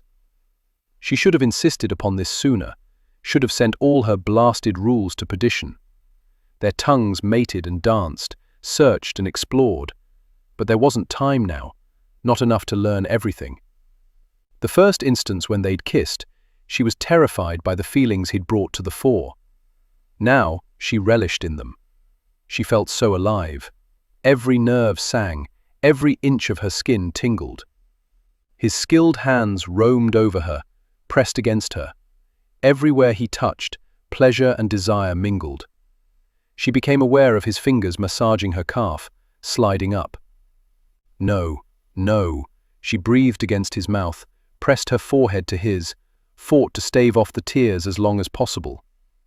"Goodbye, Ainsley." She slid off his lap, reached for the door. "Jane?" She didn't want to look back at him, but had given her so much, she owed him at least a final glance. She twisted around. Her heart ached at the raw emotion she saw in his eyes. "You once asked me if I'd willingly trade places with Wolfert, and you said no. I have since learned that I was mistaken. I would rather be a cripple and have your love for all of a single moment than to live as I am without ever having it." She couldn't say the words she knew he longed to hear. It would devastate her, in all likelihood devastate him as well. Better to pretend that for them, they didn't exist. Shaking her head, she opened the door, grateful to find the footman at the ready to hand her down. When he closed it, she rushed to her own carriage without looking back. Wolfert sat in his wheelchair by the window, waiting. He knew she would be returning this afternoon. Strange how he was anticipating and dreading her arrival in equal measure. He had not loved her when he married her, had not loved her when he was a complete man, had only come to love and appreciate Jane after so much had been taken from them. Her devotion had astounded him, her loyalty had humbled him. The sacrifice forced on her to never have children had tormented him. If she knew the truth of that night, of so many nights before it, she'd despise him. He couldn't add her hatred of him as another failure in his life, couldn't burden her with that emotion. Selfishly, neither could he live without her brightening his days. He saw the carriage rounding the bend in the road leading toward his manor, and his heart sped up, pounding with a rhythm that his legs had once used to race over the fields when he was a lad. Damn, but he did miss the mobility he'd taken for granted. Just as he knew he'd miss the wife he'd taken for granted if she were no longer at his side. The carriage rolled to a stop. He remained where he was, watching, waiting. Even when he'd had the use of his legs, he never greeted her, never swept her up into his arms. Had give his soul to be able to do either now. Instead, had given her Ainsley. The footman opened the door, handed her down.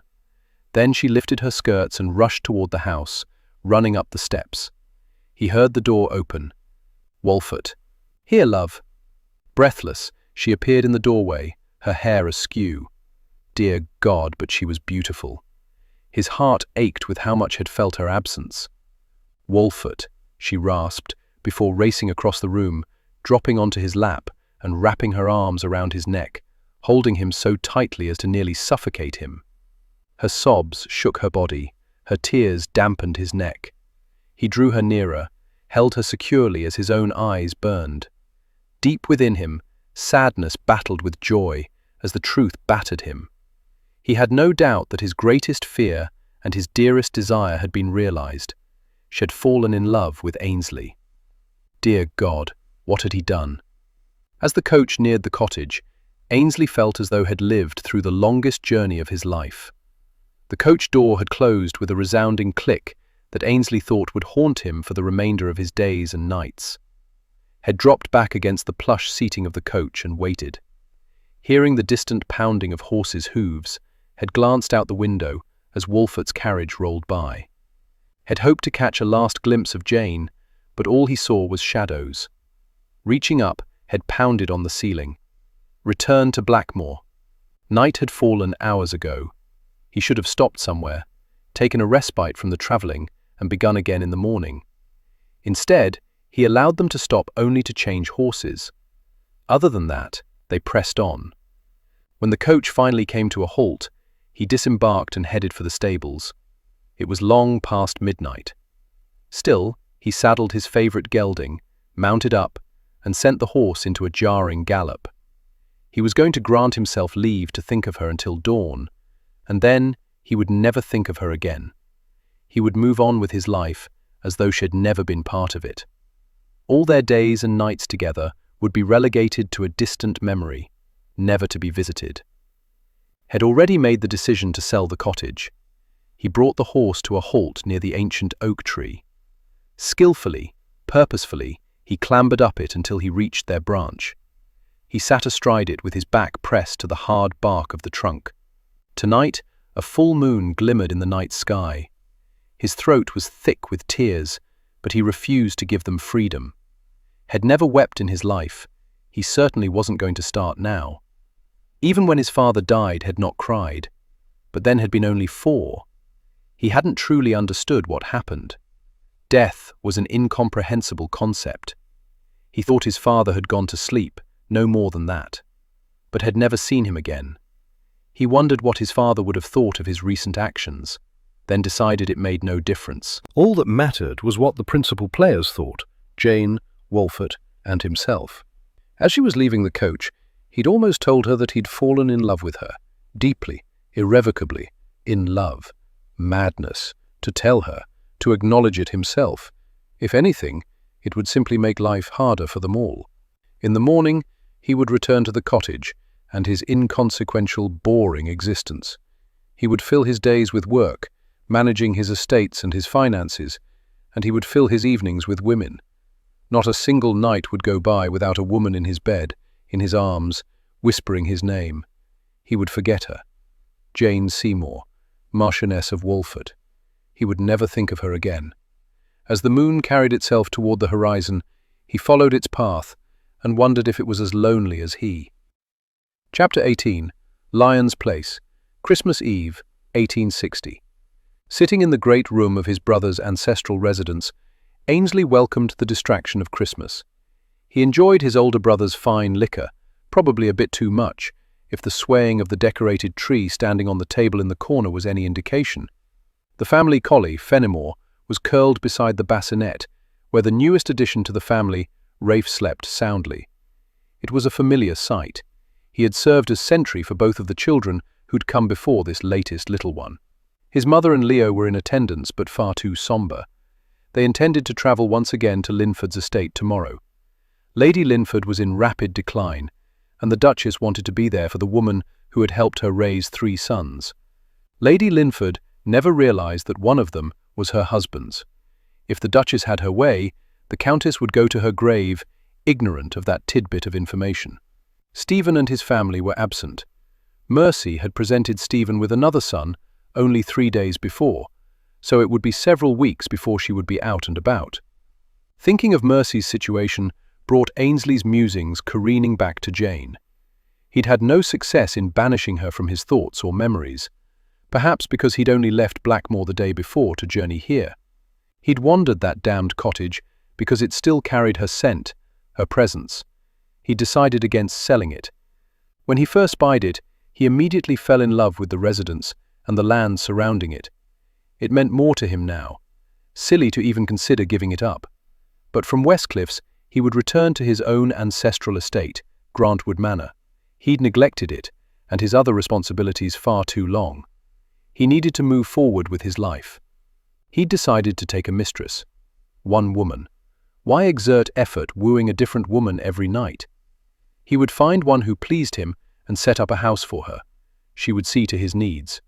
He would ensure she was comfortably set. It would be a beneficial arrangement for them both. He should have done it sooner. This flittering about from woman to woman was wearisome. He'd not been with one since Jane had left, and it was making him antsy. That was the reason for his unease, he told himself. Not the damned missive he'd received last week. Thank you. The messenger who delivered it had done so with only 3 words. For the Duke. He'd promptly departed, as though no reply was warranted or wanted. Thank you. Ainsley didn't know if the words had been written by Walford or Jane. Walford in all likelihood. Jane knew that he wanted no confirmation, had no desire to know if they'd met with success. But how could he not learn of it? It would be all the talk in London during the upcoming season. Perhaps he'd avoid going into the city. No, it was important that he at least show his face, visit his old haunts, and flirt with the ladies. Restore his reputation. He'd neglected it of late. Besides, his mistress would be there, so he'd be adequately entertained. He was looking forward to it. He should go to town early, find the proper residence for the woman who would occupy his nights, begin arranging. Uncle. He shifted his gaze over and wondered when his brother had acquired a blurred son. He did hope the lad hadn't come to tell him he was needed elsewhere. He wasn't certain his legs would be steady enough to support him. Where were the deuced things anyway? He forced his eyes to focus and arched a single eyebrow. Nephew. It was evident by his twitching shoulders that Viscount Waverley, the future Earl of Westcliff, struggled not to laugh. Somberly greeting each other was a long-honoured jest between them. Ainsley couldn't even remember how the tradition had begun. Waverley wiggled his eyebrows, up, down, up, down. He frowned, scrunched up his 5-year-old mouth. Then he touched Ainsley's raised eyebrow as though he expected it to bite. How do you do that? Practice, lad. Reaching out, he ruffled the boy's dark hair, trying not to wonder about the shade of hair that Jane's child would display. Jane's child. He would not, could not, think of it as his.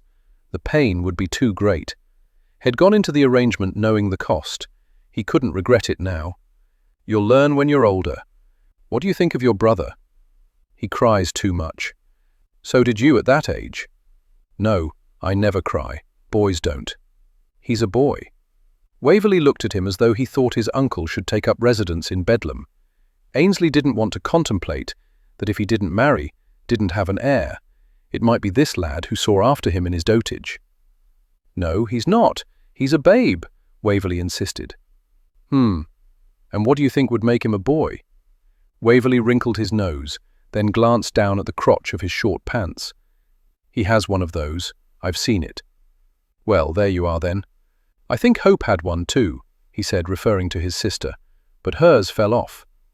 Fortunate for Ainsley, he hadn't taken a swallow of brandy.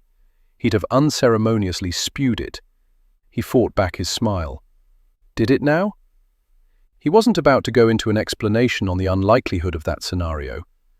Westcliff ambled over and laid his hand on his son's head, a possessive but loving gesture. "You're not bothering your uncle, are you?" "Not at all," Ainsley was quick to answer. "We were engaged in a philosophical discussion regarding what makes little boys boys. Snips, snails, and puppy dog tails. Something like that, isn't it?" Westcliff asked. "Uncle Stephen is going to give me a pony for Christmas," Waverley said, obviously either no longer caring about the discussion or in all likelihood simply having grown bored with it. When Stephen had married, Ainsley asked him to watch over his property in Hertfordshire. Stephen took an instant dislike to the smell of sheep. Eventually he purchased the land from Ainsley's, since it wasn't entailed, and populated it with horses. "He's a good uncle," Ainsley offered. Waverley looked at him with big brown button eyes, expectation mirrored in them. Ainsley grinned. "You'll have to wait to find out what I'm giving you for Christmas." A fishing pole. He thought perhaps in summer he'd take the boy to Blackmore. That too was part of the gift. Still, it wasn't as exciting as a pony. Westcliff patted the lad's shoulder. "Run along now, your mother needs you." With all the decorum of a future lord, Waverley walked away. "Come spring, I believe I shall take him tree climbing." "Not unless you're sober," Westcliff said as he drew a chair nearer and dropped into it. "You're usually a bit more social." A death looms. Being somber seemed to suit. "Is that all that's troubling you?" "Little late to be playing the role of older brother."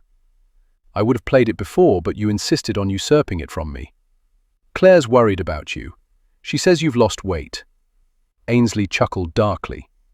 "Well now, if she says it, then it must be true. Assure her all is well."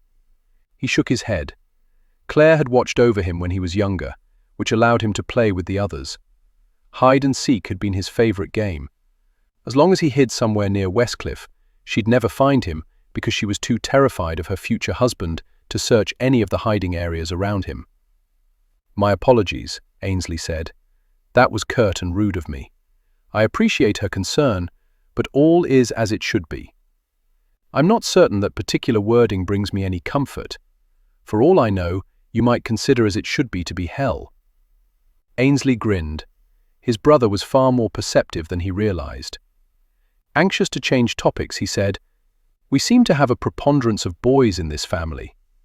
Stephen's wife and mine know their duty." Westcliff's voice held a teasing lilt. Ainsley suspected Claire's duty was whatever she decided it was. He knew Westcliff adored her, had years of hurting her for which to atone. "And if they produced only girls?" Ainsley asked. "I dare say we'd not love them any less. Have you given any thought to your heir? Claire informs me that several young ladies from the finest families will have their coming out this year. So young they'll no doubt appear childish to a man of my experience. Are you thinking of someone older?" "I'm not thinking of anyone at all." Lie. He thought of Jane, constantly. It was becoming somewhat irritating. "Well then," Westcliff slapped Ainsley's knee. "I shall leave you to it. I've neglected my wife for far too long." Watching his brother walk away, Ainsley reached for his tumbler. "Thank you." He lifted the glass slightly and whispered his toast. "Merry Christmas, Jane." Chapter 19. Estate of the Earl of Linford. Early January, 1861. It was beyond any doubt the worst portrait he'd ever done. Not that anyone who ever gazed upon it would have thought so. It held barely a hint of the reality, but was mostly fantasy. The matriarch appeared hale, hearty, happy and healthy. Her husband, standing behind her, his hands folded over her shoulders, appeared not to have a care in the world beyond those that came with the mantle of his title. Their 5 children, 2 sons and 3 daughters, surrounded them. Leo knew that he'd done them justice. They all looked down on their mother, their love for her evident in their expressions.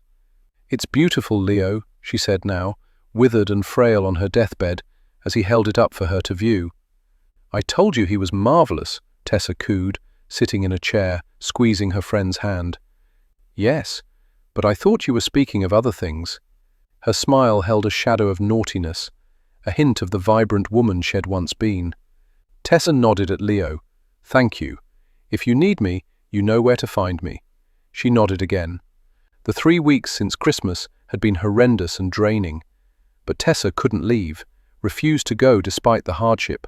Linford needed her. How often in the last few days had he told her that she was his rock? How often had they held each other and wept? She watched Leo with his leisurely stride quit the room. How often of late had he provided her with the strength to carry on? "Will you marry him?" Lady Linford asked. Tessa laughed lightly and adjusted the pillow beneath her friend's head. "Searching for gossip to spread around during the coming season. I won't be here for the coming season. You and I both know that." "Don't talk nonsense." She tugged at the covers until no wrinkle remained. "I'm ready to go, Tess." Tessa returned to her chair, took Angela's hand and rubbed it gently, trying to generate some warmth. How could it be so cold? "Then you should feel free to go, my sweet. Heaven awaits. You'll see after Linny, won't you?" She pressed a kiss to the frail fingers. "Of course, and I shall be as good a mother as I can to your children, even though they are all grown. Sometimes I think they need us more when they are grown. If you don't marry your artist, then marry Linny. He loves you, you know." Tessa shook her head. "No need to deny it, my dear. I know you love him as well. I also know neither of you acted upon those feelings while I was his wife. But I often saw the longing, especially when we were younger." She closed her eyes, then opened them with renewed energy. "Men are such silly creatures, blind sometimes. I don't think he ever realized Stephen was his until we all thought Stephen had been killed in the Crimea." Horror swept through Tessa. She wanted to spare Angela that pain. "I love Linny," Angela forged on, as though she read all of Tessa's thoughts. "Do you think I would look at Stephen and not see the father in the son? I never told him when we were younger, because I thought the knowledge would be a burden. Then it seems you are as silly as he." It was long past midnight when Tessa came into Leo's bedchamber. He was working on a self-portrait that he thought he might give to her, but when he saw her face, he knew it would go unfinished. He set down his brush, crossed the room in long, unhurried strides, and enfolded her in his embrace. Her tears came hot and heavy, dampening his shirt. No words were spoken. None were needed. It had always been that way between them. Lifting her into his arms, he carried her to the sofa and sat with Tessa curled on his lap. Her sobs finally gave way to gentle weeping and sniffles. "Handkerchief," she croaked. "I haven't one on me." "Simply use my shirt." "Leo, use my shirt. I'll put on another." She did so, then straightened and leaned back. She began toying with his blonde locks. "You have the most unruly hair. And you have the most glorious." He longed to set it loose, but knew she would welcome no advances from him now. It was too soon. She was too wounded. She went quietly. "Linford and I were both there. He's telling the children now. I must see to making her ready." He skimmed his thumb over her cheek, a cheek had kissed 1,000 times. "I know. I'm not sure how long we shall stay here. Take whatever time you need. I do love you, you know." Her voice contained a breadth of sadness that he knew had nothing to do with the loss of her friend. "I know. But not enough." She had never loved him enough. Tessa's sons and their wives came to Linford's estate for the burial of his beloved countesses. Did half of London by the looks of the gathered crowd. She was laid to rest in the family crypt on the estate. Tessa and Leo had stayed on to relieve the family of the burden of seeing to matters. She felt it was the least she could do for her dear friend. The families Linford's and hers had returned to the residence following the funeral. They were all gathered in the parlour now, reminiscing about days gone by, before the Countess' health had been stricken. Tessa had been so busy attending to Linford's sons and daughters that she didn't see Leo slip away, had been a bit distant, no doubt overwhelmed by all the grief surrounding them. He was so sensitive, so aware of the subtle nuances of others. She decided that they would leave tomorrow, go to the seaside perhaps, stroll along the shore, listen to the rushing of the wind over the water. It was simply too blasted quiet here. I think she would have been pleased to know so many loved her. Tessa looked up at Linford. He was on the other side of 55 now, but still devastatingly handsome and dignified. Yes, she had been silly to think anyone would look at Stephen and not see him, although perhaps people saw only what they wished to see. "I shall miss her," she said. "No more than I. I don't know how I shall get on without her. One day at a time. It's the best we can do. Do you ever think of the future?" She shook her head slowly. "No, not really." A sensation washed over her, a sense of dread and foreboding. Strange, although perhaps it was only because death had recently visited here. She needed Leo, she truly did. Where the devil was he? She touched Linford's arm. "If you'll excuse me, I have something to which I must attend." "By all means. And, Tess, thank you for being here. It was no trouble, I assure you." As she passed by them, each of her sons gave her a reassuring hug. Such strong, good men. They were her pride and joy, even if they'd given her greying hair and Ainsley had yet to wed. He wouldn't like it, but she intended to meddle this season and begin parading young ladies through his life. She had been worried about him ever since discovering where his heart wandered. It was a path that would leave him lost and alone. She should know. She'd travelled it long enough in her youth. She meandered through the hallways until she reached the stairs that led to the bedchamber she was using while in attendance. She walked in, expecting to find Leo waiting for her. But he was nowhere to be found. In his bedchamber, then. When she turned to retreat back into the hallway, something caught her eye. A folded slip of paper resting on the pillow, the side where she always slept. As she drew nearer, she could make out her name in Leo's elegant script. The man did everything with a touch of elegance. Unfolding the paper, she read the carefully worded missive. "He is free now, my love, and so must you be as well. Thank you, my dear Tessa, for every smile, every laugh, every night you shared with me. May you find your true happiness now with the one who has always held your heart. I remain your devoted servant, Leo." Crushing it to her breast, she whispered his name. For more than 30 years, she had longed for Linford. His freedom now was bittersweet. Hers was unexpected. Her artist was gone. She'd done a rather poor job of letting him know how very important he was to her. She feared he didn't realize that with him, he had taken her heart. Chapter 20. Herndon Hall, late January 1861. Snow coated the ground, but Jane was not deterred from taking her daily afternoon stroll. Her physician recommended it, to keep her strong, strengthen her endurance for what was to come. The outside air would also make the baby strong, and that mattered most of all. She kept one hand on her abdomen, rubbing it as she walked. It made her feel closer to the child, although evidence of its existence was sparse.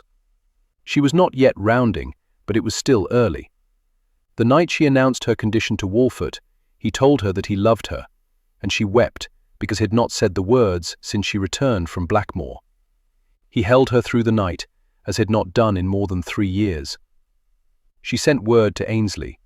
2 words, actually. They seemed insignificant in retrospect, but then any words would be. Walford was effusive with his praise. Overly so, she thought at times, but then she supposed the difficult part for him was now. To see the fruition of his plan, the reality of it, to know they would have a child. He wanted desperately for everyone to believe it was his. She told him it didn't matter. He would be the child's father. That was what truly counted. But he would not be deterred. He was making plans for them to go to London for the season, even though her period of confinement would coincide with those months. She took a deep breath to relax. She would deal with it when the time came. The fact that they might cross paths with Ainsley had nothing to do with her worry over going. A woman great with child simply didn't appear in public. It wasn't done, no matter how much her husband might wish it. Going to London next season would suit much better. She would simply have to convince him of that fact, because she certainly didn't want him to doubt her affections for him, or to wonder what her feelings toward Ainsley were. No, they would not go to London. They would stay here. Their child would stay here. Another deep breath. The decision was made. She simply had to convince. Chapter 21. Grantwood Manor, Northamptonshire, early February 1861. Ainsley was sitting at his desk, studying his investments, when his mother barged into the room. He truly needed to explain to her that he required warning when she was going to visit. What if it had his mistress at Grantwood Manor, sprawled over his desk with her skirts hiked up to her waist? It would have been quite the trick, he thought, since he had yet to acquire her. He came to his feet and delivered an oft-repeated falsehood. "Mother, what a pleasant surprise. I returned to London to discover that Leo has packed up all his belongings and gone. I'm well, thank you for asking. And how do you fare?" "Ainsley, I have no time for trivial matters. Don't you understand? He's gone." He arched a brow. "You are flummoxed by this turn of events. I would have thought the note he left you at Linford's would have served as notice." It had certainly taken him and his brothers by surprise. His mother had not shared the words with them, only the gist of the message. Her long-time lover had decided to move on to younger pastures. Her words. Ainsley seriously doubted they were Leo's. "What I am is vexed," she said succinctly now, pacing before his desk as though she wished desperately to lift something from it and smash it against a wall. "All these years I had misled myself into believing he was a man of honor, not a coward. He did not have the decency to face me in person, to say goodbye. He simply assumed I would want to be rid of him. How many times did he ask you to marry him?" She staggered to a stop. He couldn't recall ever seeing his mother this rattled. "I do not see how that signifies." He moved around the desk and took up a position in front of it, leaning his hip against it, folding his arms over his chest. "By refusing him, you gave the impression that he was merely temporary. Temporary until I indicated it was time for him to go. When someone of our station takes a lover, that is the way of it. We assume the expenses. We determine when the relationship is over, and I was not yet done with him. It has been nearly a month. I couldn't leave Linford and his children as abruptly as Leo left me. Matters needed to be seen to, and their grief was still too raw." "A month," he repeated. "Blast you, Ainsley. I know precisely how long it's been. I am well aware of every moment that has been empty of Leo's presence. I have spent the past 10 days striving to find him, but I do not even begin to know where to look. He belonged to no clubs. I do not know who his friends are. I know nothing at all about his family." Tears welled in her eyes. He couldn't remember ever seeing his mother weep. The pain of it nearly caused him to double over. "How could I know so little about him when I love him so deeply?" Uncrossing his arms, Ainsley wrapped his hands around the edge of his desk. "Why are you here, Mother?" "Because I am well aware that you know a certain unsavory sort. People who spy on others. That's how you handled that awful woman who was causing trouble for Stephen and Mercy. If these persons know how to spy, perhaps they know how to find. We don't even know his last name. Do you have any notion where he lived before you met him?" Slowly, she shook her head. "When we were together, all that mattered was that we were together." He nodded. It was quite the dilemma, but he did know someone who could possibly help. "Sir James Swindler is a man I've used in the past. He has a talent for ferreting out information. Let me put a few things together, and we shall go to London." She gave him a grateful smile. "Thank you. I should warn you, however, that when Leo is found, I shall be obligated to challenge him to a duel in order to restore your honor. Dueling is frowned upon. That does not stop people from doing it, and it certainly shall not stop me."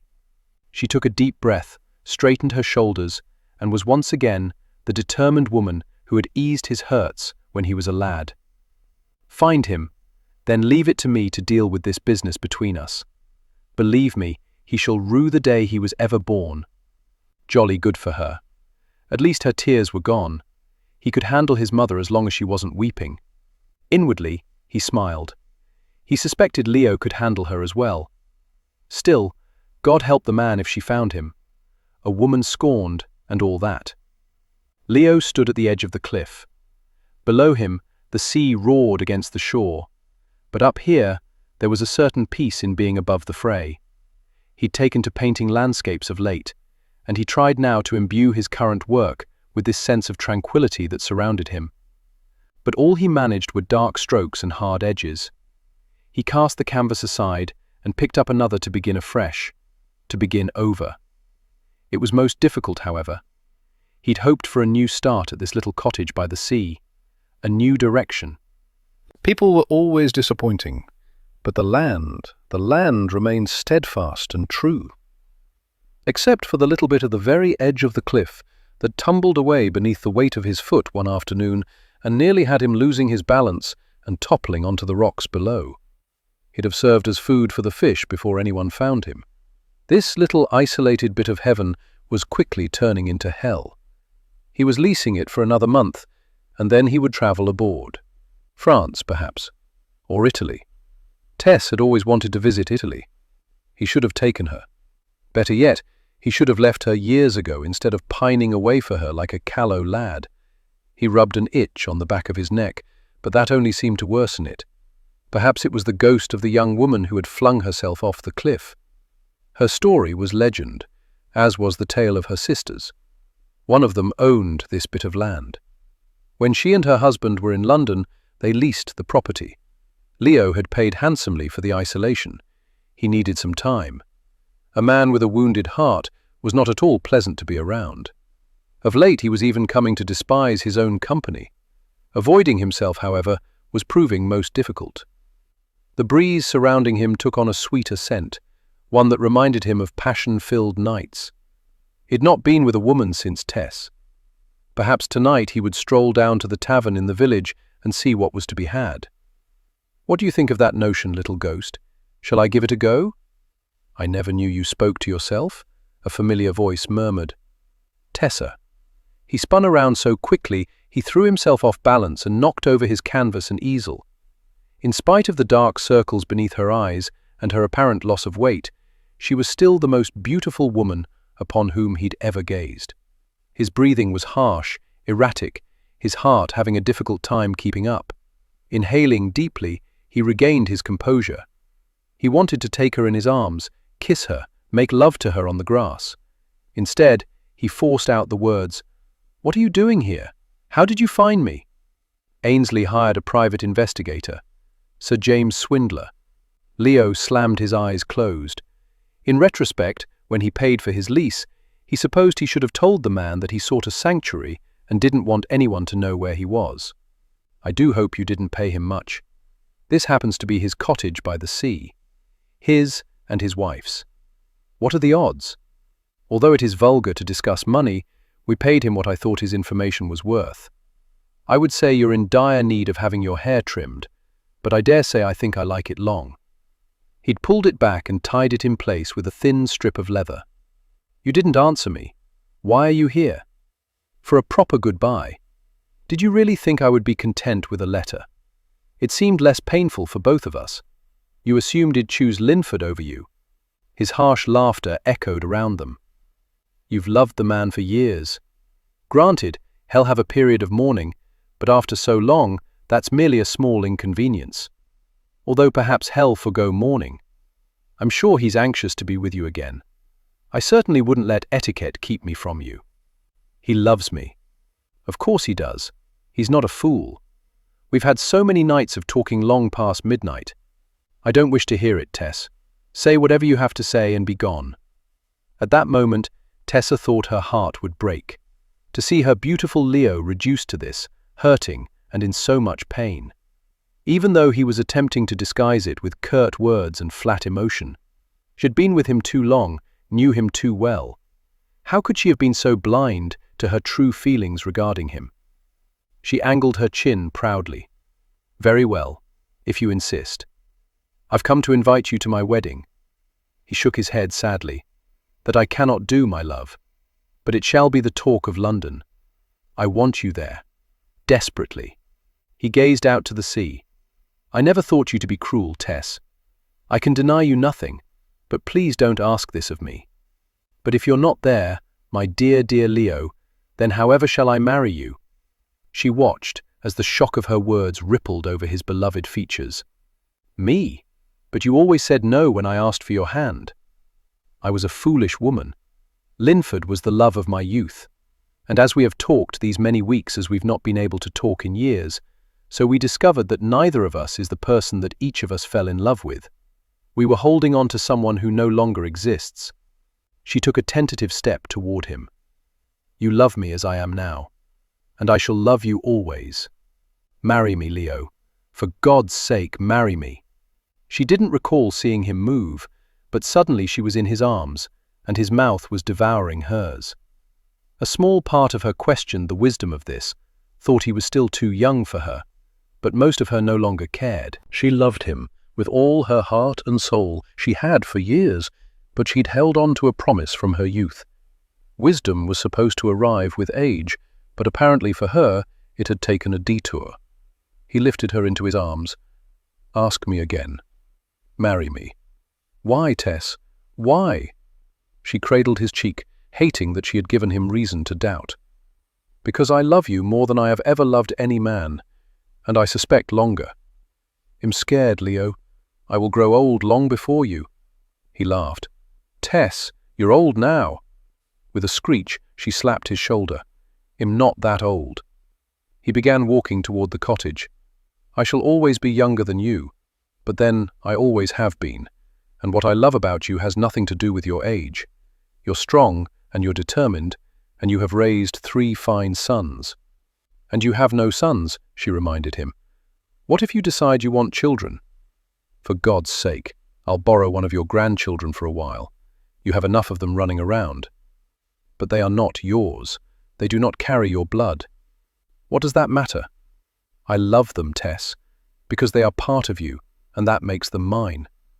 Tears welled in her eyes. How could I have ever thought I could live without you? It does seem rather ludicrous, doesn't it? Laughing, she tightened her hold on him. Oh, I have missed you.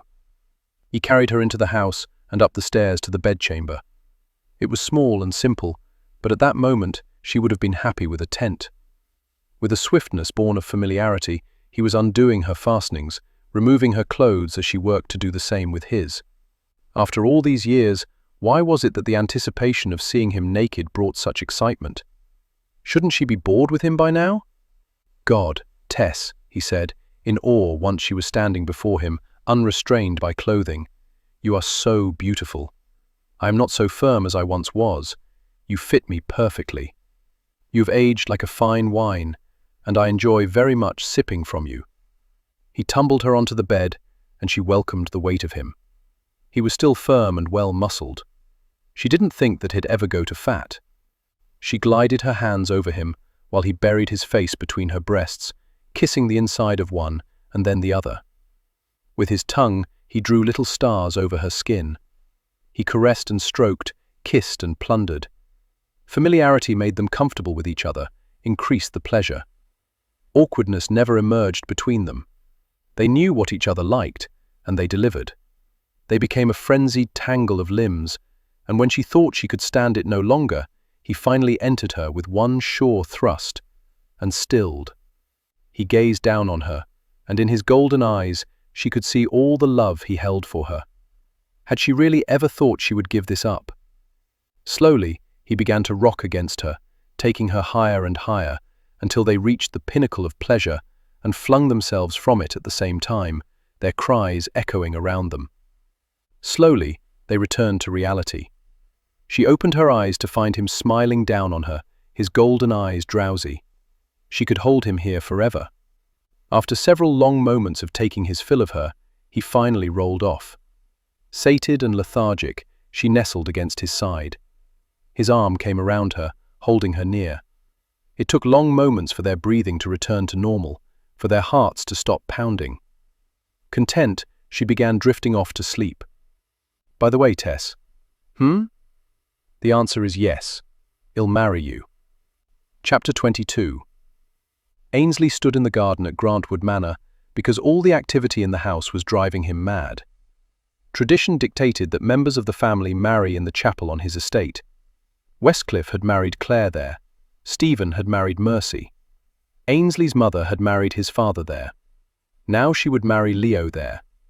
While his sisters by marriage saw to all the numerous details, and his overbearing mother made sure every aspect was as she wanted it, Ainsley had merely trudged over the grounds and left them to it. But soon the guest, the elite of London, would be descending on them. Tonight, he would hold a dinner and ball in the couple's honor. Tomorrow, the ceremony would take place, after which she and Leo would leave for their wedding trip. At least that's what he'd been told. He didn't care about the particulars. All he cared about was that Jane had responded to the invitation and indicated that she and Wolfert would be delighted to attend the wedding. She and Wolfert, and the baby she now carried, had known, of course, that sooner or later their paths would inevitably cross.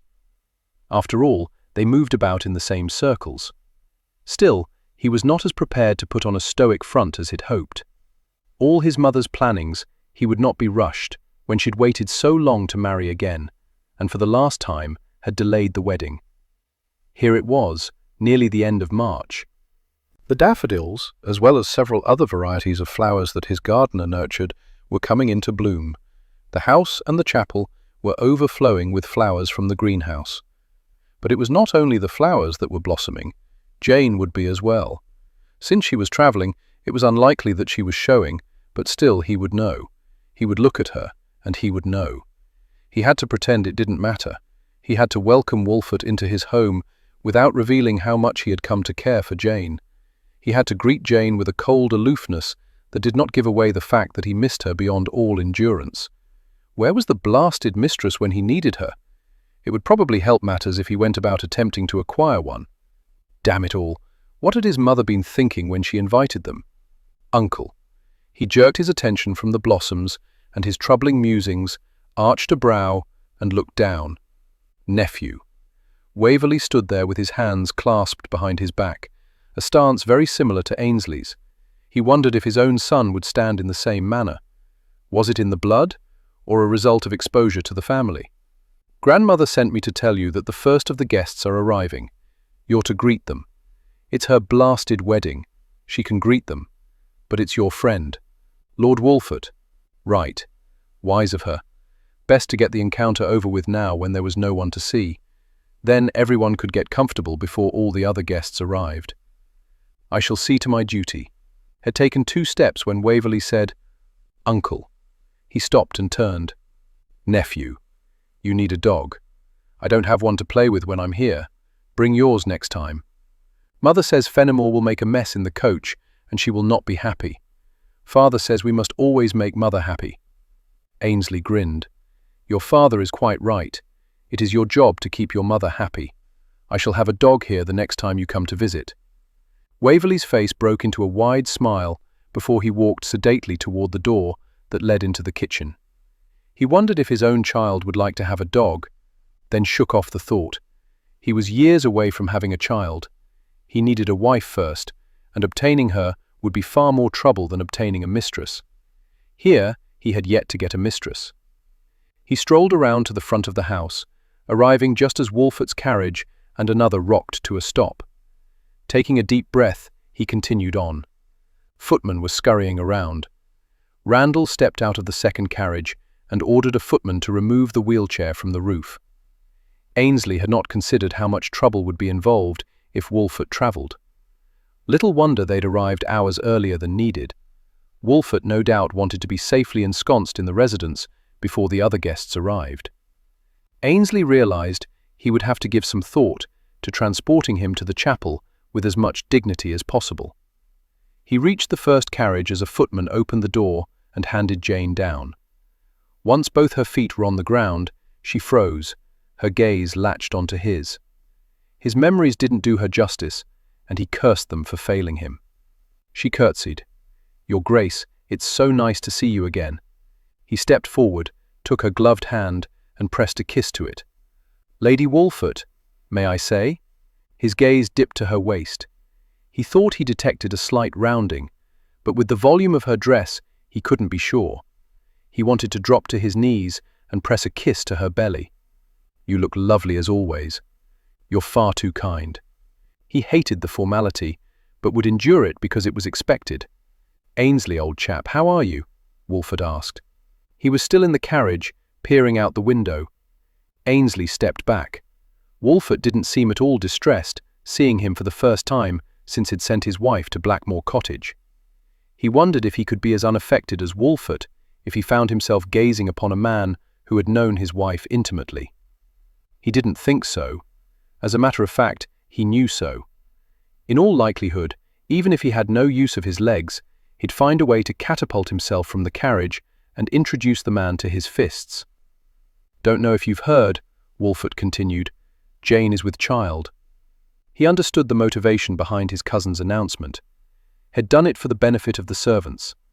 A man thrilled with the realization that his wife would soon give birth.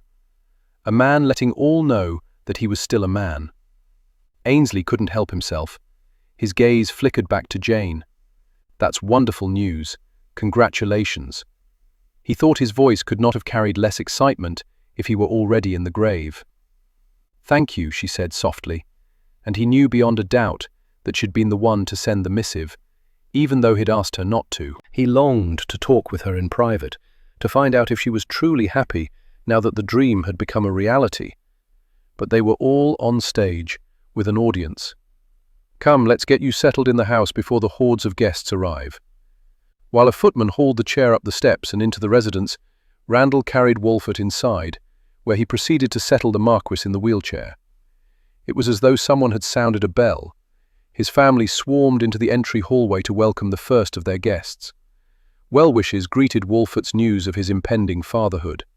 He was making quite the production of it.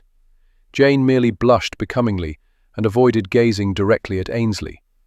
"Come," Claire said. With his mother preoccupied with her wedding, and Ainsley having no mistress of his household, Claire was serving as the hostess, the one arranging things and ensuring that all went as planned. "We've arranged some rooms in the family wing for you. I believe you'll be most comfortable." "You go ahead, Jane," Wolfert said. "After that long journey, I am more interested in something for my parched throat. What say you, Ainsley? Have you something to offer me? Let's adjourn to the library, shall we?" His brothers were only too happy to join them.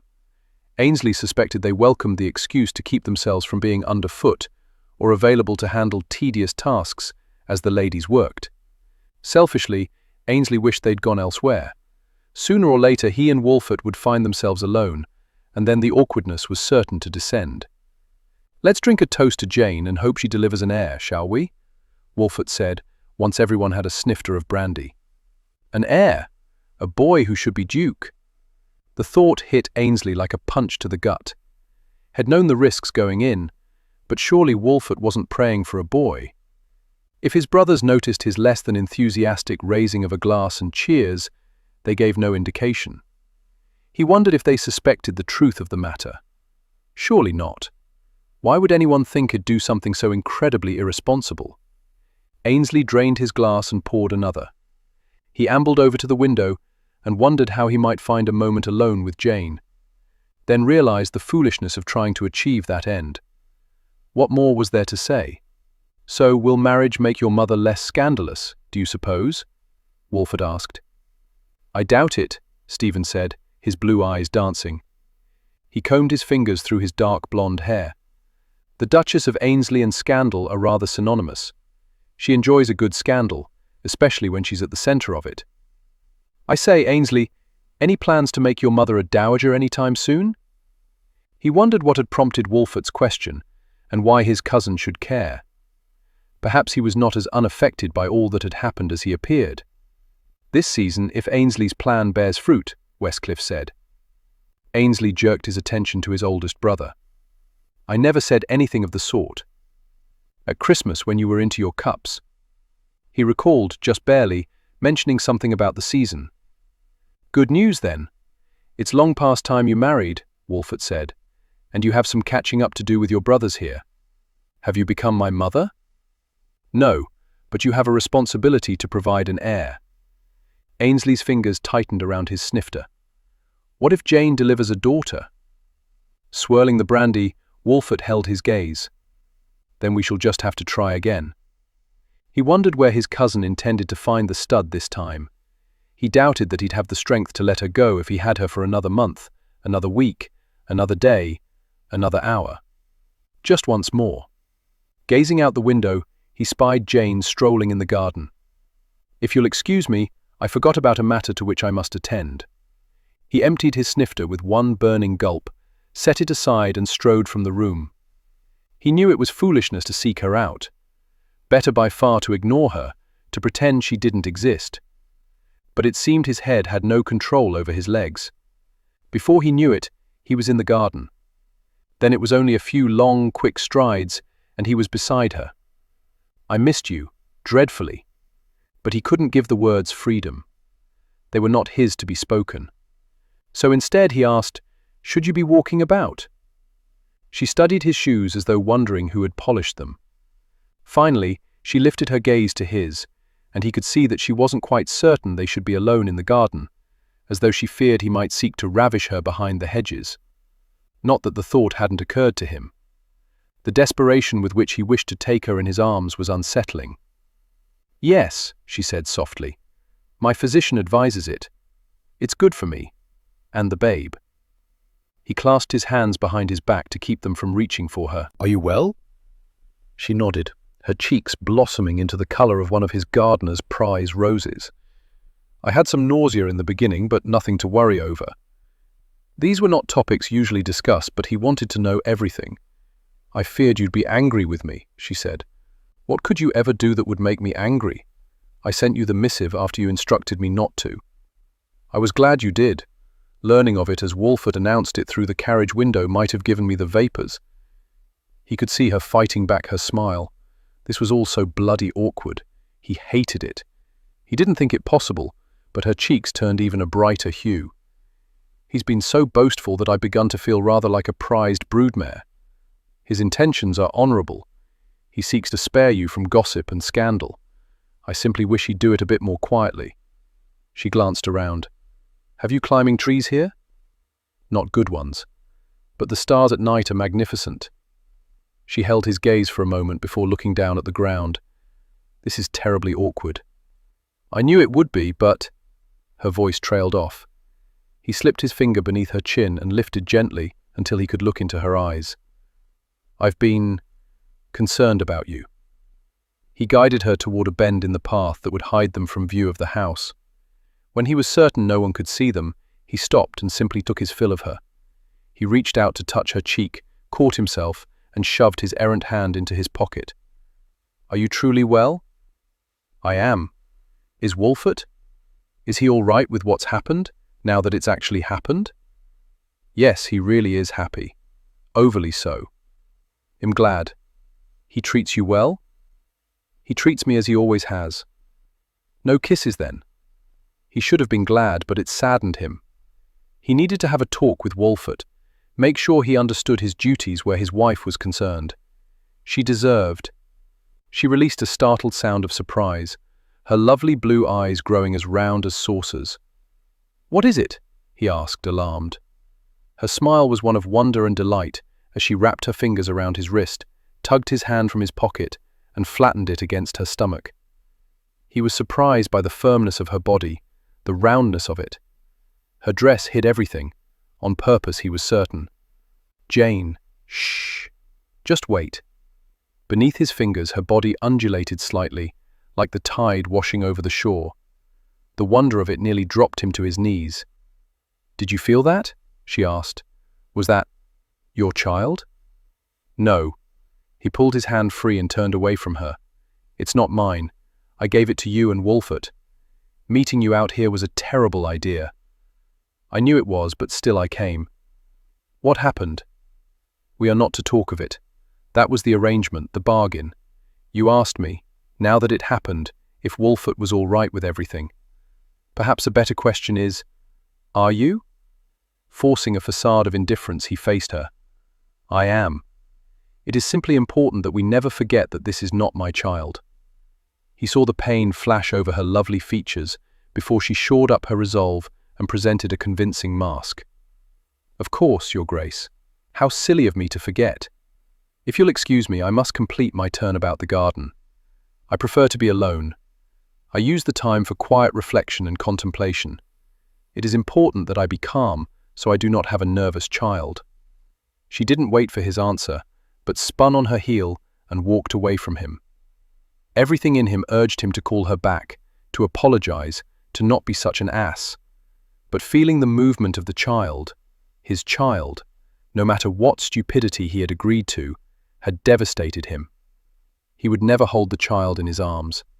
He would not see it take its first steps. He would not be there to protect it. He had forfeited the right to be this child's father when he had taken another man's wife. Now he would exist in a hell of his own creation. Absence made the heart grow fonder, or so the old saying went. Jane had convinced herself that it was true, merely a trick of the mind, memories made sweeter by the passage of time, until she stepped out of the carriage and looked up to see Ainsley standing there. At that precise moment she realized she'd been deceiving herself. Absence had not been responsible for the fondness she felt toward him. It was not the reason she carried him into her dreams. It was not the reason she pressed her hand to her abdomen and wondered if she'd see him in the face of her child. It was not the reason that she had written him letters never to be sent. As she sat beside Walford in the great hall, where an orchestra played and 1,000 candles flickered in the chandeliers, she knew Ainsley, not Absence, had made her heart yearn for him. To see him again had been a blessing and a curse. He remained devastatingly handsome. His patrician features were perfection, except for the one tiny scar. But even it no longer offended her. Upon first seeing her, had given his green gaze leave to wander over her with the familiarity of a long-ago lover. She had grown warm beneath his perusal. She had wanted to step into his embrace and kiss him in order to make up for all the kisses she had denied them when they were together. But all the opportunities lost could not now be regained. During dinner she had been like a miser, collecting and hoarding every glimpse of him, every word he uttered. She was pathetic and pitiful and racked with guilt. She had not realized how very lonely she was at Herndon Hall until she returned from her time at Blackmore. The child would fill the emptiness. She wished only that Walford would make more of an effort to do so as well. "Are you well?" Smiling at Walford, she took his hand and squeezed it. "Of course. Is it difficult for you being here? Seeing him again?" Her throat knotted, yet still she managed to force through the lie. No, of course not. Did he not realize it was entirely inappropriate to be discussing something so personal and intimate in this venue, a room crowded with people celebrating the upcoming marriage of the Duchess of Ainsley? Gentlemen have been effusive with their congratulations. "I'm not sure anyone suspects that I didn't have a hand in your current situation," Walford said. She saw the doubt in his eyes then, the discomfort at the reminder of how he had come to be in this position. She leaned near, as though they were two lovers sharing a wicked secret that no one else was to overhear. "But you did have a hand in it, didn't you?" "I believe it would be best if we didn't discuss it here." "I dare say you're absolutely correct." He was nervous, she realized, worried that someone would doubt his manhood. How difficult this was for them, how difficult for them all. "I was just admiring the flowers," she said, to change the topic, to get them onto safer ground. "Yes, they're lovely. I say, I think I'm going to the card room for a bit. You don't mind, do you? It'll give you a chance to visit with the ladies." He didn't wait for her response, but signaled to Randall, who was always at the ready to be of service. She watched until he disappeared from the ballroom. Rising, she opened her fan and waved it briskly to create a small breeze. It was so terribly warm in here. The press of people, she supposed. She smiled as Ainsley's sister by marriage approached. "Lady Westcliff, you've done a marvelous job here." Lady Westcliff's eyes twinkled. "Mercy and I did what we could. If Ainsley would see to securing a wife, it would have fallen to her, of course." Jane felt a pang of remorse at the mention of Ainsley with a wife. How would the woman feel if she ever discovered? She must never know. No one must ever know. "Congratulations to you on providing your husband with another son," Jane said. "I must confess that I despise the way we make it sound as though it is an obligation rather than a joy. I do believe he'd have been just as happy with another daughter. And what of you? A miracle has occurred, has it not?" Jane couldn't help herself. She pressed her hand to her stomach. "Yes, it was quite unexpected but very welcomed." "Why was it unexpected, you dolt, if your husband was visiting your bed?" "Well, not completely unexpected, of course. We had all but given up hope, but, well, I'm sure you understand what I'm blabbering about. A twinge, not the baby moving. She was hungry. She had been too nervous to eat much during dinner. not willing to risk upsetting her digestion.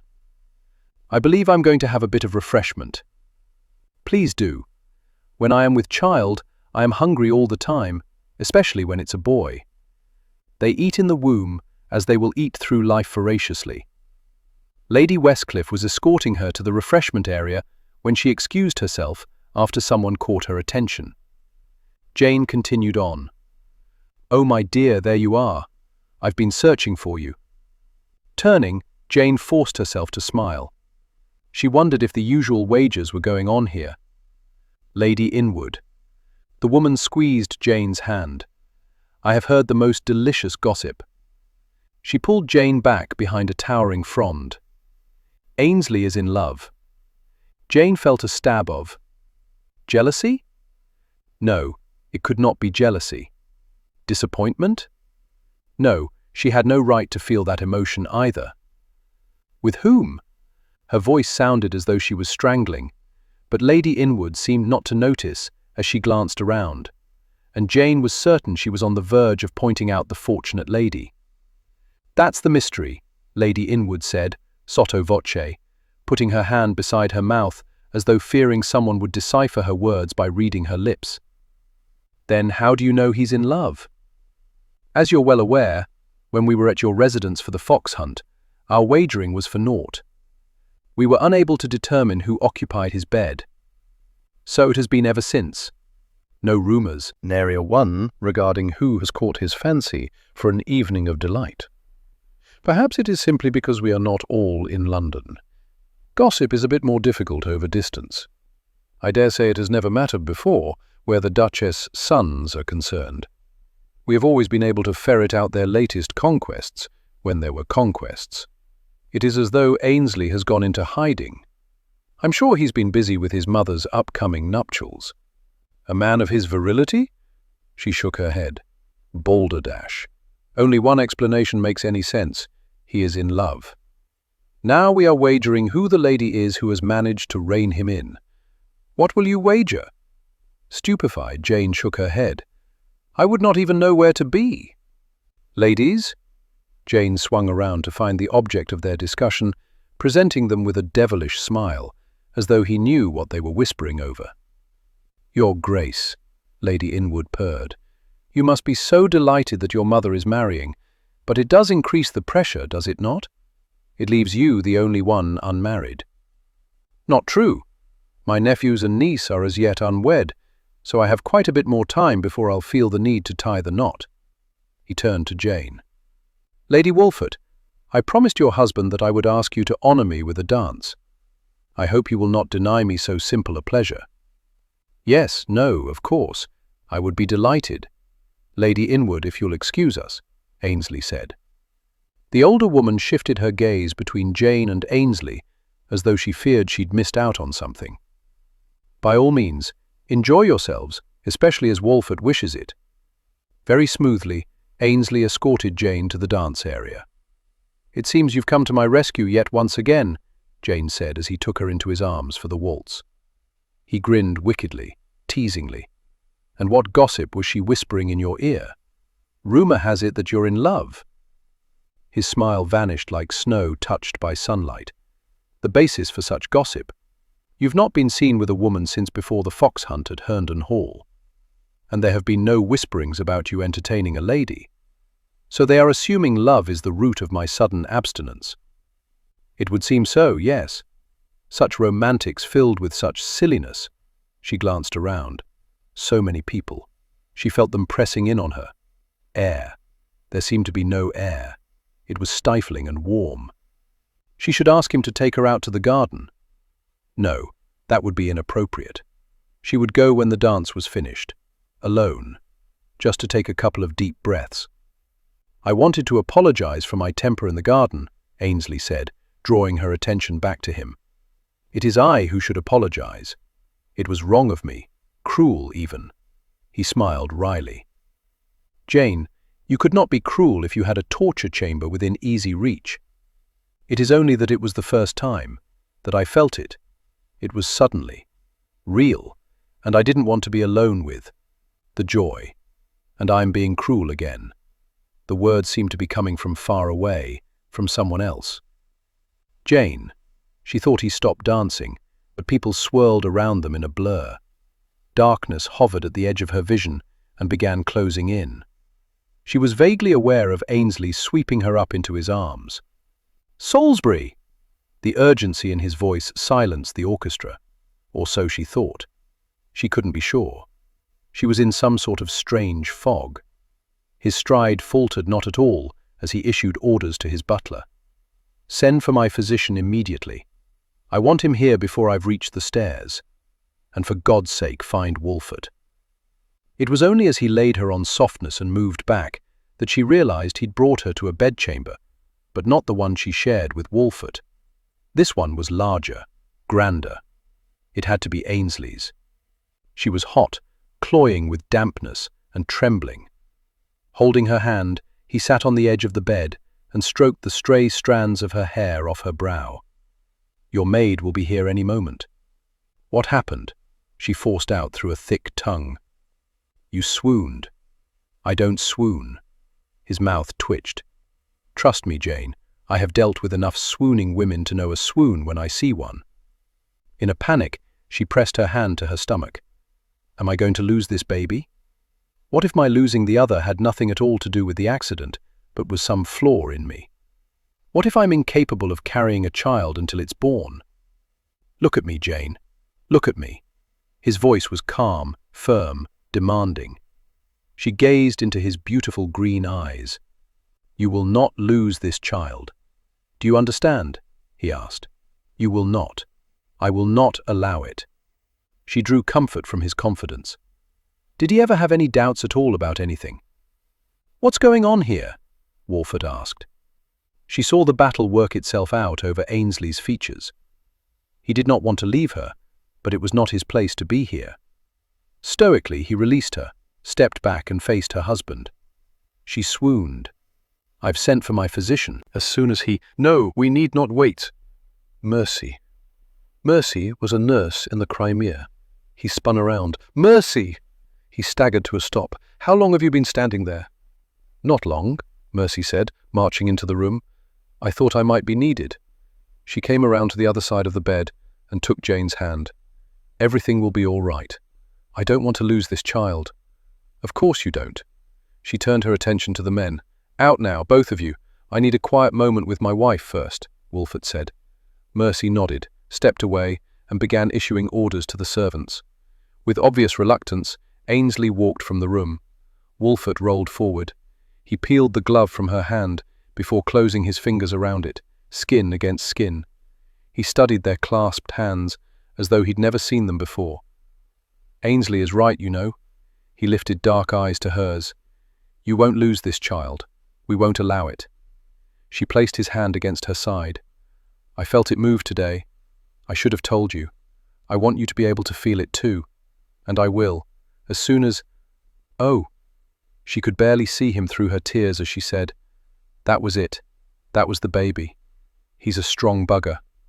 I think he will be, yes. Or she. He could be a girl." She watched his throat work as he swallowed. He nodded. His eyes grew damp. He placed his head near her hip and wept, as though all the repercussions of what they'd done had finally hit him. But she didn't know if they were tears of sorrow or joy. Chapter 23. They waited in the library, he and Wolfert, drinking whiskey, each lost in his own thoughts. The excitement in the ballroom had dissipated with his rapid departure, Jane in his arms. Claire, with her usual aplomb, had promptly ended that portion of the night's festivities. A late-night repast had been prepared, and the guests summarily retired to their respective chambers, or so Westcliff had reported to Ainsley. He knew he should give a fig that he had a residence filled with guests, and that on the morrow his mother would marry, but at the moment he cared only about Jane. The physician arrived nearly an hour ago. With each passing moment, Ainsley's worries increased. He'd promised her that she'd not lose the child. He didn't have a clue regarding how to keep the promise. "You fell in love with her, didn't you?" He glanced over at Wolfert before returning his attention to his whiskey. "I'll assume your silence is a yes," Wolfert said. "Assume whatever you damned well please." He shoved himself out of his chair. "Did you honestly think I wouldn't?" He stormed to the fireplace, tempted to toss his glass into the flames. He wanted a conflagration that equaled the one inside him. He pressed his forearm to the mantel. "You're married to her. You had her in your bed every night. You had her at your table every morning." He spun around. "Whatever possessed you to keep your mistress? What possible purpose could she have served, except to ensure you didn't honor your vows? By God, Jane deserved a man who would keep the vows he made to her.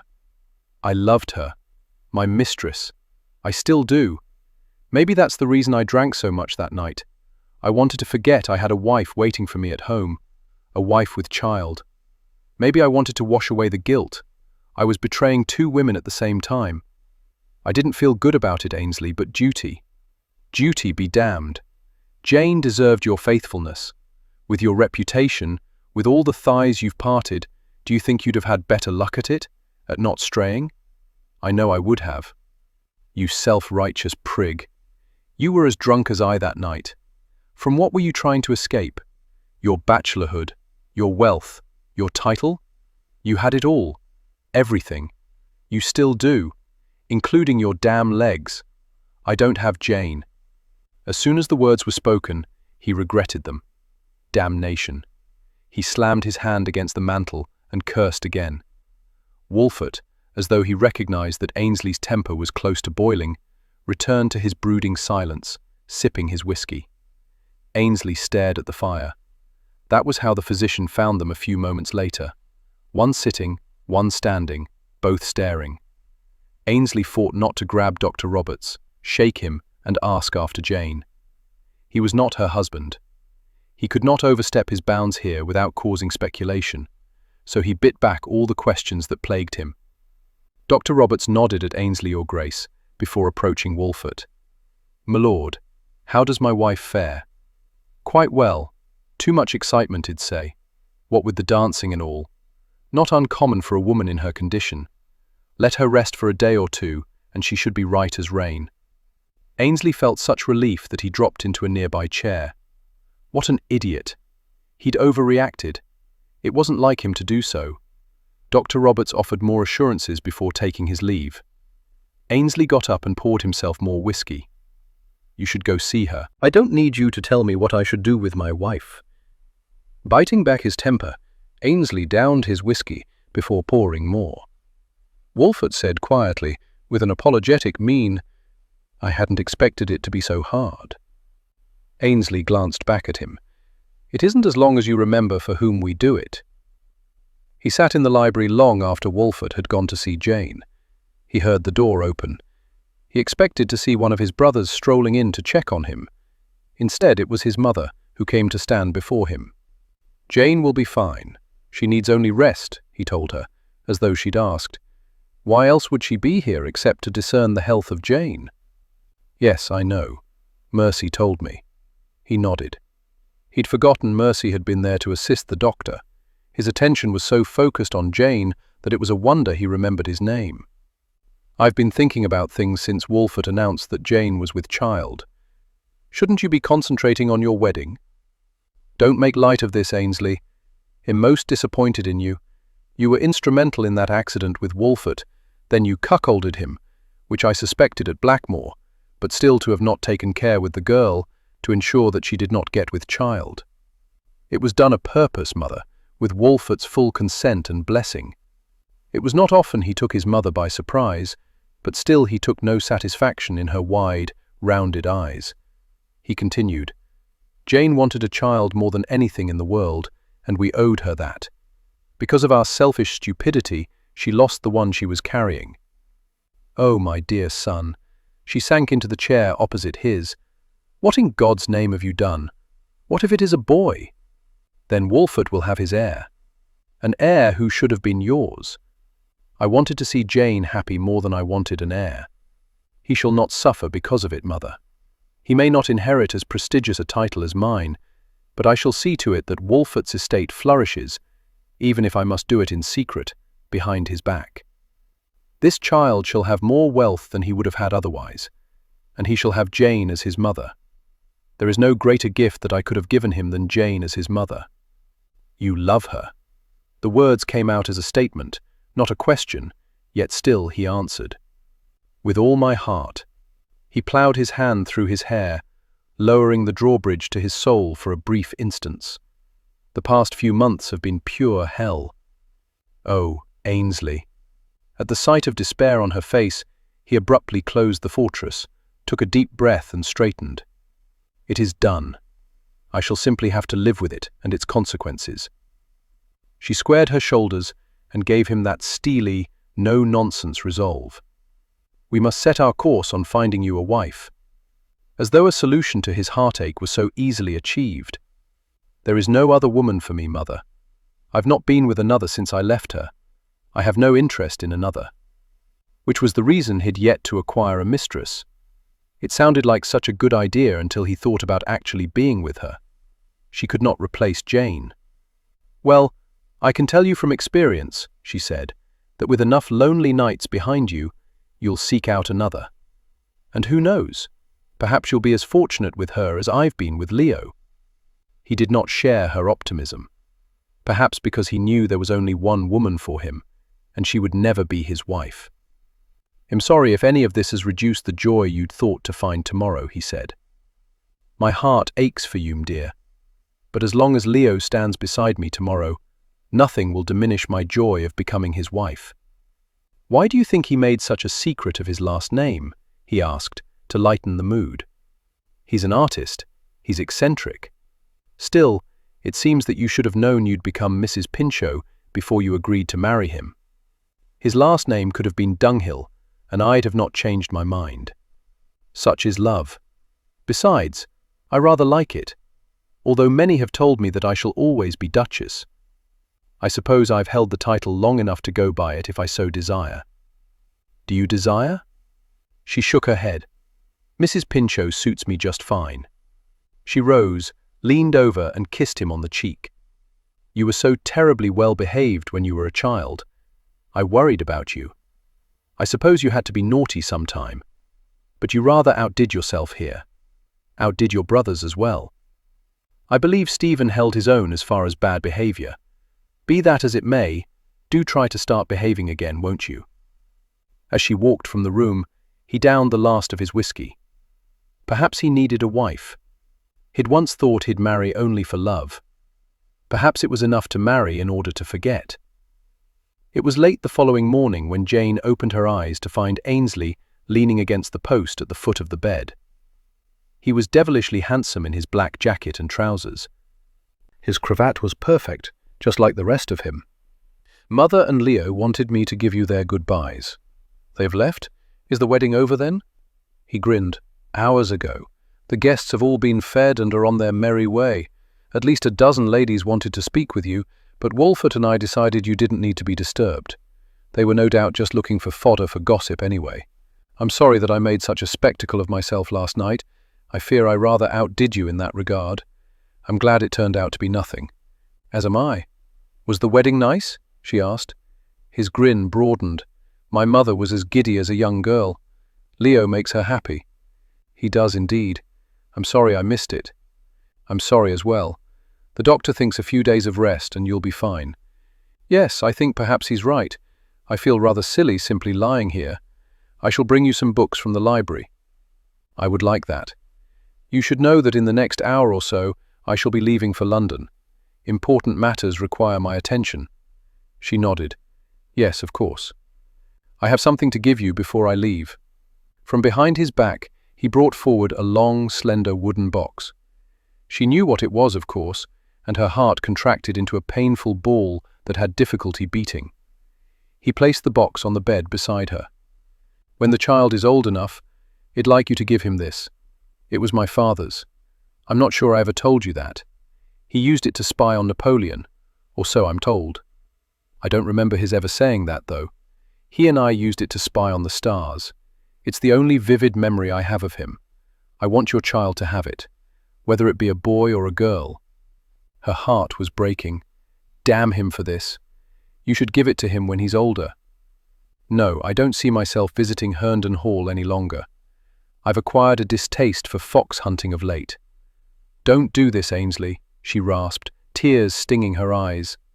Shaking his head, he gathered the droplets with his thumb. I have no choice. Do you remember that first night when you told me that you didn't expect it to be so blasted difficult? I am now where you were then. Wolfert will be lost without you. You are his dearest friend. And I will be lost as well. Wolfert will be too busy raising his child to give much thought to my absence.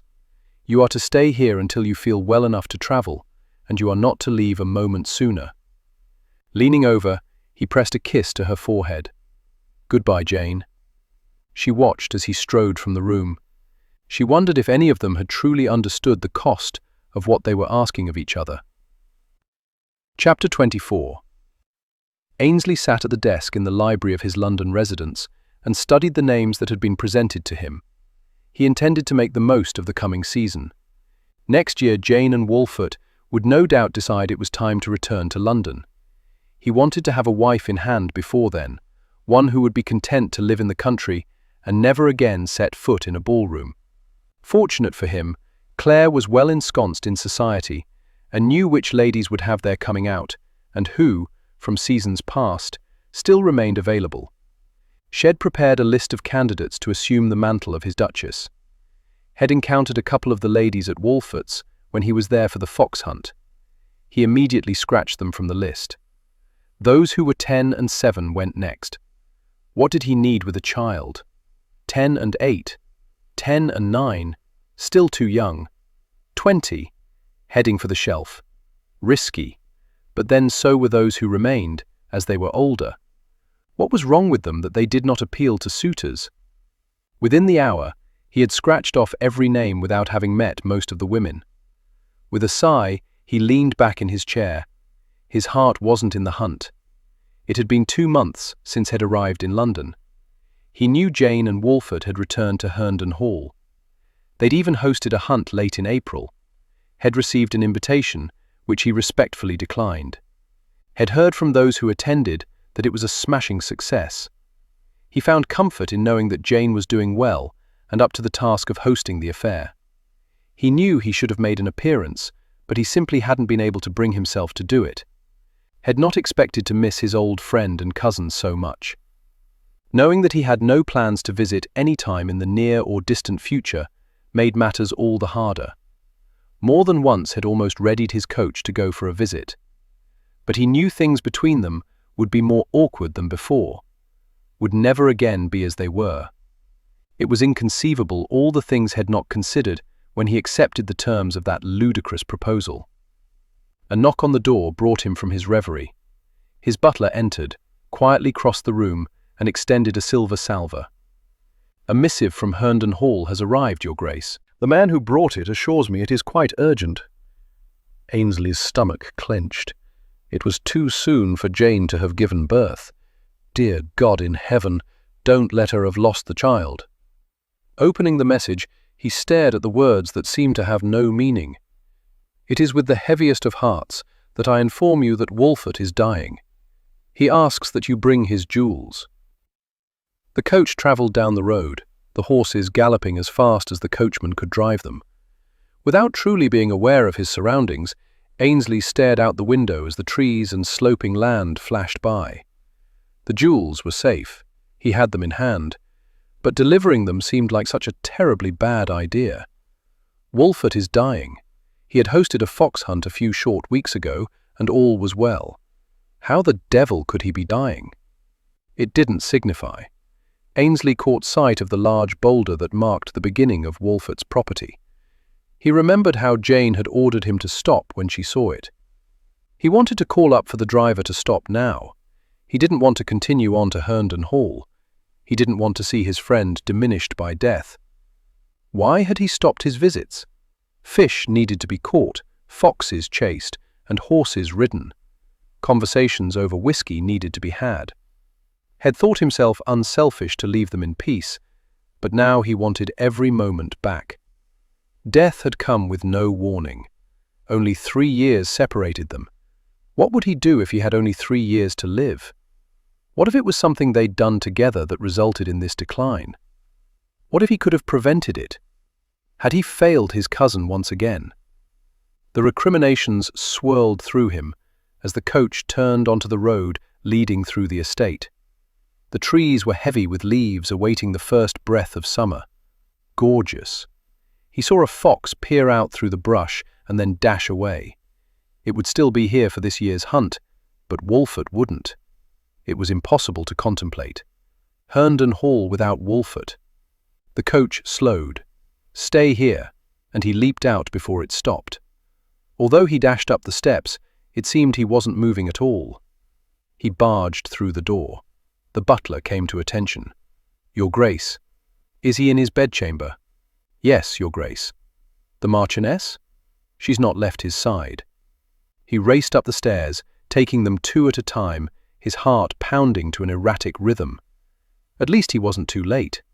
He hesitated for a moment outside the bedchamber in order to gather himself, regain a calm facade. Then he shoved the door open and strode in. Although the windows were open, the room smelled of sickness and death. The sunlight was doing a poor job of battling the shadows. His gaze fell on the frail figure lying in the bed, then it shifted to the woman sitting in a chair beside it. Ainsley. His name was only a whisper upon her lips, hers a shout within his heart. She rose and walked around the bed. His gaze immediately dropped to her belly. Was it slightly more rounded than it had been before? Impossible to tell. She touched it self-consciously. Tears brimmed in her eyes. She was a woman who should never have cause to weep. "Thank you so much for coming," she said. "How could you think I wouldn't?" As ill-advised as it was, he stepped forward and cradled her face between his hands. He could see the toll Wolfert's illness had taken on her, yet still she was the most beautiful woman had ever seen. Her courage, her strength, were all too visible. She was battered but not defeated. "How could this have happened?" he asked. Looking momentarily lost, she shook her head. "I don't know. His body is poisoned. Someone is trying to kill him." No. His physician says that Wolfert's body has turned on him. It has stopped functioning properly. He is inflicted with a deadly fever. There is no hope." He slid his hands down her arms and took her hands into his. "I've brought my physician, Dr. Roberts. He's excellent. Well, see what he has to say." More tears welled in her eyes. "I'm so glad you're here. I didn't know whether to send for you." "Of course you should have. He would have it no other way. I don't know why he was so insistent that you bring him his jewels.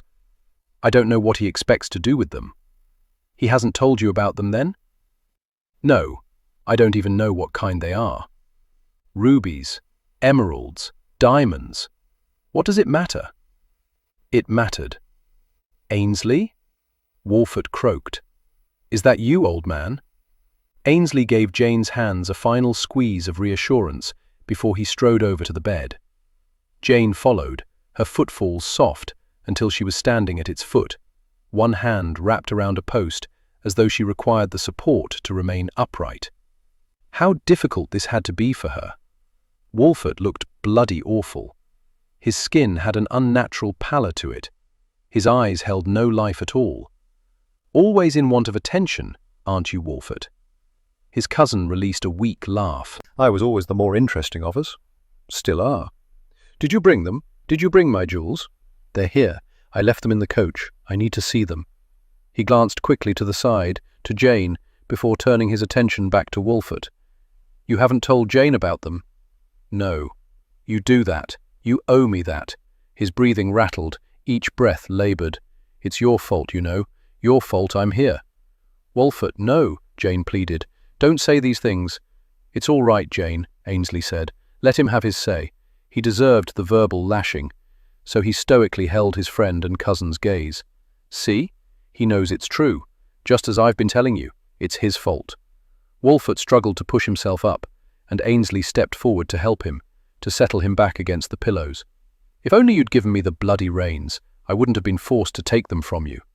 Ainsley froze, everything within him stilling. Wolfert seemed to sink farther into the feather pillows. "You wouldn't give me the bloody reins," he went on. "You weren't going fast enough. I wanted to go faster. I told you to give me the bloody reins. But no, you had to always be so damned responsible. You said we'd kill ourselves." Wolfert released a strangled sob. It seems I bloody well have. Staring at him, Ainsley shook his head. I was driving us. Not fast enough to suit me. I grabbed the reins, shoved you off.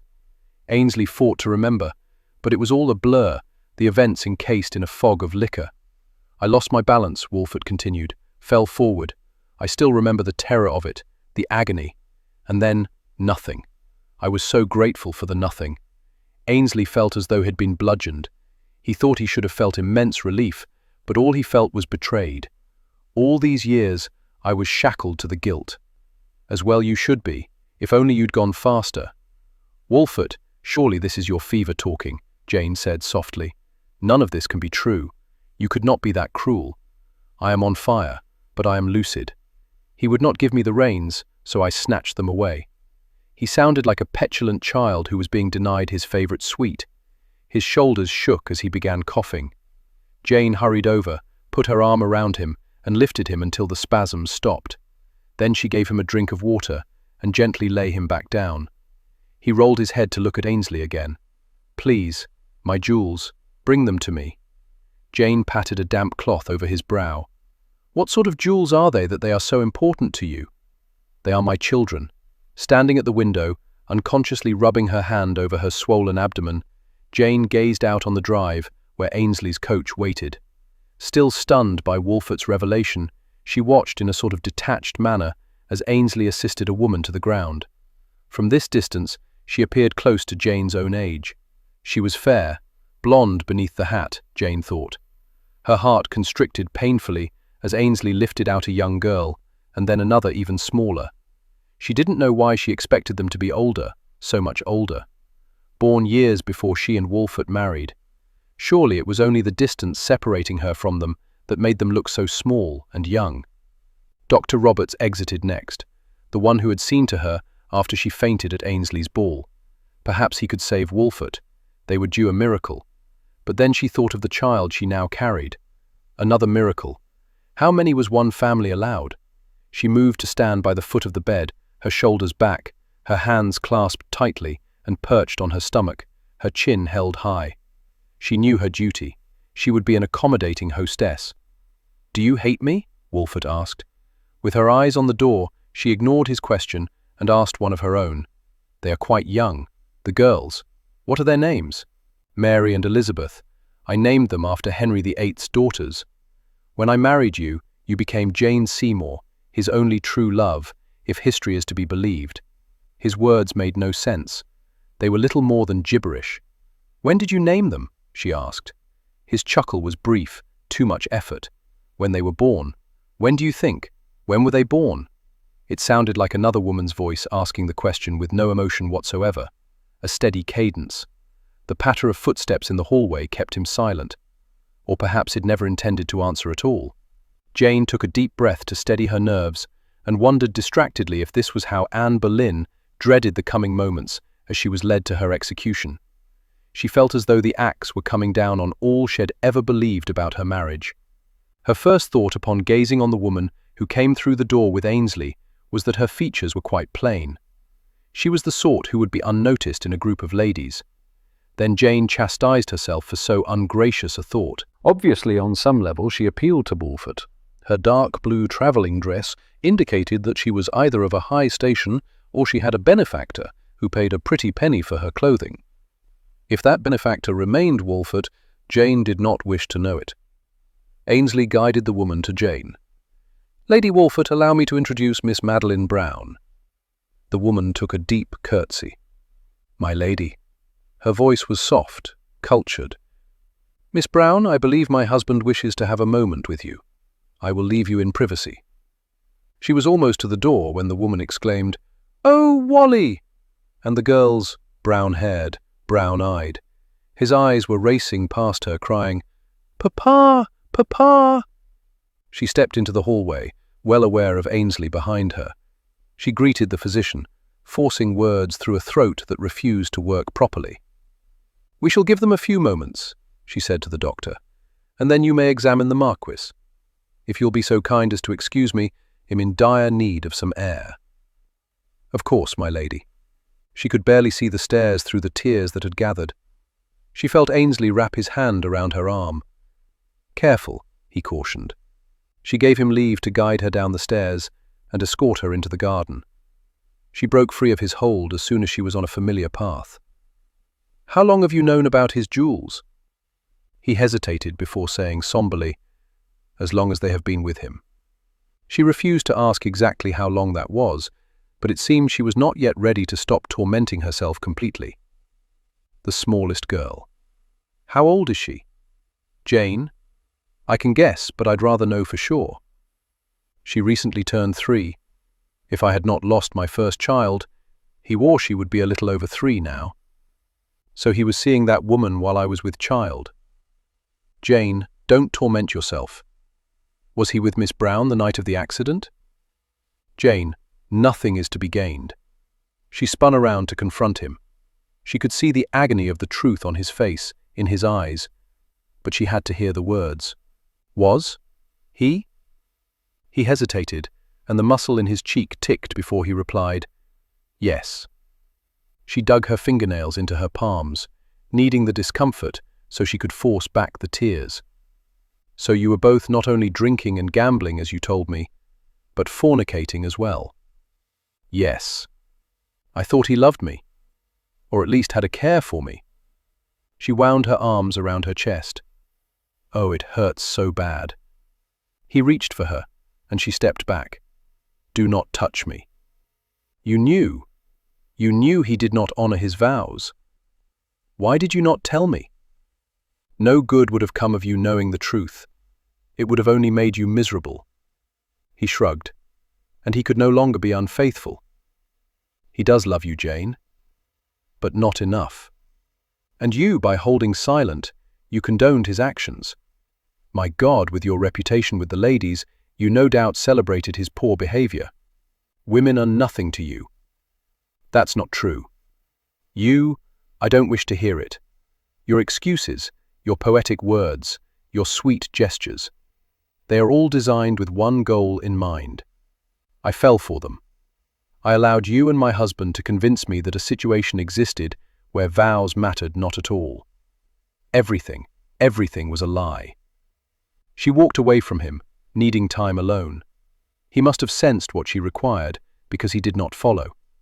She retreated to the bench, where she'd wept so often after Wolfert's accident. Before she wept for all he lost, all the dreams shattered by the accident.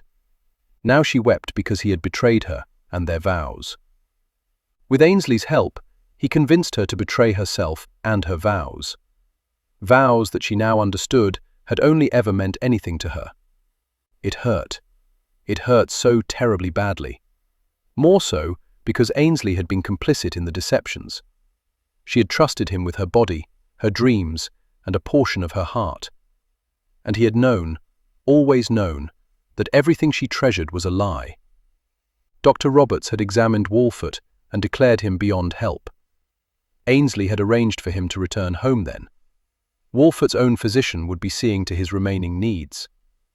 In spite of Wolfert's revelations that afternoon, Ainsley's chest ached as he leaned against the bedpost and studied his sleeping friend. Head told Jane that he could keep vigil for a while to give her a bit of a reprieve. Miss Brown was putting the girls to bed. Jane had strolled through the garden for more than an hour. Ainsley had wanted to stay with her, but he sensed that she wanted to be as far from him as possible. Discovering that Wolfert had a mistress was a horrible blow. Had seen the devastation on her face when he revealed what the jewels were. Then had seen the stoicism with which she greeted the woman. Her courage, her strength, her determination. Never in his life had he admired a woman more. Jane was correct. With his silence, he had condoned Wolfert's actions all those years ago. Why had he not beaten him to a pulp back then? Why had he not fought to make him realize that his greatest treasure was his wife? Wolfert's eyes fluttered open, and Ainsley said, "You lied." Wolfert stared at him. "About the reins, taking them from me." "No. Why would you let me believe all these years that my reckless handling of the horses resulted in the accident? Because, my friend, guilt is a very valuable currency, and I needed to ensure you watched over my jewels." "I would have watched over them regardless," he said. "I had to ensure it, old boy. He didn't want to broach the subject. It was none of his concern, but suspicions lurked, and he was disappointed enough with Walford at that moment to pry. The girls knew who you were. Naturally. How? When did you see them? Walford rolled his head to the side, gazed toward the windows, and Ainsley wondered if he sought to escape. When, Walford? When I would go to Harrogate for the waters. Maddie and the girls would meet me there. Jane deserved much better. And now she will have it. I will not be in the way. Ainsley felt as though he'd been bludgeoned. All the fury dissipated. He moved closer so his friend could see the earnestness in his eyes. Damn it, Walford, I don't want her. Not like this. For all your faults, I have always loved you as a brother. You were always the better man. I thought if I were in your company often enough that you'd rub off on me. I pray to God that I did not rub off on you. Fight this thing, blast you. You can defeat it. Walford shook his head. No, I can't. He motioned Ainsley nearer. See after Jane and the child. It will be difficult for them. And promise me that you will take care of my jewels. See that they are provided for. Find them suitable husbands. You are a manipulator to the end, aren't you? Walford gave him a weary smile. I shall take that as your assent. At that moment, Walford appeared at peace as he drifted off to sleep. Ainsley cursed him to perdition, but he knew he would fulfill these latest requests. Jane sat in a chair beside the bed, her hand curled around one of Walford's. He was fevered, muttering in his sleep. Every now and then he would mumble, Maddie, or Elizabeth, or Mary. She despised the way that she waited for him to utter her name. It was only one syllable for Christ's sake. It required only one movement of his jaw. She couldn't help but believe that her entire marriage had been a farce, perhaps her entire life. She wanted to rail against him, pound her fists into his chest. She wanted him to live so she could reconcile her emotions, so she could discover why she had not been enough. In spite of it all, she didn't wish death upon him. She knew now that he wasn't hers. He never had been. How could she have been such a fool? The babe rolled from one side of her stomach to another, as though sensing her stress and striving to bring her comfort. He was such an active bugger. He would be active, like his father. Now he would grow up knowing no father. Not the one who had intended to claim him, or the one who had given him life. I want to thank you for your kindness to me and my girls, Miss Brown said. Jane glanced over to the other side of the bed, where the woman was sitting on its edge, gently mopping Walford's brow. Not all wives would be as accepting of a mistress, she continued. He asked for you, Jane said with as little emotion as she could muster. I must assume he cares for you. I met him in a bookshop. The book I wanted was on a shelf I could not reach, so he retrieved it for me. Our hands touched, and it fostered a spark between us that I cannot explain. We walked to a nearby park and talked for hours. Jane didn't want to hear this. She didn't care, and yet she was morbidly interested. Why not dig the knife more deeply into her heart? What did you talk of? She asked. Miss Brown released a small laugh. I can't remember now. We always had something to talk about. I probably should not say, but I visited here while you were away on holiday, the girls and I. Jane didn't want to contemplate that he'd arranged her leaving for Blackmore so as to provide an opportunity to be with Miss Brown. But all of his actions were suspect now. Still, she heard herself say, I'm glad. Miss Brown looked at her, her eyes blinking in confusion. I would not have wanted him to be lonely while I was gone, Jane explained. Especially as now it seems he hasn't much more time to be here. He always spoke so highly of you. I thought I should have been jealous that he had such deep feelings for you as well. But he would not have tolerated that. The jealousy. I knew I would like you before I met you. Under other circumstances, perhaps we'd have been friends. Or not. My father was a clergyman. He did not approve of my choices. I've not seen him in years. He doesn't even know he has granddaughters. So many choices that led to such sadness. Jane wondered if they were all worth it. Walford had been an adulterer, and he made an adulterer of her. Yet as the babe kicked once more, she knew she could not regret her sins. Shed made the decision, expecting Wolfert to live to a ripe old age. Head made his proposal, expecting the same. Wolfert opened his eyes and smiled softly at her. Jane. At last, her name on his lips. She squeezed his hand. Would you like some water? No. He rolled his head to the side and smiled lovingly at Miss Brown. With so little effort, he communicated so much, and Jane wondered if she'd ever really known him. I need a private moment with my wife. Of course, my darling. Miss Brown kissed him on the cheek before leaving the room. Do you hate me so very much? He asked when she was gone. Slowly she shook her head, knowing she should fight back the tears, but suspecting they were more honest than any words she could speak. Why, Wolfert, why? We cannot control our hearts, Jane, but we can control our actions. She gave her head a brisk shake. My apologies. I do not wish to torment you. Strange, he rasped. I felt so guilty because I had children and you did not. I thought if I could arrange for you to have a child, then the guilt would ease. Yet instead I leave you to raise it on your own. Even when I strive to be thoughtful, I'm a complete cad. She had no response. I was an unfaithful bastard, he continued. I love Madeline, but she is a commoner. I needed your dowry and I enjoyed your company. It shames me to say it, but I did not begin to love you until after the accident. Your loyalty and faith humbled me. You made me a better man than I was, made me wish I had been a better man before. Ainsley is that better man. He always has been.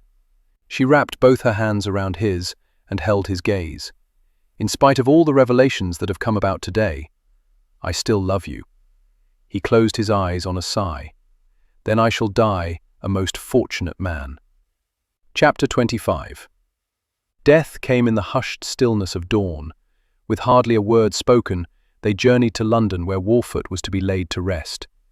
While Ainsley had a servant escort Miss Brown and her girls to their London home, he accompanied Jane to Wolfert's residence.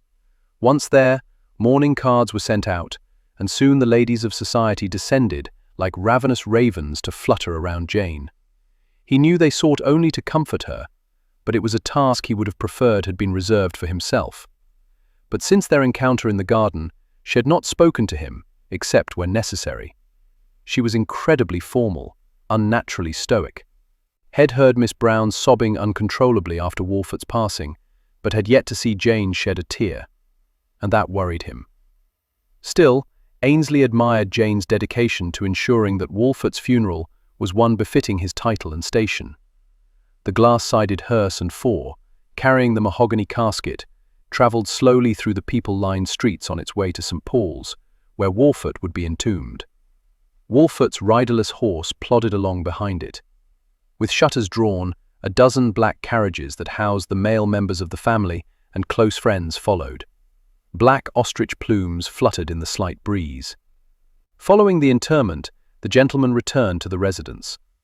Adhering to the custom that ladies not attend funerals, the society matrons waited with Jane in the front parlour. As Ainsley passed by on his way to taking the gentleman to the library for libations, he caught sight of Jane with women sitting around her, his mother holding her hand. Her pale pallor concerned him. He wanted to lift her into his arms and carry her upstairs to her bedchamber, away from the madness. Instead, he pushed forth to the library, where footmen had already begun pouring drinks for the guests. When all had a glass in hand, Ainsley lifted his, and an expectant hush filled the room. To Wolfert, he was courageous in all things, met all of life's challenges head-on. You will be missed, old friend. Here, here! As Ainsley downed the whiskey, Lord Sheffield said, At least we can all be assured that there will be fox hunting when we join him. I dare say hell see to it that all is put to rights in that regard. Another toast followed, more whiskey was swallowed, and quiet conversation and laughter ensued as the gentleman began to reminisce about Wolfert. Ainsley wandered over to where Westcliff and Stephen were talking. Now that he knew the truth of their parentage, it amazed him that he had not suspected before. Westcliff was dark-haired, like his sire, and Stephen was blonde, fair as a summer afternoon. Westcliff's eyes were brown, almost black, and Stephen's were blue. The arrangements for Wolfert were nicely done, Stephen said quietly. Ainsley nodded, distracted by the gentleman he'd spotted nearby talking with Lord Sheffield. Do my eyes deceive me, or is that my cousin Ralph Seymour talking with Sheffield? Both his brothers looked discreetly in the direction Ainsley had indicated. "I'd say so, yes," Westcliff murmured. "He's next in line for Wolfert's title, isn't he?" "Quite.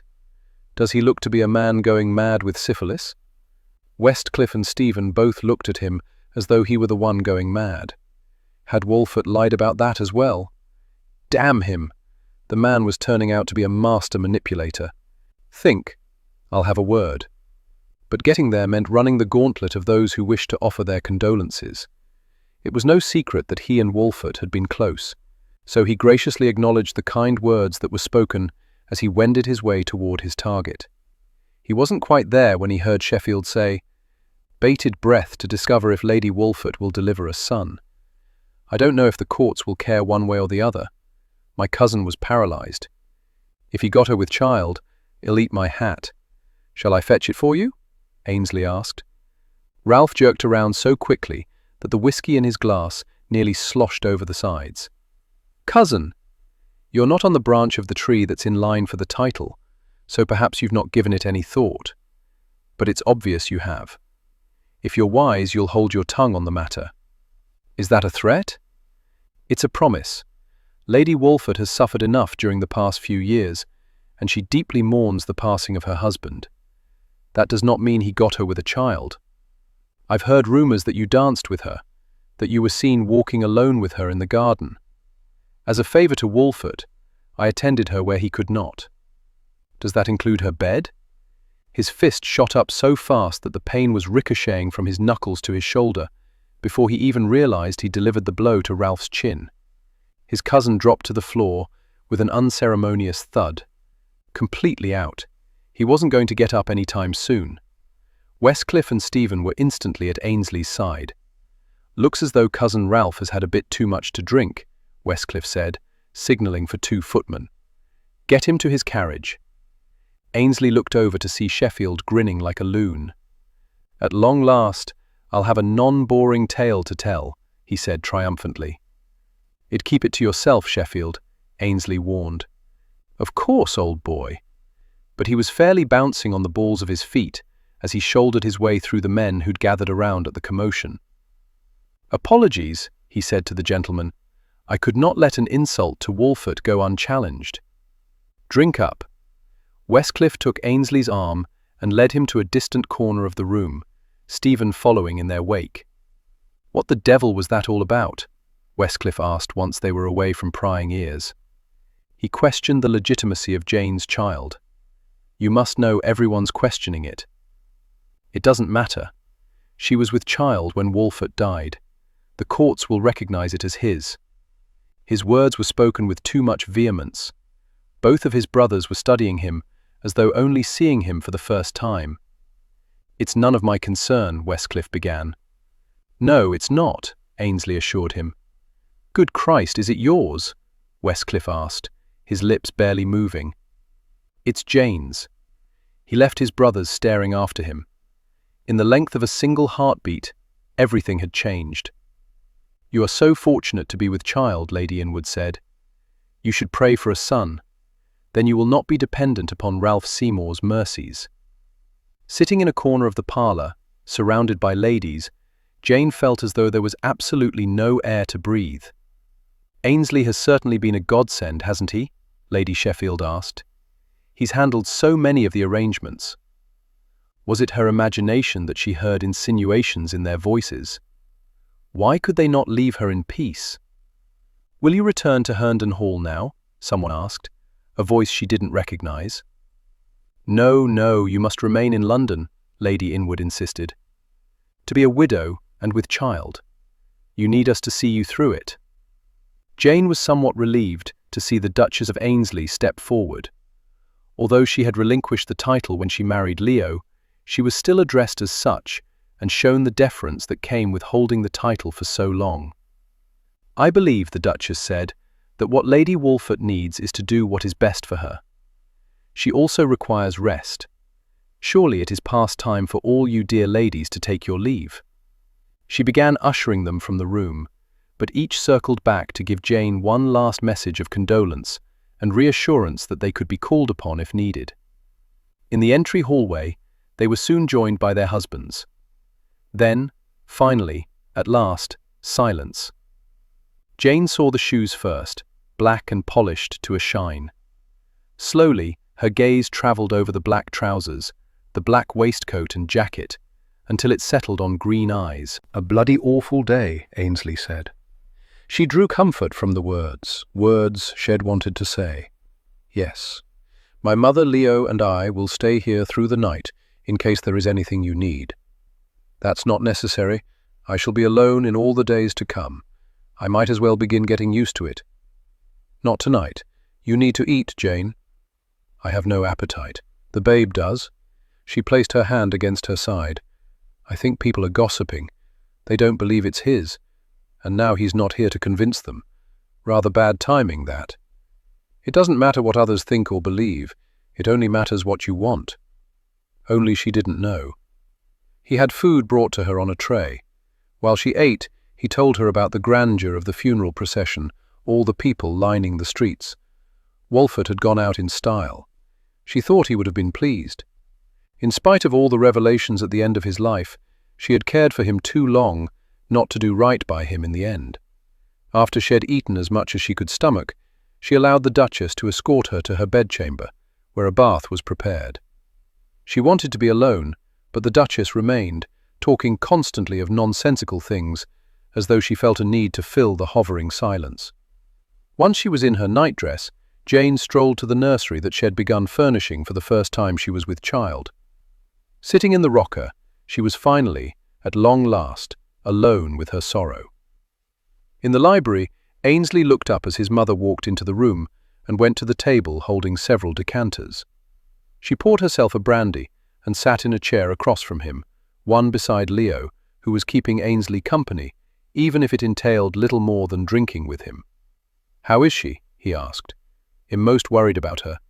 She's presently sitting in the nursery and rocking, but all afternoon and evening she does not weep nor wail. It's not natural. It cannot be healthy for the child." His stomach clenched. He couldn't bear the thought of Jane going through another loss such as that. Would she even survive it? He stood. "I'll speak with her." He took 2 steps before his mother spoke up again. "Ainsley?" Stopping, he glanced back at her. He knew the sorrow on her face had nothing to do with the mourning of Wolfert. "Have you considered, my son, that you should marry the girl?" "Far too many times to count. It's customary for a wife to mourn for 2 years, he reminded her. "A year would suffice, but in this instance, she carries your child, Ainsley. Marry her and claim it. The terms of our arrangement were that this child would be Jane's and Wolfert's. Forgive my indelicacy, but he is dead. It does not change the fact that he boasted to all of London that he sired this child. His passing complicated matters. I cannot deny that, but it does not relieve me of my promise not to claim this child. Must you be so blasted noble? It grows wearisome. I took everything from him, mother. I will not take what was to be his child. Besides, I doubt Jane would have me. She never struck me as a fool." He almost smiled at the clipped edge that accompanied her words. In her eyes, her sons could do no wrong. He wondered if Jane would feel the same about hers. He suspected she would. With only a nod, he left his mother then, knowing she would not follow. It was strange to walk through the sombre residence, to compare it with the joviality that abounded at Herndon Hall the last time he was there for the fox hunt. Death brought a pall over everything. It didn't help matters that none of the clocks released a single tick or tock, having been stopped at the hour of Wolfert's passing, and all the mirrors were draped in black crepe. He made his way up the stairs to the nursery.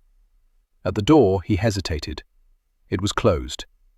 He should knock, but if he announced himself, she might not invite him in. With a deep sigh, he opened the door. The room was dark, save for a single lamp that burned low. He heard the heart-rending weeping, and it took him a moment to locate her. She was sitting on the floor, pressed in a distant corner, her face buried in her hands, her rounded shoulders shaking with the force of her sobs. His courageous Jane, alone with her sorrow. She would not succumb in front of his mother. But at least she was able to grieve in private. He considered leaving, but he could no more abandon her now than he could cease to breathe. Quietly, he moved over to her and crouched, his knees popping to announce his arrival. As though only just noticing his presence, she began to roughly swipe at her cheeks. "Please go away, Ainsley." He grabbed her wrists to still her actions, and she jerked free. "Please leave me in peace." "Are you in peace, Jane?" "It hardly sounds like it. I know you mourn him." "I mourn so much more than his passing. It was all a lie. He made a mockery of our life here. He loved someone else." He loved you. He did not, and you knew. She slammed her balled fist into his shoulder. "You knew, I thought. I thought you had a care for me." "I do have a care for you. I love you." But now was not the time to tell her the truth of those words. "No, you don't. You would not have kept his secrets from me." The guilt over what we did gnawed at me. As much as I wanted this child, I betrayed everything I held dear. It was so easy for the two of you because you placed no value on loyalty, on vows. I thought I knew you, but the man I knew would not have condoned what Wolfert did. You are cut of the same cloth. Please leave me. I am not like him. I would never betray you. You already have." She hit him again, and again. His heart died a bit with each blow. He had never meant to bring her this pain, even as he'd known when the proposition was first made that she would have to betray herself to embrace it. He wrapped his arms around her to stop her flailing and rocked her. "Easy, Jane, easy, sweetheart. You don't want to hurt the child." Her sobs broke free, racking her body. "I wish I'd said no, Jane. I swear to you I wish I had. I hurt so bad, Ainsley." "I know. Why did he have to leave me now?" And he knew, in spite of the betrayals, she still loved Wolfert. "It's all right, Jane. It'll be all right." He didn't know how the bloody hell it would be, but he would find a way. Chapter 26. 2 weeks had passed, and Jane's lethargy seemed to worsen. She couldn't seem to decipher her feelings regarding Wolfert or Ainsley. The only feelings she truly trusted were those she felt for the babe. She knew she should return to Herndon Hall, but she seemed unable to work up the energy required to order the servants about. With her elbow resting on the sill and her chin propped in her hand, she sat at the window in her bedchamber, gazing out on what she could see of London at night. Which wasn't much. Trees blocked her view of the street. She saw the lighted drive but knew it would remain empty. The Duchess of Greystone was hosting a ball this evening. It was always well attended, so Jane knew no one would call this evening.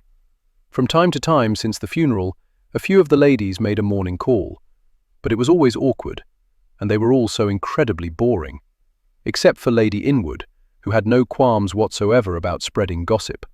She had even offered to let Jane join in the wagering surrounding Ainsley. It seemed he'd made it known early on that he intended to select a wife this season, and while he had yet to attend a ball, speculation was high that he had already made his selection. Jane did not want to acknowledge how it unsettled her to know that he was searching for a wife.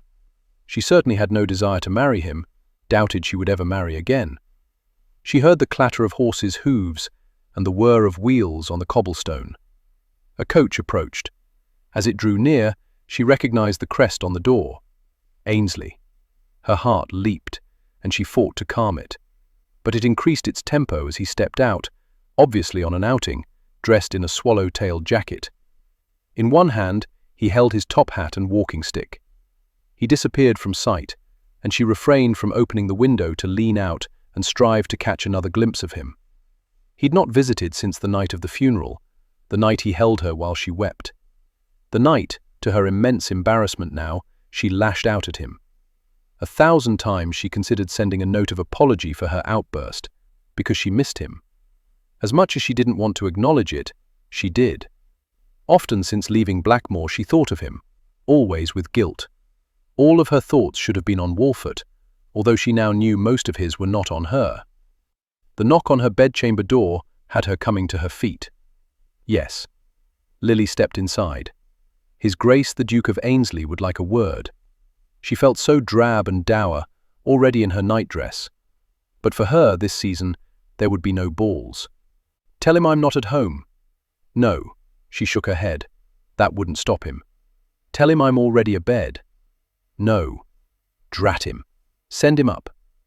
"Yes, m'lady." Jane moved over to the sitting area, positioning herself so a sofa was between her and the door would be between her and Ainsley.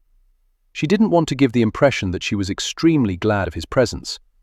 It was inappropriate. A woman in mourning was supposed to be sedate, not anxious for her caller to arrive. When he strode in, she thought she'd never seen a more handsome man. Based on his expression of horror, however, he'd never seen a more disheveled woman. "Your Grace, how good of you to call." "For God's sake, Jane. After all we've been through, don't be so damned formal. It's late, and this is my bedchamber. Formality is required. You appear to be on your way to a ball." "I was, but I changed my mind when I saw all the carriages lined up." I wasn't in the mood for a tedious night. He set his hat and stick on a chair near the door before prowling toward her. "You're near enough," she said when it became obvious the sofa would not serve as an obstacle for him. Thankfully, he did stop, but his gaze wandered over her and she felt it almost like a touch. "You're not eating," he said. "I am, just not very much. I suppose your mother told you that. She dropped by each afternoon for a few moments. I don't need her to tell me what is quite obvious. I dare say you're not sleeping either." "Some? I?" She sank down into the chair. "I don't know what's wrong with me." "You're grieving." "I don't know if that's it, Ainsley. I feel nothing." He studied her for a moment before saying, "I've come to invite you to have dinner with me tomorrow evening at my residence. I'm in mourning. It would be entirely inappropriate." "Jane, you need a few hours away from all this. Wear your widow's weeds. I'll bring my carriage round at 7:30. I'll carry you out if I must." "Ainsley, Jane!" She wanted to shriek. She didn't know if she had ever known a more obstinate man. Yet neither could she deny how lovely it would be to be with someone who didn't treat her as though she might break at any moment. "Very well," she said petulantly. He must be given the impression she wasn't giving in too easily. "Good." He removed his jacket and laid it over the arm of the sofa. She sat up straighter. "What are you doing?" "Going to ensure that you sleep well tonight. Ainsley, Jane." Reaching into his waistcoat pocket, he removed a small vial. "What is it?" "Oils. I'm going to rub your feet. It'll help you relax." "No." She tucked her feet beneath the chair.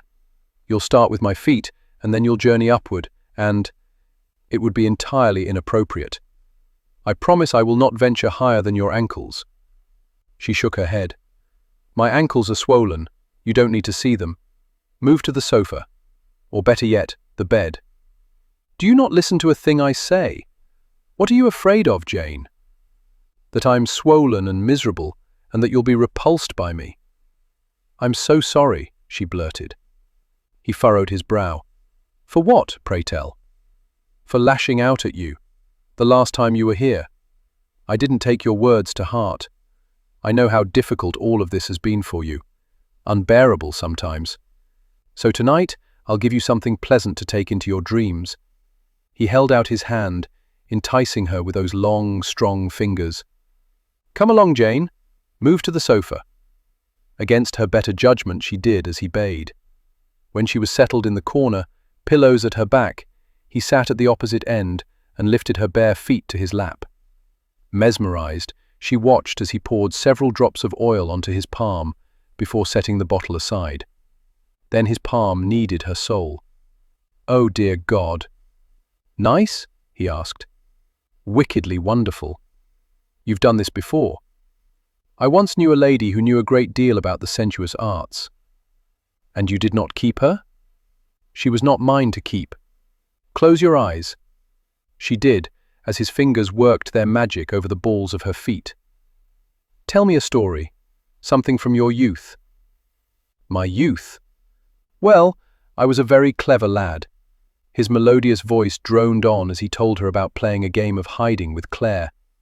The deep timbre and his constant massaging of her feet lured her away to a place of no troubles, no grief, no sorrow. She awoke from a deep sleep with only a bit of sunlight dancing into the room. She didn't remember climbing into bed, nor could she remember the last time she felt so rested. She was beneath the covers, but aware of a weight on her hip. Ainsley's hand cupped over her. He lay on top of the covers, his waistcoat gone, but his shirt and trousers still in place. He must have carried her to bed. How tired she must have been not to stir when he moved her. His long, dark eyelashes rested on his cheeks. She did hope her child would inherit those. In truth, there was nothing about him that she didn't want to see in the child. She had missed him so. She hadn't wanted to admit it, but the truth mocked her now because it was so lovely to wake up with him in her bed. Slowly, he opened his eyes. "Good morning." His voice was rough from sleep, stirring her in ways she should not be stirred, reminding her of other mornings. "Lady Inwood told me that you had intended to find a wife this season." Yes, I'd considered it. I still might." He gave her a devilish smile. "The ladies are wagering, you know, on whom it will be. So are the gents, from what I hear. Even my brothers blast them. Who do they think it will be? They've both chosen different ladies. They are both wrong. One lady talks so quietly that I must always bend over in order to get near enough to hear what she is saying. Marriage to her would give me an aching back before too long." Jane laughed lightly. "And the other?" "The opposite problem." When she begins to speak, I must pull back in order not to go deaf from her caterwauling. Makes me appear to have some sort of twitch. I had no idea that the wife hunt was so troublesome. It is quite the bother. Perhaps you should marry me to spare me the horror of it. He was teasing, surely. Still, she shook her head. "I think I shall be like your mother, a woman of means who can do as she pleases. I would always allow you to do as you please." "Oh, Ainsley, you don't half tempt me." She rolled into a sitting position and saw the time on the clock on the mantel. "Good God, it's 10:30. If someone sees that your coach—" "I sent my driver on." She glanced back at him, and he gave her an innocent shrug. "I never leave my coach outside a lady's residence. And if it not admitted you?" "It have walked, caught a hansom. Im resourceful." He pushed himself up, leaned in and kissed her cheek before she could stop him. Then he was out of the bed and crossing the room to retrieve his waistcoat, neckcloth and jacket. "Let's have some breakfast, shall we?" It was the oddest thing, but she was suddenly quite ravenous. "You must leave immediately afterward. You have my word. You may borrow one of the rooms if you wish to freshen up." After bowing, he took his leave. When she reached for the bell pull, she realized she was smiling. She looked better, much better this morning. The circles were still there, but not as dark. He would see to it that she slept well tonight, so perhaps tomorrow they would be gone completely. And she was eating. It was ridiculous the pleasure that realization brought him. She wore black. He wanted to see her in red. "How long do you intend to stay in London?" he asked. Her brow furrowed. She glanced up at him. "I'm not sure. Another week or so, I suppose. Not much longer. I rather dread returning to Herndon Hall. Come to Grantwood." With a sigh, she shook her head. "Ainsley, you have few memories there. You do know it is quite rude to interrupt. My apologies. But I can decipher the objection written on your face. Hear me out. Extend to you a courtesy you do not extend to me? Why ever should I? You are irascible when you are with child." "You are stubborn," she said. "Quite. Perhaps we'll discuss it during dinner this evening. So you will join me?" "Did you ever doubt it?" His answer to her was merely a grin. Had not been teasing when he suggested she marry him, but based on her expression and response, she was still too fragile to consider such a proposal. He had won her over once before. He could do it again. It required only a bit of patience. Chapter 27. Jane could hardly believe the excitement that thrummed through her as she waited for Ainsley to arrive. A night away from the oppressive house. She needed it. She knew that she did. She rather wished she didn't have to wear black, but it helped to remind her to remain somber. Tonight was simply a break from the morning. It did not remove it altogether. She was sitting in the parlour, attempting not to appear anxious when she heard the rap on the front door. Her butler was soon standing in the doorway. His Grace, the Duke of Ainsley. He bowed out, and Ainsley strode in, so dashing in his swallow-tailed coat that it very nearly took her breath. had worn similar clothing last night, but for some reason he appeared even more handsome now. Lest he decide to try to kiss her on the cheek, she lowered her veil. "I dare say you didn't have to go to so much bother for dinner with me," she said as she walked over to him. He extended his arm. "No bother." She placed her hand on his arm and allowed him to escort her from the house. "I've actually been looking forward to this," she confessed. "As have I." He handed her up into the coach. As she settled onto her seat, he took his place opposite her. The coach lantern was lit, allowing her to see him clearly. She was surprised that he had not chosen to sit beside her. The last time they journeyed alone in his coach, they'd been so close that a shadow could not have squeezed between them. As the coach rattled over the cobblestones, she felt compelled to fill the silence. "The air seems to be less cloying tonight. It's better in the country." "Do you not like the city then?" "It serves a purpose, but I must confess that when I'm married, I shall come to London as little as possible. I prefer the outdoor activities offered by the countryside." It was no doubt the reason he was so fit and that his skin was so bronzed. "What is your favorite sport?" she asked. "Swimming. I recently had a small pool built at Grantwood. If you come to visit, I shall teach you how to swim." She imagined the slickness of their wet bodies gliding over each other. "Right now, I would no doubt sink straight away to the bottom." He grinned. "I doubt it." Although the curtains were drawn on the coach and she couldn't see the passing buildings, it did seem that they'd been travelling for some time now. "I didn't think your residence was so far." "Well, dine at my residence, but I have a little surprise planned first." Shed had far too many surprises of late. "And what would that be?" "If I tell you, it won't be a surprise. This was not what we agreed to." "Trust me, Jane, I believe you'll enjoy what I have in mind." She became aware of the clatter of more vehicles, and Ainsley's coach slowing. "We're in the thick of it." "You may peer out if you like," he said. She considered it. "I shall wait." Eventually, the coach rolled to a stop. A footman opened the door, and Ainsley disembarked before handing her down. They were in an alleyway, but still she recognized the building. "Covent Garden? Are you mad? It's closed to the public tonight." "Then why are we here?" He smiled broadly. "Because it's open to us." "I'm in mourning. I can't be entertained." "You shan't be. The actors are atrocious from what I hear." Taking her hand, he led her toward the steps and a back door, where he knocked. It opened, and a wizened man peered out. "Your Grace." "Mr. Smith. This way, sir." They went through back hallways and up 2 flights of stairs to a private box. Mr. Smith immediately left them. Jane eased down to a plush chair. "Is this the royal box?" "No, it's mine," Ainsley said as he joined her. "How did you manage this?" "Fairly easily." "It can't have been easy." "Let's just say that I'm a man of influence and leave it at that, shall we?" A man of influence, of wealth, of generosity. A modest man. She had been so afraid to trust the feelings she had developed for him during the month they were at Blackmore. Could it be that she had seen the real man there? Lights lit the stage. The curtains were drawn back. Jane leaned forward and allowed the actors to transport her to fair Verona. He'd considered paying the actors to perform a comedy. He was certain she needed some laughter, but in the end, he'd decided that she needed to shed some tears. He'd had a devil of a time leaving her this morning. He focused on her now. She was giving rapt attention to the performance, almost as though she was on stage with them. Her eyes had been filled with excitement when he arrived at the residence. It had done his heart good. The exorbitant amount he was paying for private use of the theatre was money well spent. Theirs had been an unusual courtship, which began last November, even though he'd not realized it was courtship at the time. Courting her now was a bit more difficult because of all the social mores that insisted she be in seclusion.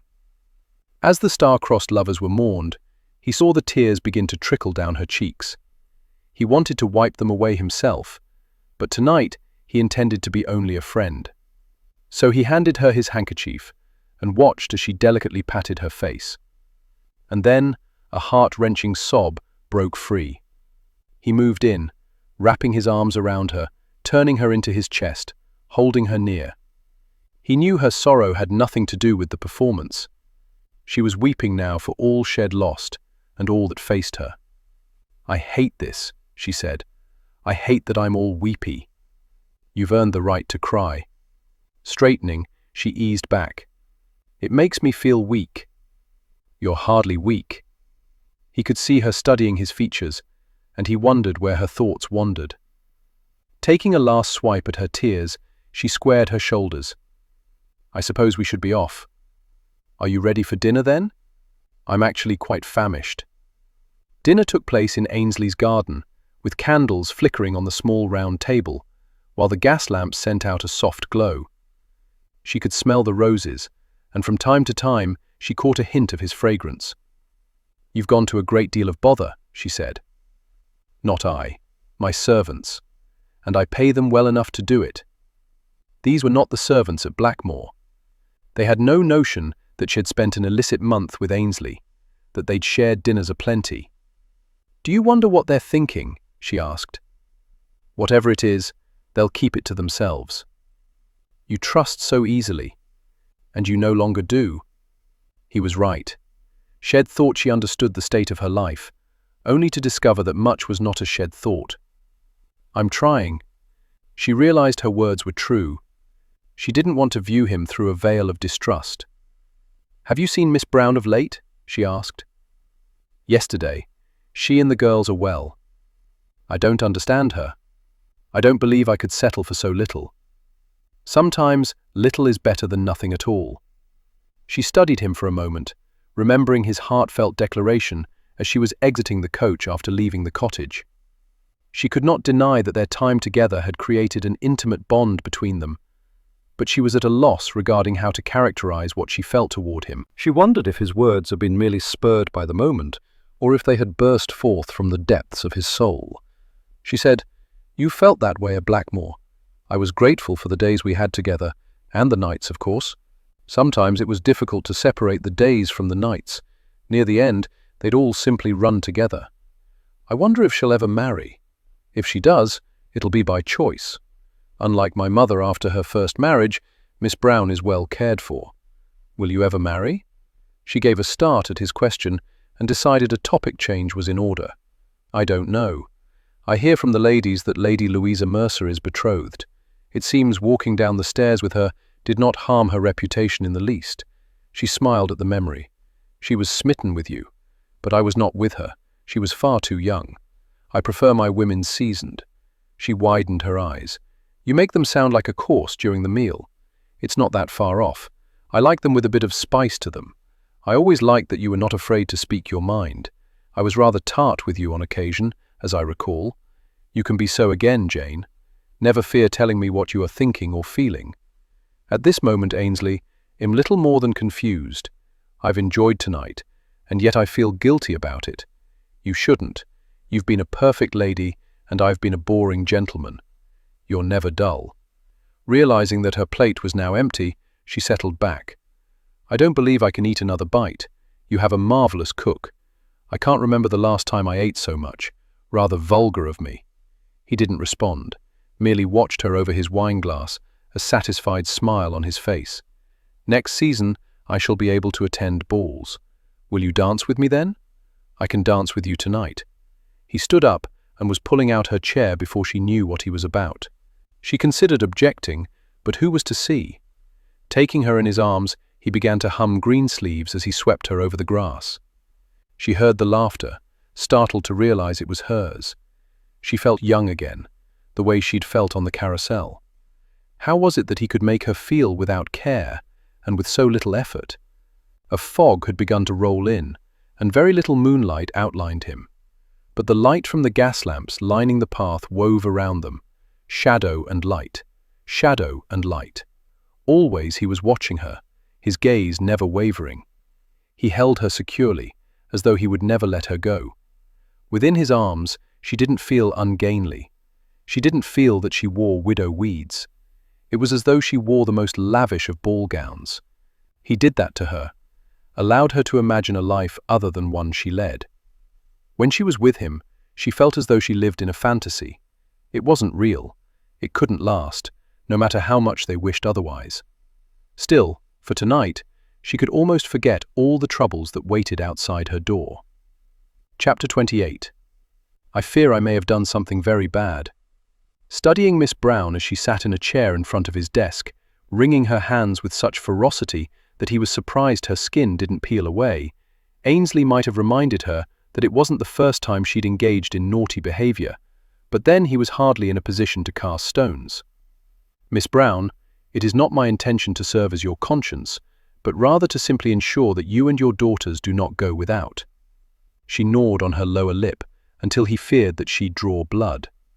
Obviously, she wished to unburden her soul. Would you like me to fetch a man of the cloth so you might confess your sins? With tears welling in her eyes, she shook her head. You've been so good me, Your Grace. I simply wasn't thinking is all.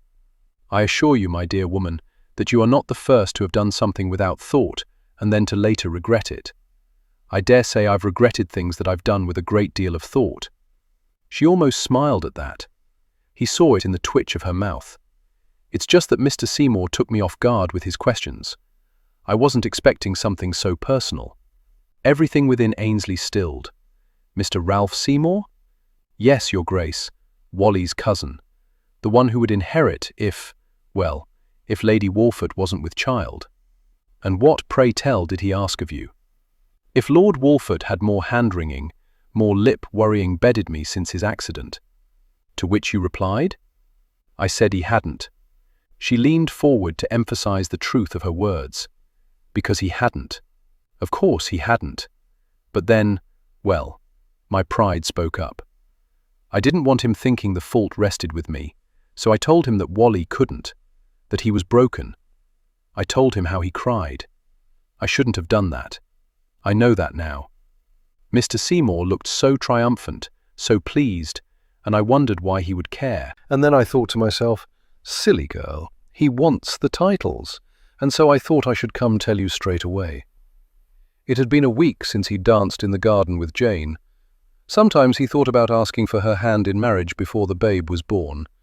He did not want his child to have to fight for his place in society, a place that was not rightfully his. This latest news certainly didn't help the situation. When was this? 2 days ago? Not so straight away. He rose to his feet. Thank you, Miss Brown, for coming forward with the information. I shall have a word with Mr. Seymour and see that he doesn't bother you again. He asked if I'd be willing to say it in the courts. I don't want to do that, Your Grace. I don't want to stand in the dock and tell everyone about my life with his lordship. But he said I might have to. I might be forced to. I wouldn't worry about it overmuch. Gentlemen often say a lot of things that don't come to pass. Wally did, she said wistfully. Said he'd marry me one day. But then he married someone else, and it was too late for me. By then I loved him. And then there were my girls to consider. Who would favour a woman with 2 bastard children? Walford did, and you shall continue to be provided for. You mustn't worry over it, and you must always come to me when matters such as this arise. I will, I promise. I'm just so grateful for all you do for me. She began to wax on poetically, but he didn't have time to let her ramble. He escorted her to the hallway, then turned her over to the footman to see her out. Closing the door behind him, he walked to the window and stared out. Action needed to be taken, and it needed to be taken quickly. For all their sakes. As much as Ainsley disliked the way Cousin Ralph was going about things, he had to admit that he'd certainly managed to put the colour back into Jane's cheeks. She was pacing her parlour when he arrived. His intent had been to merely ensure that Ralph hadn't come to call.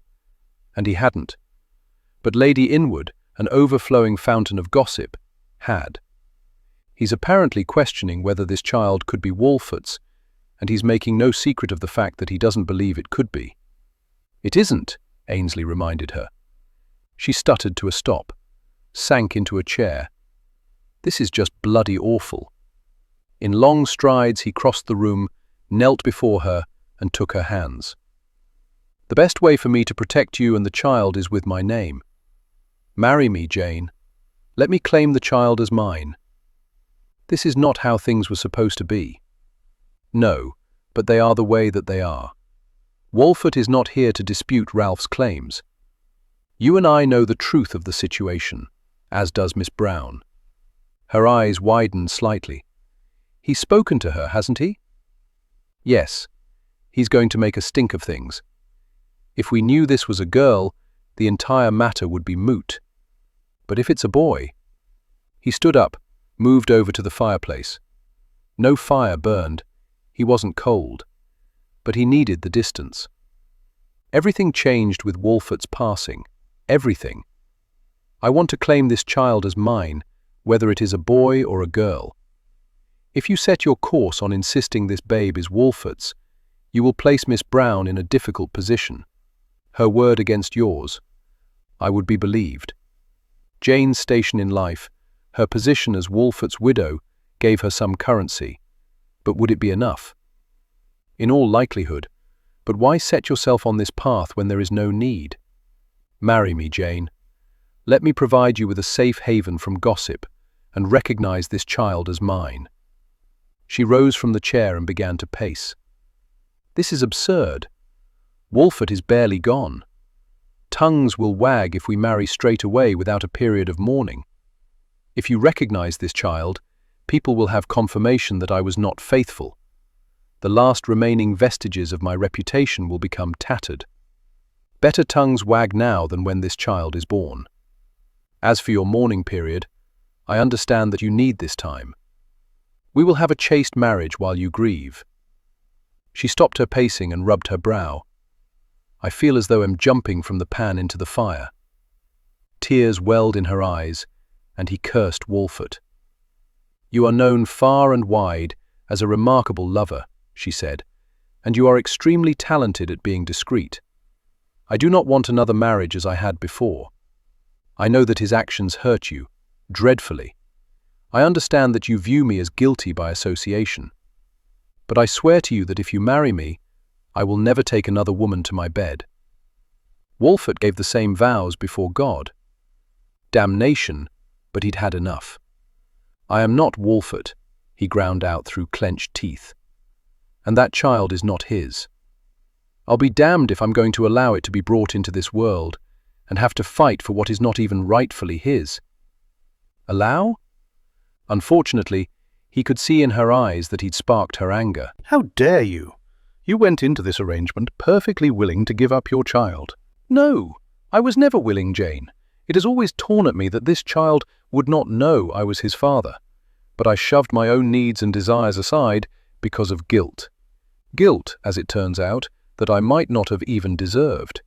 He stopped, trying to rein in his temper. Too soon. It was too soon to tell her everything. He seriously doubted that she would return his feelings in full measure. Jane, this child should not suffer because of wrongs I was striving to make right. She lifted her chin in stubbornness. And it won't. Wolfert claimed this child as his in his will. Mr. Ralph Seymour can rant all he wants. It will not change what will be recognized by law. What is recognized by law is not always what is recognized by society. Wolfert. Before he died, I promised him this child would be known as his. While he was far from perfect in life, I do not wish to make a fool of him in death. You will stand behind that claim, won't you? Never in his life had he ever betrayed a woman's trust in him. He never spoke of his lovers. When he took a woman into his arms, she became his to protect, her reputation and her heart. He could do no less for Jane.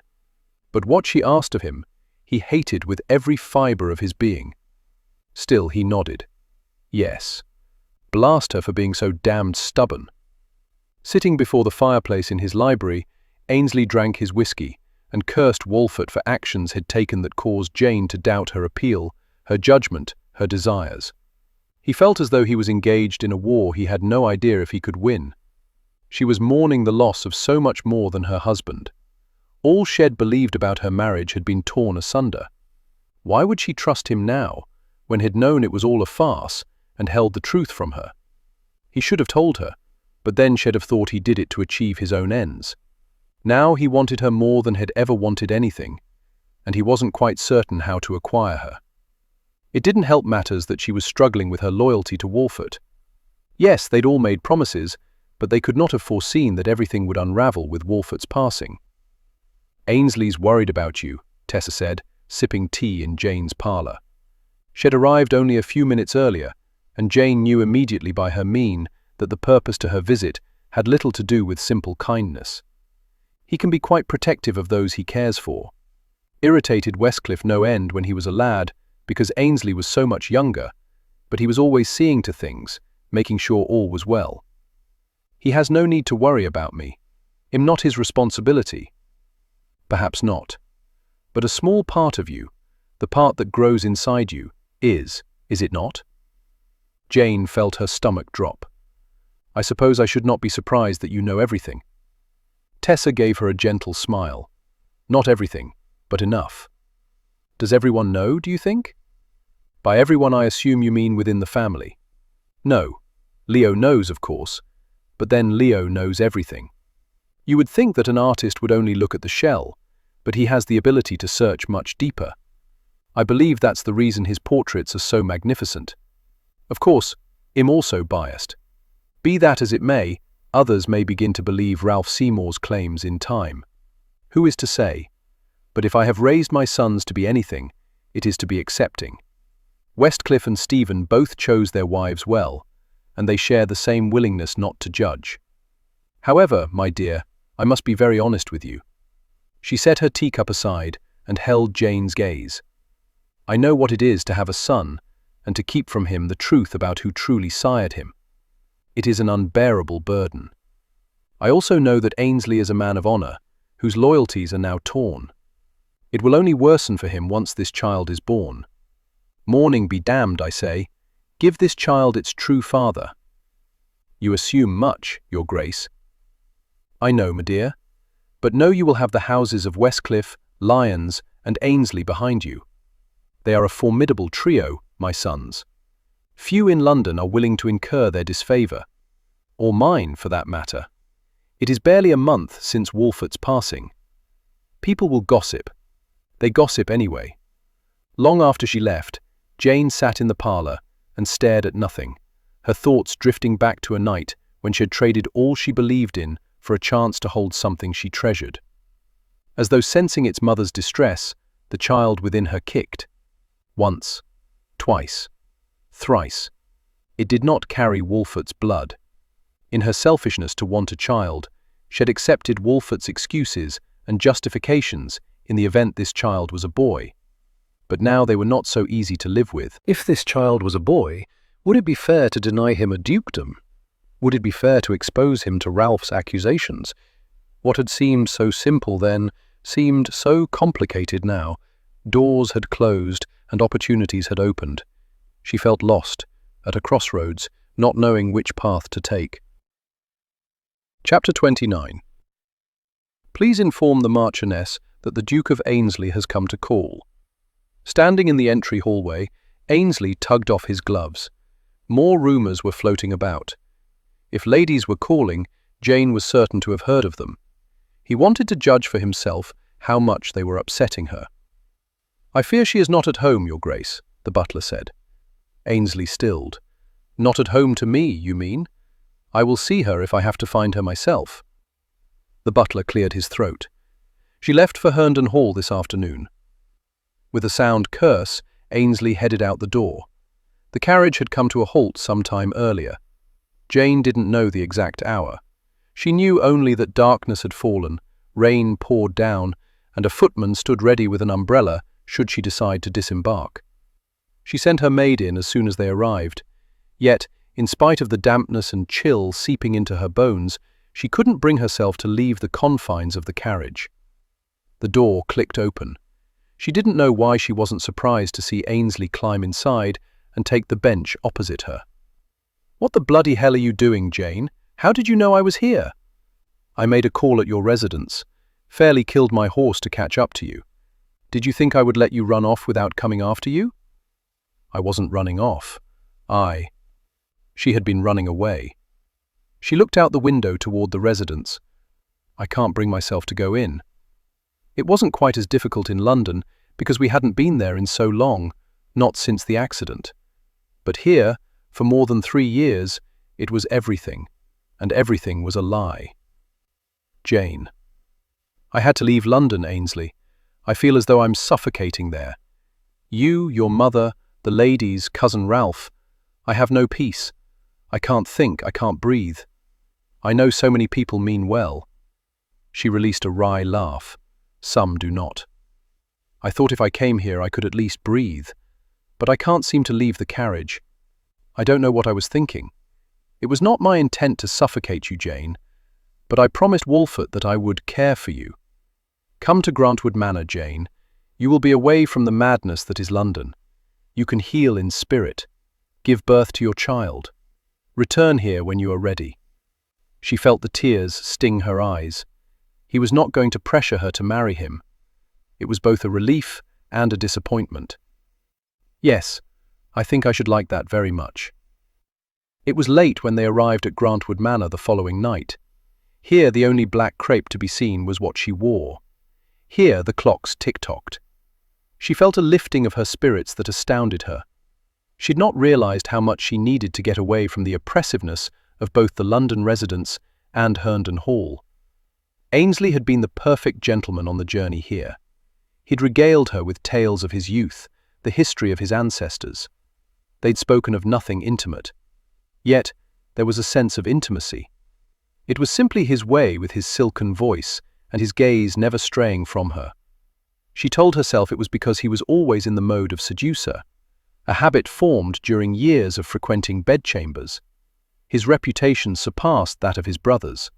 Did he truly believe he could give it all up for her? Did she? She wanted to as Ainsley led her up the stairs, but then the reality of the situation came crashing around her as he opened the door to the bedchamber beside his. She was certain it had never occurred to him that she would sleep anywhere except within easy reach. "I should sleep at the end of the hall," she said. He shrugged. "Select whichever room you want." She didn't want the room she'd had before. She didn't want the room where Wolfert had slept. To move to another wing would be ludicrous. Strolling down the hallway, she looked into every other room. None was as big as the one he offered her. None was as inviting. She would be here until she gave birth. Her back had begun to ache on the journey, and she'd been quite miserable. She reached the end of the hallway, pivoted, and returned to the door he'd first opened for her. "I suppose this one shall do.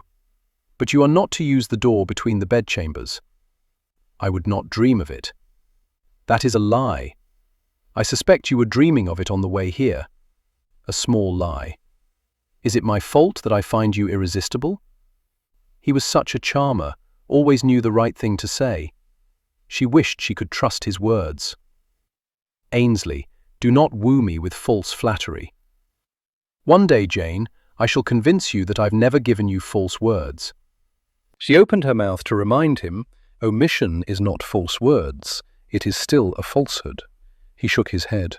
"Would you care for a late-night repast before bed?" he asked. "Yes, thank you."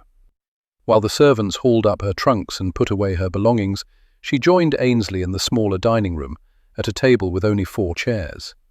She sat across from him, while simple fare was laid out before them. She popped a square of cheese into her mouth and followed it with a grape. "I suspect many mothers will be disappointed that you're not in London for the season," she said. "They would be more disappointed if I were there and not paying attention to their daughters. You might be surprised. Someone might catch your fancy." He lifted his wineglass. "Someone already has, as you well know." "I am in mourning," she reminded him exasperatingly.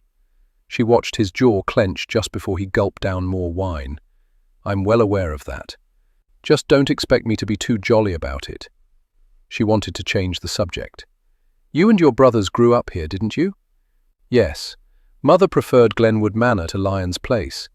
Of late, however, we've been gathering for Christmas at Lyons Place. Claire has made it a true home for Westcliff. Your residence already feels like a home. Not when I'm here alone. It's too blasted quiet." The prospect of silence was what had driven her away from London and Herndon Hall. She didn't want to be alone with her thoughts. Had been devoted to her during their month at Blackmore, but then she had given him everything. They'd lived in a bubble, but now the bubble had burst. She had no doubt that in time he would grow weary of her.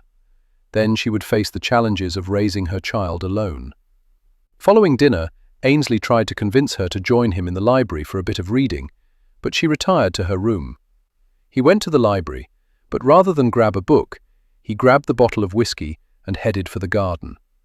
Trekking beyond the house, beyond the lighted path, he reached an area blanketed in darkness except for the glow of stars and moon.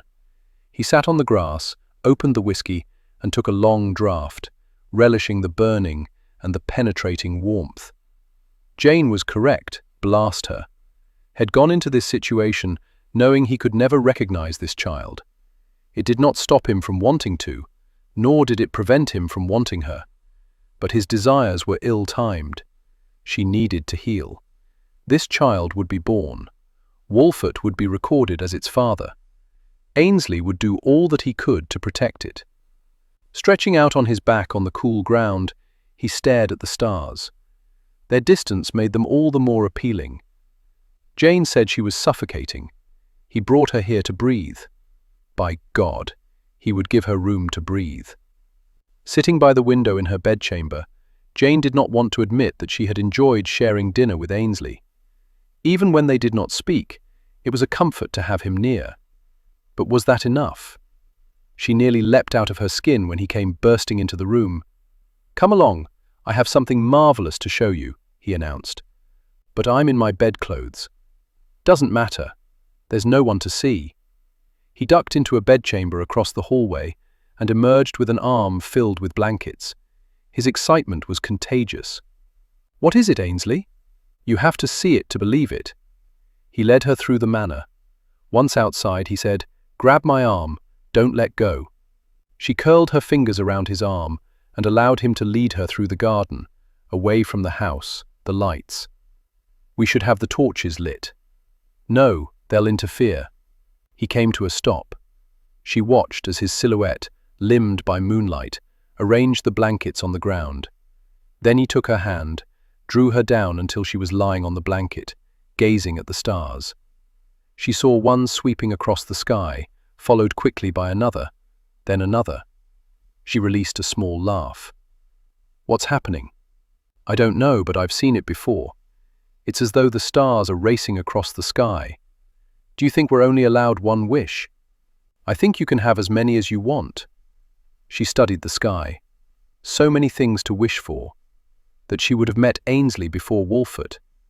But what guarantee did she have that he'd be any more faithful? That she had not had a month with Ainsley that caused her to doubt her affections for Wolfert. But then she would not have a child. "Is it wrong that I'm glad to be here?" she asked, not certain why the words burst forth. "Is it wrong that I'm glad you're here?" It was so much easier talking to the stars. I was not such a good wife. She had thought saying the words would ease the burden of the guilt. It had been with her ever since she left Blackmore. Her greatest fear was that somehow Wolfert had known how she had felt, that somehow the knowledge led to his decline. "You were an exceptional wife." "You were a much better friend to him than I." "Not such a good friend. I fell in love with his wife." He rose onto his elbow and cradled her face. "I fell in love with you while we were at Blackmore," he admitted. With a sad smile, she shook her head. "It was lovely while we were there, but it was only fantasy. We had no responsibilities. It wasn't real. For me, it was extremely real, because it mostly involved the bedchamber, and that is where you spend a great deal of your life. Not so much as you might think. I've been with no woman since you."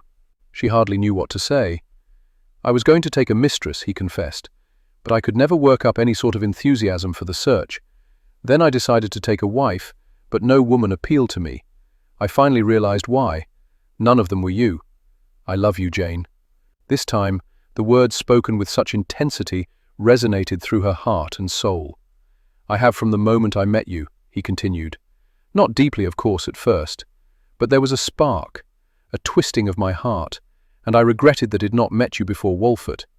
I thought if I had, that you would have become mine. Ainsley, please don't do this. I know the timing could not be worse.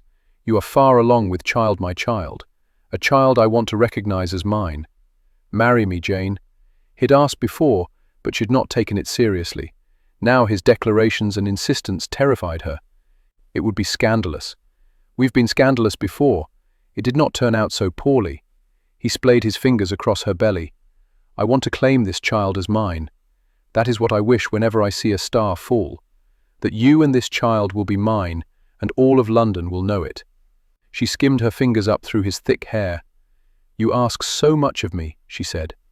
He pressed a kiss to her temple, to her forehead, to her other temple. "Just consider the possibility. Truly consider it. That's all I ask." He settled his mouth firmly over hers, taking possession as though he owned it. She let him. She welcomed him. It was more than she remembered. Perhaps because this time it wasn't the forbidden taking place in the shadows of a terrace, or a goodbye that nearly tore her heart from her chest. It was a tentative beginning, a starting over, something they'd truly never had. Always before the scepter of scandal and the whisper of betrayal had loomed over them like black thunderclouds rolling over the lake on a winter evening. She knew that tonight it would go no further than this, an exploring of heated mouths, soft groans, and low moans. She was not ready for more than this. Her emotions were too raw, but she took what he offered, allowed it to fill a well that had gone dry. She had longed for so much more than what Walford could give her, and what he withheld from her had nothing to do with his paralyzed body. She knew that now. He had always given the better part of himself to Madeline Brown, while she received the crumbs. She deserved more. She deserved everything. From the first, Ainsley had given it to her, had never held back, had always taken her needs into consideration and placed them above his own. But it wasn't the real world. It was a secluded place where they had frolicked. Drawing back, Ainsley sipped at the corner of her mouth, then pressed his forehead against hers. "Jane, let me sleep with you tonight. To hold you, nothing more." "Yes," she whispered. Lifting his head, he gazed down on her. "Wishing upon stars seems to work. I want to come to know the real Duke of Ainsley." His smile flashed in the moonlight. "You already do, sweetheart." Over his shoulder, she saw a star shoot through the sky and made a wish. "Forgive me, Walford." Chapter 30. When they returned to the house, he followed her into her bedchamber. She clambered onto the bed, then watched, mesmerized, as he removed his jacket and waistcoat. He didn't even bother to look in the direction that he tossed them, but they landed with unerring accuracy on the chair anyway, and she wondered how often he'd followed those same motions. His movements were fluid, confident.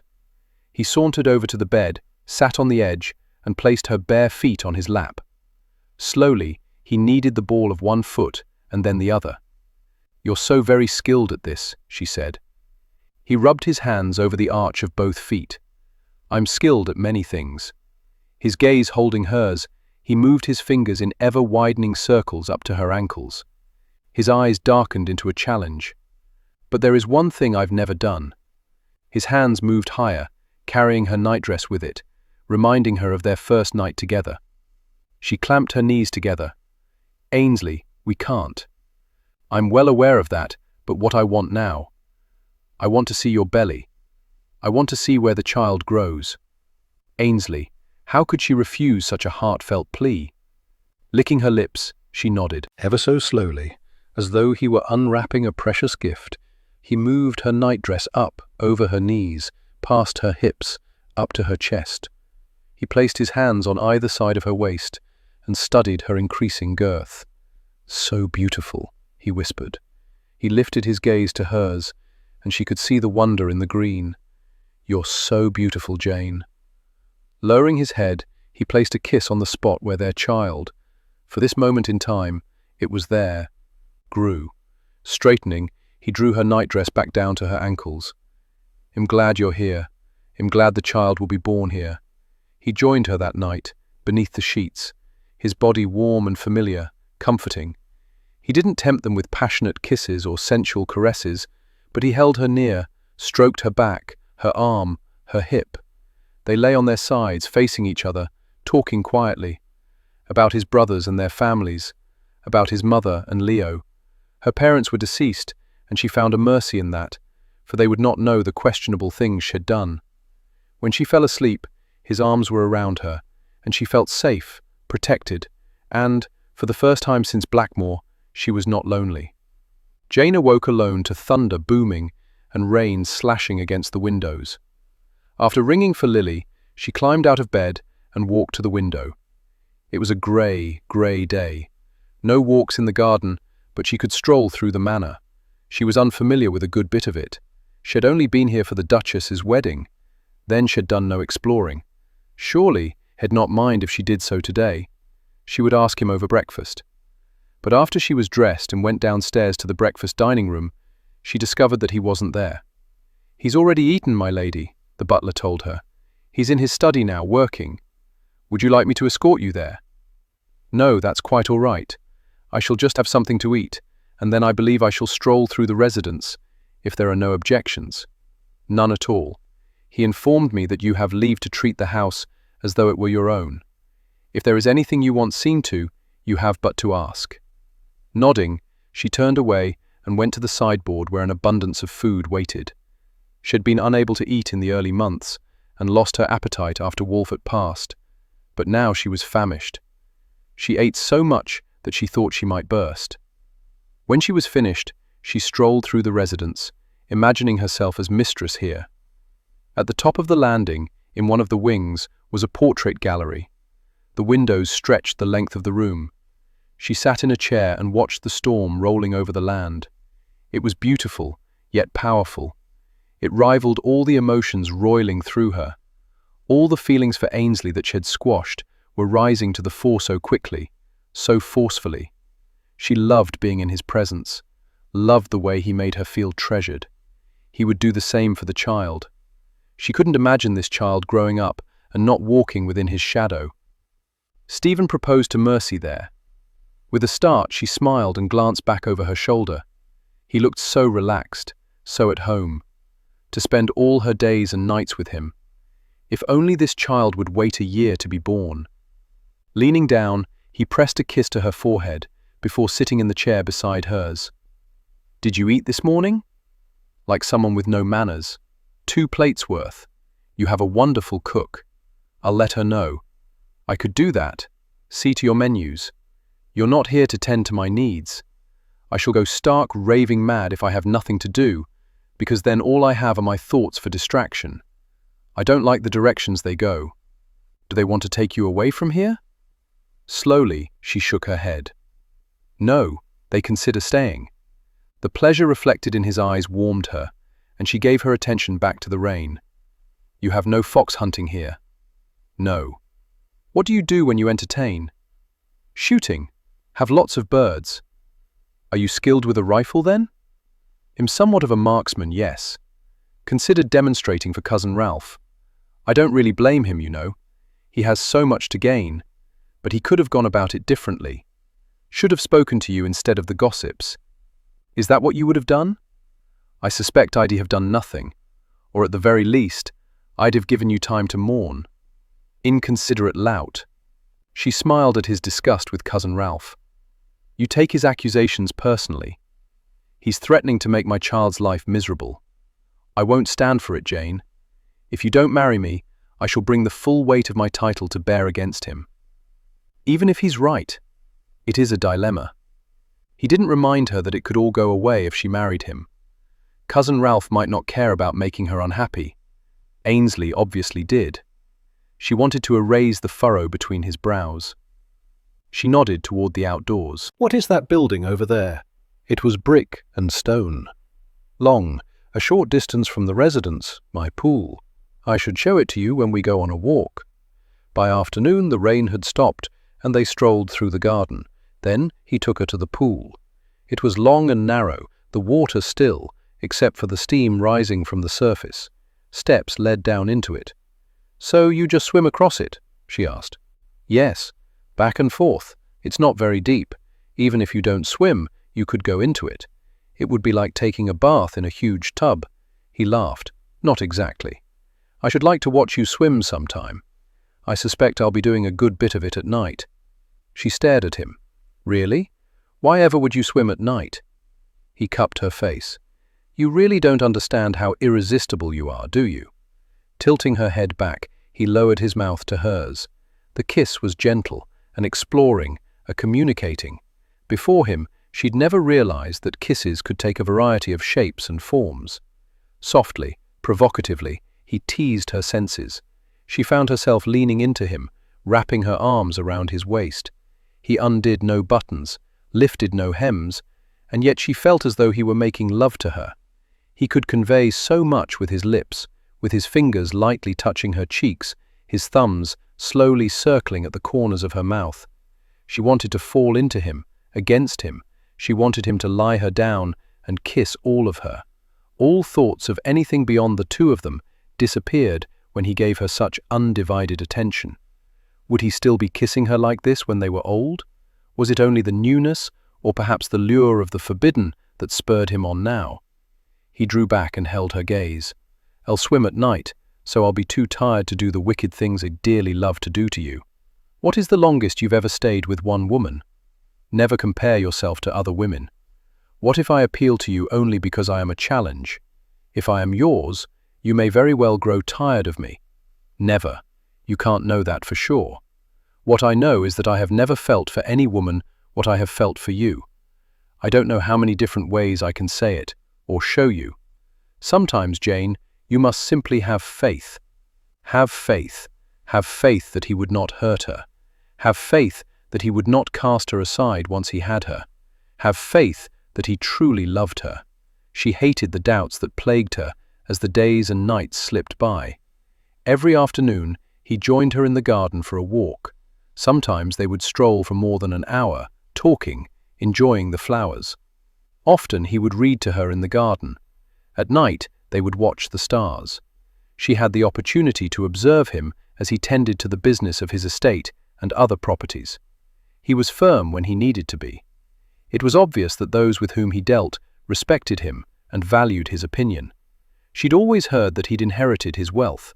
While that was no doubt true, it was quite obvious to her that he took great pains to look after what had been entrusted to him.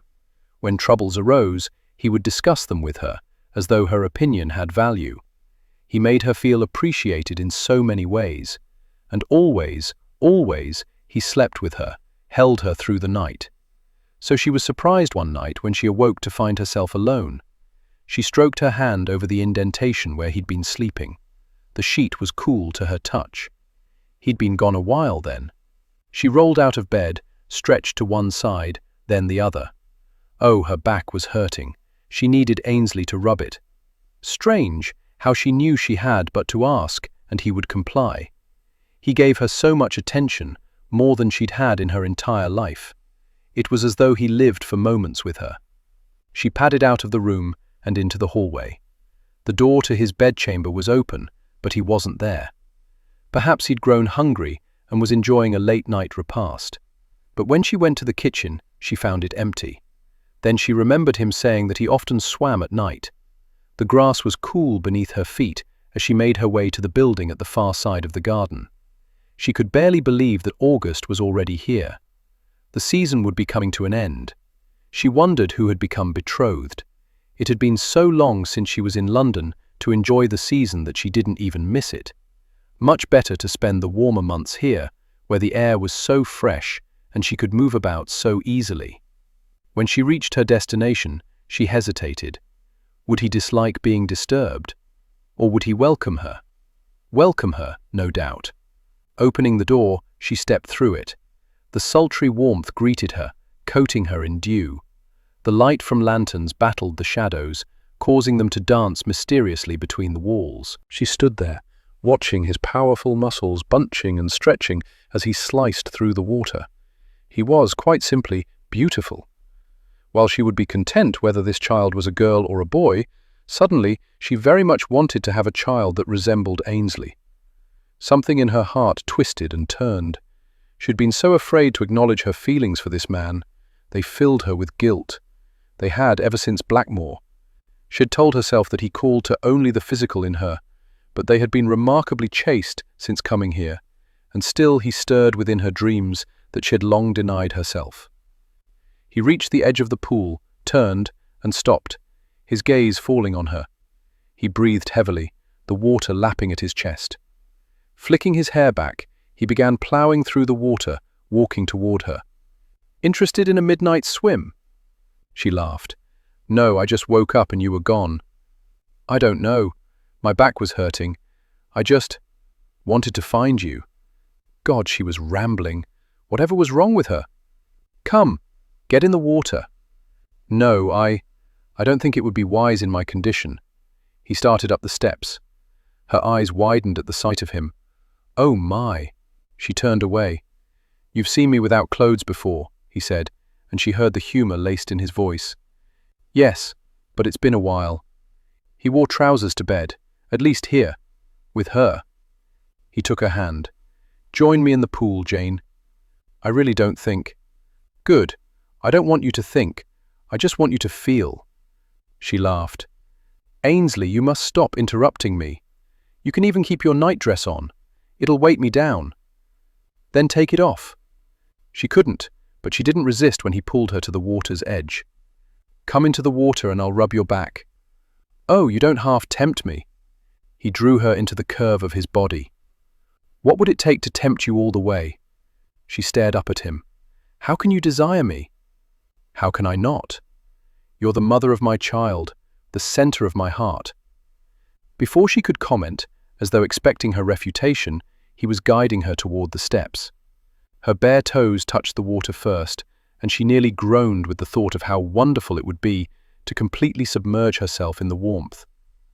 As she went deeper into the water, her nightdress billowed out around her, then sucked in close to her body. The water was lapping at her breasts when Ainsley began to lift her hem. You said I could remain clothed, she chastised him. I can't see anything, and you'll be more comfortable if you shed the weight. She didn't argue. The shadows in the water did prevent him from getting a good look at how cumbersome she had become. Once she was divested of her nightdress, he moved around behind her and began to gently knead her back. Oh, that's nice, she said, settling her head into the crook of his shoulder. There's something about the water that's very healing. Slowly, he turned her around and lowered his mouth to hers, while his hands continued to roam over her. Everywhere, everywhere. And she returned the favor, skimming her fingers over him, wrapping them around him. He groaned low. Oh, you wicked woman! How is it that you make me so comfortable with all this? Because nothing between us should be forbidden. Reaching up, she kissed him. She wanted him as she had never wanted anything. She wanted, oh, oh. She pressed a hand to her side while pain swept through her. He backed away. What is it? I'm not sure. I think I should return to the house. Why? I think it's time, Ainsley. The baby. I think it's time. He grabbed her hand. Jane, marry me. Now. I'll send for the clergyman. Ainsley, I can't. Not like this. He studied her for all of a heartbeat, and she felt something shift between them. Something unwanted. Regretfully, she realized that she finally accomplished what she had so long ago desired, to hurt him beyond imagining. But rather than solace, it yielded only pain. He helped her out of the pool, but no warmth accompanied his touch. She found herself grieving once again. Chapter 31. Every time Jane screamed, Ainsley downed a glass of whiskey. It wasn't fair that he had the means to dull his pain while she didn't. What she had felt in the pool was only the beginning. It took another day before her labor began in earnest. Had immediately sent for the physician and his mother. He didn't know why he thought she needed to be there. Leo now sat with him in the library to wait. Ainsley wasn't even certain why he remained. Had given everything to Jane, everything, and it had not been enough. Her screams sounded through the residence. Why did he have to feel them in the core of his being? Why couldn't he just ignore them? Why is it taking so damned long? He asked. It's the way of it, my friend, Leo replied. I must confess to being extremely grateful that I don't have to listen to your mother going through this. She's happy with you, Leo. I'm grateful for that, and that you made an honest woman of her. I would have long ago, but past loves, like mange, are sometimes hard to be rid of. In spite of the circumstances, Ainsley smiled. I'd have thought you'd be married to Jane by now, Leo said. It is not my choice that I'm not. He wanted to claim this child as his with a furiousness that astounded him, but she wanted him to walk away, to honor a ridiculous agreement. He wanted the woman and the child both as his, openly, publicly, Mourning be damned, etiquette be. As her scream once more echoed through the hallways, Ainsley gripped the mantel in order to prevent himself from slamming his fist into it. What if he lost her? Lost her, he thought. What a fool he was. He never possessed her. Something must be wrong, he said, gazing at the open door. Why wasn't his mother bringing him news? Didn't she realize he'd sent for her so she would keep him informed? Women died giving birth. He couldn't imagine the world without Jane in it. Even if she no longer resided here after the babe was born, at least she existed elsewhere. That would be enough. Just to know she was somewhere. Happy. Walking through fields with her child in tow. Surely a dark-haired child with her blue eyes. He heard the patter of running feet and was halfway across the library when Lily dashed through the doorway. She gave a quick curtsy. "Your Grace, her ladyship is calling for you." What the deuce is wrong? He was in the hallway before he'd finished asking the question, racing through the manor, up the stairs. He burst through the door into his bedchamber. Jane was still abed, a mound visible beneath the sheets. She was bathed in sweat, gasping. She held out her hand to him. "Ainsley, I'm so sorry." Rushing over, he took it, squeezed it, touched her brow. He would willingly die to take this suffering from her. "Jane, I was wrong. So terribly, terribly wrong. I hurt you. I know I did. It doesn't matter. I'll stand by you and the child. Just get this matter, this birth, over with. Be done with it. I will, but first marry me." Stunned by her words, the last he'd expected, he stared at her. "Pardon? Marry me? I believe I'm supposed to ask you. You've already asked." And I said no. Such a silly thing to do. I fell in love with you at Blackmore. I think Wolfert knew. I struggled with the guilt. Then, when he died, I thought I didn't deserve happiness. I didn't deserve you. "Jane, sweetheart, I don't know anyone who deserves happiness more than you. Marry me then." "I will." He smiled, brushed the hair off her brow. "As soon as now, before the babe is born." He glanced at her stomach, at the physician, at the midwife, at his mother, who merely nodded. Releasing a strangled groan, Jane squeezed his hand. "Please, I want him to carry your name. I want him to be yours, or her. I don't care if it's a girl or a boy. I just want there to be no doubt that it's yours. That I'm yours. That we're yours." "Right. Mother, get Leo and send a servant for the clergyman. Hurry." "Yes, of course." His mother dashed from the room with all the vigor of a woman a third her age. "With all due respect, Your Grace, you'll need a special license," Dr. Roberts said. "I have it." Jane smiled at him then. "I knew you would. You never leave anything to chance. Not when it comes to you, Jane Seymour." Kneeling beside the bed, Ainsley pressed a kiss to her hand. "Still, you couldn't have decided this a bit sooner. Guilt. It's a bloody awful. Oh, oh, oh!" She gripped his hand so tightly that he almost yelled as well. Leaning up, he brushed his lips over hers. "I love you, Jane Seymour, future Duchess of Ainsley, with all my heart and soul. Will I be enough for you? You've been enough for me for a good 10 months now, and a good part of that time was without all the benefits I shall enjoy as your husband. 50 years should be no trouble at all. Do I look too awful? For my wedding?" Her face was damp, her hair plastered to her head. She appeared so incredibly tired. To say she looked awful would be a kindness, because it was much worse. "To me, you are always beautiful." A commotion at the door drew his attention. His mother, Leo, and the clergyman entered the room. "You'd best make this quick," the physician said. "The babe's almost here."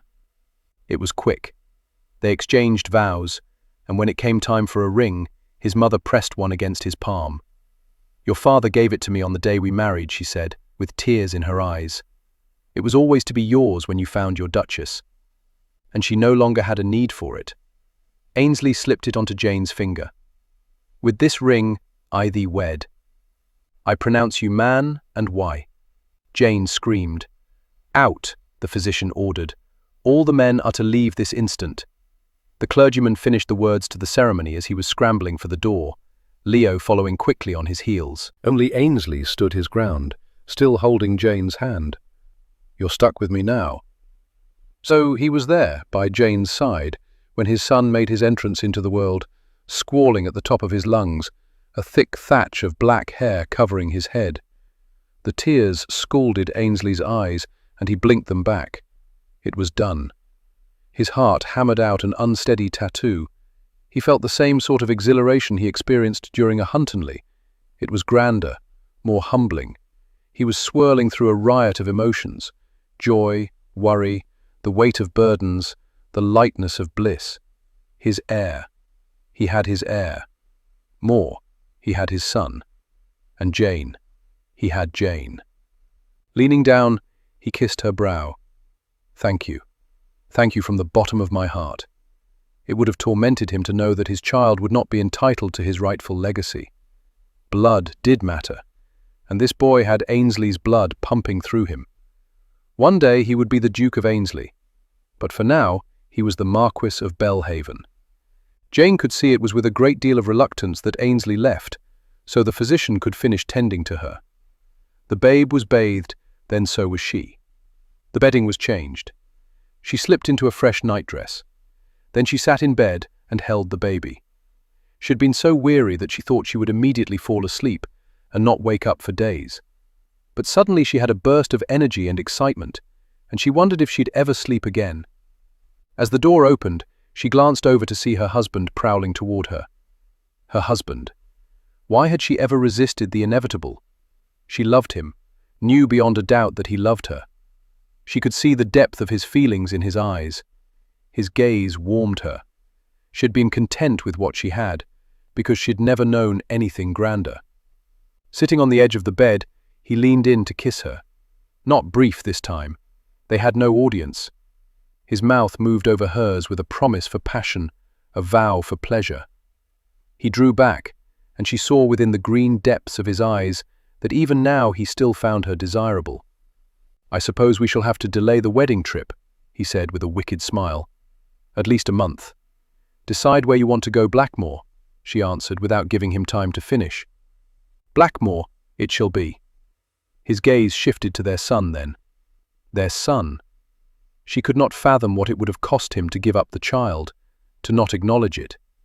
His depth of love, even for a friend, knew no bounds. He was quite simply the most remarkable man she'd ever known. And he was hers, as was his child. "He's so beautiful," she whispered, "almost as beautiful as his mother."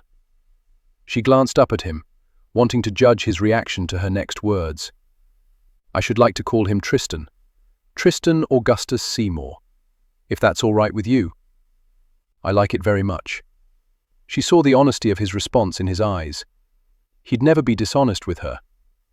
Tristan's eyes blinked open, and his little brow furrowed, his mouth puckered. Ainsley leaned in. "He has your eyes. A deep, deep blue. For now. The color could change. It often does with babes." Was it excruciatingly awful? It certainly sounded as though it was. At the time, but the memory is already fading, and it was very much worth it to hold this little one in my arms. "Thank you, Ainsley." "You're welcome, my Duchess." Reaching up, she skimmed her fingers over his unshaven jaw. "I did fall in love with you at Blackmore," she said. "I should have told you then, when I was stepping out of the carriage, but I feared it wasn't real. I thought coming here would prove me right, but all it did was make me love you more." She glanced down. "I fear he will suffer for our indiscretions. He would have been the subject of gossip either way, but people have short memories, and more titillating gossip will shove us from minds. Soon, no one will remember that we weren't married when he was conceived. All they will see is how very much I adore you. And you don't really give a fig what people think." "I don't. Besides, his is a very powerful family." Jane was in the nursery, putting Tristan back in the crib after a late night feeding, when Ainsley returned home from a journey to London. It had been 6 weeks since they were married, and she thought she would never grow tired of seeing him walk into a room. He strode over to her with purpose in every step. When he was near enough, he drew her into his arms and kissed her as though his very life depended on it. 6 weeks, and every kiss was accompanied by an urgency. Through all the nights when they could not yet make love, he had kissed her and held her and slept with her. It was marvelous, so absolutely marvelous. He'd once told her that a kiss was simply what it was, a kiss. But with him, it was everything. It need not start something more, and yet it was powerful enough to stand on its own. It was only when they came up for air that she was finally able to ask, "Did all go well?" "It did. There is no whisper of doubt that Tristan is my rightful heir. Unfortunately, you, however, are now as scandalous as my mother." "I've come to rather like scandal," he arched a brow. "There shall be no more of it. Only in your bedchamber." She rose up on her toes, nibbled on his wicked mouth. "Perhaps we should begin tonight. Are you well enough?" She gave him a saucy smile and nodded. "I saw the physician today. I may begin my wifely duties." "May you never consider it a duty." As he lifted her into his arms, his green eyes held a predatory gleam that caused her to grow warm. She snuggled into his shoulder as he strode from the room. "I thought it was so romantic the first time you carried me to bed. Do you not think it romantic now?" "I think it more so. Promise me that you'll never grow tired of me." "I promise." He carried her into his bedchamber, and she flattened her hands against his chest. "Ainsley, I want you to kiss me." He grinned. "With pleasure." "No, I mean, when we're making love, I want you to kiss me and kiss me and kiss me, to make up for all the times when we didn't before." "Ah, Jane, here you are with rules again. But don't you like this one? Let's just see how it goes." How it went was wonderful. He began by kissing her deeply and thoroughly, slowly, provocatively. No rush, no hurry, as though they had all night. She supposed they did. He curled one hand around her neck, holding her in place, while his mouth continued to plunder, and the talented fingers of his other hand began to loosen the pearl buttons on her nightdress. She worked off his jacket and unfastened the buttons of his waistcoat. He peeled back her nightdress, and his burning mouth trailed down her throat, over her shoulder, along the swell of one breast and then the other. Wherever he went, he coated her skin in dew. "I have missed the taste and feel of you," he said, his voice raw with desire. "You shall never have to do without again." Straightening, he grinned down on her. "What a vixen you have become." "I was taught by an exceedingly talented lover. How fortunate for me." He returned his mouth to hers. She could not fathom that she had been so silly to deny them before the simple pleasure of a kiss. It increased the intimacy and stoked the fires of passion. He slid the gown off her shoulders completely, and it slithered to the floor. He only removed his lips from hers when he needed to. Otherwise, he was there conquering what he had already won. Then, she was standing before him, naked and proud. She saw the appreciation in his smouldering gaze. He bracketed her hips. "Your hips are wider. To accommodate the birth of your son." He went down on one knee and pressed a kiss just below her navel. "I do like the changes to your body." Unfolding his own, he took her into his arms and carried her to the bed. He shed the remainder of his clothes and stretched out beside her, once more his mouth blanketing hers. She scraped her fingers up into his hair, holding him near, kissing him deeply. Her hands explored the familiar contours of his body. He was exactly as he'd been before, still firm, still sculpted, lean and muscled, a great sinewy cat moving over her. She would have him for the rest of her life. His talented hands roamed over every dip, peak and valley. His mouth left hers to journey along her flesh, trailing across her neck, teasing the delicate underside of her chin. Lower to her shoulders, a nip here, a love bite there. Lower still to her breasts, heavy in his palms. His tongue circled her nipple, his breath coating it in dew. With her thighs, she squeezed his waist. With her fingers, she rubbed his shoulders. She felt the deep rumble in his chest vibrating against her stomach. There was no purpose in their coming together tonight, no pressure to get her with child. Just like his kiss, their lovemaking owned itself. It was pleasure simply for the sake of pleasure. It was giving and receiving in equal measure. It was what it should have been all along, and she suspected that for him, it was what it had always been, a generous gifting of passion. His mouth whispered a path to her other breast, giving it the same ministrations as it had the other. She lifted her hips, imploring him to hurry, but he would not be swayed from his quest to re-explore all that he'd once known. "Ainsley, you're driving me to madness." He chuckled low. "Good." Lower he went, kissing her intimately. A swirling of his tongue, a tug on her sensitive flesh. She whimpered, moaned, dug her fingers into his arms. She wanted to fly, but not without him. Every touch ignited sensations, and she was soon writhing beneath him, crying out for him, urging him nearer. Rising above her, powerful and determined, he plunged into her and went still. A soft moan from him, a deep sigh from her. It had been so long, and yet everything was so familiar, as though they were two pieces of a puzzle that had been misplaced and were suddenly found and snapped back together. This was where she belonged, she realized. Beneath him, beside him, near his heart. "I love you, Jane," he said in a raw voice, before returning his mouth to hers. As his body rocked against hers, as the passion built into a fervor, he kissed her hungrily. Each powerful thrust carried her higher. His kisses elevated her even higher than that, until there was nothing except the sensations, nothing beyond them, just them. Moving in a fluid, familiar rhythm, his mouth latched to hers. When the crescendo came, he captured her screams, and she swallowed his groans. Afterward, she lay snuggled against his side. "I like when you kiss me during. I like when I kiss you. I enjoy kissing very much, even when it's not.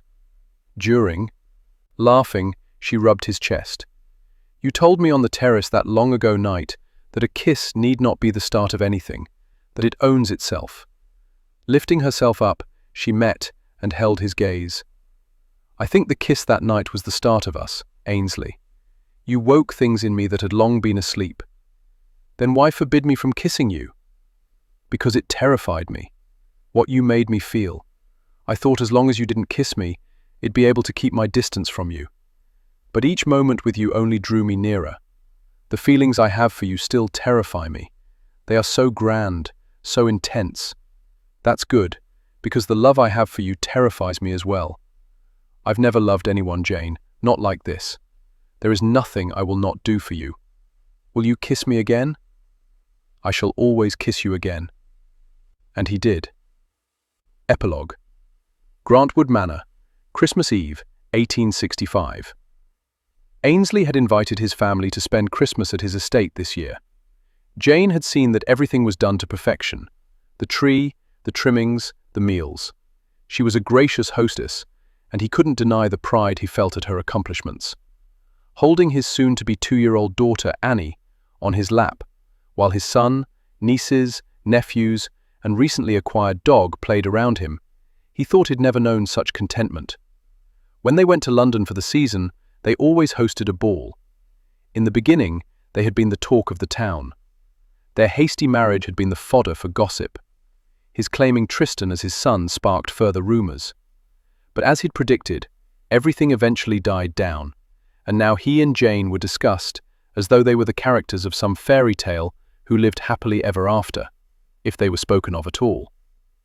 Other gossip reigned.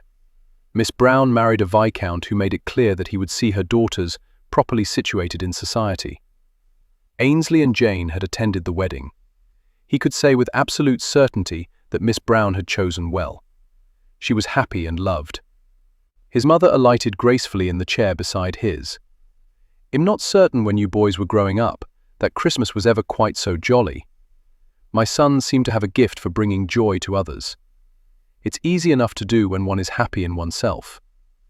I would be much happier if someone were to tell me what Leo is giving me for Christmas. Obviously the size and shape tells me that it is a painting, but a painting of what exactly?"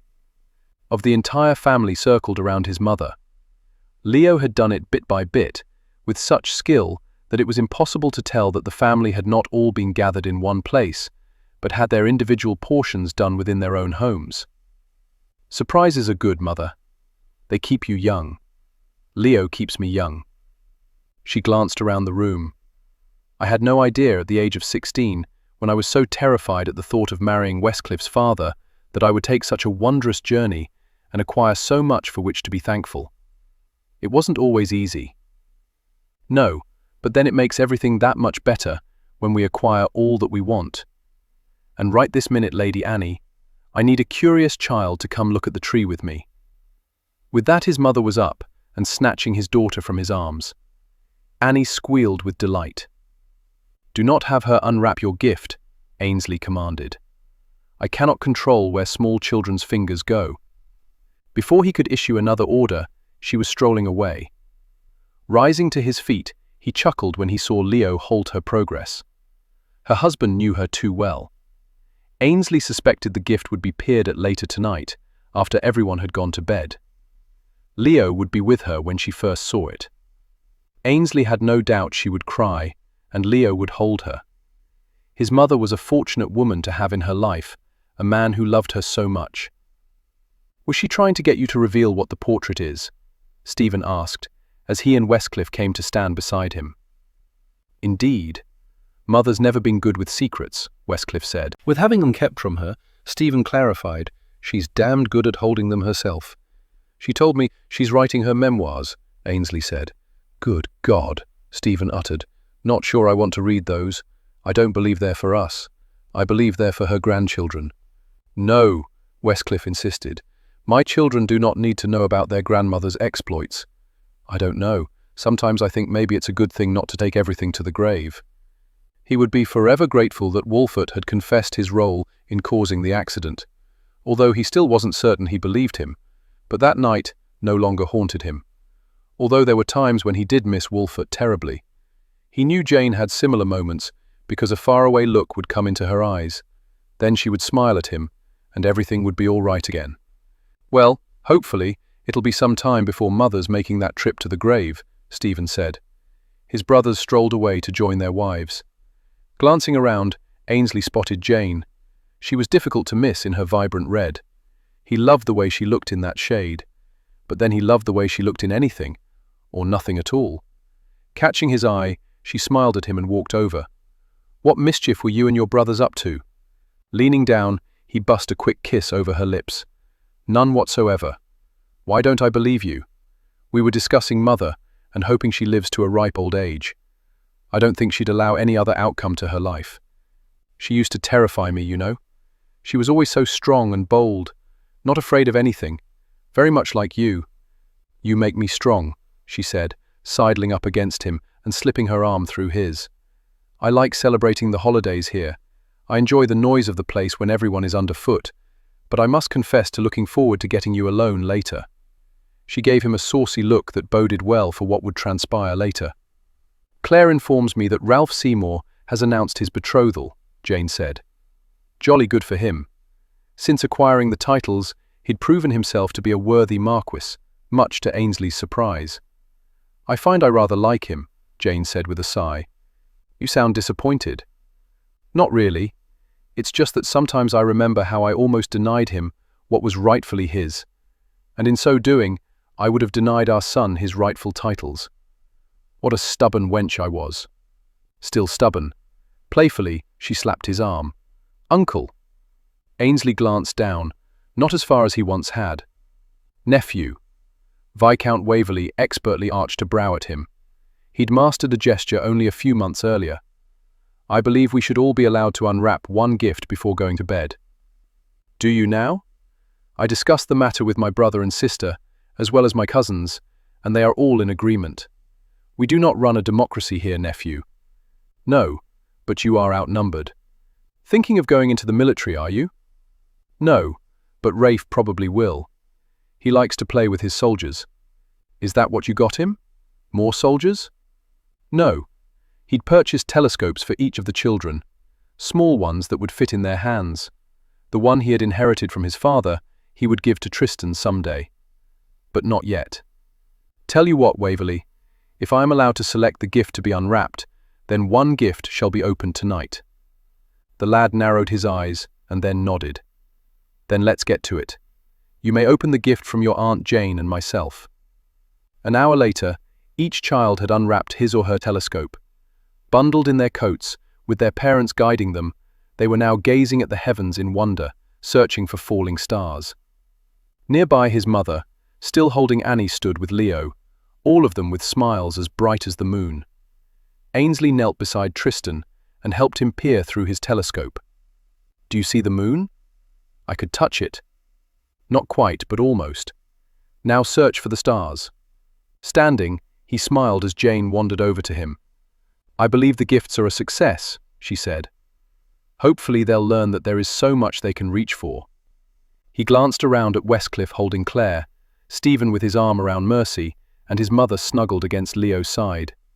They'd all taken different journeys to arrive here, but here they were, and he was glad of it.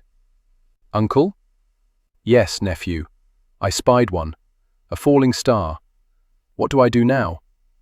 "Why, lad, now you think about what your heart desires, and you wish for it." "Will it come true, Papa?" Tristan asked. "Absolutely. You sound quite sure of yourself," Jane said. Wrapping his arm around her, he drew her in against his side, where she belonged, where she would always belong. "I have proof. The first time that we gazed at the stars at Blackmore, I wished that you would love me." "Oh, I think that would have happened without any wishes.